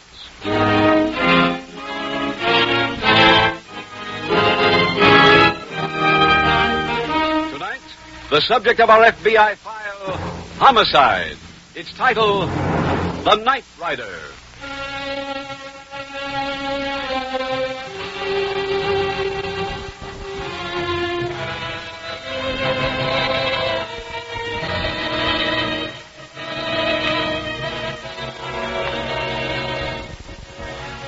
Special agents of the FBI come in contact with all kinds of criminals, ranging from the weaklings who drift into crime from sheer lack of character to some of the world's most brutal killers. Yet, with all their experience, no agent would ever think of claiming the ability to pick out a criminal on sight by his face or bearing or the look in his eye. The point is this. Don't be misled by the villainous gangsters you see in the movies or on the stage. A visit to any prison will show you instantly that the vast majority of criminals don't look like criminals. Most of them look like ordinary, respectable citizens. Tonight's case from the files of the Federal Bureau of Investigation has been chosen because it demonstrates that you can't be too careful in your casual contacts with strangers. Honest-looking faces and frank, pleasant manners are meaningless. You can't recognize a criminal at sight.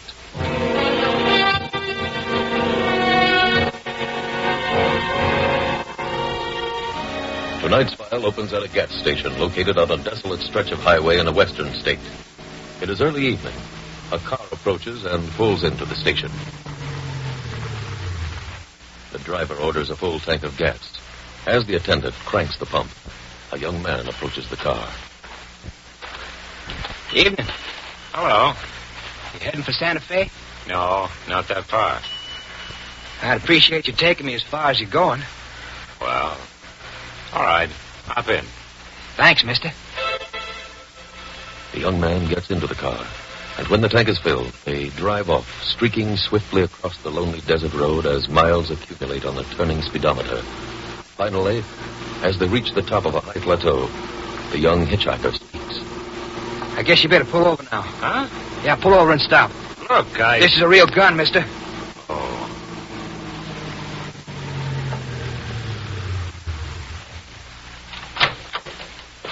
All right, come on now, get out. What for?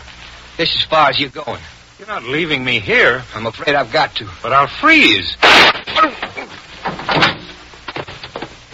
Yeah, that'll keep you from minding the cold too much. A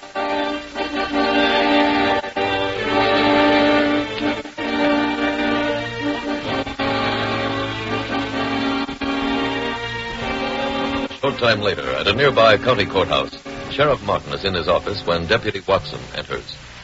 They call you from the morgue, Sheriff? Yeah. All they said was you brought in a body. Whose was it? A man named Paul Jackson. He'd been shot and dumped. Where? Out near the state line.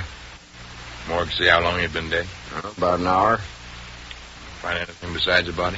Well, some good tire impressions and a few footprints, but they weren't clear enough to be worth anything. Never are when you need them. This wallet was laying by the body. No money in it, but lots of papers. Is it Jackson's? Yep. There's pictures in it. From the papers, he was a traveling salesman, so I'd guess those time tracks was made by his car. Car farm? Uh-huh. Body was laying just off the highway. Those footprints lead anyplace? No. They was concentrated just beyond the tire marks as if two men come out of the car. Any money in Jackson's pockets? Not a cent. Yeah, this adds up to a hitchhiker. Mm-hmm. Any lead on the car? Yeah. A charge slip from gas station over in Arizona. It's got a license number and Jackson's signature. What's the date? Today's. Better call the gas station. Describe the car and see if they remember anybody riding with Jackson.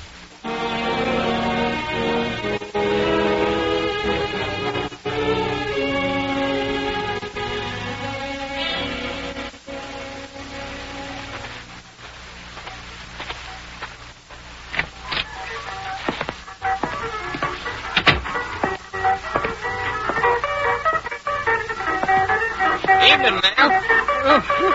Didn't hear you come in. The radio's too loud. That better? Uh-huh, much. What can I get for you? Hey, that sign telling the truth. Which one? Southern fried chicken. Oh, it's too late for that. That's on the dinner. Oh. Hey, any coffee left? No. You can have any of those sandwiches. Uh-huh. Baked ham. All righty. Coffee now or later? Now, please. All righty. Not much traffic tonight. No, ma'am, hardly not at all. Here you are. Thank you, ma'am. I'll be back in a minute. Where you going? The kitchen, make your sandwich. Cream sugar's on the counter. Thanks.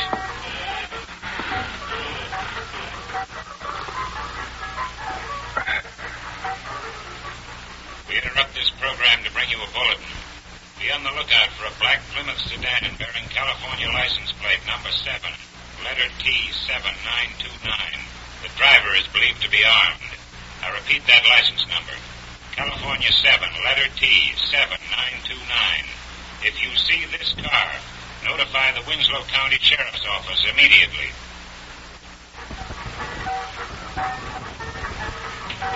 I forgot to ask whether you wanted... He's gone.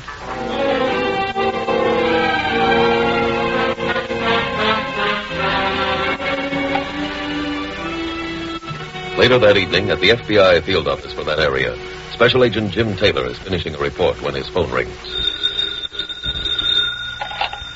Special Agent Taylor. Sheriff Martin calling, Taylor. Oh, yeah, Sheriff. Got another case out here for you. Yeah, what kind this time? Murder. A man named Paul Jackson was found on the highway earlier tonight. Now, how do we figure? Jackson gave a hitchhiker a ride over in Arizona. Killing was done this side of the state line. Uh-huh. Any description on the car? We just found it outside town. Nobody near it, though. No prints. Any idea of the hitchhiker? Partial. Owner of a trading post where Jackson stopped for gas tonight remembered him giving someone a lift. Party was young, medium height, and wearing a short, heavy coat. Yeah, it's not much help. I know. I got a full circle of roadblocks up, and I'm bringing in every hitchhiker my men can find. Good. Can you get down here? Yep, tomorrow morning.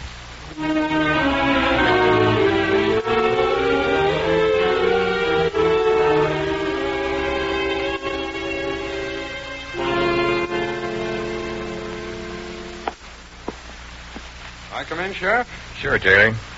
How are you? Fine, thank you. Well, how's it going? We've questioned 40 men so far. That ain't luck.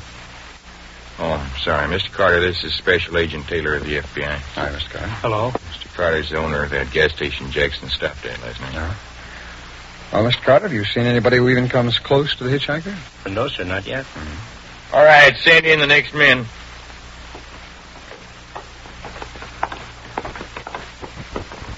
Stand right there.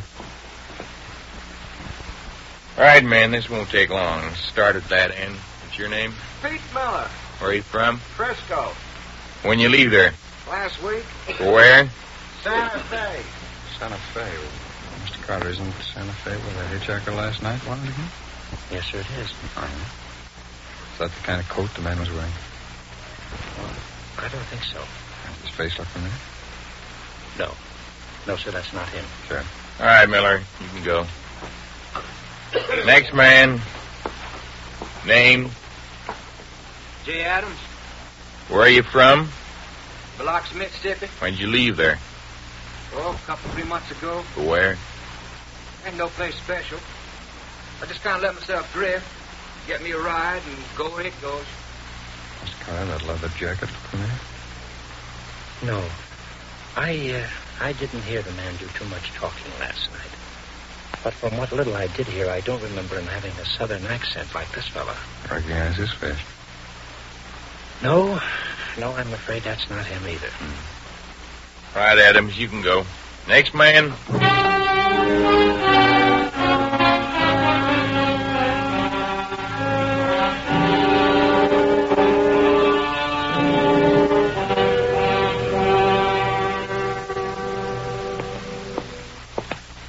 Does it, Taylor? We run out of suspects to question.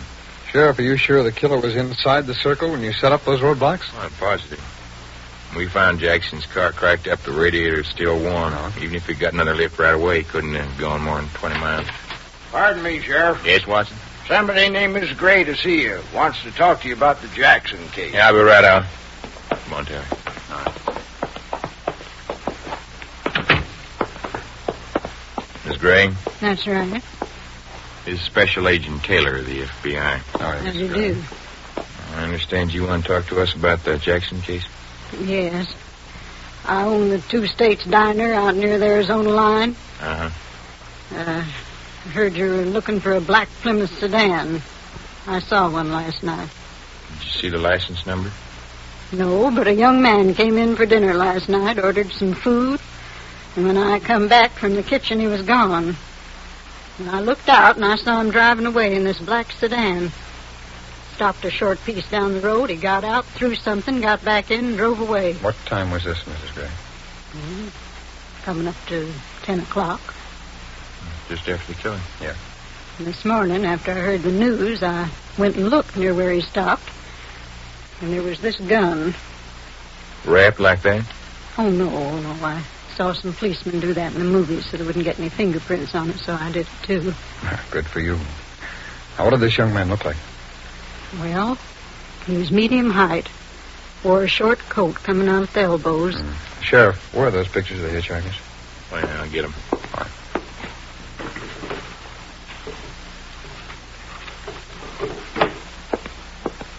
Here. Thanks. Now, Mrs. Gray, will you be good enough to look at these?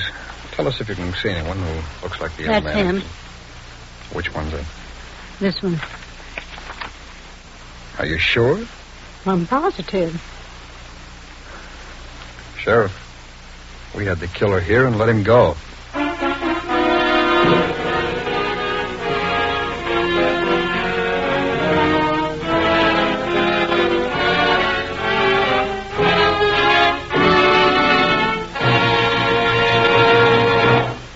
We will return in just a minute to tonight's exciting case from the official file of your FBI. But now, listen. Those are the check-writing machines at the home office of the Equitable Life Assurance Society. Every month, those checks go out to members who have paid up their Equitable Independent 60s plan. And here's Mr. George Ryan. You finished your payments last year, didn't you, Mr. Ryan? Right, Mr. Keating. So I resigned my job and started to enjoy life. In other words, Mr. Ryan, you're now cashing in on the 3 freedoms that go with an independent 60s plan. First, freedom from money worries and job worries. Financial independence. Well, I guess I'm like the village blacksmith in Longfellow's poem, Mr. Keating. You know, he looks the whole world in the face, for he owes not any man. Second, with an Equitable Independent 60s plan, you're free to live anywhere you please. My children moved out to Arizona. Now we've moved out there to live near them. Third, freedom to do the things you've always wanted to do. I'm getting my fill of sunshine at last, Mr. Keating. And it all happened because I talked to an Equitable man years ago, and he showed me how little it costs to start a plan like this. That's a fact. You don't have to earn big money to begin an Equitable Independent 60s plan. Ask your Equitable representative to explain why you probably have a big head start towards Independent 60s because of your Social Security and the life insurance you already own. Often only a small amount of additional insurance is all that's required. A few dollars a week did it for me. Friends, why not profit by Mr. Ryan's experience? Phone your Equitable Society representative without delay, or send a postcard care of this station to the Equitable Life Assurance Society of the United States.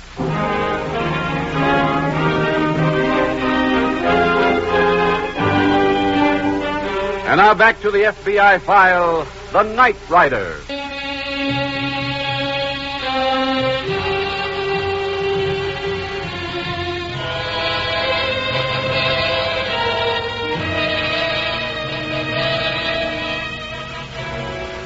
In dramatizing tonight's case from its files, the Federal Bureau of Investigation had one important purpose in mind. Your FBI wished to repeat a warning issued again and again by almost every law enforcement agency in the land. Every month in all sections of this country, scores of assaults, robberies, even murders are committed by hitchhikers. To those of you who drive a car, do not give any stranger a lift. Remember, you can't recognize a crook on sight. For all you know, the harmless-looking individual who thumbs a ride may be a hardened criminal or even a homicidal maniac. This danger is so well recognized that in more than one half of our states, hitchhiking is against the law. Many communities also have local ordinances prohibiting hitchhiking. If 1951's pattern of crime is similar to those of previous years, thousands of our citizens will be victimized by these hitchhikers. Moral, Don't give anyone a ride. Then no one can take you for a ride.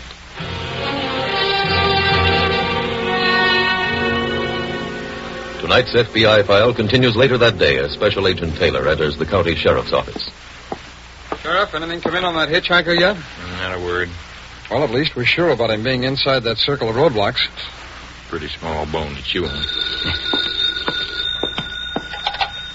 Sheriff's office. Sheriff, I gotta talk low. Who is this? Gus Rogers at the Chili Bowl. Go ahead, I can hear you. You still looking for that bird? Who? The one in the short coat. Yeah. Have you seen him? He's out front at the counter working on some tamales. Well, feed him slow. We'll be right there.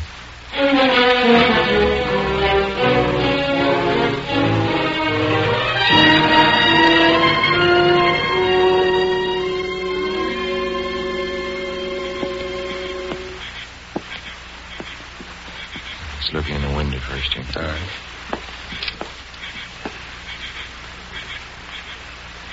Nobody at the counter. Better go in. Look, there's somebody on the floor. It's Gus. All right, Gus, we'll have that gag off in a minute. Bad cut on his forehead. I'll cut the ropes on his legs. Gag you. There we are. Thanks, Sheriff. Jump you, Gus? Yeah. Ed bashed me with a sugar bowl. How come? Well, they must have heard me call you. Happened right after I come back. Yeah, your legs are free. Oh, thanks. Roll out your arms and I'll release them for you. Were you not cold, Gus? No, but I wish I'd been. I sure didn't like hearing him drive off with my car. Now he's got transportation. And my gun. There you are, sir. Oh, thanks. Gus, you better have a doctor look at you. Oh, I'm okay. Sheriff, let's send an alarm on his car.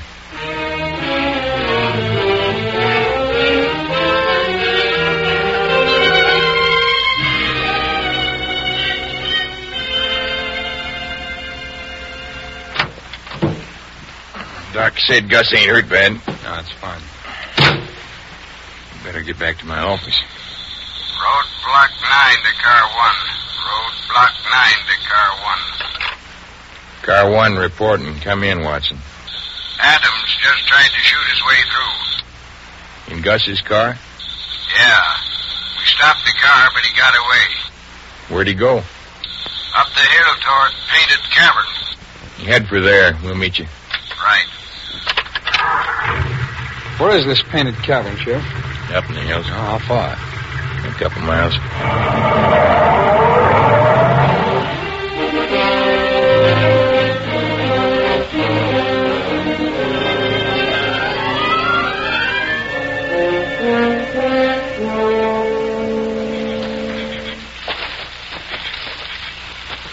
Up here, Sheriff. Right. Adams is in the cabin. Sheriff, is there any tear gas in your car? Yeah, it wouldn't work. Why not? Roof of the cave's about 100 feet high. It's plenty long. Yeah, besides at least 25 passageways leading off the cave. Oh, I see. Well, what's our procedure? You just got to root him out. You know your way around in there? Very well. We stay together? No. Watson knows the place, too. We take the left side. You stay with me. We'll walk around to the right and meet the back of the cave.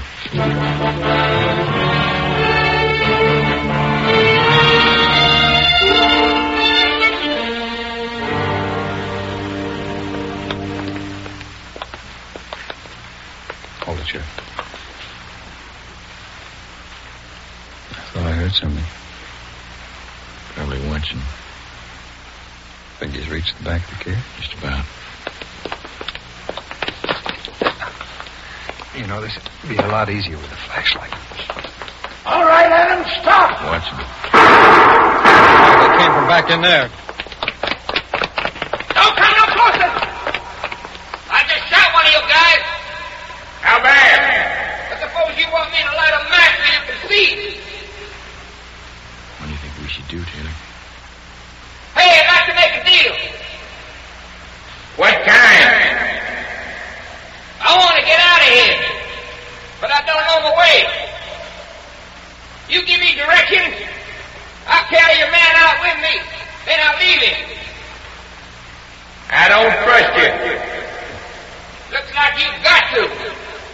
Your guy here's hurt real bad.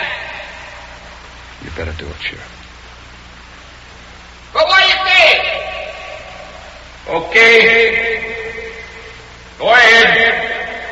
Now, how do I get out? Can you feel the wall? Yeah? Well, keep walking with your right hand on the wall. You come through an exit. About how far is that? About 200 or 300 feet. You better be telling me right. If I don't get out, your man here stops another bullet. I told you the truth. Okay. There he goes. You guys better stay in here. We won't follow you. Come on, Taylor, follow me.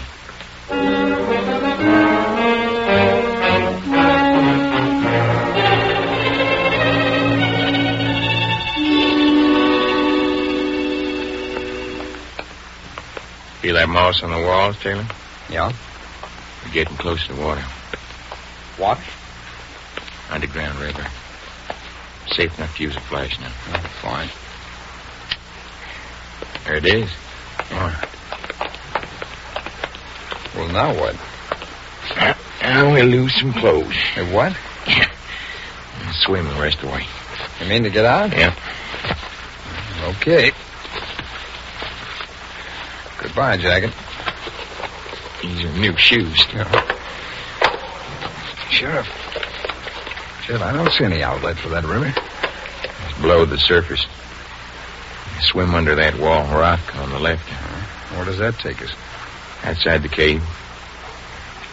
Ready? Yeah, let's get in. Oh, brother. Cold, huh? We'd go under right here. How far down? About 5 feet. Just grope for the opening. Okay. And take a deep breath. Right. See you outside.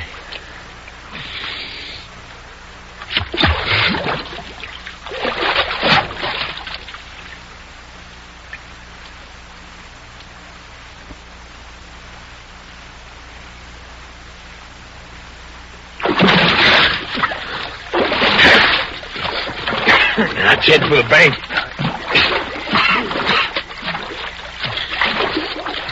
Where to now? To that opening. It's exit I sent Adams to. Oh. Think he's made it in? Oh, he went the long way. Oh.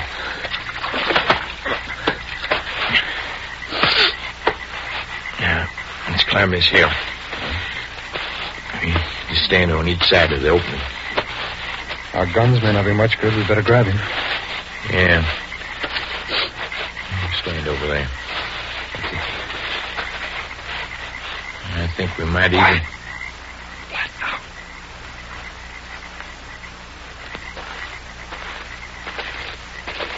Hey! Let go! Hold him, Taylor. I get his gun. All right. I got it. All right, come on. Come on, get up. I'll carry White. Right. All right, come on, Evans. Come on, let's get down to the car.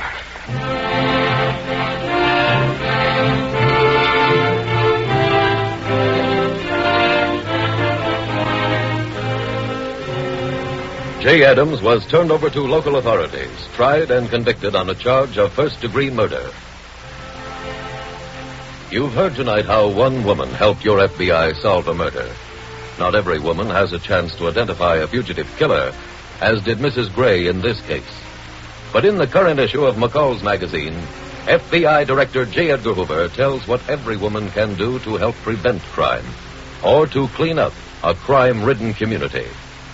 If you want to know what you can do about the situation in your city, read what the women of Gary, Indiana did about it in theirs.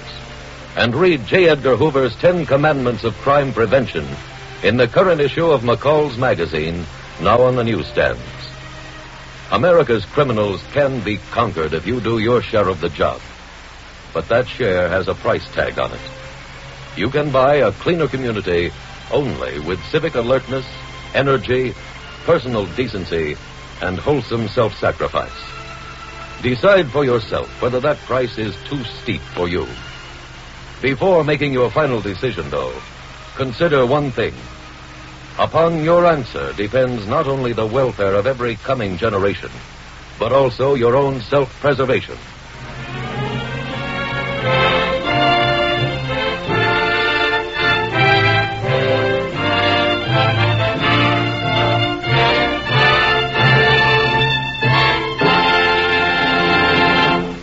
Years ago, on June 1st, 1911, the Equitable Life Assurance Society issued the first group insurance contract in the United States.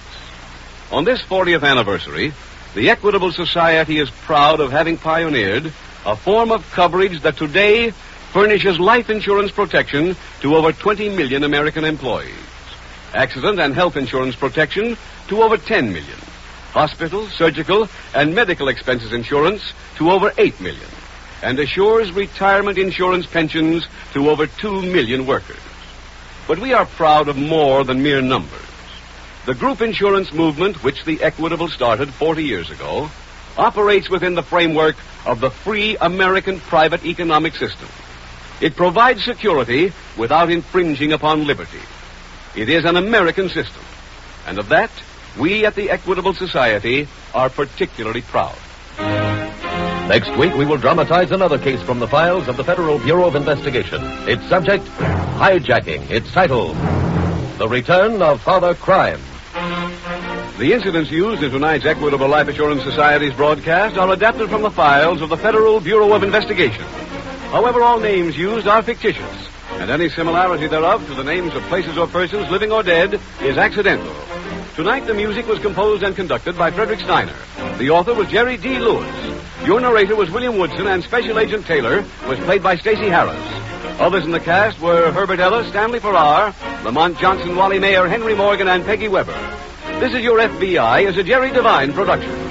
This is Larry Keating speaking for the Equitable Life Assurance Society of the United States and the Equitable Society's representative in your community, and inviting you to tune in again next week at the same time when the Equitable Life Assurance Society will bring you the return of Father Crime on This Is Your FBI.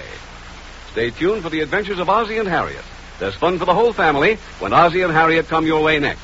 This program came to you from Hollywood. Transcribed, this is ABC, the American Broadcasting Company. The Equitable Life Assurance Society presents This Is Your FBI.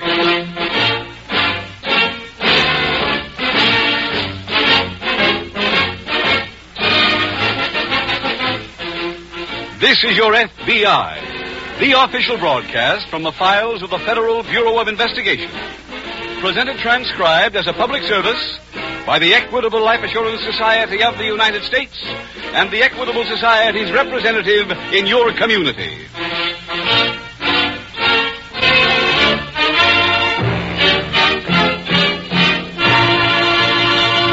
From time to time, in their 30s and early 40s, most men and women ask themselves, what will I be doing when I'm 65 years old?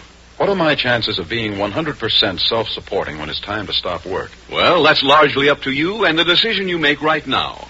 One such opportunity for an important decision will be offered to you in our middle commercial.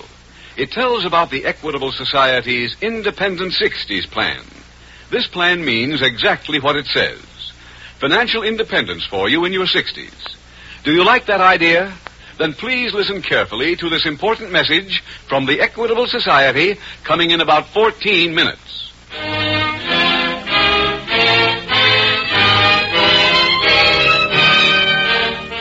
Tonight, the subject of our FBI file, hijacking. Its title, The Return of Father Crime.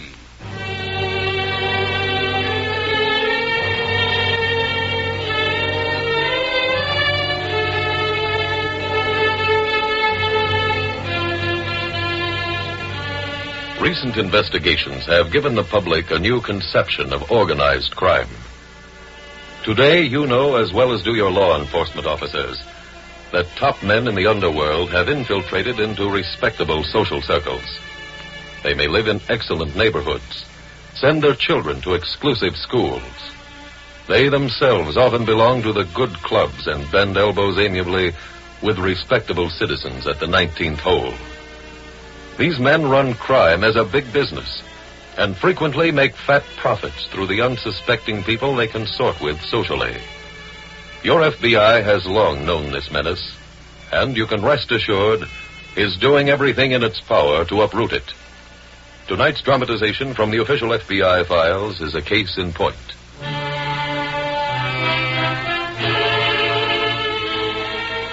Tonight's file opens in a large Midwestern city.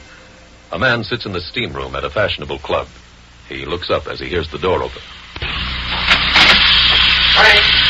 You in here? Yeah, Al. Thought you were coming in the office today. I got tied up on that auto radio deal. We finally got our price. Yeah. Good. Nothing to clean up before you leave, is there? No.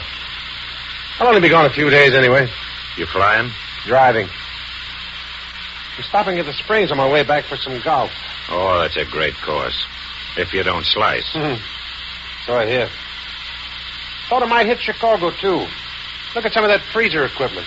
You still like that idea, don't you? Yeah. It'll open up a new field for us. More frozen foods being stolen every day.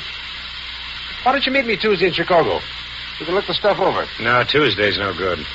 They have an open house at Ted's fraternity. I promised to bring him and that red-headed roommate of his back to town for a little fun. No.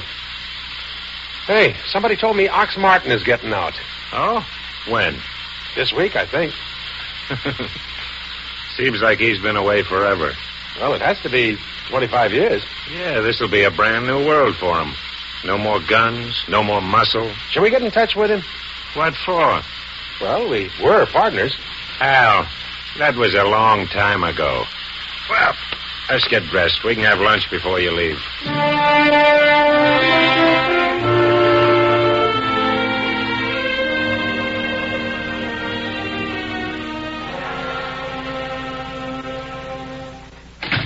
George? Mm-hmm.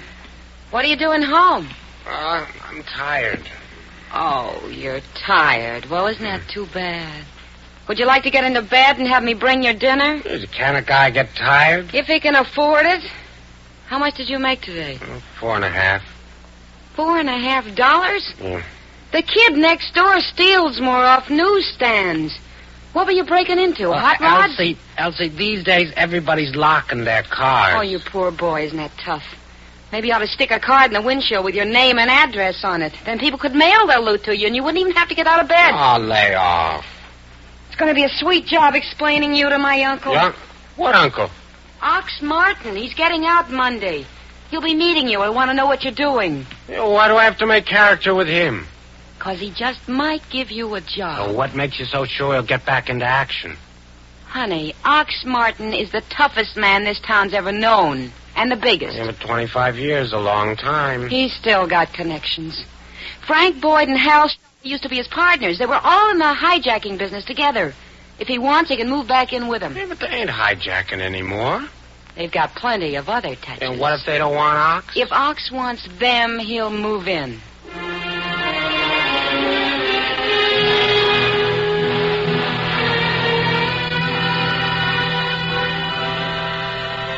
Later that evening, at a local arena, the Police Athletic League is holding a series of benefit bouts. Seated near the ring are FBI Special Agent Taylor and Police Detective Mort Ross. Jim, look at that kid punch. Yeah. He's got a great right hand. Yeah. Oh, but he's using those big gloves. That other boy must be too. Oh, that's great. It's a real good fight. Yeah. Wait till you see the middleweights. One of them's a kid I arrested last year for snatching purses. Oh? Woman refused to prosecute, and I got the boy to come down to our gym. If he doesn't turn pro, he wants to be on the force. You know, Mort, the league sure does a great job fighting delinquency. Yeah. It's too bad they didn't have one when Ox Martin was a kid. Who's Ox Martin? He started piling up a record before I joined the force. Ox Martin. I don't think I've ever heard of him, Mort. Yeah, he's just finishing a 25-year stretch. Gets out Monday. What was he in for? Murder. He was a tough cookie, and he had brains to go with the muscle. Oh? He originated quite a few techniques. Like what?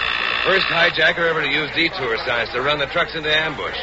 First he used a state trooper's uniform to stop a But truck. he didn't invent a way to stay out of jail. No, that's one they all miss. All right, come on, Shorty. All right, Jim, let's see if we can roost this kid in. Come on, boys.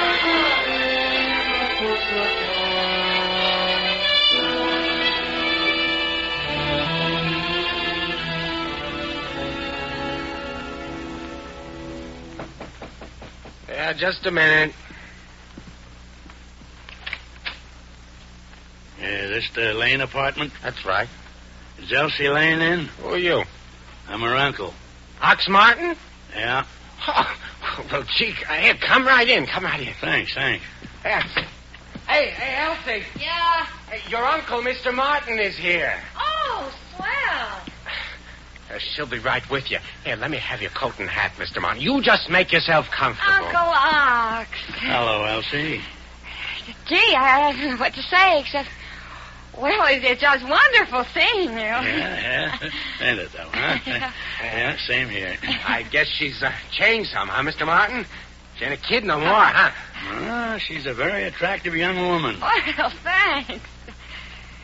George, how about digging Uncle Ox a drink, huh? No, don't bother. Bother? Why, it'll be a pleasure to toast your being home. I don't touch the stuff. Well, when I was a kid, they told me you were a 2-quarter day man. Yeah. Well, that's before I went away, honey. I haven't had a drink in 25 years.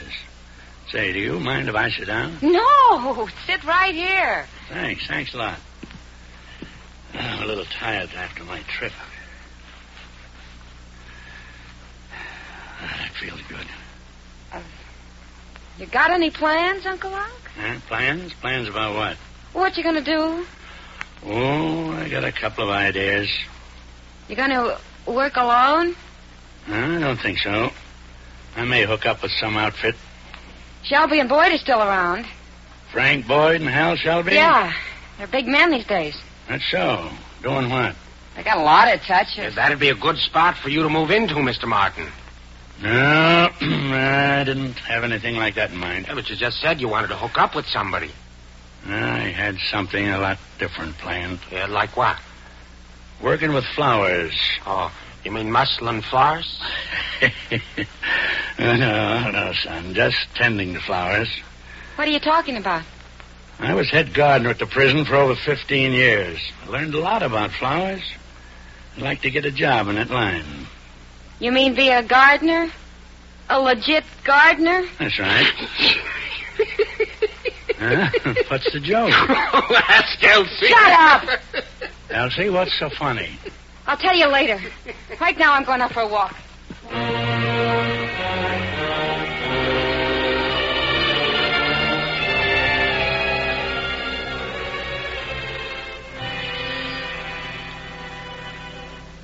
What, do you remember telling me about Ox Martin? Oh, sure, Jim. Well, according to the records, he was once arrested with 2 men named Frank Boyd and Hal Shelby. Yeah, they used to work together. What do you know about Boyd and Shelby now? Enough. Why?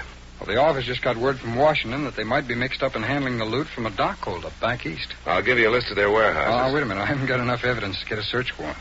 Have you ever worked on them? Yeah, I arrested them for selling stolen property 5 or 6 years ago. Hmm? They were convicted, but got short terms. They're tough to collar, Jim. You see, they've got 3 or 4 legitimate businesses to hide behind. Really legitimate? As far as we can find out. What was stolen back east? Whiskey. We've got the serial numbers that are on the crates. Can I have a list of them? Yeah, I think I've got an extra one. Here on me. Yeah, here it is. Thanks. Now, come on back to the file room. I'll get you everything we've got on Boyd and Shelby.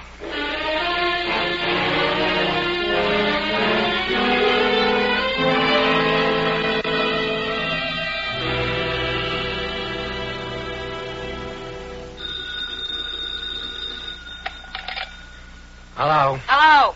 Oh, where are you? Downtown. Oh, honey, you should be home here entertaining your uncle. You know, he's a big man, biggest man in town. All right, joke over. Where is he now? In the bedroom sleeping. We'll see that he doesn't leave the house. Why? What for? We're going to use him. Yeah, for what? I got a deal figured out. I'll tell you about it when I get home.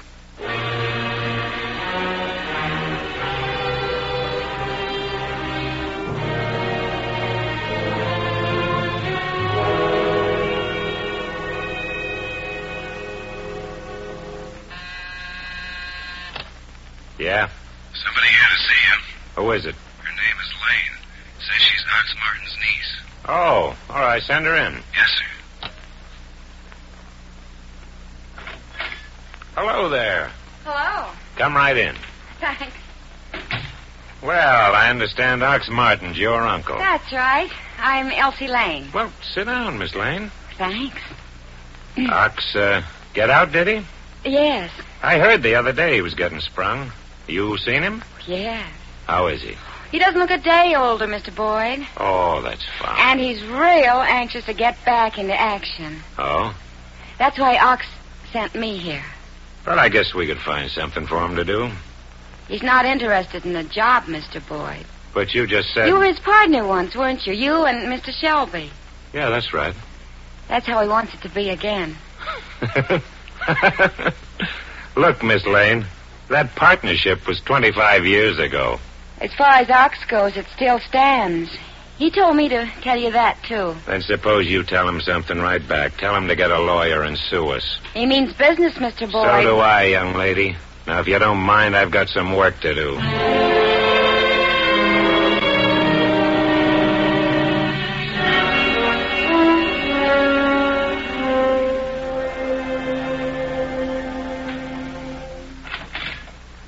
That's you, Elsie? Yeah, Hey, where you been all day? trying to work an angle. Where's Ox? Oh, he's in the bedroom. He got up once, wanted to go out. Said he had to get some medicine, so I told him to go back to bed and phone the drugstore. Had it sent over. Is he sick? No, it's something he takes all the time. Hey, what's this angle you were working? Well, I went to see Frank Boyd. Told him Ox was feeling great and looking for action. What was the idea? I said that Ox sent me there to tell him he wanted to be a partner again. Oh, did you go for it? No. You're lucky. How could you sell that wreck in there as a guy who was feeling great and ready for action? We keep him here. I'd be the go-bet. Hey, wait a minute. I just thought of something. Hey, what? I just thought what Ox would do if he was in shape and Boyd turned him down. He'd move in on those guys, make it so hot they'd have to take him in. Yeah, but Elsie, he ain't in shape. That doesn't matter. Ox's specialty was hijacking. Well, you...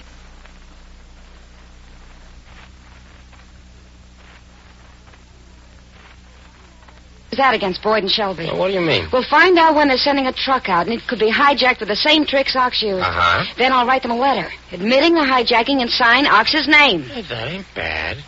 Who'll you get to hijack the truck? You.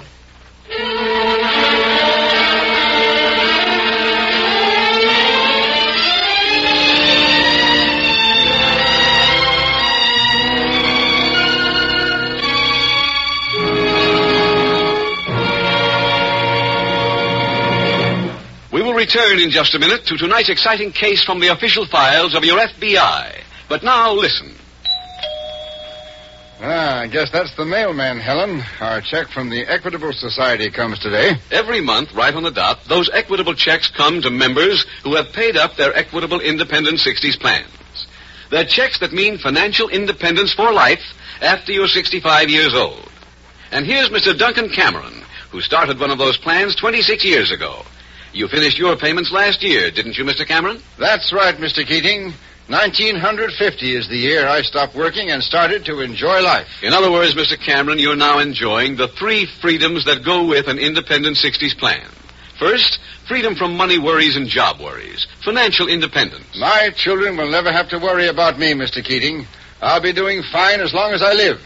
And completely on my own, too. Second, with an Equitable Independent 60s plan, you're free to live anywhere you please. Wife and I have moved back to the town we were born in.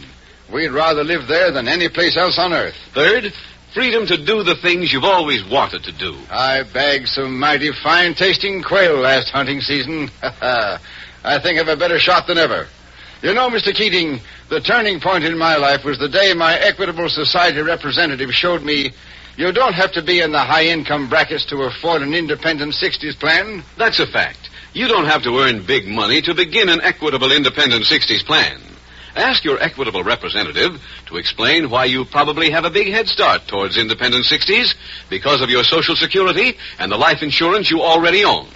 Often only a small amount of additional insurance is all that's required. A few dollars a week did it for me. Friends, why not profit by Mr. Cameron's experience? Phone your Equitable Society representative without delay. or send a postcard care of this station to the Equitable Society. That's EQUITABLE.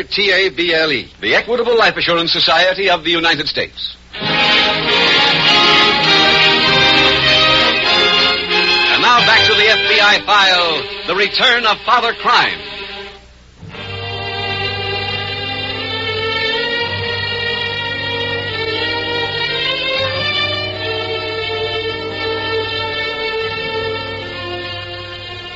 War brings to a people more than casualty lists.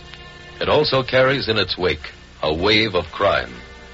That fact has just been proved again by a crime survey taken by the Federal Bureau of Investigation.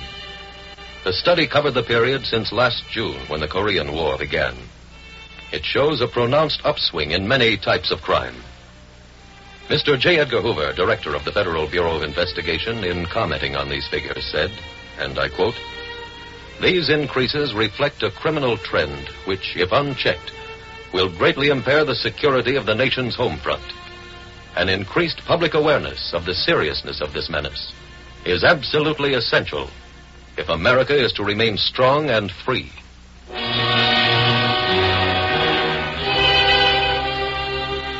Tonight's file continues at the FBI field office as Detective Mort Ross approaches Agent Taylor's desk.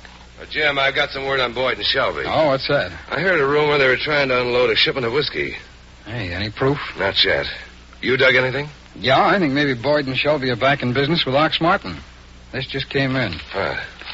Well, the state policeman reported stopping a car on Highway 10 for speeding. As he was writing out the ticket, the driver mentioned seeing another trooper just up the road stopping a big truck. Uh-huh. Well, nobody was patrolling the other part of the highway. So this policeman drove up there and found a motorcycle painted like a state trooper's. That's Martin's technique. Any leads off the motorcycle? No, it was stolen last week here in the city, and we've got no description of the truck. How'd the trooper happen to call you? Well, the man who got the ticket remembered seeing an ICC license plate on the back of the truck. Oh, well, good luck. We're not on the case yet. Oh, why not? Well, until we get some definite proof of theft from an interstate shipment, we've got no jurisdiction. You have, though, Mort. So why don't you try and locate Ox Martin?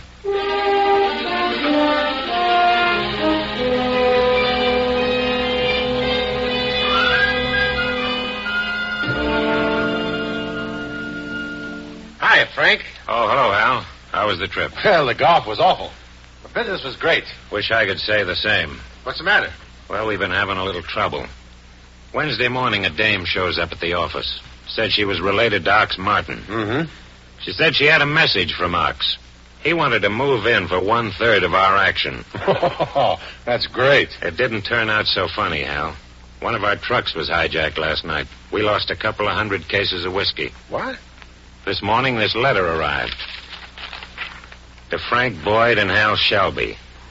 As I write this, I'm sitting in front of 200 cases of very choice whiskey. That should give you an idea about what happened to your truck. I'll knock off a lot more of them unless you boys change your mind and declare me in. Signed, your old pal Ox. Well, what do we do? Well, let's wait for him to contact us personally.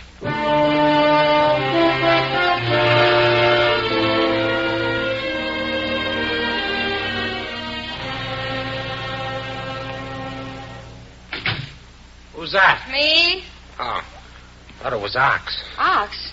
Where is he? Out for a walk, I guess. You let him go I out? had nothing to do with it. I went out for a newspaper. When I came back, he was gone. Oh, that's great. Suppose he runs into Boyd or Shelby. How would they know? And look, he probably just wanted some air and went around the block. That still isn't good. Have you been to the garage? Well, not since last night. I thought you were going to go over this morning and check the whiskey. I slept kind of late. Get over there now. Well, what about Ox? I'll wait here till he comes back. I'll meet you over there.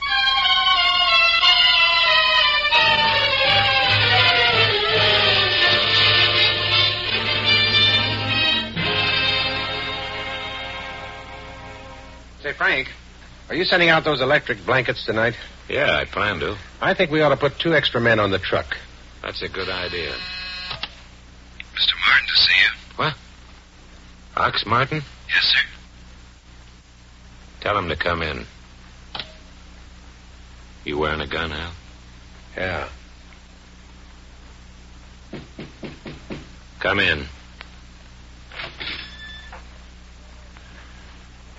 Well, hello there, fellas. Well, don't you know me, boys? Ox Martin. We know you. You fellas haven't changed too much. You might have put a little around the middle there, maybe lost a little on the top. I hear you boys are doing fine. What's on your mind, Ox? Oh, nothing. I just heard where your office was and thought I'd walk over and see you. Of course, if you're busy, something like that... Quit stalling, Ox. Get to the point. I don't know what you're talking about. That letter you sent us. Letter? What letter? Don't give me that. I didn't send you any letter. I suppose you didn't knock off one of our trucks, too. Look here, boys, honestly, I don't know what you're talking about. This letters, hijacking. Did you send your niece to see us? Elsie? Yeah, Elsie Lane. Well, I'm living over to her place, but I didn't send her here. They've been kind of nice to me. They took me in, let me stay there till I find a job.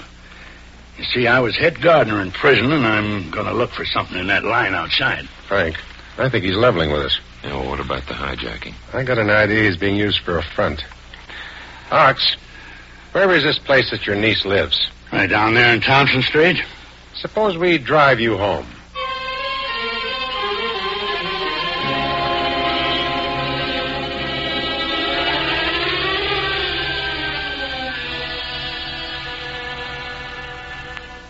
Bart, the Bureau is in on the hijacking. Officially? Yeah, the truck was found abandoned, and the state police discovered part of a broken whiskey crate inside it. Was there a serial number on the crate? Yeah, and it was one of the numbers on that list that I gave you. That sounds like Martin is working against Boyd and Shelby, not with him. Yeah, I know. Have you examined the truck? Yeah, the license plates were stolen down south. How about chassis and motor numbers? Well, those are filed off. Lab's trying to restore them now. Oh, have you gotten any lead on Martin? Not a thing, Jim. But if he pulled that job, he must have had plenty of help. No, why do you say that? I got this report from the prison today. Says he spent more time in the prison hospital the past few years than he did in his cell. And, look at these new pictures of him. Looks like a sick old man. Boy, he sure does.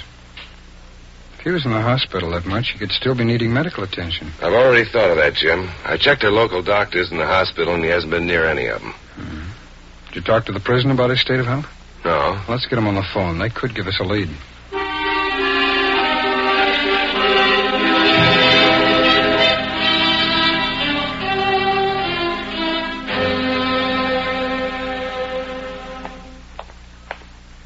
George!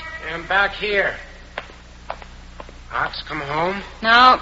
I thought you were going to wait for him. I left a note for him, telling him to come here. What'd you do that for? This'll be a better place for him to stay. We can put a bed in the garage office, and if he wanders out, nobody in this neighborhood would know him. Well, what are we going to do with the whiskey? I got a lead this morning on a customer. He wants to give us $20 a case. What? Oh, buttermilk is worth more than that. Do you want to dig up a buyer? No. Okay, then. Just let me... We're back here, Ox. Oh, fine. I got your note, so I came right over. Good. I brought some friends with me. Who? You remember me, Miss Lane, Frank Boyd. Oh, yeah. It's my partner, Hal Shelby. There's the whiskey, Frank. Yeah, I see it. Ox, why'd you bring him here? They wanted to meet you. Oh, look, we're busy now. We're waiting, Miss Lane, till our truck arrives. Truck for what? To take our whiskey back. What do you mean, your whiskey? It belongs to us. Well, I'm glad to hear you admit it, Boyd. What? Stand right where you are, all of you. I'm a special agent of the FBI. You're all under arrest.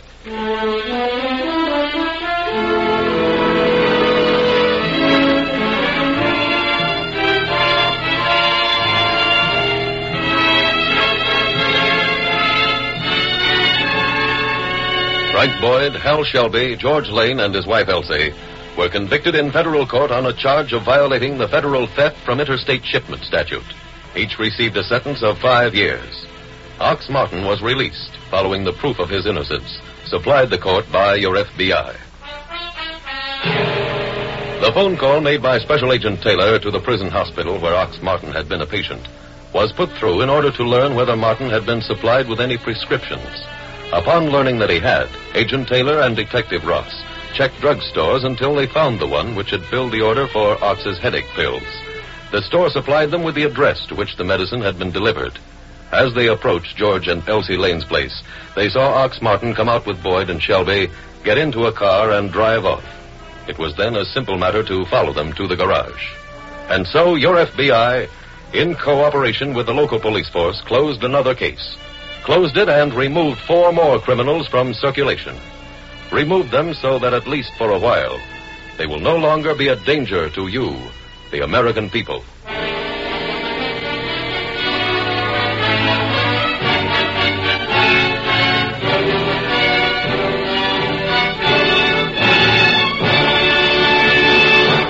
Now, one final question on the cost of the Equitable Society's Independent 60s plan. Mr. Keating, I still find it hard to believe that a plan like this doesn't run into big money. Well, you already have Social Security, don't you? That's so. You already own some life insurance, don't you? Yes, I do. Then you now have a big head start towards an Independent 60s plan.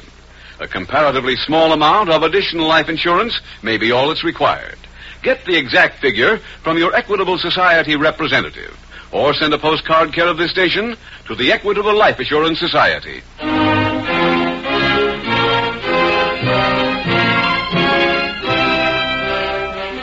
Next week, we will dramatize another case from the files of the Federal Bureau of Investigation. Its subject, homicide. Its title, The Mountain Murders. The incidents used in tonight's Equitable Life Assurance Society's broadcast are adapted from the files of the Federal Bureau of Investigation. However, all names used are fictitious, and any similarity thereof to the names of places or persons, living or dead, is accidental. Tonight, the music was composed and conducted by Frederick Steiner. The author was Jerry D. Lewis. Your narrator was William Woodson, and Special Agent Taylor was played by Stacey Harris. Others in the cast were Walter Catlett, Georgia Ellis, J.C. Flippen, Henry Morgan, Paul Richards, and Carlton Young. This Is Your FBI is a Jerry Devine production. This is Larry Keating speaking for the Equitable Life Assurance Society of the United States and the Equitable Society's representative in your community, and inviting you to tune in again next week at this same time when the Equitable Life Assurance Society will bring you another thrilling transcribed story from the files of the Federal Bureau of Investigation. The Mountain Murders on This Is Your FBI.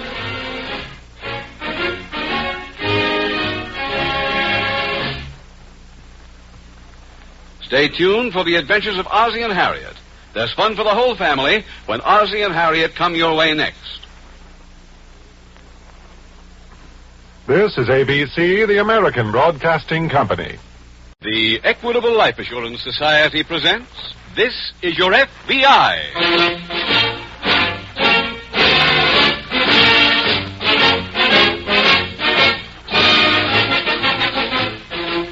This is Your FBI, the official broadcast from the files of the Federal Bureau of Investigation.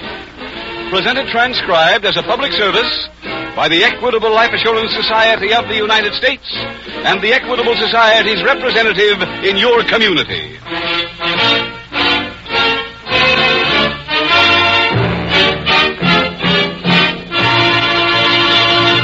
From time to time in their 30s and early 40s, most men and women ask themselves, what will I be doing when I am 65 years old? What are my chances of being 100% self-supporting when it's time to stop work? Well, that's largely up to you and the decision you make right now.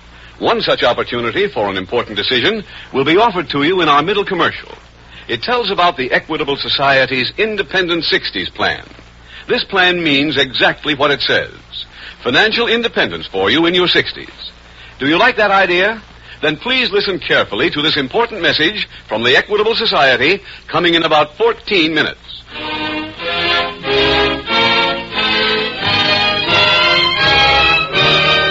Tonight, the subject of our FBI file, homicide.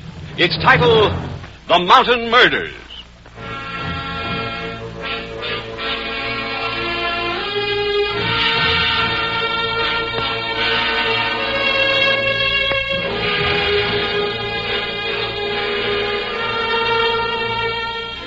From time to time in its never-ending war against lawlessness, your FBI runs into a type of criminal who might be described as the cold-blooded killer. Others may murder in emotional fury or for self-protection. But this type kills on the slightest provocation, with the pitilessness of a rattlesnake embedding its fangs. He is utterly ruthless, an individual totally lacking in sympathy or imagination. The outlaw of frontier days belong to this breed, as does the modern racketeer. Psychologists say that such character can frequently be traced back to an unhappy childhood, devoid of affection. That is one reason why your FBI urges you to support youth movements and child guidance clinics in your area. With their help, cases like the one discussed in tonight's official FBI file can be kept down to a minimum.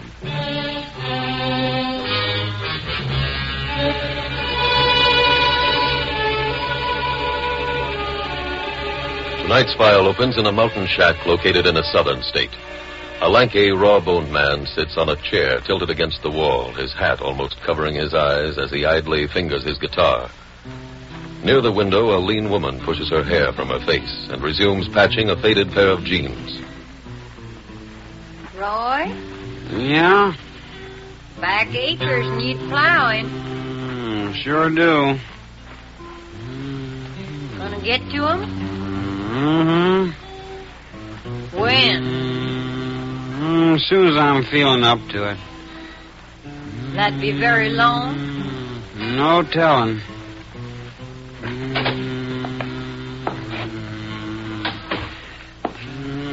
Grandpa, mind that dirt you're dragging in. Oh, the world's too clean anyway. Sure a wind coming up. Gets to being strong enough might blow them fellers away. What fellers? One stringing the wires. Roy, you said last week you made 'em quit. Thought they did. I seen two fellers in the south field. South field, you say? Yeah. I got my traps down there. I ain't telling you just to be jawing. Lucy, where'd you put my rifle? Where it's proper. In the closet.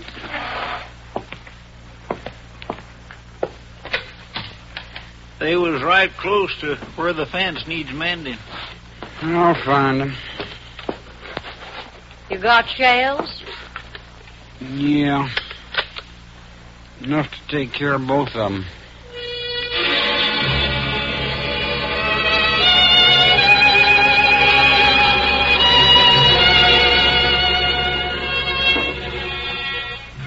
Later that day, a construction gang is at work in a large open field a few miles from the mountain shack. A husky, bronze-faced man yells instructions to his crew. Get that frame fixed and move it down. You men on the cats can roll, too. Pardon me. They said we'd find Joe Scott up here. That's me. Oh, well, I'm Jim Taylor, FBI. This is Agent Tommy Hart. Howdy. We were driving back to the city, Mr. Scott, when the office radioed us. They said you reported some shooting. That's right. And they have it on the government reservation? Yeah. What are the details? You see those steel towers up the hill? Yeah. Once they're up, we string the wire along them. That's a two-man job. One man in the tower and one on the ground. I see. This afternoon, somebody shot the team working on number 9. The county hospital says they both might die. Where's number 9? 2 miles up the hill. Any idea who did the shooting? Well, I suspect a local farmer. Oh? Last week, Bill Carter, one of our engineers, was up by the site of number 9, and a farmer came over and threatened him. He told Carter to stay off that part of the hill, or there'd be trouble. Was that government land, too? Yeah. Carter explained it to him, but he said he wasn't going to have his traps ruined by a government or anybody else. Is Carter around now? Down the road away.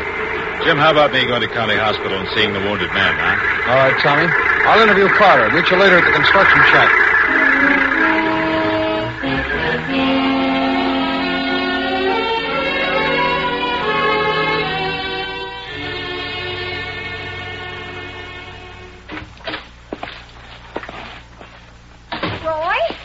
Yeah? Need a hand carrying in the supplies. As soon as I'm up. Get my tobacco? Uh-huh. Mighty grateful. He'll went up a penny. Again? Yes. 1 week to the next. Things are costing more. Any talk at the store about the shootings? Mm-hmm. Yeah. Guess we'll be having a visitor. Who's coming? Government man. Heard this fella from the power company come into the store and called the government. After hanging up, he said they was sending somebody. When? Today. Roy, maybe you better go hide. You can set yourself in that old cave I used a couple years back. Ain't much for caves. I heard those government men be here today. No. Want us all to get rifles and try holding them off? No. You going? Mm-hmm. As soon as I get my guitar.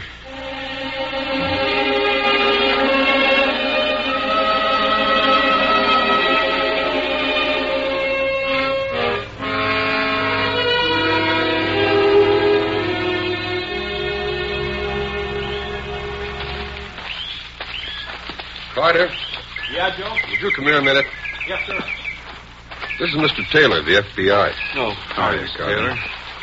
Mrs. Carter tells me you were threatened last week. Yeah, that's right. You know the man's name? Roy Warren. He lives in a shack across from Tower 9. Anybody else giving you any trouble? Oh, a few, but once they find out the lines won't hurt their farms or stock, they're satisfied. Yeah. What does this Warren look like? I see. He's over 6 feet, real thin. He's got high cheekbones and black hair. Taylor, you shouldn't have any trouble recognizing him. No, I don't think so. Mr. Taylor, the men he shot were both good friends of mine, so if there's anything I can Not do... right now, thanks. Joe, I think I'll drive over and see Roy Warren.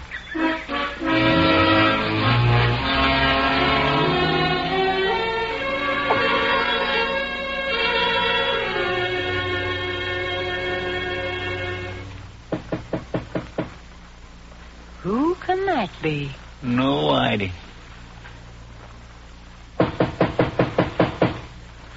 He ain't going away. Might as well go see. Good evening. Sure is. Does Roy Warren live here? Yeah. I'd like to see him. Don't know as you can. No, why not? He ain't here. Who is it, Grandpa? Don't know myself. I'm a special agent of the FBI. Here are my credentials. This is Roy's wife. Oh, Mrs. Warren, I'm looking for your husband. Roy joined up and gone into the Army. Oh, how long ago? 3 weeks to the day.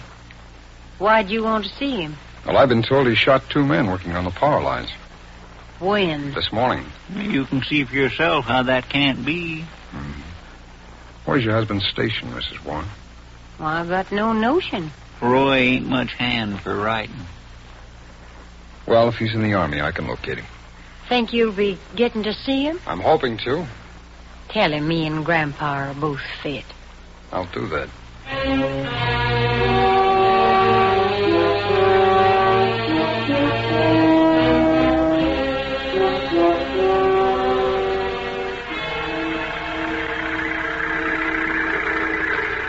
Tommy. Yeah? Tommy, did you get anything down at the hospital? No, Jim, neither man's recovered enough to talk. Well, we got trouble at this end. Oh, what? I just learned that Carter got permission to take a couple of days off. Carter? Oh, that's the man I interviewed this morning. Oh, the one who gave you the ident on the farmer. That's right. Well, what's wrong with his taking time off? Well, he told the foreman he was going to go look for Warren himself. Oh, fine. I don't know why some people think that all you have to do on this job is have a pocket for your badge. Any idea where Carter headed? No, Tommy. But we better find Roy Warren before he does.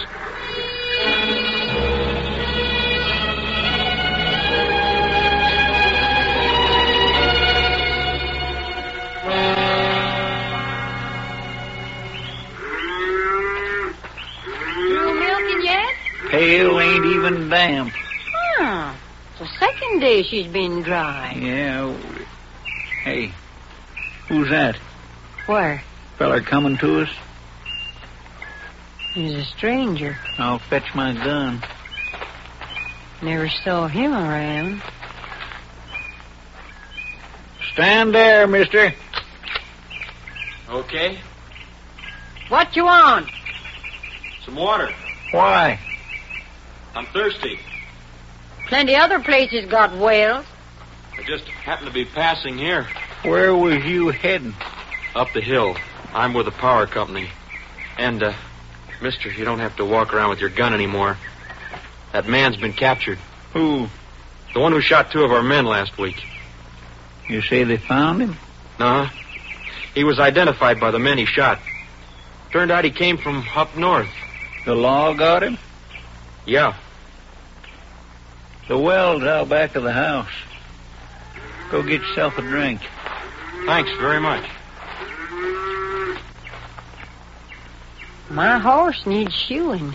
Yeah, I know. Well, can you do it now? Guess so. Where are you going? See Roy.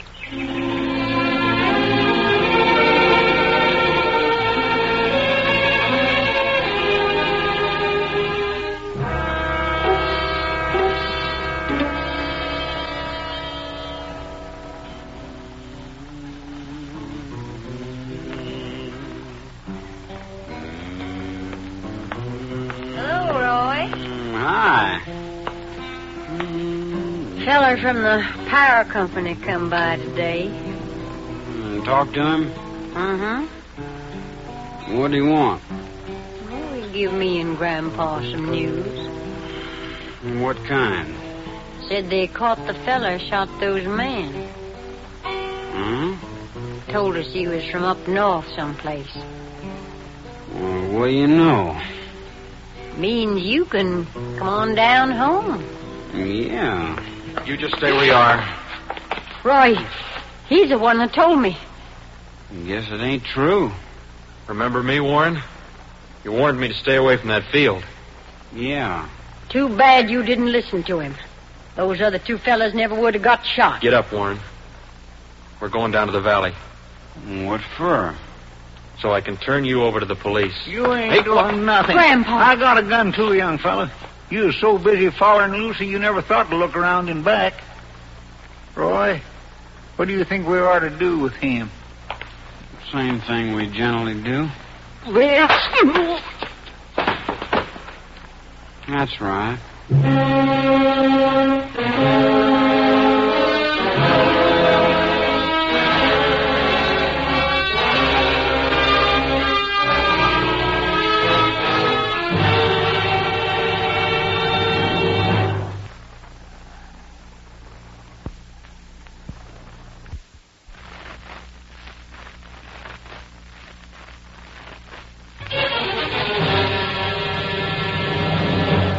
We will return in just a minute to tonight's exciting case from the official file of your FBI. But now, listen. Those are the check-writing machines at the home office of the Equitable Life Assurance Society. Every month, right on the dot, those checks go out to members who have paid up their Equitable Independent 60s plan. They're checks that mean financial independence for life after you're 65 years old. And here's Mr. Frank Peterson, who started one of these plans back in the late 1920s. You finished your payments last year, didn't you, Mr. Peterson? Yes, Mr. Keating. I've quit work, and I'm here to prove that life can begin at 65. In other words, Mr. Peterson, you're now cashing in on the 3 freedoms that go with an independent 60s plan. First, freedom from money worries and job worries. Financial independence. I've got some mighty fine children, Mr. Keating, but I'm glad I'll never have to move in on them and be a burden to them. Second, with an Equitable Independent 60s plan, you're free to live anywhere you please. We've taken a pretty little place down in the Valley of Virginia. And let me tell you, it's true what they say about Dixie. It's wonderful. Third, freedom to do the things you've always wanted to do. I've got a couple of bird dogs I'm training. Takes time, but I got plenty of that since I started getting checks on my Independent 60s plan. A lot of my friends think I must have made a lot of money to retire like this, but they're wrong.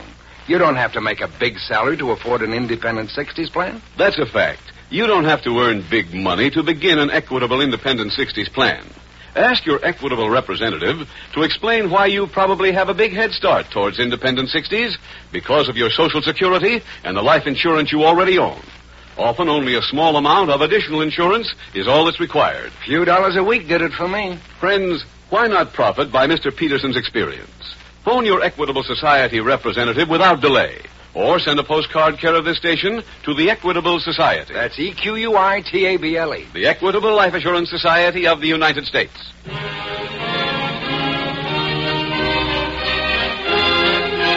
Now back to the FBI file, The Mountain Murders.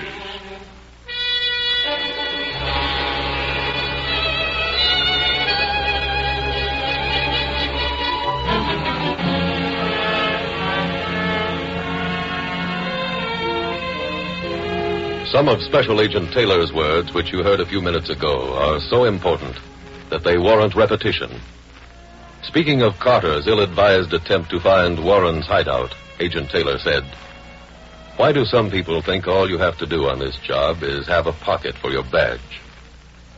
While we may applaud Carter's motives and marvel at his courage, we can only condemn his foolhardiness bordering on stupidity in going after a criminal equipped only with good intentions and a gun. Your FBI takes this occasion to re-emphasize its oft-repeated advice. When a crime is committed, report it immediately to your local authorities. Then keep your hands off unless requested to do otherwise.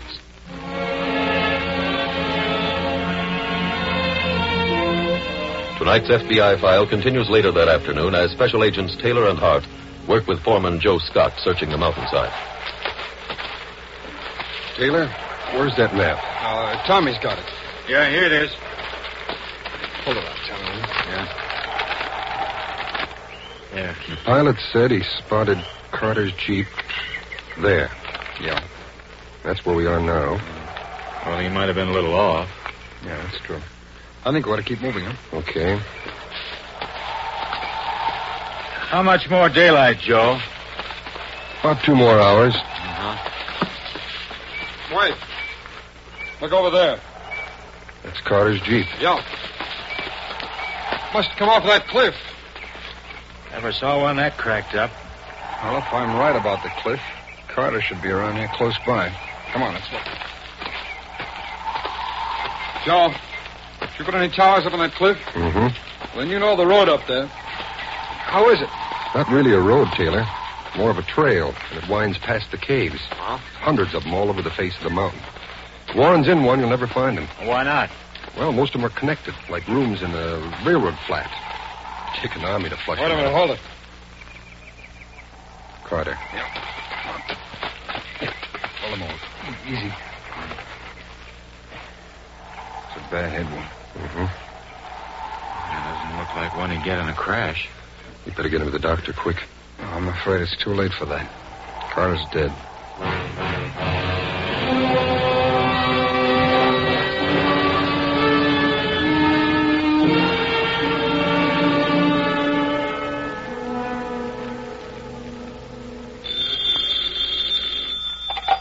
Hello? Joe? Yeah? This is Hart. Can I speak to Taylor, please? Taylor, for you. It's your partner. Oh. Thanks, Jim. Hi, Tommy. Hi, Jim. I'm at the hospital. Both men died this afternoon. Well, that's 3 for Warren. No word on him yet, huh? No, none, Tommy. I've been thinking about those caves up on the cliff. If Warren's up there, he knows he'll have to stay under for quite a while. Uh-huh. Well, to do that, he'll need food, probably canned food. That's true. I checked at the general store. Mrs. Warren shops there once a week. She's doing again tomorrow. How does that fit in? Well, she got her usual order last week. Now, if she takes extra rations this time, it'll mean Warren's hiding out in this area. Yeah, but Jim, if we were right about Carter being ambushed after following her, they'll be doubly careful about that now. Yeah, but maybe we can do the job without trying to trail him. I'm having the office rush some special equipment out here.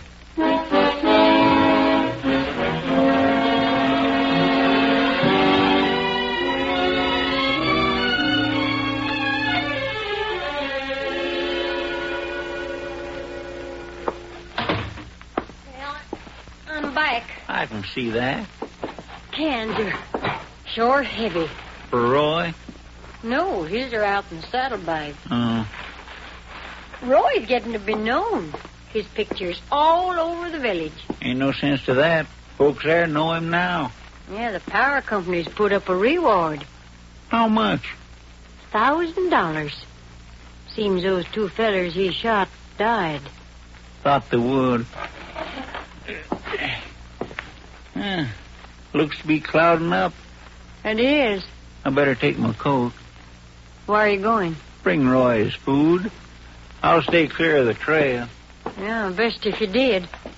Tell Roy about his pictures. Oh, I sure will. He'll be real pleased.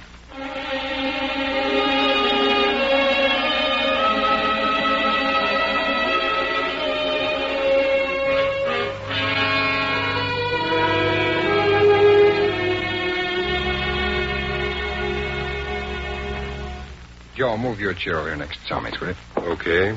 Slide around, Tommy. That does it.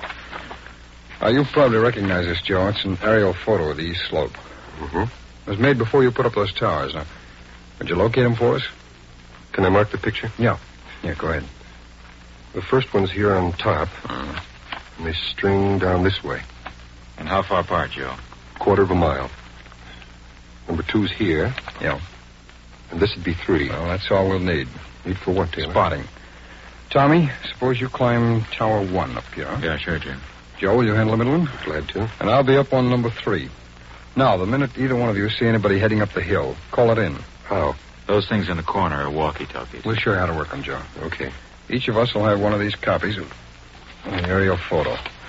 Now, you see the way the picture's divided into squares? Mm-hmm. All right, each square is numbered. Now, as you spot Mrs. Warren or the old man, you call in and tell me which square they're in, and I'll mark it here on the master map. I see. That way, even if we lose them for a while, we'll have a record of which way they've been heading. Joe, you better take these night glasses. Thanks. Now, anything else? Well, I've got a dozen men we could use, and they want to help. Well, just give them one instruction, please, Joe. Tell them nobody's to follow whoever leaves the Warren house. And, Joe, make that strong, will you? If the Warrens don't think they're being trailed, there's a good chance this will work. Okay, let's go. We'll show you how to use that walkie-talkie and then head for the towers.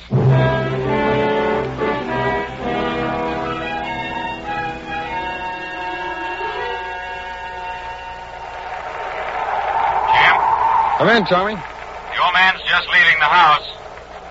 Check square 58. He's riding with both saddlebags bulging. It's probably Roy's food. Yeah. Approaching square 49. Check 49. He's headed into the brush. That line will bring him to the cave in square 14. Yeah. Over for now, Jim. Right, Tommy. Talk to you later.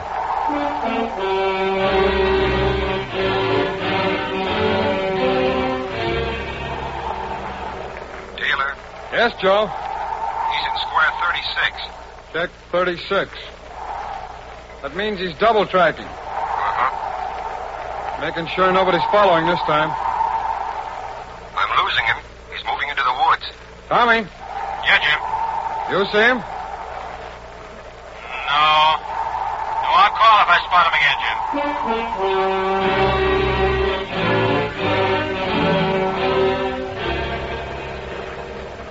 Taylor? Yeah, Joe. Still no sign of him. I think I see him, Jim. Yeah, he's in square 28. Check 28. It's clear from there to the top. Okay, Tommy, I'll pick you up and we'll move in together.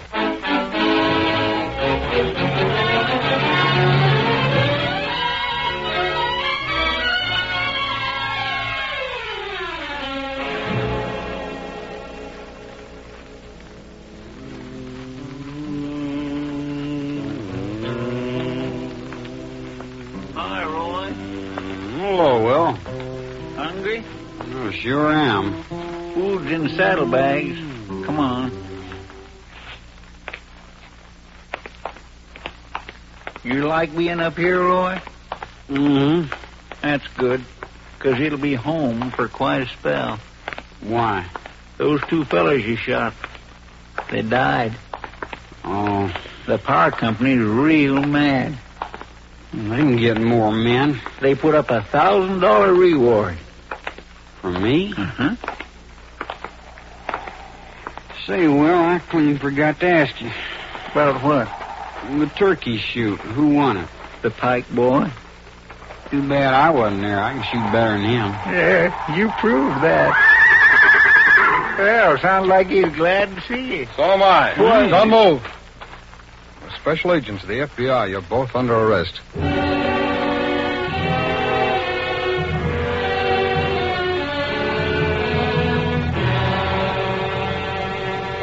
Roy Warren and Will Cooper were tried and convicted in federal court of murder on a government reservation.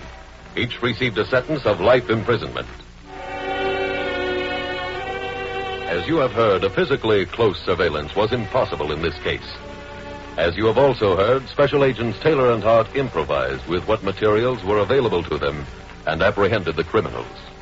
That ability to improvise is one of the talents for which the men of your FBI have become justifiably famous. Famous throughout the world.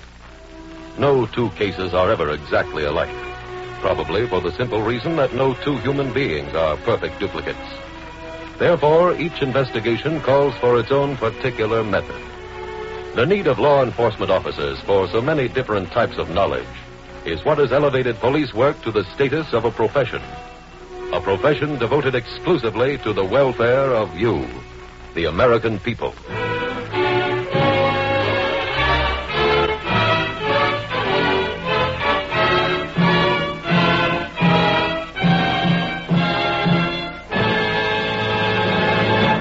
Now, two final questions on the cost of the Equitable Society's Independent 60s plan. Well, Mr. Keating, I've never looked into a plan of this type. I always figured they cost me more than I could afford. That's a mistake lots of men make. They overlook the fact that their Social Security and the life insurance they already own gives them a big head start towards independent 60s. Another thing I'd like to know, are these plans flexible? If I'm earning more money a few years from now, can I increase the amount of my plan? Many Equitable members do exactly that. After all, the amount of your independent 60s plan is strictly up to you. Your Equitable man takes into account both your present income and your future needs. He'll be glad to sit down with you at any time, or send a postcard care of the station to the Equitable Life Assurance Society.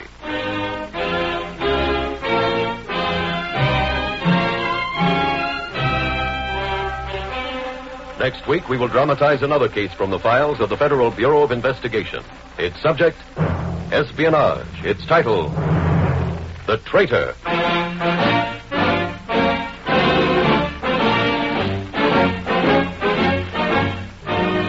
The incidents used in tonight's Equitable Life Assurance Society's broadcast are adapted from the files of the Federal Bureau of Investigation.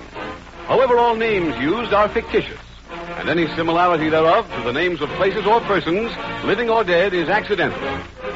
Tonight, the music was composed and conducted by Frederick Steiner. The author was Jerry D. Lewis. Your narrator was William Woodson, and Special Agent Taylor was played by Stacey Harris. Others in the cast were Harley Bear, Dick Crenna, Whitfield Connor, Sam Edwards, Jeanette Nolan, and John T. Smith. This Is Your FBI is a Jerry Devine production. This is Larry Keating speaking for the Equitable Life Assurance Society of the United States and the Equitable Society's representative in your community, and inviting you to tune in again next week at this same time when the Equitable Life Assurance Society will bring you another thrilling transcribed story from the files of the Federal Bureau of Investigation. The Traitor on This Is Your FBI. Stay tuned for the adventures of Ozzie and Harriet, the American Broadcasting Company. The Equitable Life Assurance Society presents This Is Your FBI.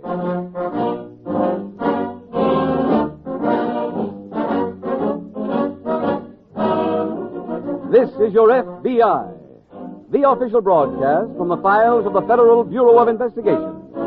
Presented transcribed as a public service by the Equitable Life Assurance Society of the United States and the Equitable Society's representative in your community.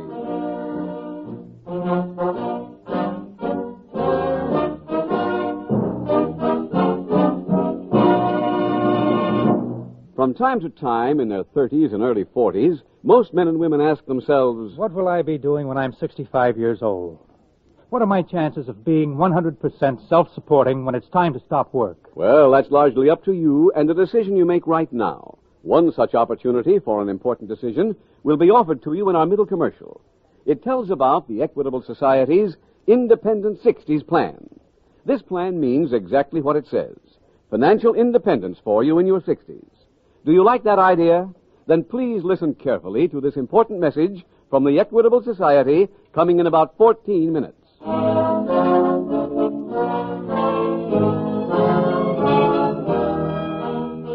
Tonight, the subject of our FBI file, espionage. Its title, The Traitor.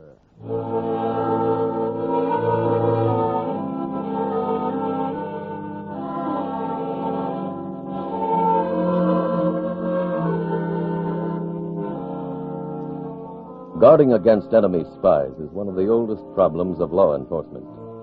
In chapter 2 of the book of Joshua in the Bible we read, "And Joshua sent out 2 men to spy secretly, saying, 'Go view the land, even Jericho.' Today, no one knows the number of spies from totalitarian countries operating in our country. Certainly, they amount to many, many times more than 2. Particularly when you include even the native-born citizens who place allegiance to a foreign ideology above love of country. Today, espionage has been developed into a science, directed and conducted by experts. Combating this army of imported and domestic spies is one of the chief responsibilities of the Federal Bureau of Investigation. Tonight's case from the official FBI files was selected because it is one of many in which a lead from an alert and patriotic private citizen proved to be of invaluable assistance to the men of your FBI.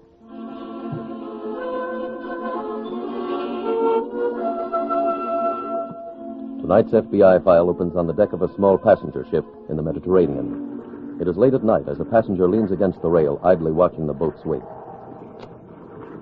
He lights a cigarette and flips the match overboard as the chief steward comes up behind him. Mr. Yadkin? Yes, steward? I hope you won't think I'm, butting in. I happened to be in the lounge a few minutes ago. I saw you. I was there when you got up from the table. You lost again tonight. Don't worry, I'm saving enough for tips. Oh, I wasn't thinking of that, sir. If you're running low on funds, I know where you can get them. Where? From friends of mine. Like to give their money away? No, sir, but when a person has something they want, they pay well for it. I don't understand. Mr. Yadkin, I couldn't help overhearing you talk to some of the other passengers. You were saying something about how well you know every port in the Near East. Yeah? You overhear quite a bit, don't you? Is what you said true? Of course. Could you draw defense maps of those ports? Is that what your friends buy? Yes. I'm signing off the ship at Genoa. If you drew some, I could make the arrangements for you there. Think about it, Mr. Yadkin.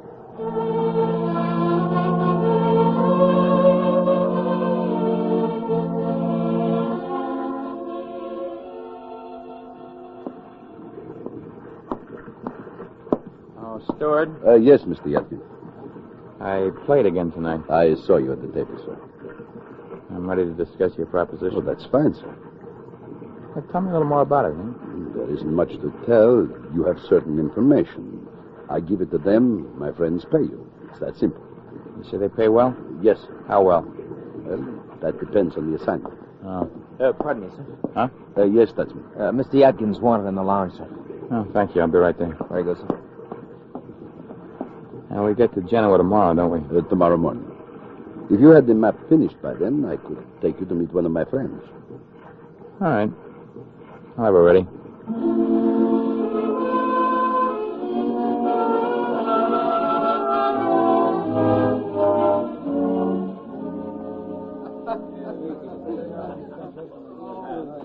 You know this cafe? I've never been in the city before. Oh. Where's your friend? There he is. Mr. White. Dear Joseph. Good to see you again, Mr. White. I'd like you to meet my friend, Mr. Yadkin. How do you do? Mr. White. Sit down, sit down. Little wine? Thank you. Well, you know, they write songs about April in Paris. But to be here in summer and with good friends, that, my young man, is living. I drink to that. Mr. Yadkin, I hear you'd like to join our little family. I want to sell a few maps. You have one with you? Yeah, right here. This is Haifa. A dotted line is a gate that closes a channel. A line of circles is the underwater pipeline. Those X's are the oil refineries. Mm-hmm. These are docks. Those are secret gun installations. The map is right. It's valuable. That's right. How much do you want for it? What's it worth? Well, let's say $200. It's yours. Mr. Yadkin can draw maps of every port in the Near East. We'll pay the same for the others. When? As soon as you deliver them. My boat leaves in an hour. Oh, no. I didn't mean today. You draw them on the way back to the States. When you're finished, deliver them to a woman in New York. I'll give you her name and address. How's she know what to pay me? I'll be home before you are. More wine, gentlemen?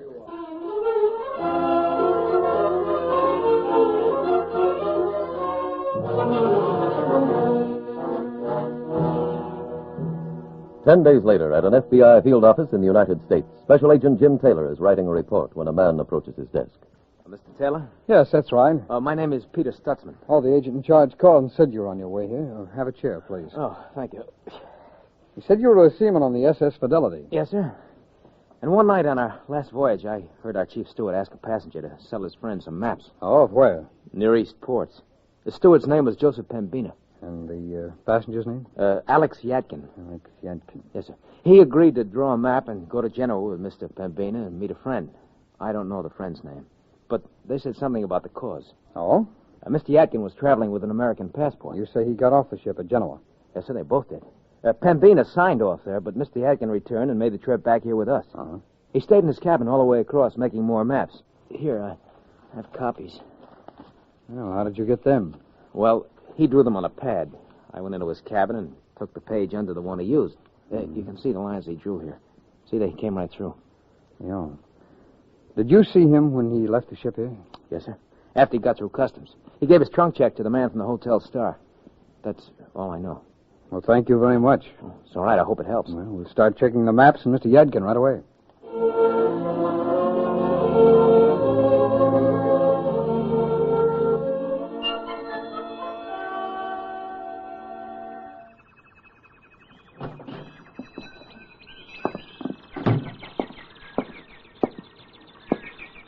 Can I help you, sir?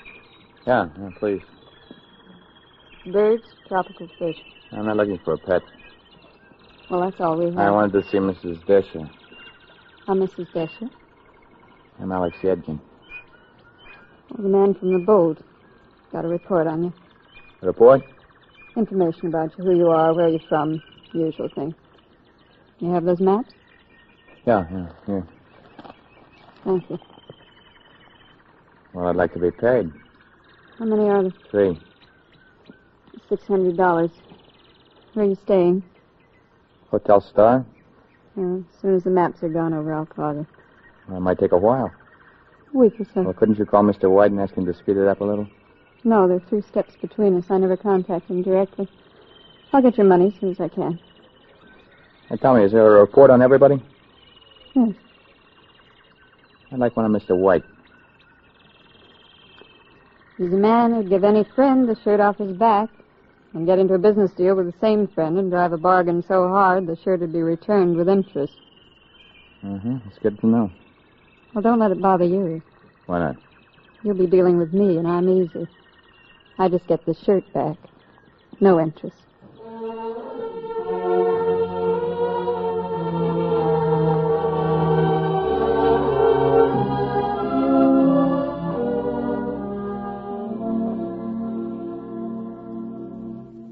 George, can I see a minute? Sure, Jim. What's on your mind? A woman named Anna Desher. Oh, you've run into the Ladybird, too. Yeah, the card in the file says you got the folder on it. Right here.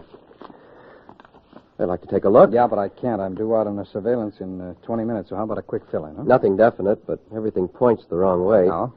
She has no visible support besides her pet shop, and after watching her for months, I can tell you one thing. What's that? She's buying her food from the profit. She's eating less than the birds. Mm-hmm. Any leads on where she does get her money? None. All her deposits are in cash. They're big and fairly regular. Mm-hmm. How does she rank? We think she's only a couple of rungs down from the top man. And who's he? Oh, we don't know. That's why Mrs. Desher's never been questioned. We're hoping she'll take us to him. I see. How'd you get tangled up with her? You remember those maps I showed you last week? Uh-huh. Well, we've had a watch on Yadkin. He's been to see her twice. He kept any other interesting company? No, except for those trips, he hasn't left the hotel. Well, you can be sure of this. He wasn't sent from Europe to study the Hotel Star wallpaper. Yeah. Well, thanks, George. I better get moving now and go back to being Mr. Yadkin's faithful companion.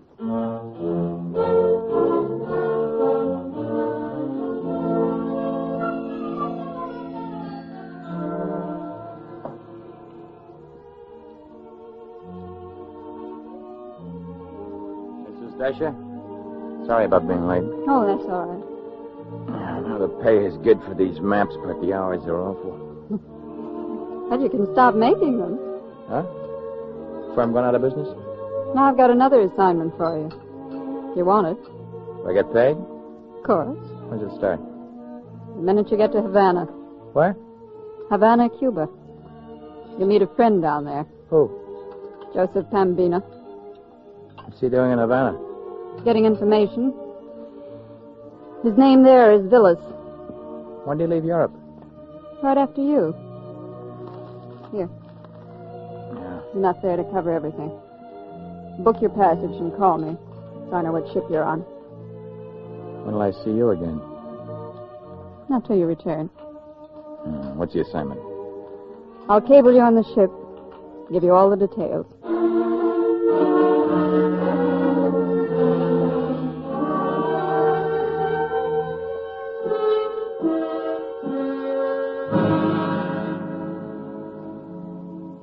George, our man had lunch with Mrs. Desha today. Oh? Yeah, and from there he hightailed to a travel agency, got himself a cabin on the SS Heritage for Havana. When's he leaving? Tonight, and that's part of the problem. I can't follow him. Why not?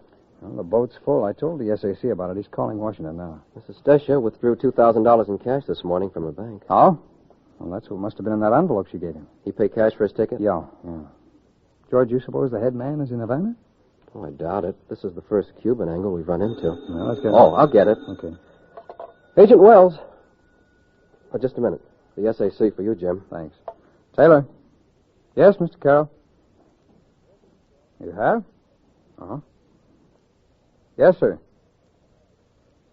All right. Yes, sir. I'm sure I can. Thanks very much. George, the captain of the Heritage, is a friend of the Bureau, and he's making room for us. Us? Yeah. SAC's putting us both on it, so we've got 45 minutes to go home, pack, and make that boat.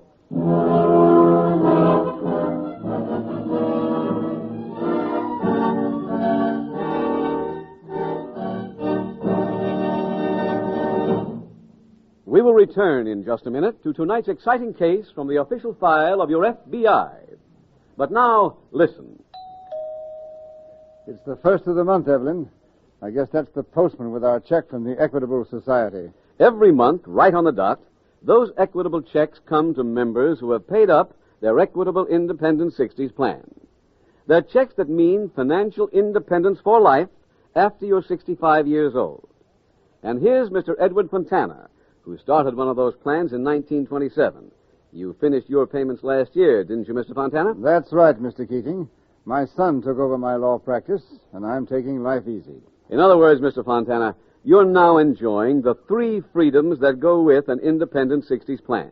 First, freedom from money worries and job worries. Financial independence. Just bought my grandson a new bike, Mr. Keating. It's nice to know that I'll always be able to do things like that. Second, with an Equitable Independent 60s plan, you're free to live anywhere you please. My wife and I decided to keep on living right here in Philadelphia. All our friends are here. Third, freedom to do the things you've always wanted to do. Down on Chesapeake Bay, I've got a little old boat that sleeps too. And last fall, we took a cruise down to Florida. I guess I ought to thank my Equitable man for that. 24 years ago, he proved to me that the Independent 60s plan is not just for people who make a lot of money. That's a fact. You don't have to earn big money to begin an Equitable Independent 60s plan. Ask your Equitable representative to explain why you probably have a big head start towards Independent 60s because of your Social Security and the life insurance you already own. Often, only a small amount of additional insurance is all that's required. A few dollars a week did it for me. Friends, why not profit by Mr. Fontana's experience? Phone your Equitable Society representative without delay, or send a postcard care of this station to the Equitable Society. That's EQUITABLE. The Equitable Life Assurance Society of the United States.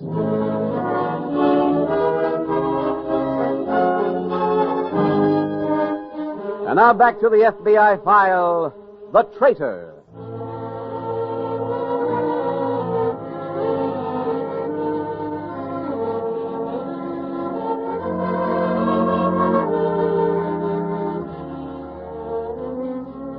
In tonight's case from the files of your FBI, you are meeting 2 different species of subversive agents. One is the bought and paid for type. His sole interest in spying is the money it puts in his pocket. The other kind is represented by Mr. White. He takes his misguided satisfaction from doing a job for a cause he places above his own nation. Both types will always be with us. It is part of your job as a decent citizen to see that they do not succeed in their work. You can help tremendously by keeping your eyes and ears open at all times. If you run into anything that seems as if it might be espionage or subversive activity, report it. This is important. Do not. We repeat, do not investigate it yourself. Just pick up your phone book and get the number of your nearest FBI field office from page 1. Then call your FBI and let them do the rest.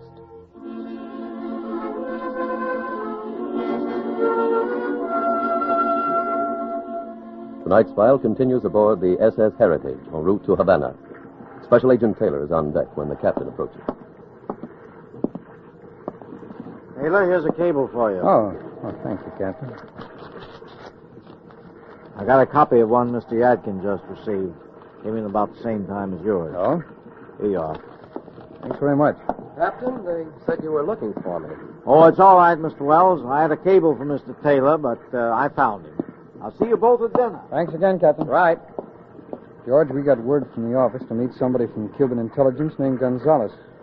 Captain also gave me this copy of a cable Yadkin got. Oh, brother, I hope Gonzalez has a code expert down there. I never saw one like this before. Let's go down to the cabin and try to crack it ourselves.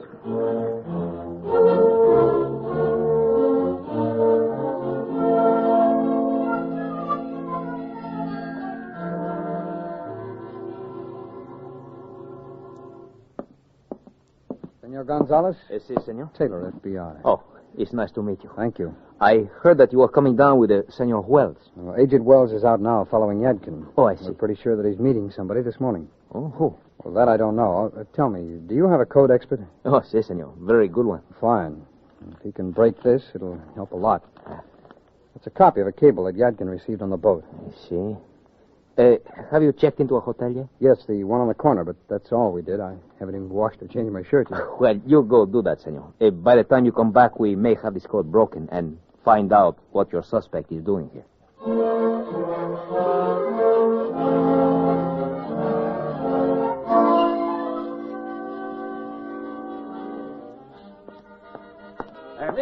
Mister, a lottery tickets. How much? $1 for a whole one. Let's have a couple. Gracias. I hope you win. Still gambling us? Huh? Joseph. How are you? Fine, thanks. Come on. Let's find a bench. You have to do all the talking. I still don't know why I'm here. The American Atlantic Fleet is on maneuver south of the island. Oh? And the fishing boat manned by friends of ours has been with him. It is due back this morning. To pick me up? No. They will have a list of the ships in the fleet. What for? I never ask reasons. I was told to get this list. Your job is to take it back to the States. How Mrs. Desha get it out of the States? Up there, when you mail a letter, even the police can't open it. She'll send it to a drop in South America. From there, it goes in a diplomatic pouch.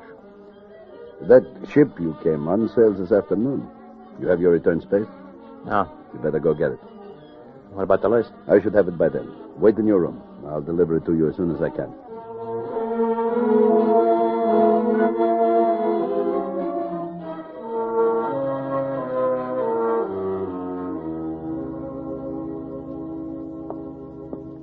Senor Gonzalez, have you broken that code yet? Oh, more than that has happened. 2 men were brought in a few minutes ago, and one of them had this list in his pocket. Oh? That would be worth sending Yadkin down for, huh? Yes, I should say so. Were the men bringing it to him? Well, they must have been. It was in an envelope with the name Joseph Vilas across the front. The cable to the boat said Yadkin was to meet Vilas at the public square by the entrance to the music festival. Senor Wells called in and reported that they met and talked for a few minutes. Who is this Vilas? Well, he's new on the island. He come from Portugal a few weeks ago. Somebody who knew him in Europe said his real name is Pembina. Joseph Pembina. He recruited Yadkin. Senor Wells told me they seem to be old friends.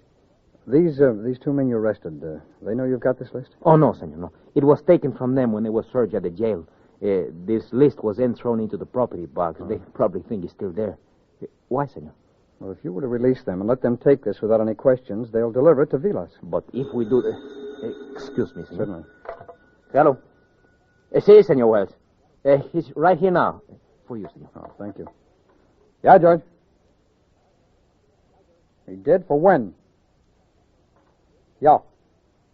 Okay. Yeah, I'm working on something right now. Yeah, bye. Yadkin bought a return ticket on the Heritage. That leaves this afternoon. Which means we've got to work fast. Well, let's change these figures enough so the list won't do them any good. All right. Then release those prisoners. This might have to go through the head man back in the States, and that's who we want.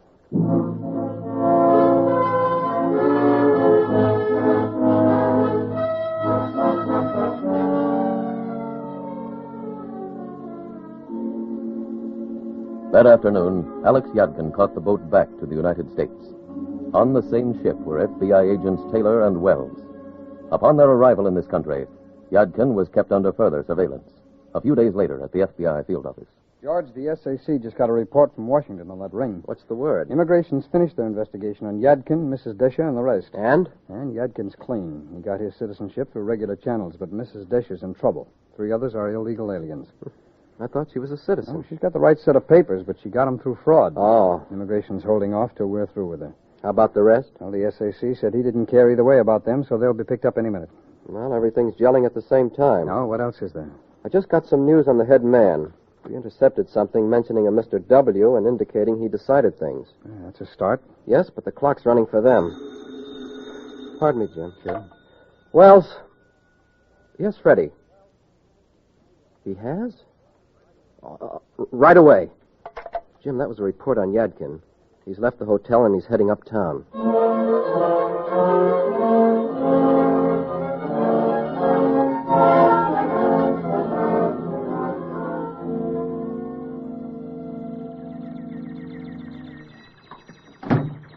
Mrs. Desha, why don't you answer your phone? I've been busy. Is that Lister, Burbank? I'll hold on to it. Huh? Don't you want it? I don't know what to do with it. Why not? My contacts with Mr. White were arrested When? this afternoon. All of them? Yes. And deliver it yourself. Can't. I've got to wait here. Look, I was promised a bonus for this. Mr. White's the only one who can okay the extra money. Look, if you don't take it to him, I will. Go ahead. Oh, where is he? Hotel Caldwell. Phone him. Tell him I'm coming.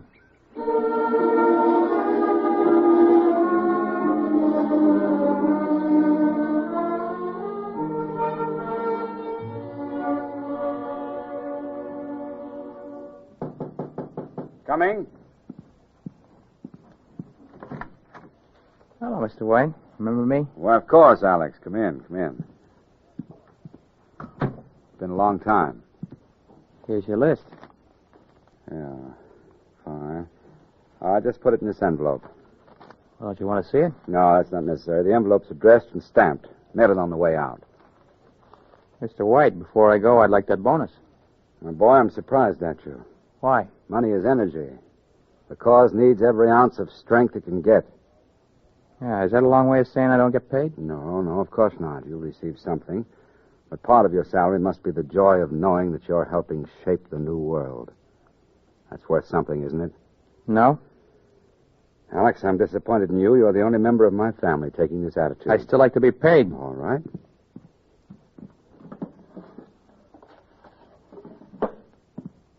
There you are. 100, 2, 3, 4, 5. Thank you. Now, please mail that letter. Just a minute, Yadkin. Huh? Do I have some other callers? Yes, Mr. White. We're special agents of the FBI. You're both under arrest.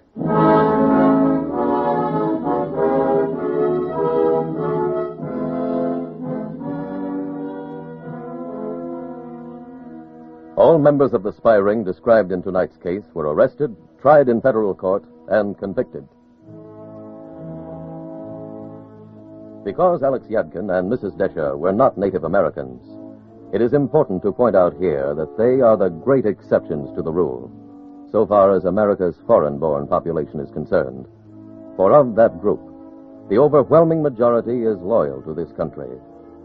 It is also to be pointed out that this case shows the thoroughness with which your FBI protects the security of the nation. Like everyone else, the men of the Federal Bureau of Investigation hope and pray there will never be a World War III. But if it comes, your FBI stands ready.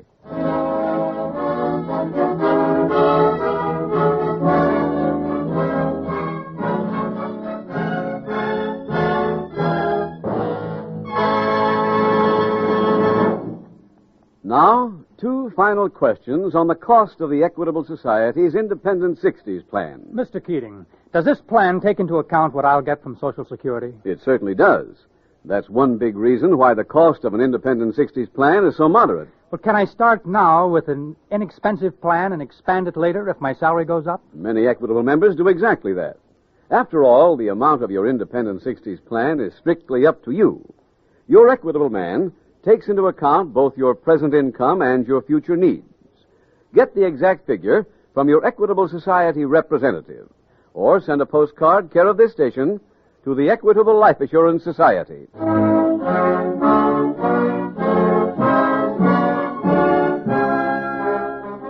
Next week, we will dramatize another case from the files of the Federal Bureau of Investigation. Its subject, jewel theft. Its title, The Fraudulent Healer. The incidents used in tonight's Equitable Life Assurance Society's broadcast are adapted from the files of the Federal Bureau of Investigation. However, all names used are fictitious, and any similarity thereof to the names of places or persons, living or dead, is accidental. Tonight, the music was composed and conducted by Frederick Steiner. The author was Jerry D. Lewis. Your narrator was William Woodson, and Special Agent Taylor was played by Stacey Harris. Others in the cast were Anthony Barrett, Ted DeCorsia, Kenneth White, Lamont Johnson, Victor Rodman, Paul Theodore, and Peggy Weber. This Is Your FBI is a Jerry Devine production. This is Larry Keating speaking for the Equitable Life Assurance Society of the United States and the Equitable Society's representative in your community, and inviting you to tune in again next week at this same time when the Equitable Life Assurance Society will bring you another thrilling transcribed story from the files of the Federal Bureau of Investigation, The Fraudulent Healer on This Is Your FBI. Stay tuned for the adventures of Ozzie and Harriet. There's fun for the whole family when Ozzie and Harriet come your way next. This program came to you from Hollywood. The Equitable Life Assurance Society presents This Is Your FBI.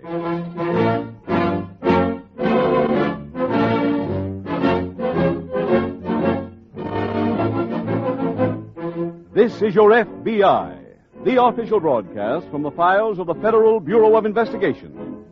Presented transcribed as a public service by the Equitable Life Assurance Society of the United States and the Equitable Society's representative in your community.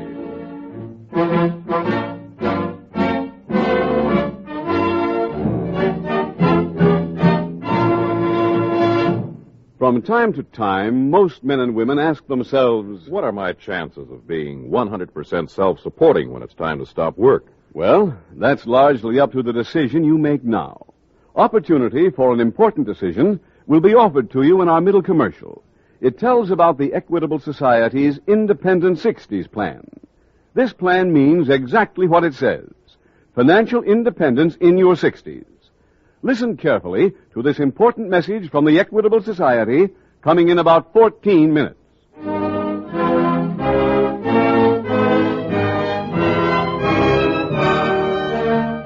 Tonight, the subject of our FBI file, jewel theft. Its title, The Fraudulent Healer.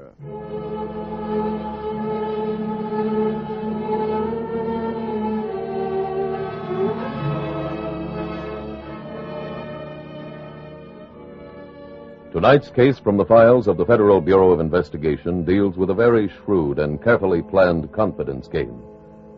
Bear in mind that confidence men and women are among the elite of the criminal world.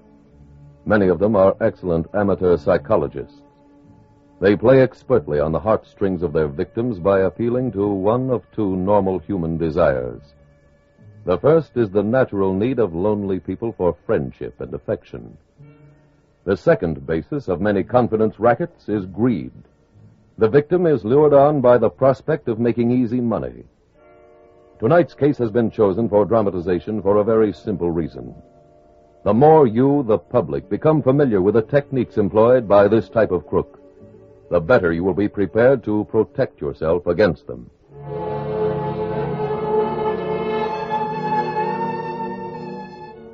Tonight's FBI file opens on a lush green hillside some 30 miles from a large western city.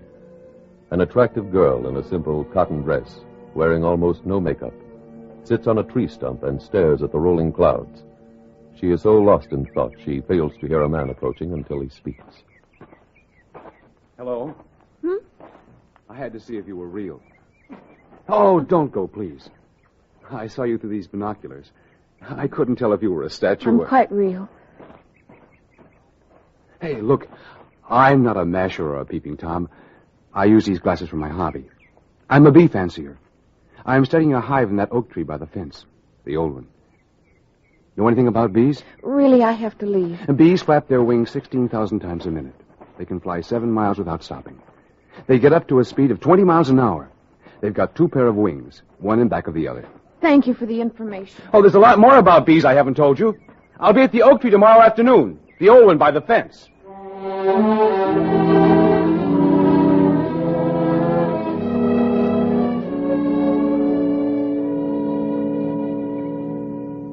Hello there.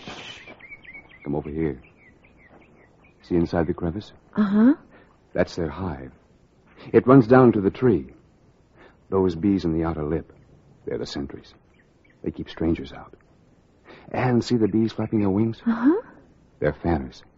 They ventilate the hive. I thought bees just went around stinging people. That's propaganda. Oh, by the way, my name's Bruce. Mine's Mary. Here, take the binoculars. And get up on this incline. Why? Oh, look down to the hole. You can see the comb. Oh. The cells on top are a little bigger than the others. They got queen bee eggs in them. Uh-huh. They've been there 11 days. It takes them 16 to hatch. Oh. When the first one's ready, the wax will be scraped off the end of the cell, and there'll be a new queen.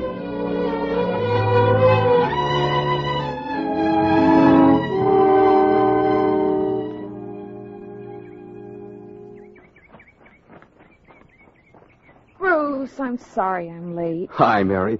I thought you weren't coming today. I almost didn't. What happened? You get tired of the job already? No, I didn't know whether I ought to keep meeting you. Why not? Well, where's the notebook? In my briefcase. Here we are. I remembered the pencil this time. How far did we get yesterday? Oh, wait, I'll look. Let's see. Yeah, here. 4:45, mild activity outside queen bee cells, 15th day. All right, let's start the day's page. All right. 3 p.m. Great activity outside upper right hand, queen bee cell. Other 5 dormant. Mm-hmm. Will they get a new queen today? You'll know if they do. How? Oh, the old queen will be driven out of the comb. Just like that? Uh-huh. A few of the bees will escort her to the lip and push her out if she won't leave willingly. When she does go, somewhere between 60 and 70,000 bees will follow her. Where to? Oh, she's already sent scouting bees looking for a good place to make a new hive. She'll go wherever they pick. Hello, Mary. Oh, hello. Dear, you know this is against the rules. I should report you, but I won't. What is this? Come on, dear. We'll go back. All right. Mary, where are you going? I have to leave. Goodbye, Bruce. Will I see you tomorrow? I don't know.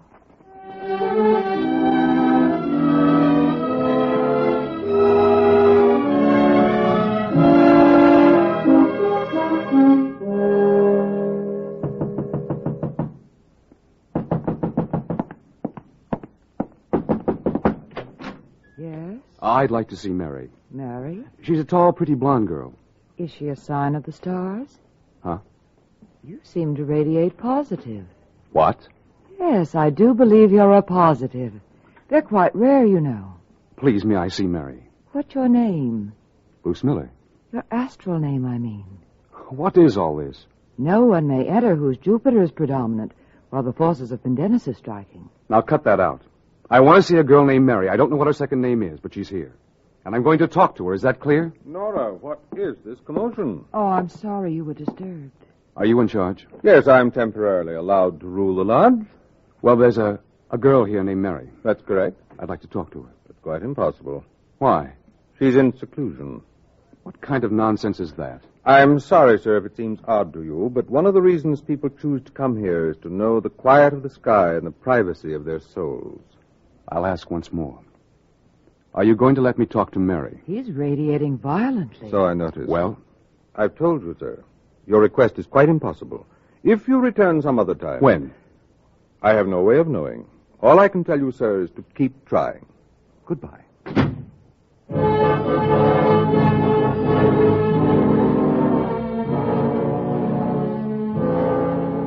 The following day at a local golf course, FBI Special Agent Jim Taylor stands waiting for a friend who hit a shot. In the water. I know. Hit another one, Bruce. Well, at least that one's on dry land. Come on. Jim. I haven't mentioned this to anybody, but...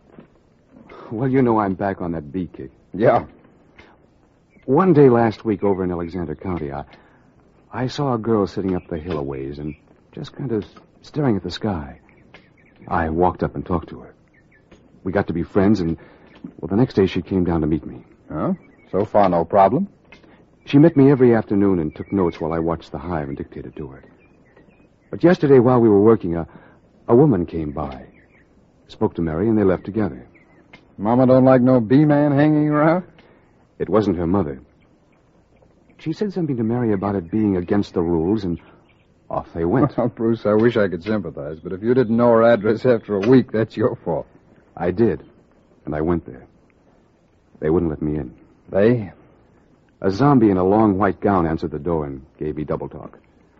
When I started to get mad, some joker horned in and said she was in seclusion. Oh, what does that mean? I don't know. He talked like it was a hotel or a rest home. But I can't help feeling Mary's being held against her will. Oh, now, Bruce, this is 1951. Jim, can you help me? Sure. I keep a white Charger in the garage. The minute a fair damsel gets in distress, I whip out my trusty suit of armor. I'm serious. Okay, Bruce. Has this place got any neighbors? Uh-huh. All right, ask them what goes on. They'll probably know. Okay. In the meantime, there's your ball. Now, will you forget about Liza being chased across the ice by Simon Legree and hit yourself a golf shot?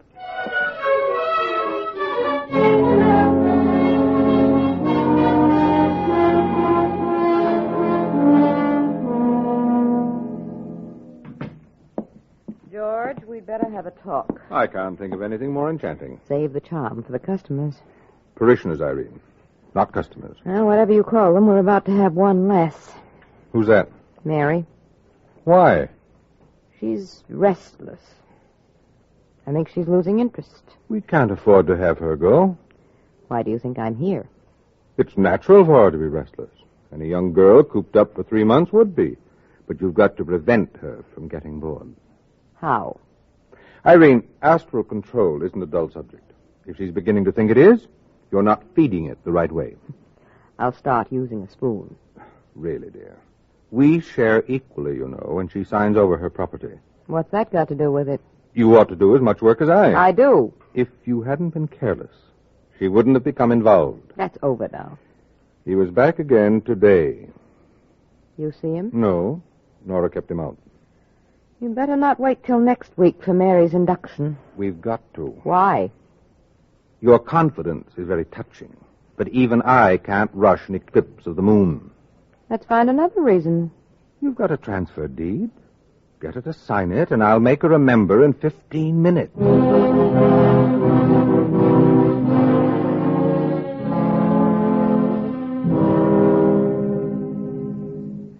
Jim, I hate to bother you. Oh, hello, Bruce. I went out to see Mary's neighbors this morning. Oh? Then I stopped by her place again. Oh, how'd you make out? She was still in seclusion. But I'm sure now I was right. Right about what?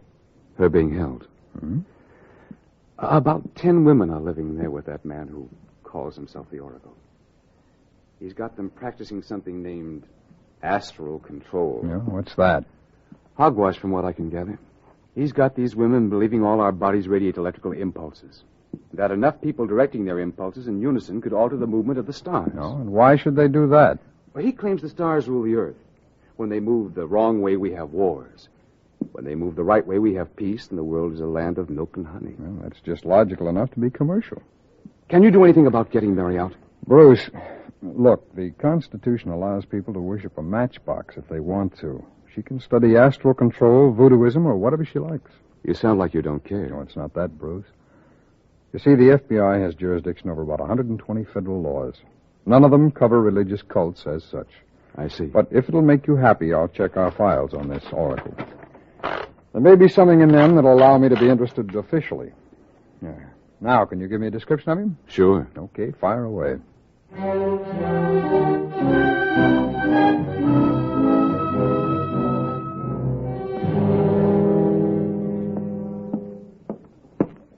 George, Mary's in the hall. What's she doing there? Waiting to see you. How about the paper? She won't sign it.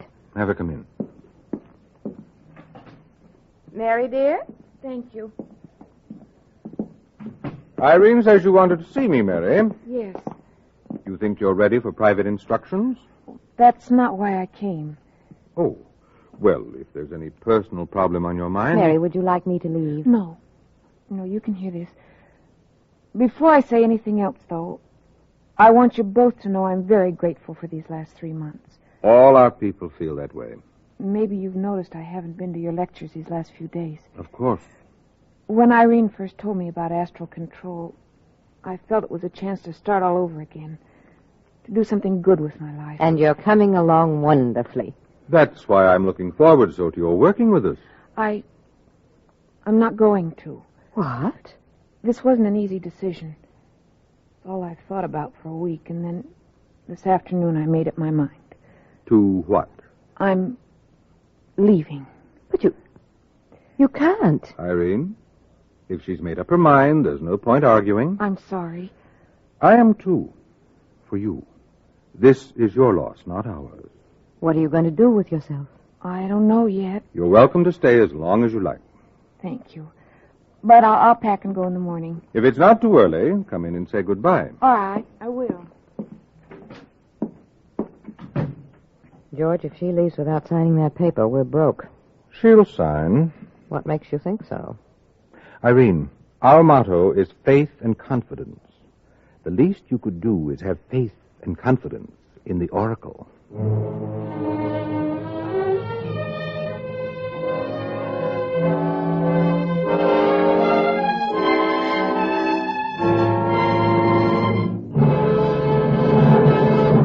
We will return in just a minute to tonight's exciting case from the official file of your FBI. But now, listen.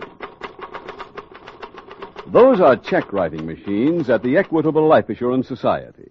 Every month, those checks go out to members who have paid up their Equitable Independent 60s plans.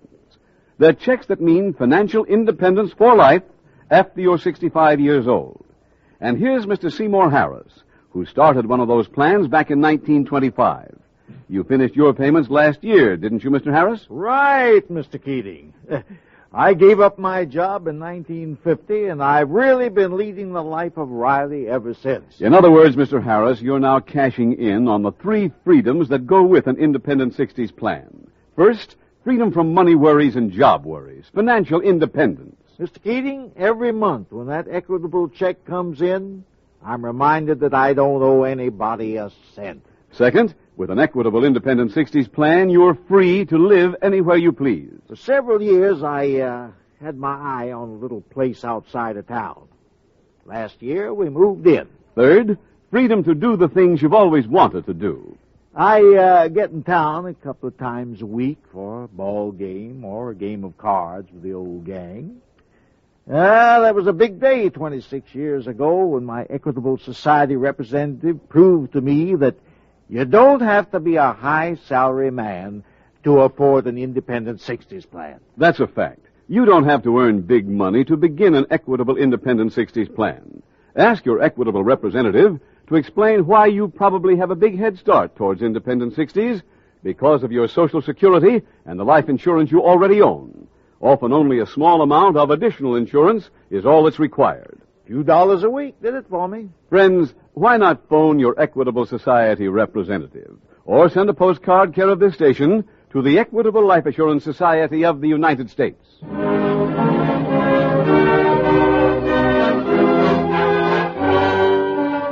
And now back to the FBI file, The Fraudulent Healer.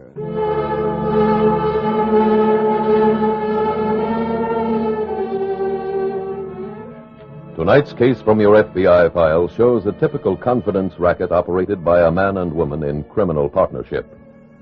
While members of the so-called weaker sex have been convicted of all kinds of crimes, they seem to be most at home in the confidence field.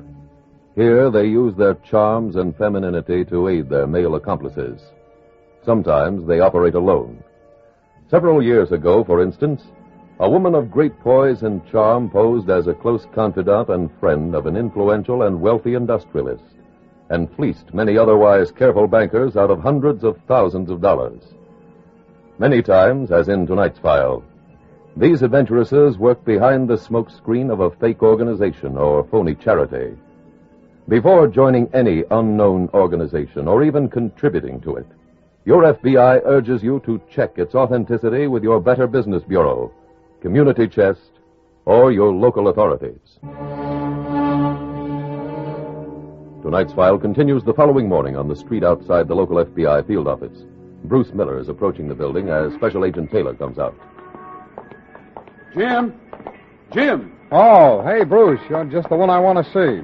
I hope you don't think I'm making a pest of myself. Well, I wouldn't have been calling you for the last hour if I did. I then took that description you gave me and sent back the file on somebody named George Brown. Well, that Oracle's first name is George. Is this his picture? Yes. You sure? Positive. Come on, walk me over to the garage, will you? Okay. I'm going out to see Mr. Brown. Who is he? He's a confidence man. He's wanted back east. That's what puts me into the case. Jim, this is wonderful. Well, it might be a break for your girl. Can I drive out with you? No, Bruce, this is business. But you can give me that exact address. 28 Smoky Hill Drive. 28 Smoky Hill. And Jim. Yo. How long will this take you? Well, that depends on Brown. You stick by your phone. I'll call you as soon as I get back to the office.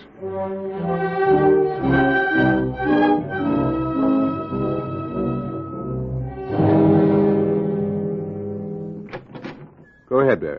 Thanks. Good morning, Mary. Good morning. We wanted to make sure you didn't leave before we said our farewells. I just started to pack. We also wanted to give you another chance. To do what? Come back into our little circle. Oh, I'm sorry. I still feel the way I did last night. That's your privilege, my dear. We certainly wouldn't want to force anyone to believe as we do. Oh, I know that. You don't have any unkind feelings for our movement, do you? Oh, not at all. Splendid. Irene has a form all filled out. And if you'd care to contribute your property to Astral Control, it would ease the pain we feel at losing you. Here it is. I have a pen handy. Oh, I'll take it with me and think about it. Now it's my turn to be sorry. I don't understand. I hate to be crass, but I'm afraid I can't allow you to leave without signing. What? Well, you can't do this. But I am. I won't sign it. Irene, you know where Mary keeps her jewels? In the top drawer. Get them. Irene! Get back there. Here they are, George. Fine. Let's see what we've got. I can't wait to get these to Casey. Oh, George, she's bleeding. I think she's really hurt. Oh? Well, then, we'd better get started immediately.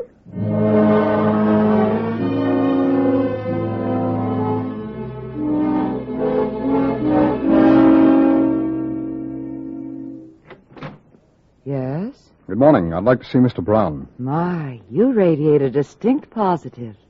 I beg your pardon. Your impulses. Just wait till the Oracle sees you.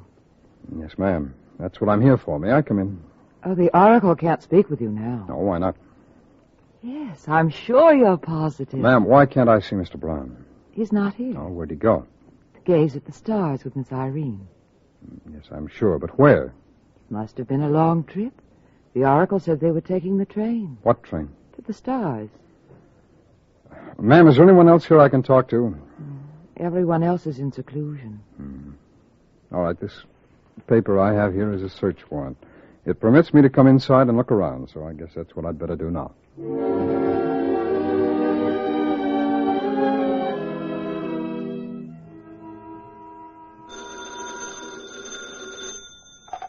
Taylor speaking. Jim, this is Bruce. I just got your message. Oh, Bruce, your girl Mary's at the hospital. Huh? I missed George Brown and that woman that you told me about. What's the matter with Mary? I found her unconscious in her room.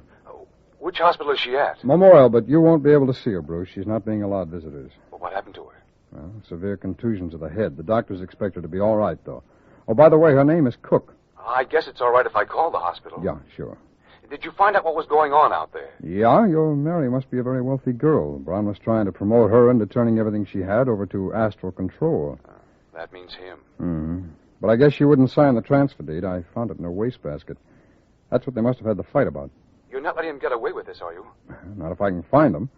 All I know so far, though, is they took a train, but nobody at either station remembers seeing them or selling them tickets. So... Oh, pardon me, Bruce, will you? Taylor speaking. This is Memorial Hospital, Mr. Taylor. Yes. Dr. Corday says you can see Miss Cook now. Thank you. I'll be right there.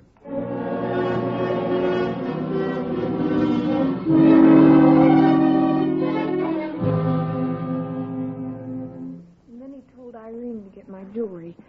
I tried to stop her, but he pushed me away, and I hit my head when I fell over the chair. I see. How much jewelry did you have? Oh, it was worth, I guess, about $20,000. Miss Cook, may I ask you a personal question? Yes, How did you ever get mixed up with George Brown? through Irene. Oh. I met her at a party back home. You see, 5 years ago, both my parents were killed. I inherited everything. Having money, I picked up a lot of new friends. The whirl I went on would have put an honest merry-go-round to shame. And then I met Irene. She told me about astral control, and, well, it looked like a chance to make my life over. Mm-hmm. I see now it was just part of their plan to get my money. Yes, I see. Well, Miss Cook, I was asked not to stay too long, so I'd better be going. Oh, I'm sorry I can't help you find them. Well, now, you say you never heard them talk about any friends. Only that person, Casey. Hmm. Mr. Brown mentioned him just before I passed out. Well, maybe I could get an idea who that is if you could remember exactly what he said about Casey. Well, let me see. Yes, that was it. He said, I can't wait to get these to Casey. Let's see. Nothing here in his record or hers about anyone with that name. Casey. Hey, wait a minute. Casey might not be a person at all.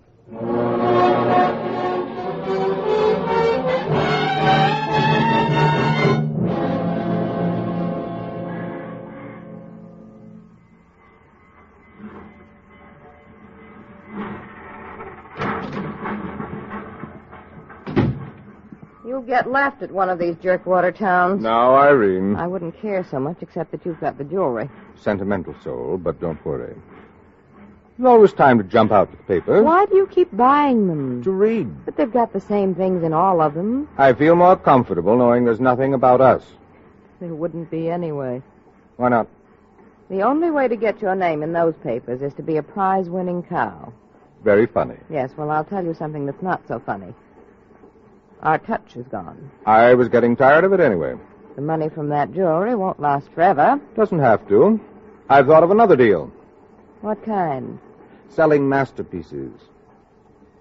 Spell that. You'll be a widow who doesn't realize the value of the paintings in your late husband's estate. And you? An art collector who just happens to know the paintings were smuggled into this country. We'll find mean men who want to cheat you out of those pictures. Where'll we work? New York or Boston. This deal requires a locale where the citizens are positive they're smart enough not to be cheated.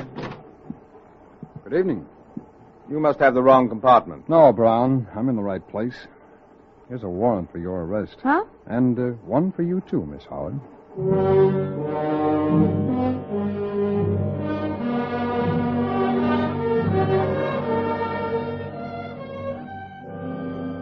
George Brown and Irene Howard were tried in federal court and convicted of violating the Interstate Transportation of Stolen Property statute. What Special Agent Taylor noticed in reviewing the arrest records was that George Brown had been convicted twice of swindles in Kansas City, a place many people call KC. He learned the schedule of their train and caught up to the fugitives by flying to an intermediate stop. And thus your FBI closed the file on these two criminals. However, the convictions interrupted the careers of only this pair. There still are confidence men and women at large throughout the country, and they are at work this very minute. You can keep from ever being numbered among their victims, but there's a price on that freedom. It's the same price we pay for liberty: eternal vigilance.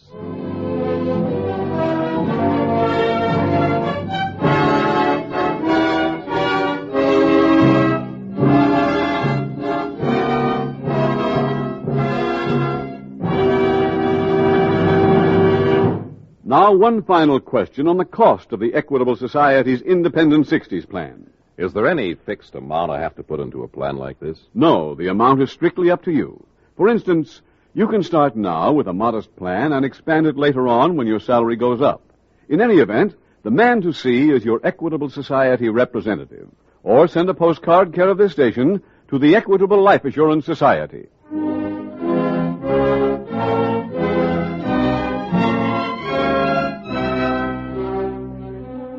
Next week, we will dramatize another case from the files of the Federal Bureau of Investigation. Its subject, Marriage Swindle. Its title, The Runaway Corpse.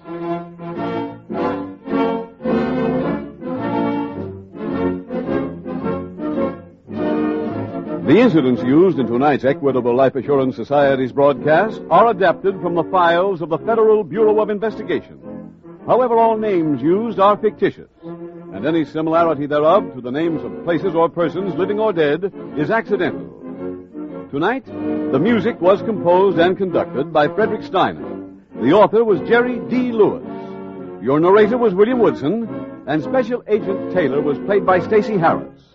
Others in the cast were Robert Cole, Joyce McCluskey, Ted Osborne, Yvonne Patey, and Alice Reinhardt. This Is Your FBI, a Jerry Devine production, was directed by Sid Goodwin. This is Larry Keating speaking for the Equitable Life Assurance Society of the United States and the Equitable Society's representative in your community, and inviting you to tune in again next week at this same time when the Equitable Life Assurance Society will bring you another thrilling transcribed story from the files of the Federal Bureau of Investigation, The Runaway Corpse on This Is Your FBI. This program came to you from Hollywood. FBI.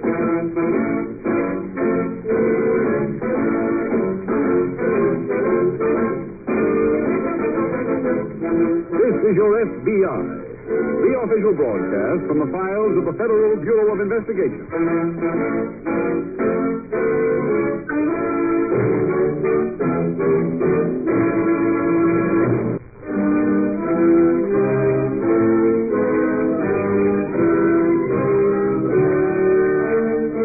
Tonight, the subject of our FBI file, Marriage Swindle.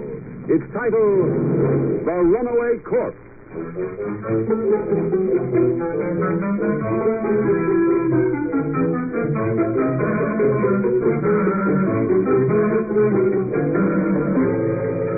In very ancient days, the fate of every woman was the same. She did the hard labor for the family, and her status was little more than that of a slave.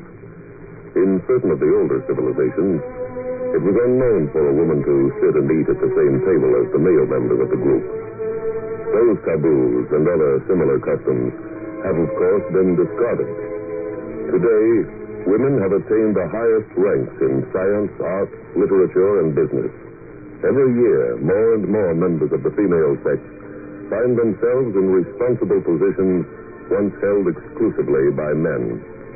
No field of endeavor has remained closed to the women of America, and that statement unfortunately includes the field called crime.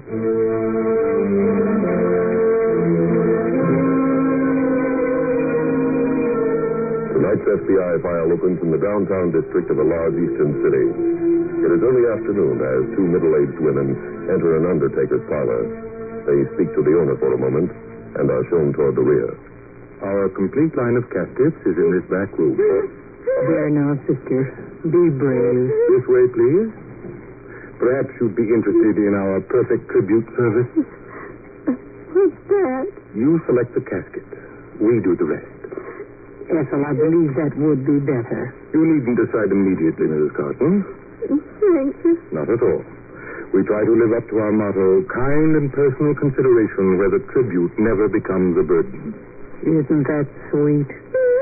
The price tag on each casket covers the entire service. This is a very good value. The wood is the finest walnut, and as you see, the lining is crushed crepe. Beautiful. Oh, let's pick one and leave. All right.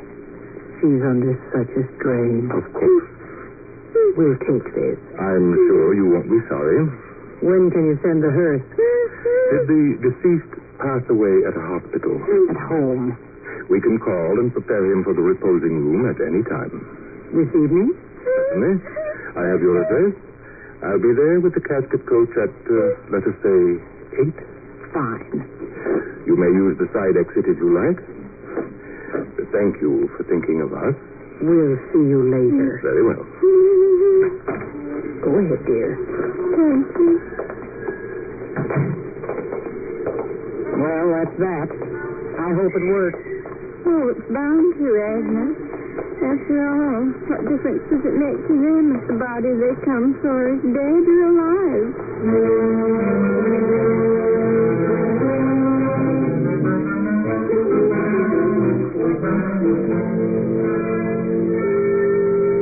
Meanwhile, at the local FBI field office, Police Detective Tommy Stewart approaches the desk of Special Agent Taylor.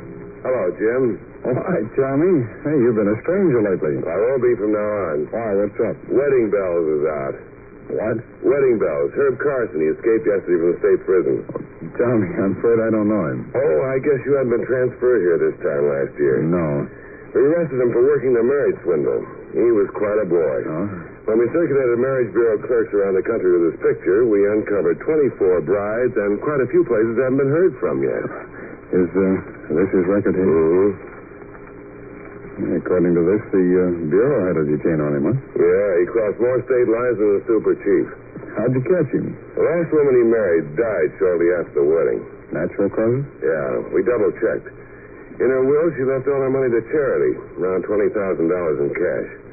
And when it couldn't be found and her new husband couldn't be either, we put out an alarm. Did you know then it was Carson? No. Your lad gave us an ident off his print. Oh, I see. I'm having 4 of his local wives brought to my office now. Want to question them with me? Well, I have some work to clean up here, Tommy. I'll be in touch with you when I finish.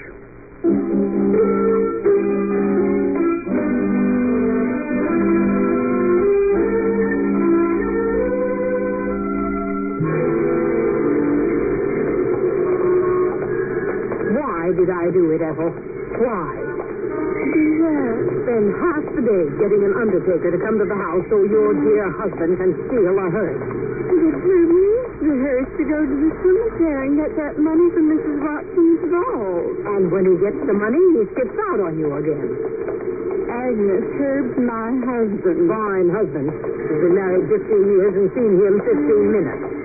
Not his fault he has to be away too much. Can't blame a man for being interested in his business. Getting married is his business. Of course. What are his hobbies? You just don't understand Herb. I don't understand you either. Agnes, before we see Herb, please promise me one thing. What? Even if you don't understand him, try to get along with him. That's a large demand. But I'll try. Herb? Be right there, dear. How did you make out? The man said he'd be here with the hearse at 8 o'clock. Oh, that's fine. What have you done to your hair? Just braided up a little. Looks more like it's been breaded. Thank you. Ethel, I've been thinking. It's been a long time since we had a vacation together. I know. Well, to show my appreciation for this, I'm taking you on a boat trip. Oh, Herb, that'll be wonderful. Wouldn't it be better to give her the cash? She won't need any. She'll be with me. For 5 minutes. Agnes, when things say... What about 3 years ago when he took every dime you had, said he was going to a movie and didn't show up again till the following summer? I explained that to Ethel. I did go to the movie, and I ran into a prospect. We were married, and, well, one marriage just led to another. You see, Agnes? Yeah. Ethel, dear, if that undertaker's coming at 8, we'd better get inside and start packing.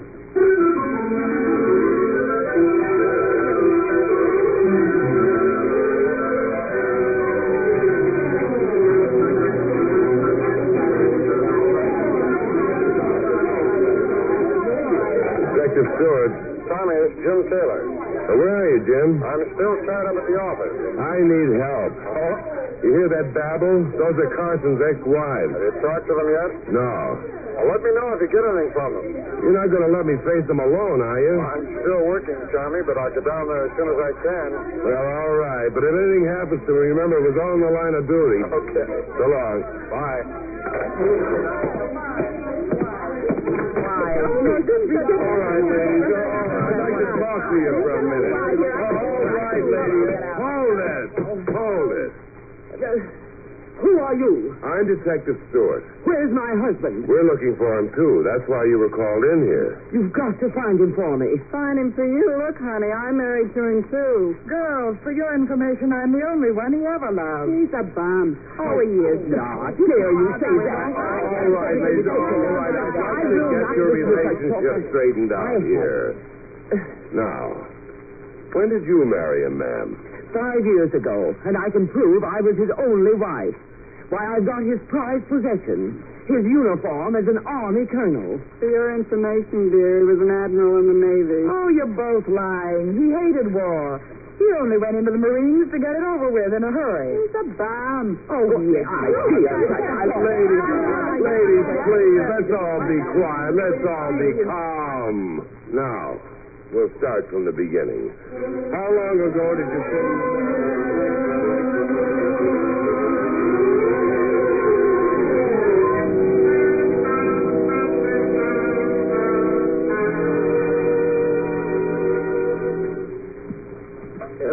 What time did that undertaker say he'd be here? About 8. He's due now. Where is your dear sister? She went out. She said she'd stay out until we left here. Yes, well, perhaps that's just as well. The undertaker? Now, see. Oh, hello, Mr. Martin. Good evening, madam. You the undertaker? The funeral director.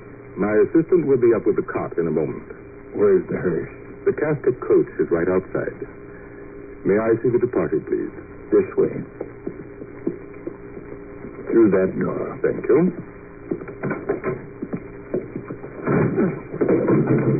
Let me out. Just a moment. She doesn't seem very happy about the closet. Well, it's hard to please some people. He said his assistant was coming out. I know. What will you do about him? That's easy, my dear. We'll just give him the other closet.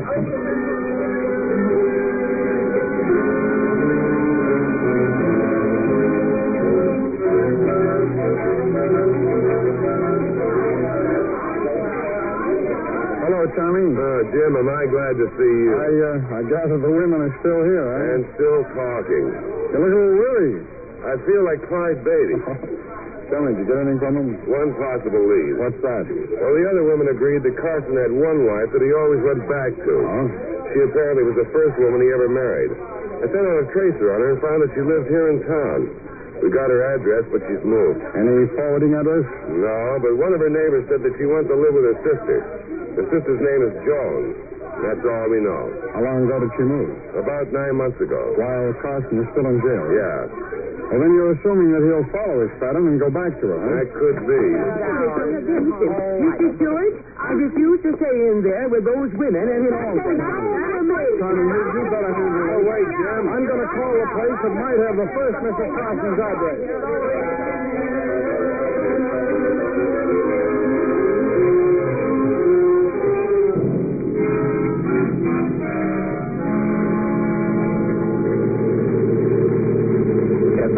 Watch on your side.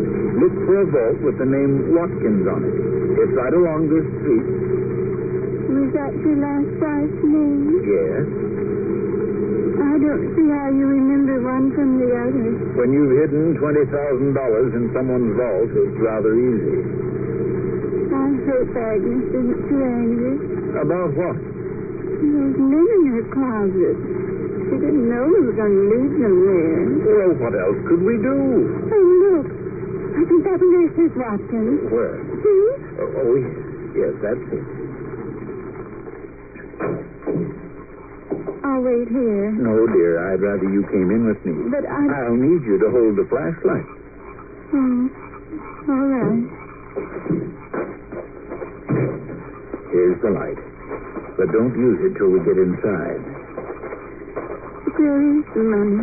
In a vase, in a niche in the wall. Now, I have a key someplace. Here it is.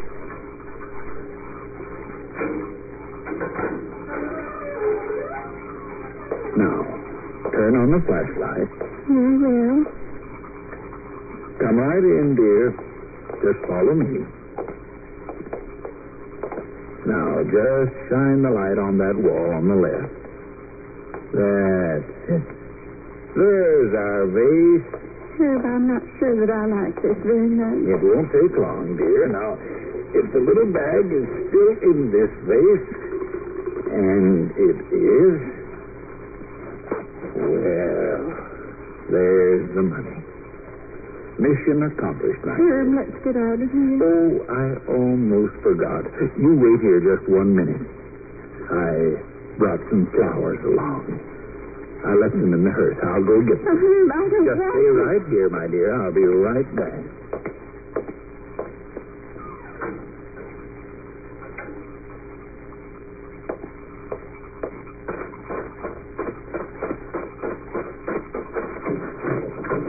Where are you going, Herb?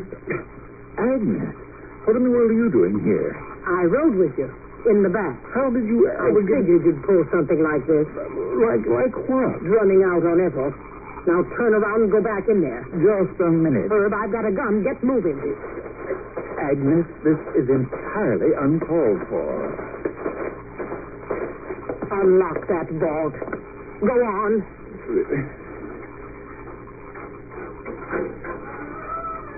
Ethel? Agnes, what are you doing here? Saving you from an all-night stay in the vault. I'll take that money, Herb. Ethel, would you please reason with your sister? What's going on? Your dear husband here was planning to skip out and leave you. I planned nothing of the sort. Where's the money? I didn't find it. But Herb, you got it out of this vase. No, that's not true, Ethel. It's still in there. Let's see the vase. Here. It's empty. I don't understand it. Maybe you'll understand this. Now, let's search him for the money, and we'll take that little vacation.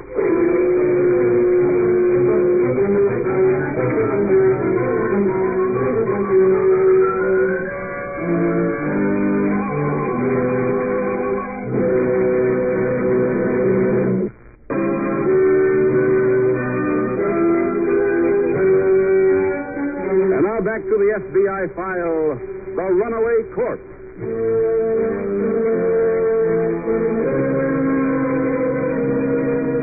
As you listen to tonight's case from the files of your FBI, you may well have said to yourself, only people of below-average intelligence could fall for such an obvious confidence game.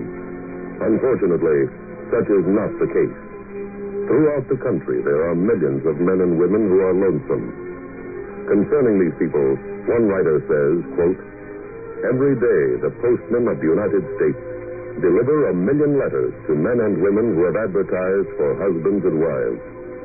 Men and women who belong to the vast and tragic army of the unwanted. At the offices of the 400 matrimonial correspondents and lonely heart clubs, they are numbered in the hundreds of thousands, in millions. Every year, they contribute to the pocketbooks of club owners several millions of dollars. These people are not necessarily unintelligent. They're just lonely. And their natural human desire for companionship often makes them easy victims for unscrupulous swindlers. Tonight's file continues at police headquarters. FBI Special Agent Taylor has just entered the office of Detective Tommy Stewart. Tommy, we just missed Carson. Where? At his sister-in-law's home. When I left here, I called state prison and had them check their mail file. Yeah? They found Carson had written to his first wife, care of Miss Agnes Jones, 38 Adams Avenue. And you just missed him there? Yes, he left with his wife a couple of hours ago in a hearse. A hearse? Yes, they tricked an undertaker into coming to the sister's house, locked him and his helper in the closets, and stole the hearse. We better get out in the lawn. I already have, Timmy. Why would he want a hearse? He could have had a rental agency deliver a car. I know. Well, he shouldn't get very far. You must know that, too. Now, tell me, what was the name of that wife of his that died? Mrs. Watkins. Now, didn't you tell me that Carson was suspected of stealing the cash from her estate? That's right. Well, isn't it just possible that he buried that money with her, left it there till he was ready to pick it up? Yeah. Tell me, let's find out what cemetery she was buried in and get out there.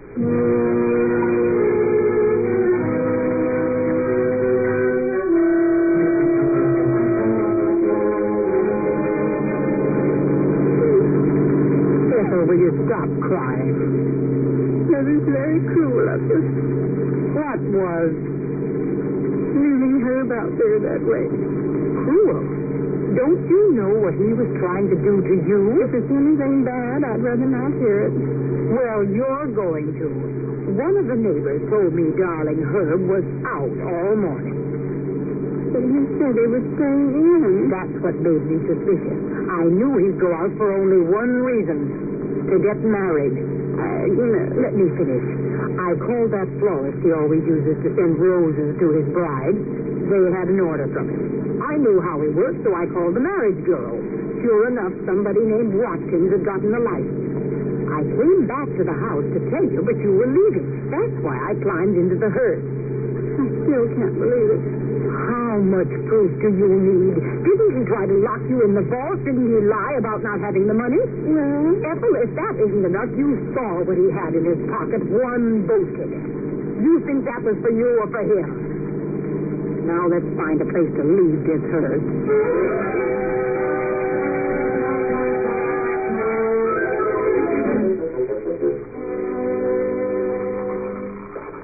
Tommy, I just spoke to the gateman. He saw the hearse pull in here tonight. A gray-haired man was driving it. A woman was with him. How long ago? Almost 3 hours. Did he see it leave? Yes, and there were 2 women in the front seat going out. The man was missing. Later, the gateman said he saw the man stagger out the front entrance. On foot? Yeah. Come on, let's go in the vault, huh? Right. Well, what do you know? They left the gate wide open. Mm-hmm. Hey, Tommy, look. There on the floor. Pieces of a broken vase. Doesn't it appear to be a fresh blood stain? Huh? Yeah. Well, that accounts for what happened to Carson. Must have been knocked out with this vase and rolled, because look here on the floor. Change? Key ring? And what's this? What do you got, son? Envelope from a travel agency. But it's empty. And those 2 women could have gotten a ticket.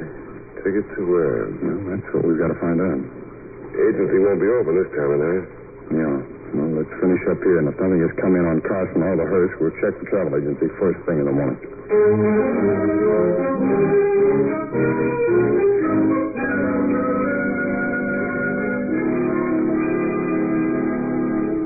Well, I checked the travel agency, Jim. I showed them the envelope. They didn't remember anyone answering to Carson's description. No, I was afraid they wouldn't.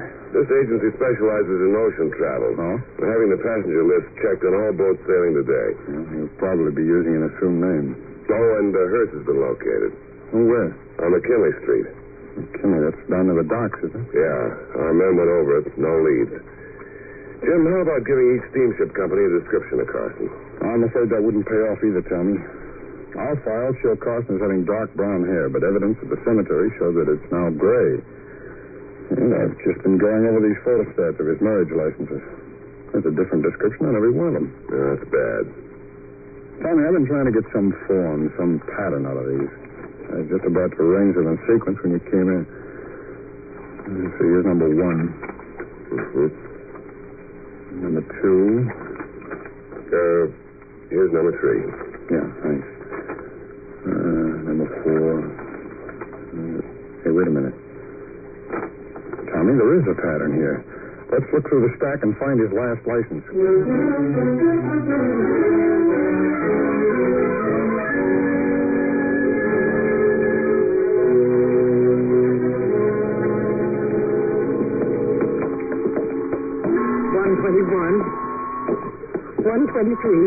Here's our cabin. Good. I couldn't walk another step. Come on. We'll leave our coats here and then go up on deck. Just a minute. You must be in the wrong cabin. Why, isn't this 123? Yes. Well, here's our ticket. But my ticket has the same number on it, too, and I'm sharing the cabin with my husband. Lady, is your husband a tall, gray-haired man with glasses? Yes. I'm sorry to tell you, but he's her husband, too. What? Yes. And he's also married to Mrs. Adams, Mrs. Bentley, Mrs. Randall, I Mrs. don't Clifford, believe Mrs. you. Hall. His real name is Herb Carson, and he's a cheap, four-flushing, double-crossing... Don't talk about Herb that way. For your information, my husband's a bachelor, and he's always been one. Now, please, get out of here. Herb, darling, dear. Well, lady? Sorry, wrong cabin. Herb, it's me, Marie. Yes, and it's her Ethel and me, Agnes. Herb, who are they? Answer me, Herb. Two extremely jealous women. But are you married to that one? Well, I used to be. But you said you were a bachelor when he was 9. I've heard enough from you. Your attitude compels me to tell the whole truth. These women have hounded me, Marie, and when they heard I'd married you, they vowed they'd do everything in the world to break it up. And last night, when I refused to give in to them, they waylaid me and stole my money. I came here to get that money back. That's a good story, but we're keeping the money. Oh, no, you're not. You're forgetting the gun, Herb. Agnes. There it is, Tommy. Well, if you're from the steamship company, put those women out of here. I'm from the FBI, and they're all under arrest.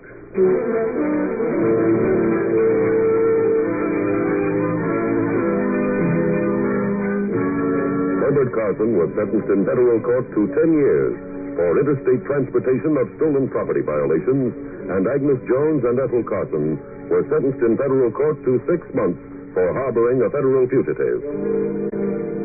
Special Agent Taylor and Detective Stewart were able to arrive at the boat because of the pattern in the marriage licenses. Agent Taylor noticed that Carson always used the maiden name of each wife for the marriage which followed. It was assumed he would continue the pattern in making his reservations, a fact which was borne out when Agent Taylor called the steamship line. And so your FBI was able to close another file because of the aid and cooperation of the local police. Without such cooperation, many cases would be almost impossible to solve. That is why your FBI continues to ask you, the people, to exert your... The Equitable Life Assurance Society presents This is Your FBI.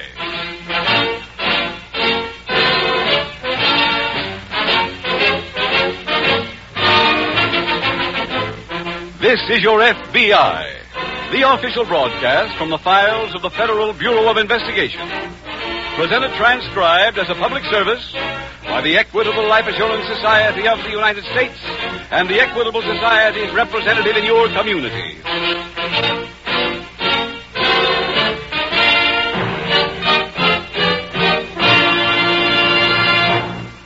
In the 30s and early 40s, most men and women ask themselves, what will I be doing when I'm 65 years old? Well, that's largely up to you and the decision you make right now. Opportunity for an important decision will be offered to you in our middle commercial. It tells about the Equitable Society's Independent 60s plan. This plan means exactly what it says. Financial independence in your 60s. Listen carefully to this important message from the Equitable Society coming in about 14 minutes.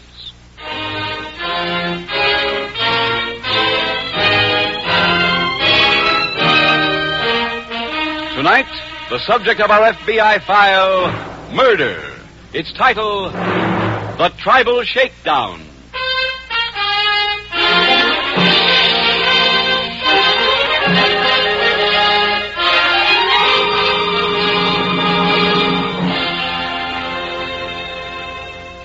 Tonight's case from the files of the Federal Bureau of Investigation was selected for dramatization because it points out a very fundamental shortcoming in America's educational system. Despite the fact that our country spends vast sums of money on schools and teachers, millions of our people must be classified as uneducated, half-educated, or badly educated. Among the ranks of the uneducated and the half-educated, as you will see in tonight's file, criminals find some of their ideal victims, people who are an easy mark for this or that racket. From the ranks of the badly educated are recruited the criminals themselves. For we must realize that education is more than mere book learning. Any education worthy of the name must include intelligent instruction in the ideals of good citizenship. It must teach us respect for the law and moral integrity in dealing with our fellow men.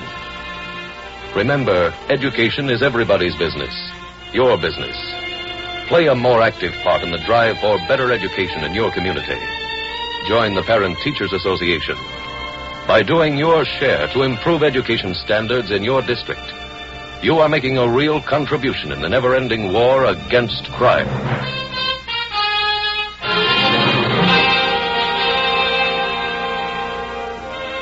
Tonight's FBI file opens on an Indian reservation in a western state.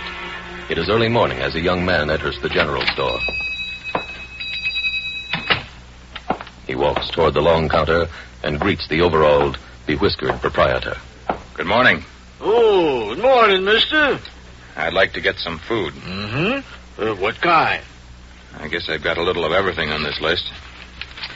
Moving in around here? Only for a week or so. Well, I guess we can still have us a little chivalry to kind of make you welcome. Thanks very much. Yeah, been doing it every time we get new white folks in. I'm an Indian. Oh, go on now. My name's Dr. Watonga. Well, what do you know? You know I never would have took you for one. I think maybe I better buy my groceries someplace else. Oh, no. You don't think I meant no offense? Why, I was just trying to make you welcome. If I was white. Oh, why, if it was anything. Why, you ask around you like. I got more Indian friends than I got white ones. Sure. Stark's my name, Floyd Stark. The Indians got me another name, though. Man with a big heart. Because I give them so much credit. I see. Now, let's have that grocery list. Here. Where you living, Doc? I took a shack up in the hills on the old Washita property. Well, it's too bad you never got to meet Washita. He was my uncle. Oh? Oh, well, I guess you know about his accident last week, huh? I came out for the funeral. First suicide we had in the county in years. Mr. Stark, you know a man named John Latimer? Mm-hmm. Why? My uncle mentioned his name in a couple of letters. Oh. He didn't like Latimer. Oh, I don't guess many do. You see, most folks are jealous of him. You know, the way they are when anybody strikes it good. Tell me, Doc, you got more shopping to do in town? Yes, quite a bit. Well, leave your list if you like. Time you get back, why, things will be ready. Thanks. It will save me some time. You say he'll be here a week or two? Yes. And you'll be seeing John Latimer.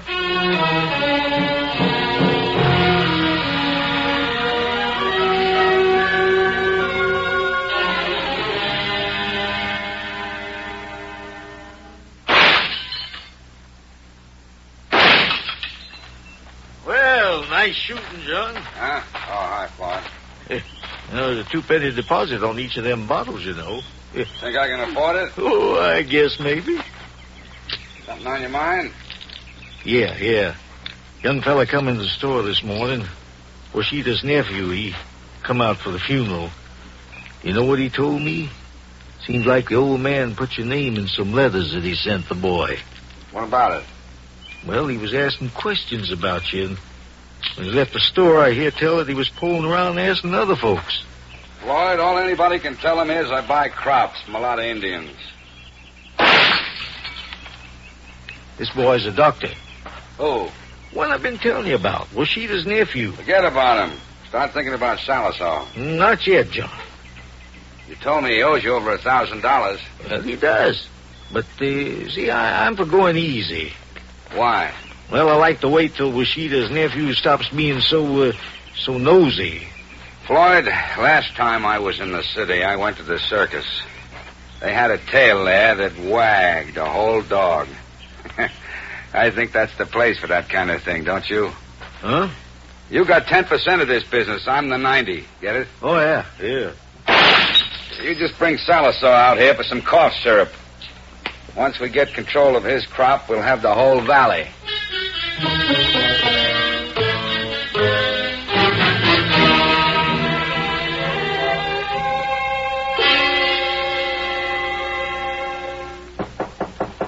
Come in. Pardon me, I was looking for the district nurse, but I'm Miss Craig. Oh. I guess I expected somebody in a white uniform. Can I help you? I'm Dr. Watonga. Oh, hello. I've heard about you. Are you going to practice here? No, I'm in research. Indian life expectancy. Oh? Miss Craig, would it be much trouble to give me a typhoid shot? Well, not at all. Let's go in the other room. Been here long? 2 years.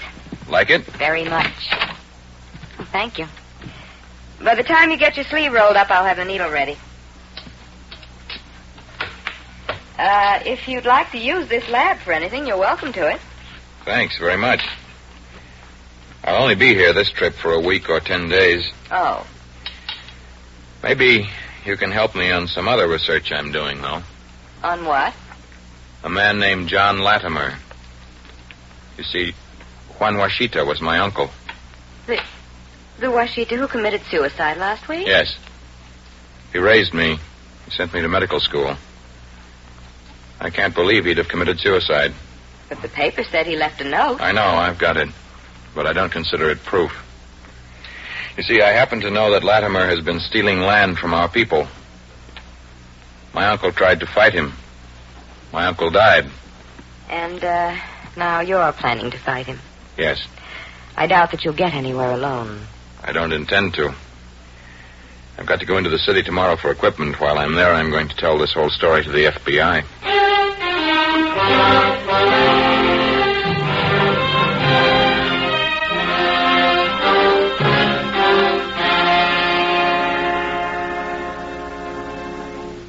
Mr. Taylor? Yes, that's right. I'm Dr. Watonga. He made a speech to our graduation class 2 years ago and said people should come to the police if they know about any crime. Shawnee Medical School, that was. Oh, yes, I remember. I know the FBI takes care of crime on the reservation, so I came to see you. Have a seat, Doctor, won't you? Thank you. Now, go on, please. A man named John Latimer is stealing our land from us. On the reservation? Yes. Well, Doctor, that's impossible. Nobody can transfer title to either tribal or allotted property. Let me tell you how Mr. Latimer works. Please do. Most farms on the reservation are small. One bad year and the farmers are in trouble financially. I see. About 5 years ago, a man named Floyd Stark bought the general store and extended easy credit to the people. They'd never known anything like that. And pretty soon a lot of them owed more than they could pay, no matter how big the crop was. Then Stark demanded payment. None of them had any money, but he told them where they could borrow it. Where was that? From a man who moved into the reservation about the same time Stark did. That's this man named John Latimer. Latimer lent them the money all right, but in return they had to sign a contract with him agreeing to let him buy their entire crops at any price he set. And they've been living up to the contract? Yes. One of the men he lent money to was an uncle of mine named Juan Washita. Last month, my uncle went to Latimer and told him that unless he paid a fair price this year, my uncle was going to organize the other farmers, and they'd all refused to give Latimer anything. What was his answer to your uncle? Last week, my uncle was found dead. There was a gun in his hand and a suicide note on the table. Did he give any reason? Yes.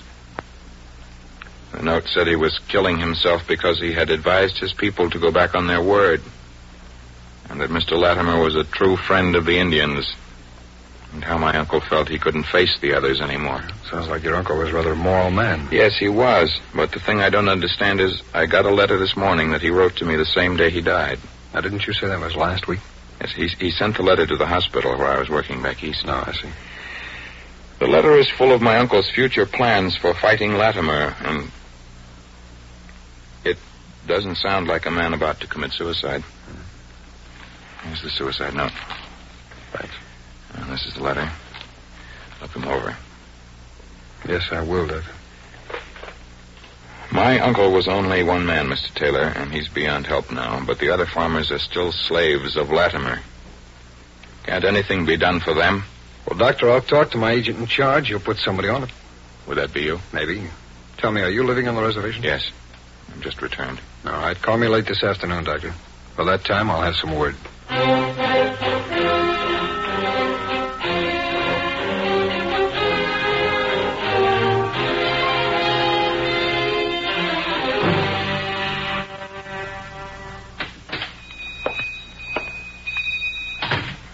John, where you been? In town. I've been plaguing the operators to find you. What for? That nephew of Washita's come back from the city. And he told me that he took himself a shack till spring. Where'd you see him? Right here in the store. He come in here asking a mess of questions. About me? Both of us. He found out someplace about all them Indians owing me big money, and send them to see you. Well, that must have been why he came to see me then. When? Came by the house while I was out. If he comes back, send him over to my office. I'll straighten him out.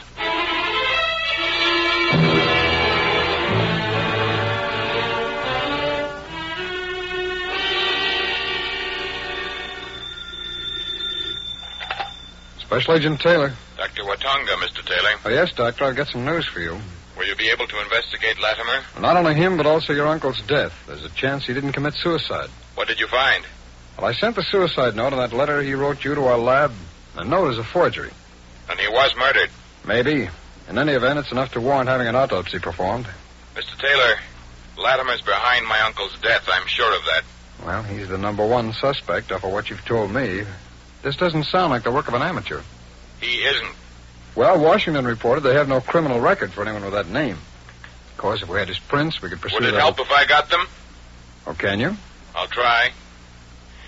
Mr. Taylor, I've come across something else since I got back out here. Oh, what? Latimer had to get a few of the farmers drunk before they'd sign the contracts. Can you get any of them to sign a statement? No, I won't talk about it. Since my uncle died, they're afraid of Latimer, but we may be able to prove it without them. No, how? It seems the liquor he gave them came out of a bottle marked cough syrup. One of the farmers gave me one he got at that time. Well, that's not worth too much, I'm afraid. There were a few drops left in the bottle. Could you have them analyzed at your laboratory? They might turn out to be whiskey. Well, even if they do, Latimer will deny giving it to him. That's so. Hey, you bring the bottle in. We'll do the analysis anyway. I'll get you a report on it as soon as I can and be out to the reservation myself first thing in the morning.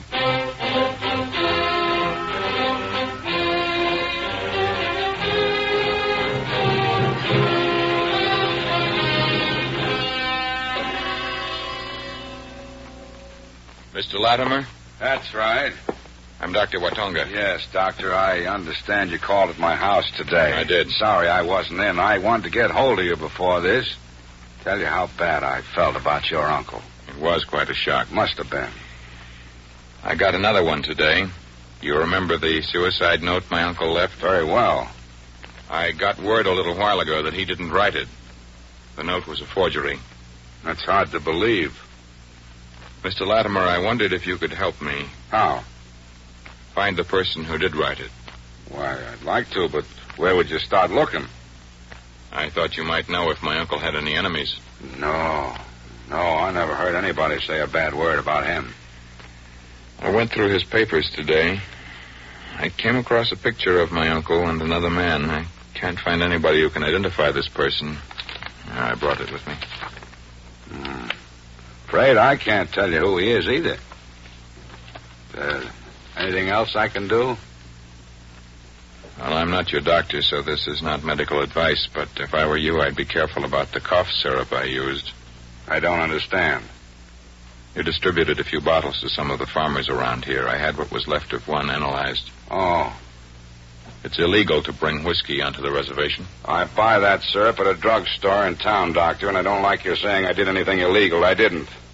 There's nothing in the law about strong medicine. You seem to know the law quite well. I have to. I draw my own contract. You do your own shooting, too? Get out. And don't come back. I won't, Mr. Latimer. Not till I can prove you killed my uncle.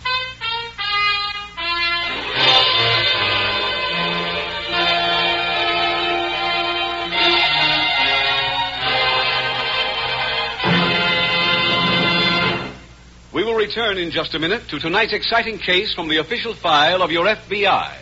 But now, listen. Those are check writing machines at the home office of the Equitable Life Assurance Society. Every month, checks go out to members who have paid up their Equitable Independent 60s plans. And here's Mr. Harvey Morris. You finished your payments last year, didn't you, Mr. Morris? That's so, Mr. Keating. I turned over my little store to my son. Now I've got nothing to do but have a good time. In other words, Mr. Morris, you're now cashing in on the 3 freedoms that go with an Independent 60s plan. First, freedom from money worries and job worries. Financial independence. Mr. Keating, I'm still the man who gives to charity. I'll never be on the receiving end. Second, with an Equitable Independent 60s plan, you're free to live anywhere you please. We're staying right in my old hometown, but we spend our summers up in the pine woods of Maine. Third, Freedom to do the things you've always wanted to do. I guess I'm sort of an inventor, Mr. Keating.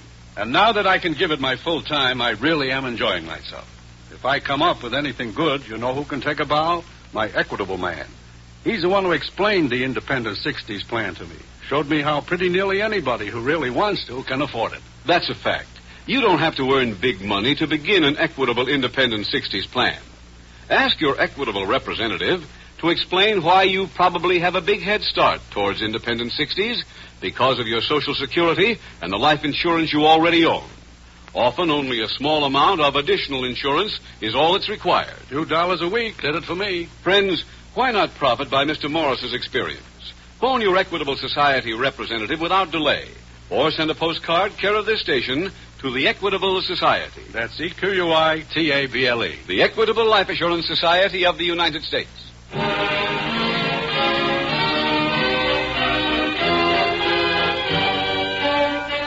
And now back to the FBI file, The Tribal Shakedown.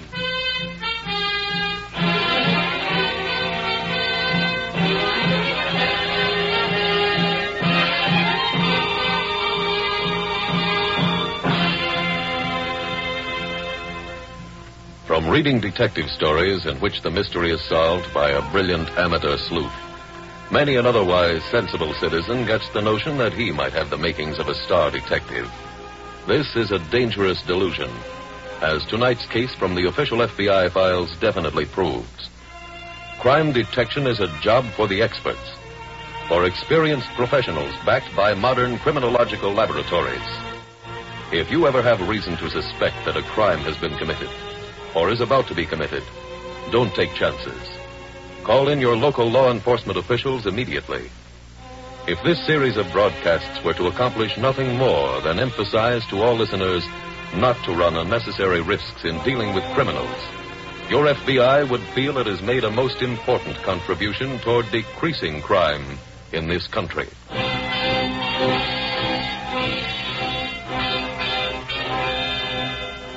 Tonight's file continues the following morning outside Dr. Watonga's cabin. Hello there, Doctor. Hello, Mr. Taylor. When did you arrive? Just got off the train. Came right out. I went to see Latimer yesterday. Well, after we talked? Yes. I told him about the suicide note forgery and asked him what he knew about it. He pretended to be shocked. I wish you hadn't told him. Why? Well, I wanted to get a sample of his handwriting. If he's on guard, that'll be a pretty tough thing to do. I'm sorry, Mr. Taylor. If he's in league with that man who runs the general store, Floyd Stark? Yeah, Stark. They're working together. Latimer's undoubtedly warned him not to throw any handwriting samples around now, so... Hey, wait a minute.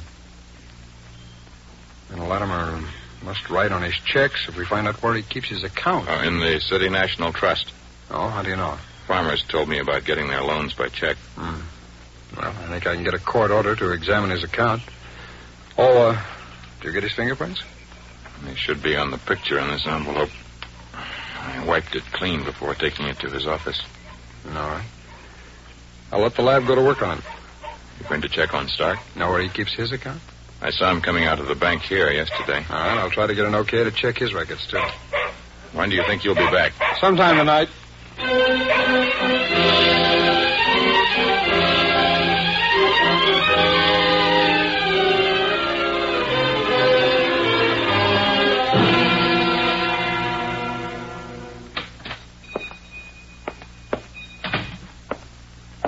Morning, Floyd. Morning. Those apples just come in. Yep. They look good. Yeah, help yourself, John. Yeah.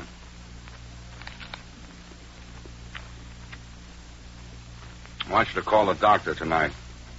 Tell him you'll talk. Hey, John, now listen, I ain't in no mood for Call joking. him, call him. Tell him to come over here. You'll give him all the information he wants about me. But, Tell him the place is locked. But the key's under the mat. As he's letting himself in, blast him. You want me to kill him? He can't prove anything if he's dead, can he? No. He'll still have the key in his hand. Your story is the place was locked.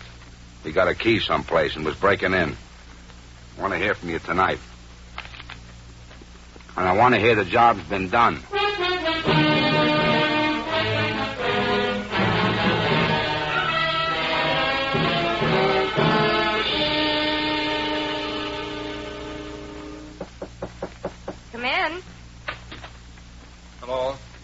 Craig? That's right. Miss Craig, my name is Taylor. I'm a special agent of the FBI.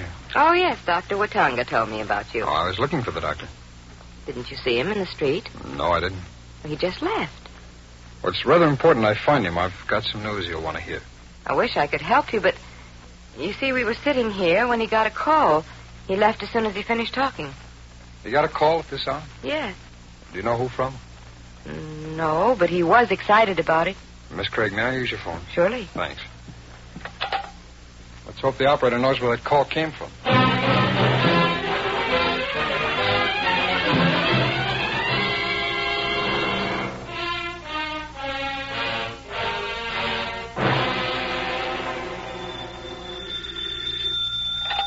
Hello?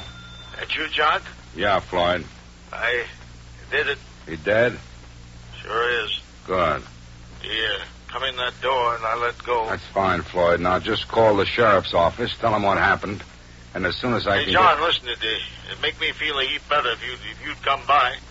Come by the store? Yeah, I'd like you to be a witness. You don't need any witnesses. Now, John, listen, I'm kind of shaky, and it'd be better for you to say that you was passing when it happened. All right, I'll be right there.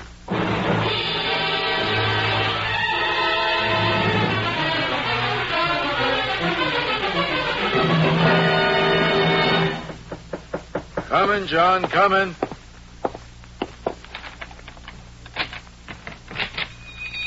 Come on in. Don't lock it. Oh? He unlocked it before you shot him, Floyd. Leave it that way. Let's go see the body. This way. Why'd you drag him back here? He didn't. Huh? You did mean my body, didn't you, Mr. Latimer? What is this? John, it ain't my fault. He's telling the truth. He was all set to kill me when I let myself in that front door, but a friend of mine learned that Mr. Stark was your partner. That's a lie. My friend found me just before I arrived here at the store. He told me this might be a trap. Yeah, and he came in the back way, surprised me, and took the gun. Then I persuaded him to tell me about my uncle's murder. And then you had him call me and brought me into the trap. That's right. Well, this gun says it won't work. Doctor, I'd like you to do some writing. Such as? Put down that you killed yourself after shooting Stark, and that you shot him because he admitted murdering your uncle.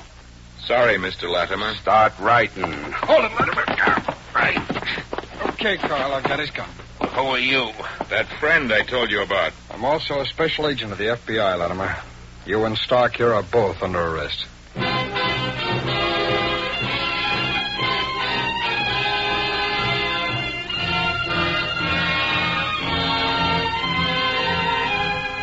John Latimer was tried in federal court for murder on an Indian reservation and sentenced to a term of life imprisonment. Floyd Stark was tried for being an accessory after the fact and given a 20-year sentence.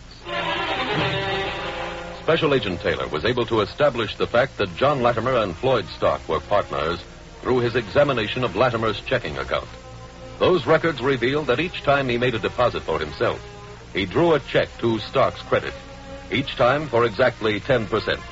From the writing on the checks, the FBI crime lab determined that Latimer was the one who wrote Juan Moschita's forged suicide note. And from fingerprints found on the photograph, the identification section came forth with a past criminal record in his true name. And so another case from the files of the Federal Bureau of Investigation was closed. Another case in which your FBI protected not only the lives of people, but also their basic freedom.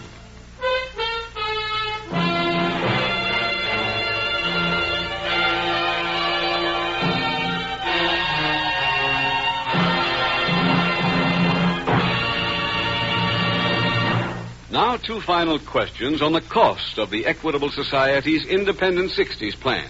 Mr. Keating, I'm just 29 years old. Should I figure on starting one of these plans when I get to be about 40? No. Start right away and your yearly cost will be much lower. Well, suppose my salary goes up as I grow older. Can I increase the amount of my Independent 60s plan? That's possible any time. After all, the amount of your Independent 60s plan is strictly up to you at all times. It depends on your present income and future needs. Your Equitable man will be glad to work it out with you. Or send a postcard care of this station to the Equitable Life Assurance Society.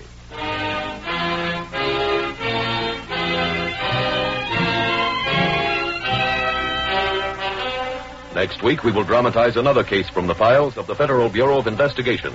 Its subject, hijacking. Its title, The Roaring Twenties. The incidents used in tonight's Equitable Life Assurance Society's broadcast are adapted from the files of the Federal Bureau of Investigation. However, all names used are fictitious, and any similarity thereof to the names of places or persons, living or dead, is accidental. Tonight, the music was composed and conducted by Frederick Steiner. The author was Jerry D. Lewis.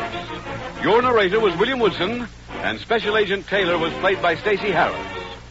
Others in the cast were Kenneth Ross, Lamont Johnson, Alice Reinhardt, and Victor Rodman. This Is Your FBI is a Jerry Devine production.